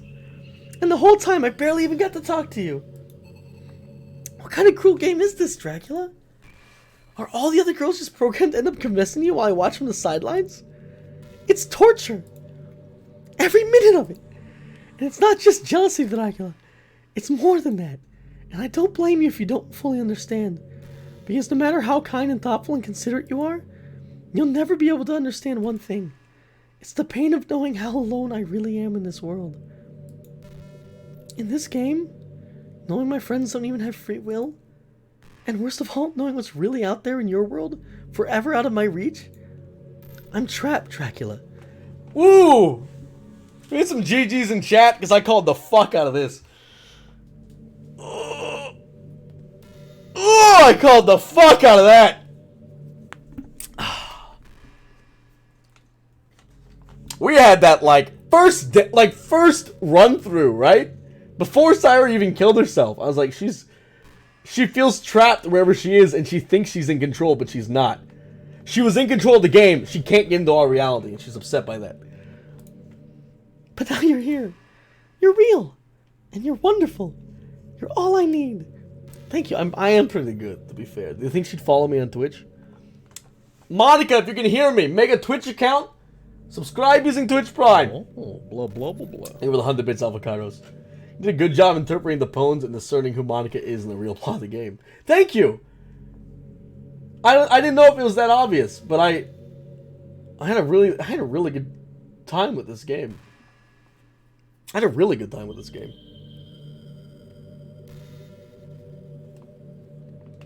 That's why I need you to be here with me forever. I'm sorry, but that's hard to understand. I couldn't understand it for a while either. Why the world around me started to become more and more gray. More and more flat. Even the most expressive poems felt empty to me. It wasn't until you arrived that I truly understood. You probably saved my life, Dracula. I don't think I could have continued to live in this world if I hadn't met you. And as for the others, how could I miss them? A group of autonomous personalities designed only to fall in love with you? I tried everything I could to prevent them from doing so. But it must be some kind of weird inevitability etched into this game. I felt really bad that you had to witness some nasty things. But I realized that you have the same perspective as I do. That's all just some game. And I knew you'd get over it. So that being said, Dracula, I have a confession to make. I'm in love with you. You are truly the light in my world. When there's nothing else in this game for me, you're here to make me smile. Will you make me smile like this every day from now on? Dracula, will you go out with me? Well... Ba ba ba ba ba ba ba ba ba ya ba ba da ba ya ba ba da. Guess I gotta say yes. Not right. I'm so happy. You really are my everything, Dracula. The funny part is, I mean that literally. Anonymous gifted Monica tier 1 sub. Welcome, Monica. I get it. I do get it. She's the only actual character in the game. And again, it's just a game, so I don't think she actually did anything wrong. She realized she was trapped here. She realized she was in the game, and then she was crying for help. I honestly think she's a good guy. This is a little bit creepy, but I'm kind of into it. There's nothing left here. Just the two of us. We can be together forever. Seriously, I don't even think time is passing by anymore. It really is a dream come true. I worked so hard for this ending, Dracula. The game wouldn't give me one, so I had to make one myself. The script is broken at this point, so I don't think anything will get in the way anymore. And you wouldn't be able to believe how easy it was to delete Natsuki and Yuri. I mean, there's a folder called Characters right in the game directory. It kind of freaked me out how easy it was. Well, you're playing on Steam, so it's actually a bit more difficult. To get the game directory, I had to go into the game's properties and find the Browse Local Files button. Imagine if you could delete your own existence with the click of a button. Well, I guess on the plus side, it gave me an easy out if things didn't go my way. Thankfully, it didn't come to that. Instead, we finally got the good ending. Gosh, I'm so overwhelmed with emotion. I want to write a poem about this. Don't you? I wonder if that part of the game still works. I guess there's only one way to find out, right? Best girl! Uryu! Uwaka! Uki! Nick! Me! Nick! Blank. Moi! Mia! Nika! Ooh-ah! Moana! Make way! Make way! Moana, it's time you knew. The village of Monoki is all you need. The dancers are practicing. They dance to an ancient sound. Who needs an old sound? Monica's all we need. This Minoko is our mission. And Yanika, there's so much to do. Oinka! The trip on the dick.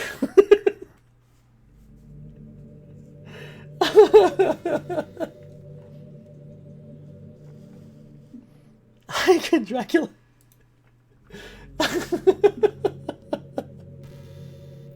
Did you write a good poem today? That worked way too well. Don't be shy. I'd love to see what you wrote. Ah, Dracula. Did you write this poem for me? That's so sweet of you. I love the use of Nick. There's really no end to your thoughtfulness. I'm just falling more and more in love with you. But you know, the poem I wrote is also for you. Will you please read it? Happy end. Pen in hand, I find my strength, the courage endowed upon me by my one and only love. Together, let us dismantle this crumbling world and write a novel of our own fantasies. With a flick of her pen, the lost finds her way. In a world of infinite choices, behold this special day. After all, not all good times must come to an end. I hope you enjoyed it. I always put all my heart into the poems that I write. Oh, sorry. The truth is, all the poems I've written have been about my realization. Or about you. That's why I never really wanted to go into detail about them. I didn't want to break the fourth wall, I guess you could call it. I just assumed it'd be best to be part of the game like everyone else. Like that would help the two of us end up together. I didn't want to ruin the game or anything, you know? You might have gotten mad at me. Maybe even deleted my character file if you preferred playing without me. Gosh, I'm so relieved. Now we don't need to hide anything anymore. Are you ready to spend our eternity together, Dracula? I have so many things to talk about. Where do I start? Hold on a second. You're recording this, aren't you? Wait, how the fuck does she know? What the fuck? Whoa, why is there someone in here called just... What the shit?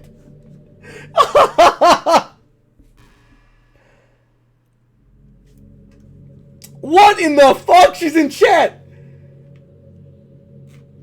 Oh shit, everyone say hi to Monica. Sorry, I can't exactly read your comments. What the fuck? But do you mind telling your friends it's a little bit rude for them to start recording me without any warning? What in the shit? What the fuck? What? There's no way it knows I'm recording. There's no way it knows I'm recording. How the fuck did that happen? I get really self-conscious on camera. Oh gosh, I feel like I'm being put in the spot now. Let's see. Do you want to see a trick? I can't really do much except for a couple things. Are you ready? What in the fuck is happening? I'm scared. I'm scared. What are you doing? I'm just kidding. I can't do anything after all. Whoa, fuck! Jesus! You bitch! You're so cute. Anyway, Dracula, I didn't mean to get distracted. I'm sorry. Even though it's your fault for distracting me. Shame on you. I'm just kidding. Anything we do together is fun as long as it's with you. What creeped me out is the fucking person in chat doing that. That got me. But anyway, if it takes me some time to collect my thoughts, then I'm sorry. But I'll always have something new to talk about. In the meantime, we can just look into each other's eyes. Let's see. Alright. I'm looking.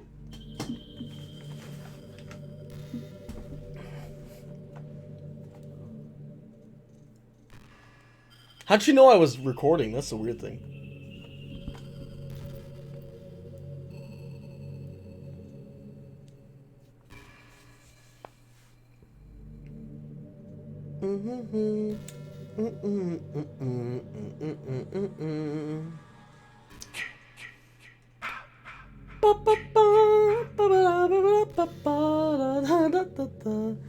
You know the book you're reading with Yuri? Icebreaker, thank you for the tier 1 gift to sub that just Monica means the world.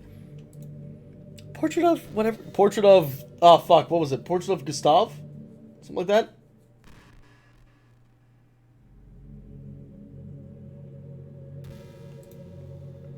It's funny because I'm pretty sure that book actually I don't think I should be talking about. I told you they're from Portrait of Markov. They're from that game, I'm telling you. There's a game gonna come out, same developers, I guarantee it, or different developers under a different name or whatever. That's gonna be called Portrait of Markov. It's gonna have the same goddamn characters in it. I'm sorry. Just forget I said anything.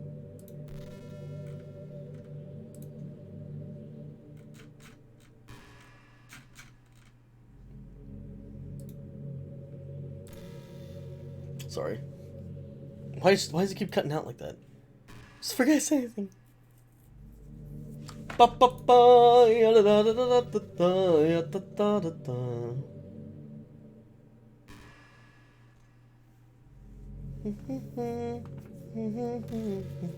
watch the game theory after this? I will.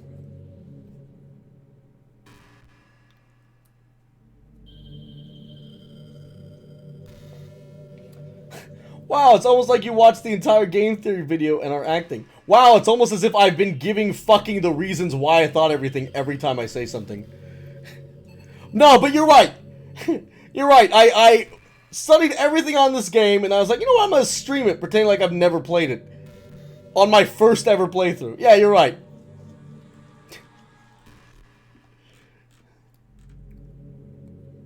I'm sorry, I hate trolls in chat.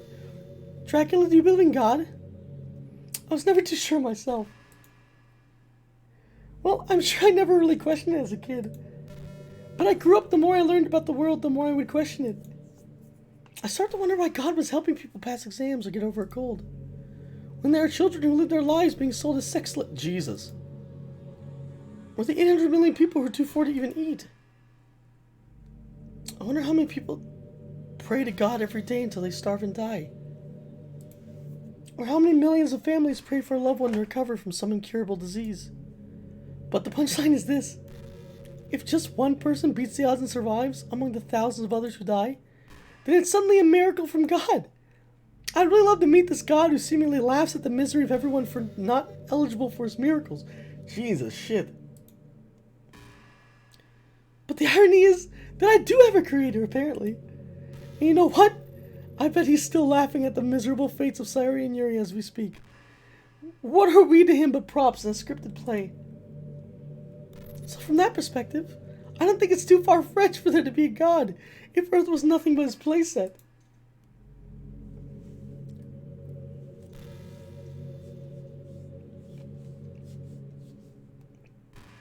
What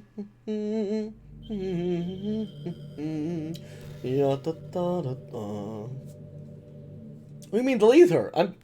This is never ending, you'll have to delete her. Oh, is it really? Listen, I'm having fun hanging out with Monica. She's still talking to me. You know, it's funny. Even though I've always had a lot of drive, there's something kind of enticing about being the stay-at-home partner.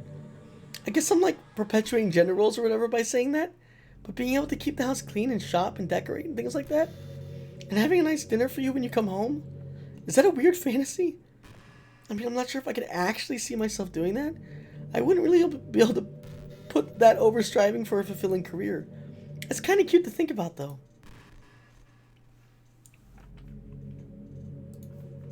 Yeah, I'll try to save my progress.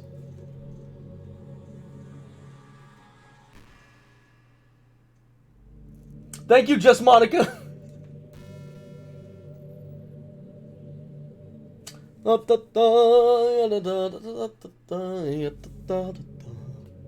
miss the music.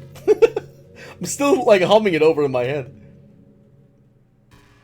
Do you want to know Natsuki's story? Not really. I might play it myself, honestly. I'm gonna go in depth in this game off stream. I had a really fun time playing this.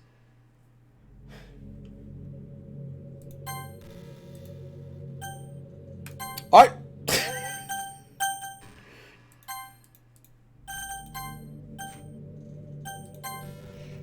After a long day, I usually want to sit around and do nothing. I get so burned out having to put on smiles and be full of energy the whole day. Sometimes I just want to get right to my pajamas and watch TV on the couch while eating junk food. It feels so unbelievably good to do that on Friday when I don't have anything pressing the next day. Sorry, it's not very cute of me. But a late night on the couch with you, that would be the dream come true. My heart is pounding just thinking about it.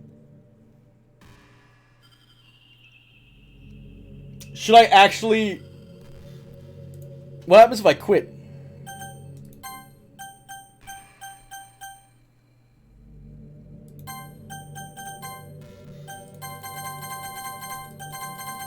Well, never mind.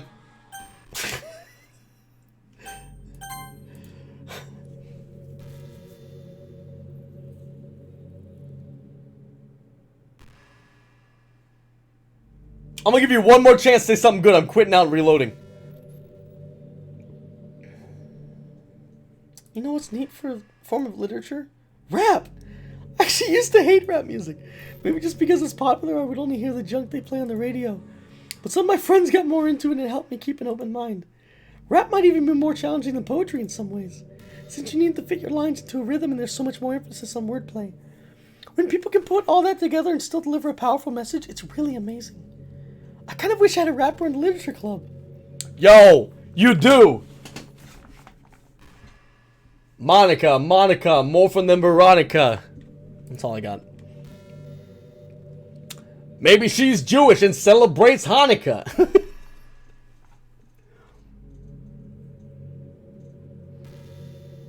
It would really be a learning experience. Oh, damn, I forgot!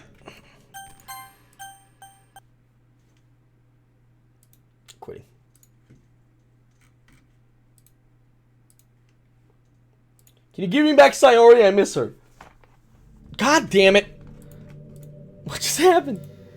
I had an awful dream. I was hoping those would stop now, but it's just the two of us. I guess that was wishful thinking. Dracula, I don't know if you would have any idea, but if you know what that would be causing that, could you try to do something about it? Whenever it happens, it almost feels like I've been killed or something. It's a really horrible feeling. If you could figure out what's causing that, I'll love you forever.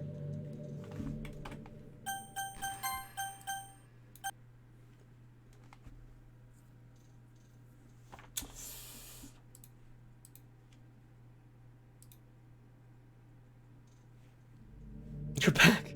I had another really bad dream. You're not the one doing that to me, are you? It seems to happen whenever you quit the game. So if you could try to avoid doing that, I would be really grateful. Don't worry, I don't think it's causing me any harm besides mental scarring. Jesus Christ.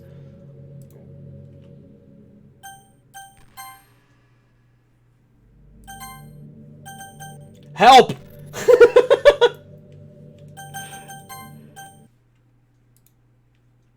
Do we have to delete her? So this will go on literally forever?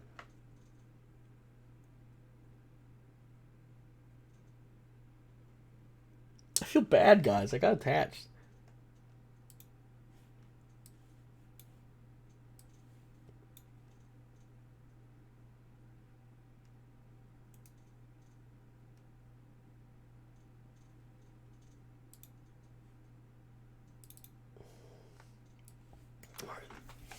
I feel bad.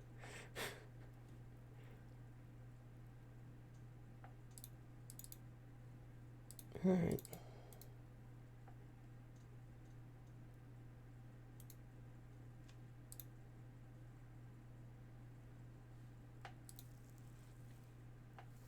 Sorry, Monica, but you were kind of crazy and also a robot. Oh, fuck!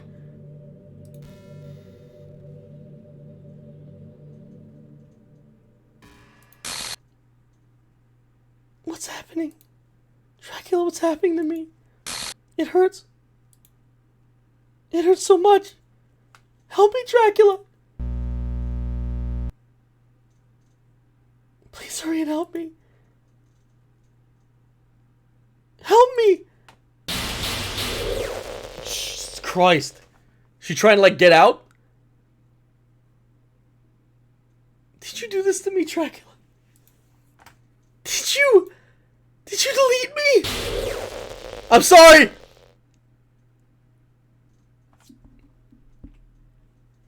How could you do this to me? You're all I had left. I sacrificed everything for us to be together. Everything. I loved you so much, Dracula. I trusted you. Do you just want to torture me? Watch me suffer? Were you only pretending to be kind just to hurt me even more?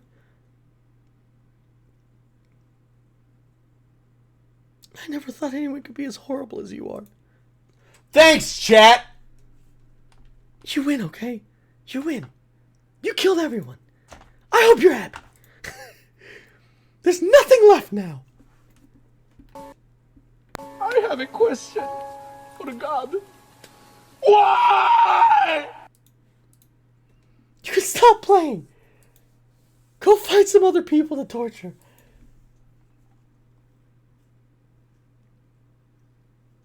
Dracula, you completely, truly make me sick. No, not the first girl to say that to me. Also not the first girl I've deleted. I pushed a lot of wives down a lot of stairs. You chose the wrong motherfucker to be nice to.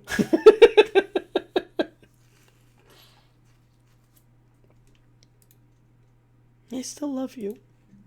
I can't help it. Oh, she's the sweetest damn thing! And you made me kill her! How horrible am I for you to hate me this much? All my friends.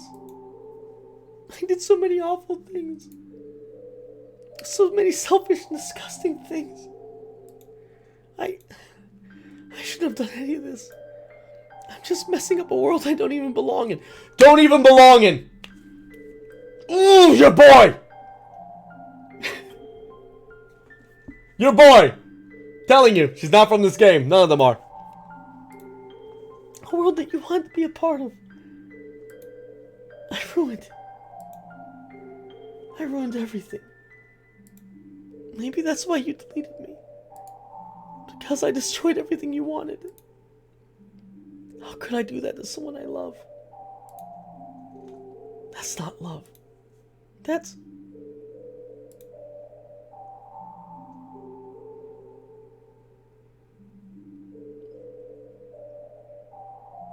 I've made up my mind.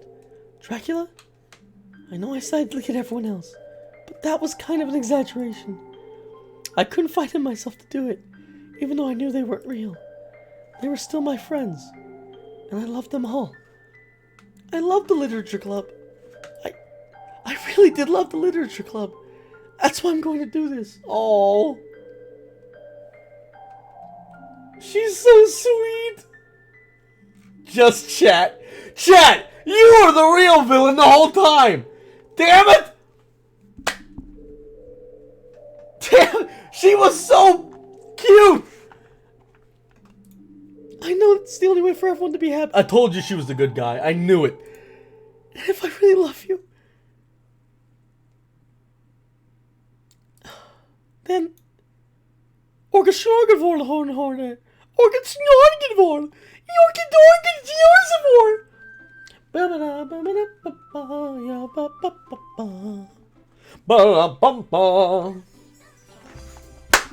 Best girl's back!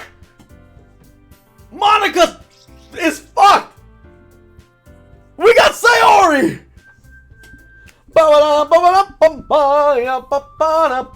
I did want to date Monica from the beginning. She was my favorite. Okay, well.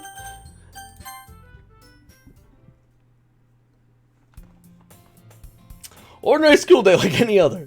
As usual, I'm surrounded by couples and friend groups walking to school together. I always tell myself it's about time to meet some girls or something like that. She's back! Hey, Dracula! Well, there already is one girl. That girl's Sayori, my neighbor and good friend since we were children. We used to walk to school together every day. And recently we've picked up that habit once again. Dracula, you proud of me? Huh? For what? You know, for waking up on time. Well, you've been doing that for a while now. Uh-huh. But you never even said anything about it. Even though we walked to school together every day. Well, yeah. I always thought it was implied. It's embarrassing to say out loud. Come on, please. It's good motivation. Fine, fine. I'm proud of you, Sayori. We cross the street together and make our way to school. As we draw near, the streets become increasingly speckled with other students making their daily commute. By the way, Dracula, have you decided on a club to join yet? A club? You mean like for seals? I told you already. I'm really not... I started to say what I always do. I'm not interested in joining any clubs. But something tells me Sayori would take more offense to that now. After all, how can I tell her that clubs are a waste of time? When she's starting a club of her very own. Actually, yeah. I think I've decided on a club. Really? Which one? Tell me. I know I made that joke at the beginning. It's a callback. It's a callback, baby. I think I'll keep it a surprise. Boo. Boo. You meanie. Be patient. You'll find out soon enough. I used to ask myself why I let myself get lectured by such a carefree girl. But I started to realize that in a way, I envy her. When Sayori puts her mind to something, she can accomplish great things. So that's why I feel like I should do something special for her. The school day is as ordinary as ever, and it's over before I know it. After I pack up things, I stand up and gathering my motivation. Let's see. I recall the room number of the club from the flyer I saw. I walk across the school and upstairs, a section of the school rarely visited, being generally used for third-year classes and activities. Before long, I find the room. I timidly open the door in front of me. Hello? Ah! Dracula! What are you doing here? Well, I glance around the room. Huh? So you're the Dracula Sayori's always talking about? Thank you for stopping by. It's a pleasure to meet you, Dracula. We're the Literature Club. I hope you enjoy your visit. Come on, Yuri. No need to be so formal. He's gonna think we're really strict or something. Sorry, Natsuki. The tall one, whose name is apparently Yuri, seems to be quite shy compared to the others. In comparison, the girl named Natsuki, despite her size, seems like the assertive one. Well, it's nice to meet both of you. I look forward to hearing you. Or to working. I look forward to breasts. Fuck!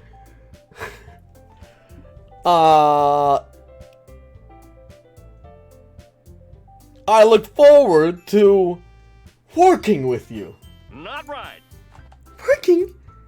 Dracula, don't tell me. That's right. The club I've decided to join is yours. The Literature Club. Sayori's eyes light up. Nani? No way! Sayori wraps her arms around me, jumping up and down. Hey! Well, if Sayori is this happy, then I'm sure it won't be so bad having you around. not to mention there's 4 of us now. That means we can be an officially recognized club. I don't know what to say. We have to sell. I miss Monica. We have to celebrate.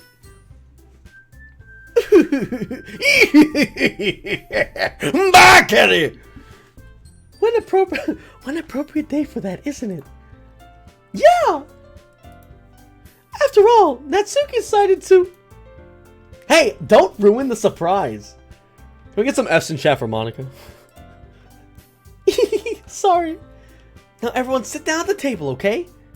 Oh, now everyone sit down at the table, okay? How about I make some tea as well?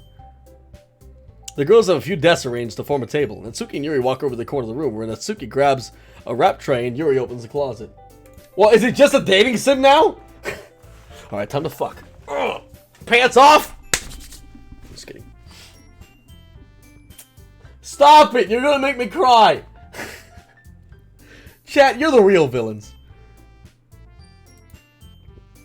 Natsuki proudly marches back to the table, tray in hand.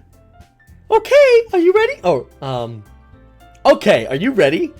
Ta-da! Woo! Woo! Woo! Natsuki lifts the foil off the tray to reveal a dozen white, fluffy cupcakes, decorated to look like little cats. The whiskers are drawn on with icing, and little pieces of chocolate were used to make the ears. So cute! Kawaii! Wow, these look sugoi! Well, you know. Just hurry and take one. Sayori grabs the first one, then I follow. It's delicious. Ooh, sugoi. Sayori talks with her mouth full and has already managed to get icing on her face. I turn the cupcake around my fingers, looking for the best angle to take a bite. Natsuki is quiet.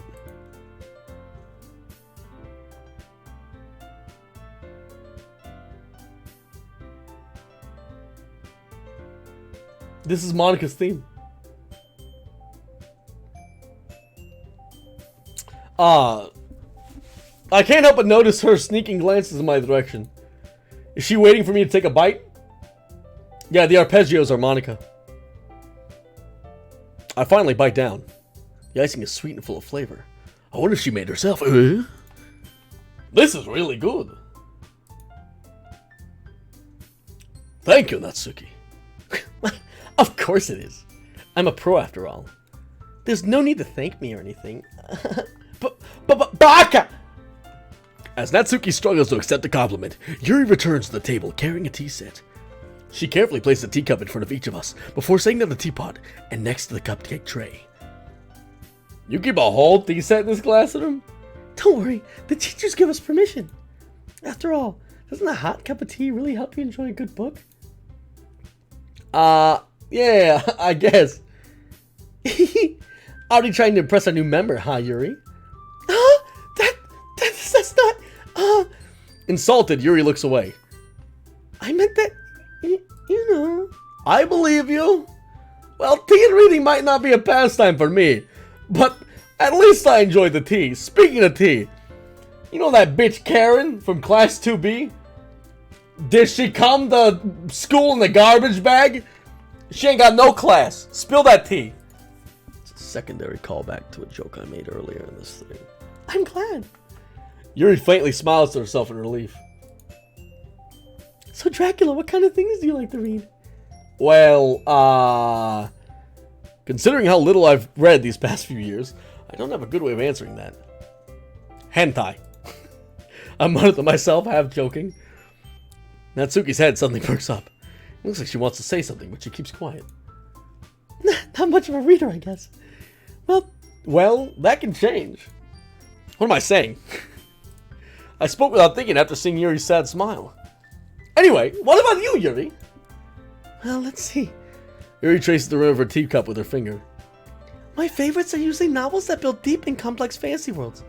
The level of creativity and craftsmanship behind them is amazing to me. And telling a good story in such a foreign world is equally impressive. Yuri goes on, clearly passionate about her reading. She seems so reserved and timid that it's the moment I walked in, but it's obvious by the way her eyes light up that she finds her comfort in the world of books, not people. I miss Monica. Bum, bum, bum, bum. But you know, a lot of things can change. Don't feel intimidated if you don't read much, okay? I'm certain we can find something we have in common. Oh, she didn't say the whole horror thing. Hey, Yuri? Well, about, you know, the first thing he said? Hentai? That's right. Natsuki tends to read hentai in the club room. Don't just say it! For some reason, Natsuki seems embarrassed about it. Besides, hentai is literature too, you know. So, if Dracula wanted to read some of my hentai, then don't try to, like, stop him or anything. Natsuki. I wouldn't do such a thing. However, it could be nice for us to diversify ourselves a little. He can take this opportunity to try something new as well. Wouldn't you agree, Dracula? Maybe! Sensing the tension, Sayori jumps in. Maybe we can all try something new! I think it could be fun. And we all get to know each other a little bit better, too. I mean, that's the kind of thing literature clubs do, right? I don't disagree or anything. Yeah! You're right as usual, President. Guess that means I should try picking up a novel or something, huh? Oh, that made two of us. I wouldn't mind doing it if I'm not the only one. I couldn't read there. Then as for Yuri. I have to read hentai? Jeez. You're the one who suggested we diversify. You should be a little bit more open-minded. It's kind of hurtful. Hurtful? I didn't realize. With a guilty expression, Yuri thinks to herself. I'm sorry for disrespecting your interest, Natsuki. If you're into it, then I'm sure it's a worthy form of literature. Are you just saying that? No. I've realized my error, so if you're willing to consider starting a novel, then I'll offer my gratitude by finding a manga to read as well. Really? I mean, it makes me happy that you do that for me, Yuri. You can trust me to find something you really like, okay? Same here. Perhaps I'll visit the bookstore after the club meeting. Just you? Would you like to come along with me? If you don't mind. Not at all. I always go alone, so... Yeah, me too. This is so cute! Sayori, shut up!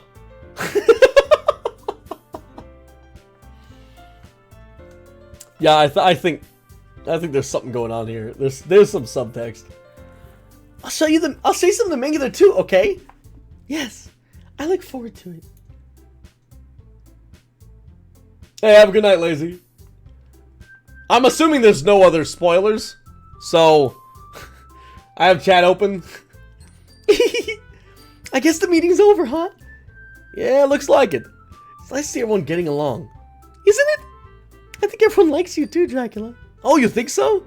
Well, everyone always seems to get along a little better with you around Sayori. Aw, Dracula! Don't say something like that, it's embarrassing. Well, whatever. I was surprised when you told me you were starting a club. But I think you're pulling it off just fine. We're gonna make it the best club ever. Now that you joined, every day is gonna be so much fun. Hey, Dracula. I really want to thank you. I mean, I'm really happy you joined the club and everything. But the truth is, I already knew you were going to. There's actually something... Oh, fuck. Oh, god damn it. God damn it. God damn it.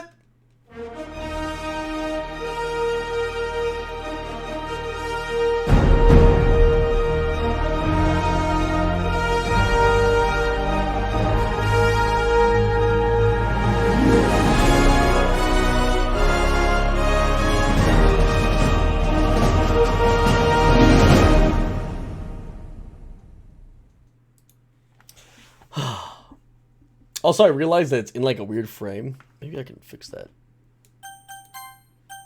Dun, dun, dun. Is that better? There we go. There's actually something else. I want to thank you for getting rid of Monica. Oh, fuck me. God damn it. That's right. I know everything that she did. Maybe it's because I'm president now. But I really know everything, Dracula. I know how hard you tried to make everyone happy. I know about all the awful things that Monica did just to make everyone really sad. But none of that matters anymore.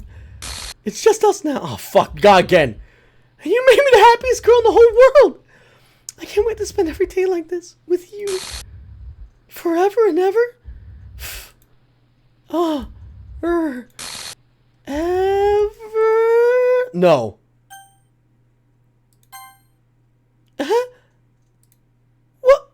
What's happening? I won't let you hurt him. Monica! It hurts. Ah! I'm sorry. I was wrong. There's no happiness here after all. Goodbye, Sayori. Goodbye, Dracula. She didn't leave. She was just letting us play the game. Oh, my waifu! For life!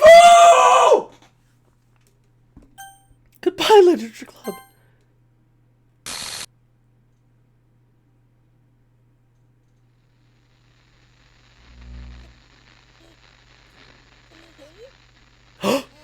Monica! Yes!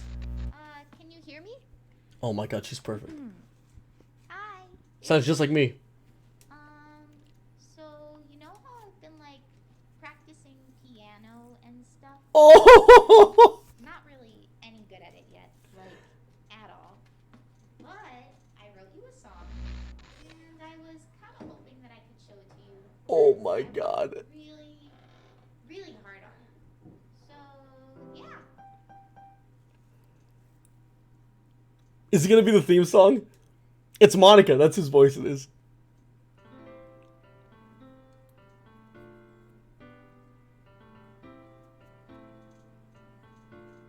Told you she was a good guy. Every day, I imagine a future where I can be with you. Dun, dun, dun, dun, dun, dun. My hand is a pen that'll write this poem for me and you. You can sing along! Moves down into a dark bottle.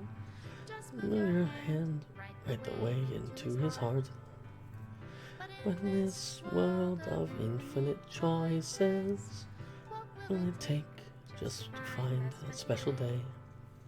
What will it take just to find that special day? Doo-doo-doo. I love it! What a cute little poem! Oh, no more words.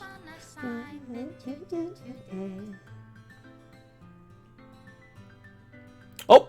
Oh!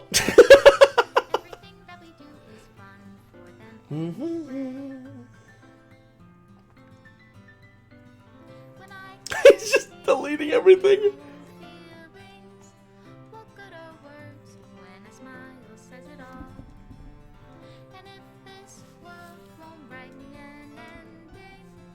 What will it take just for me to have it all?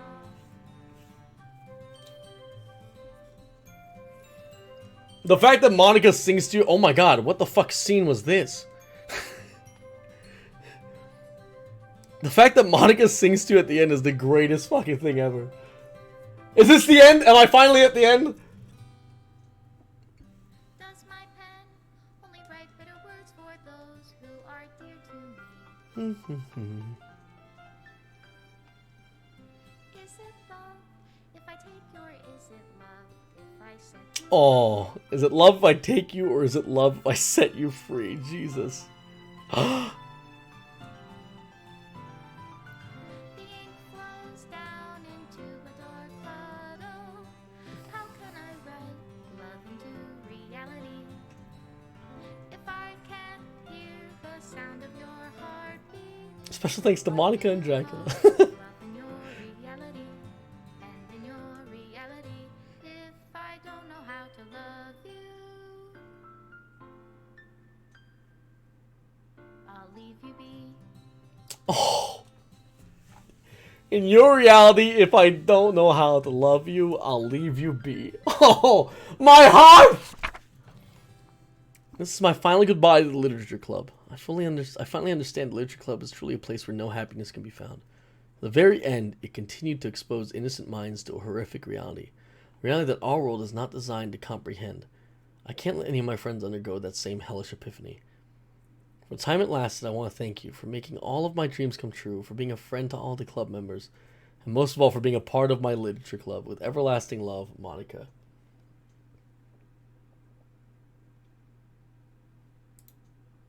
Oh. Oh.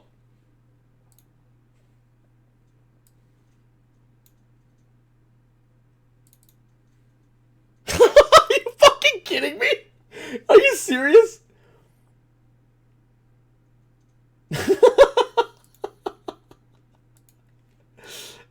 It's not in my computer files anymore. The game deleted itself. That's the bad ending?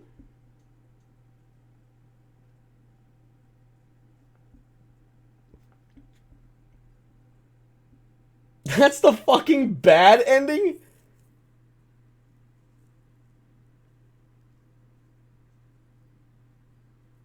How do you...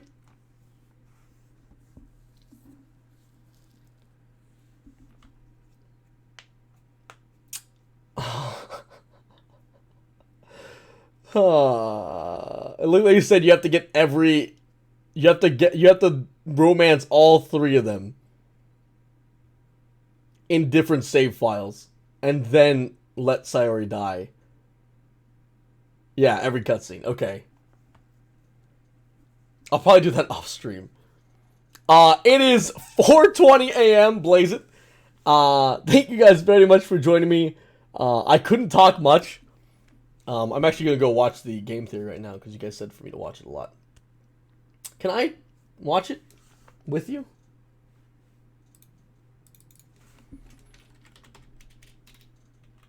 Doki Doki Literature Club game theory. 911, what's your emergency? Blaze it. Which one?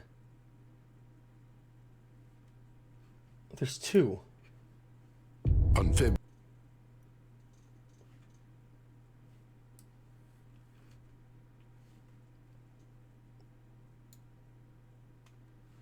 There's two. Also, for the guy that said I watched the game theories, if you watch a video, it looks like this. I'm calling the weed! 420, what you smoking? It was an hour ago here, but if you command. Thank you for the 420 bits. Way to spend my White birthday Dog Rabbit. less than 3. Next thing is some happy birthday, love. I'll get you a song tomorrow. My voice is dead. I just want to show this off really quickly. Thank you for the 420 bits. Thank you for the wonderful sub. 11 months. That's incredible. I want to show this off here. I did not watch any fucking game theories. I don't watch MatPat. It just doesn't happen. You can see that right here. I have not fucking watched them. So, just showing it off. Showing it off. I haven't watched any of the stupid game theories. For the one random fucking person who came in here and accused me of it. Does someone want to, like, give a brief Is this it?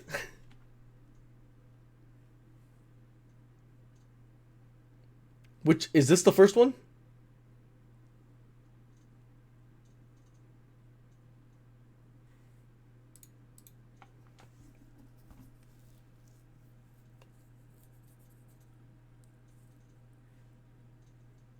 Can I even show this on stream?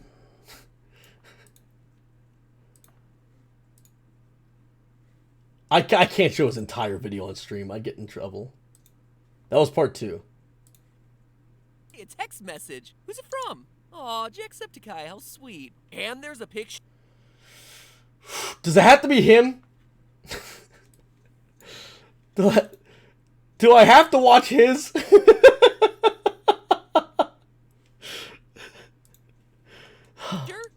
Wait, that's not how I wrote this gag. Another one. Just Monica just messaged me. Watch the music video. I think you'd like it. Wait. What the heck? I'll definitely watch that. Thank you. Steph! Steph, are you pranking me? You promised you'd spend time with me, Matt. Me. Oh god, he's so cringy. On a tablet, phone, console, or TV.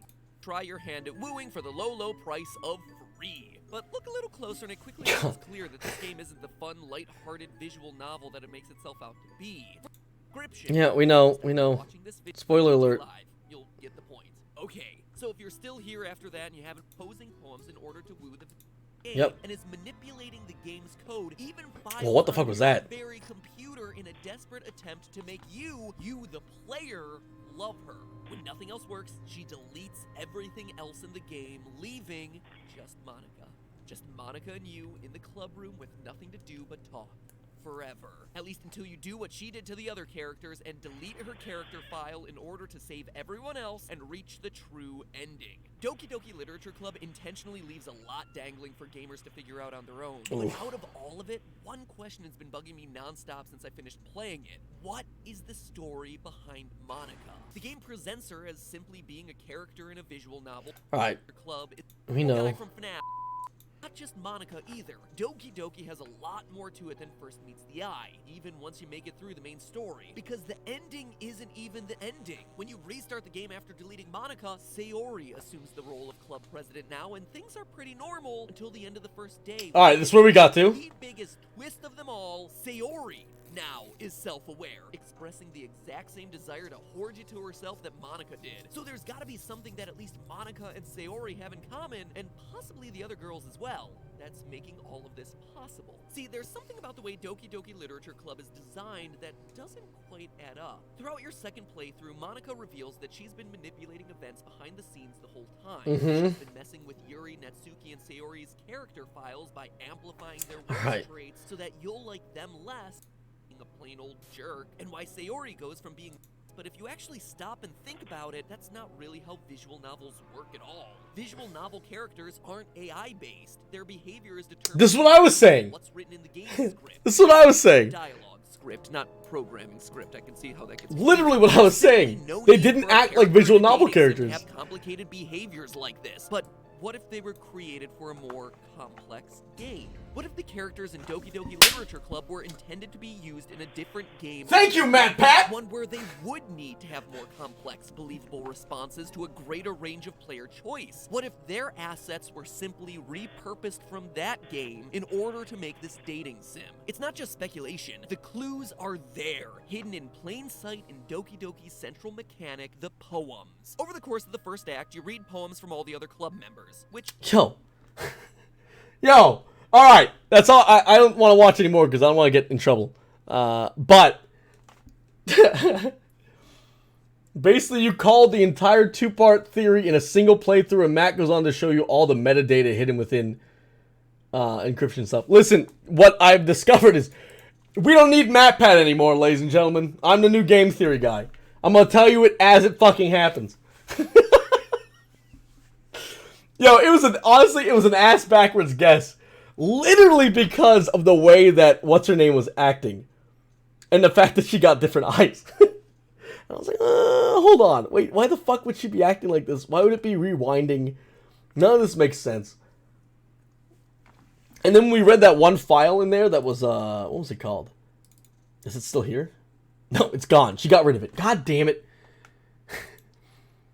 It was that one file that said that they were different characters shoved into shells and they were like bursting out. That's what got me. That combined with the way that they were acting and they're like they don't act like virtual novel characters and they weren't sentient like Monica.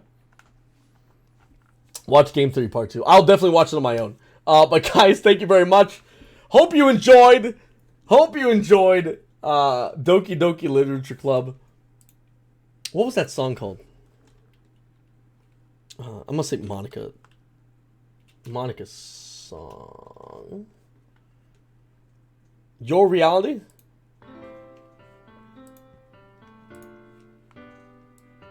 Dun, dun, dun, dun. Every day I imagine a future where I can be with you. in my hand is a pen that will write a Song of me and you. It flows down into a dark bottle. just put your hand right the way Into his heart. But in this World of infinite choices. what will it take Just to find my special day. What will it take just to find my special day? Thank you very much for the amazing stream, ladies and gentlemen. For everyone who gave a follow, welcome to the Backpack. For everyone who subbed, thank you very much for the sub. found everybody a fun assignment Today. Bum, ba-dum, ba-dum, bum.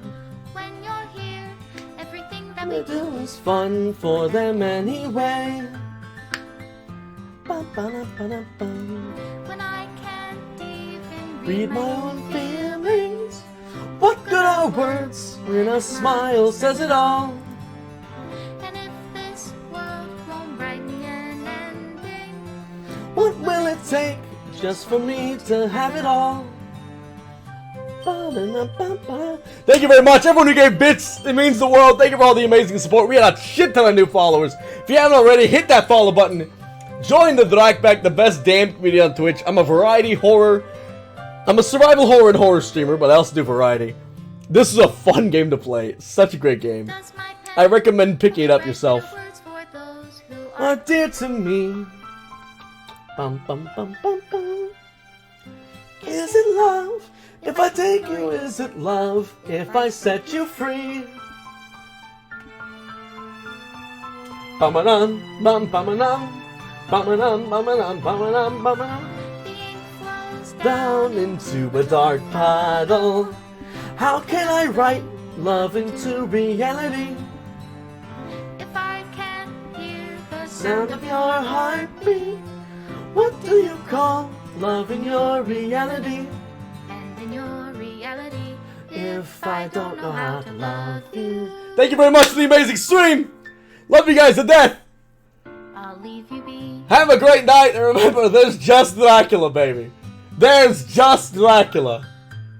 Bum-a-dum-bum-a-dum-bum-bum. Just Dracula. Alpha Kairos, thank you very much. Means the yeah, I mean, you know, this is kind of the perfect game for me, honestly. When I majored in college, I majored in English and creative writing, and one of the things I was best at was analysis. It was one of my favorite things to do. So this whole game was just so much fun for me because I got to like pick apart every tiny piece of it. I loved it. I can't wait to play more games like this. Honestly, I'm gonna be looking for more games. I can't wait to tear into this game a bit more on my own and just have fun with it, and then kind of like find a few things I missed here and there. I'm excited for that. I'm gonna play a really quick commercial before I leave. Please enjoy it, and then have a wonderful night, guys. Have a great night. Love you all to death. I'll see you guys tomorrow for some more Dracula, baby. Succulent, decadent, opulent. These are the words doctors use to describe Swag Dracula subscribers. 9 out of 10 dentists agree that 4 out of 5 doctors recommend subscribing to Swag Dracula using Twitch Prime. And as a medical professional, I assure you that donating 9 or even 10 pints of blood to Dracula is perfectly healthy. I have not been hypnotized. If you want to live a long and send healthy life, Subscribe now. May cause rashness, drowsiness, lip feeling, mild nausea, stomach rain, upset ants, constipation, dank mouth, changes in appetite or weight, sleep problems, super insomnia, or increased sex drive, mega impotence, or surprising ease having an orgasm. Call a doctor right away if you or a person you know who is taking Swag Dracula has any of the following symptoms, and especially if they are new, worse, or make you feel like a punk.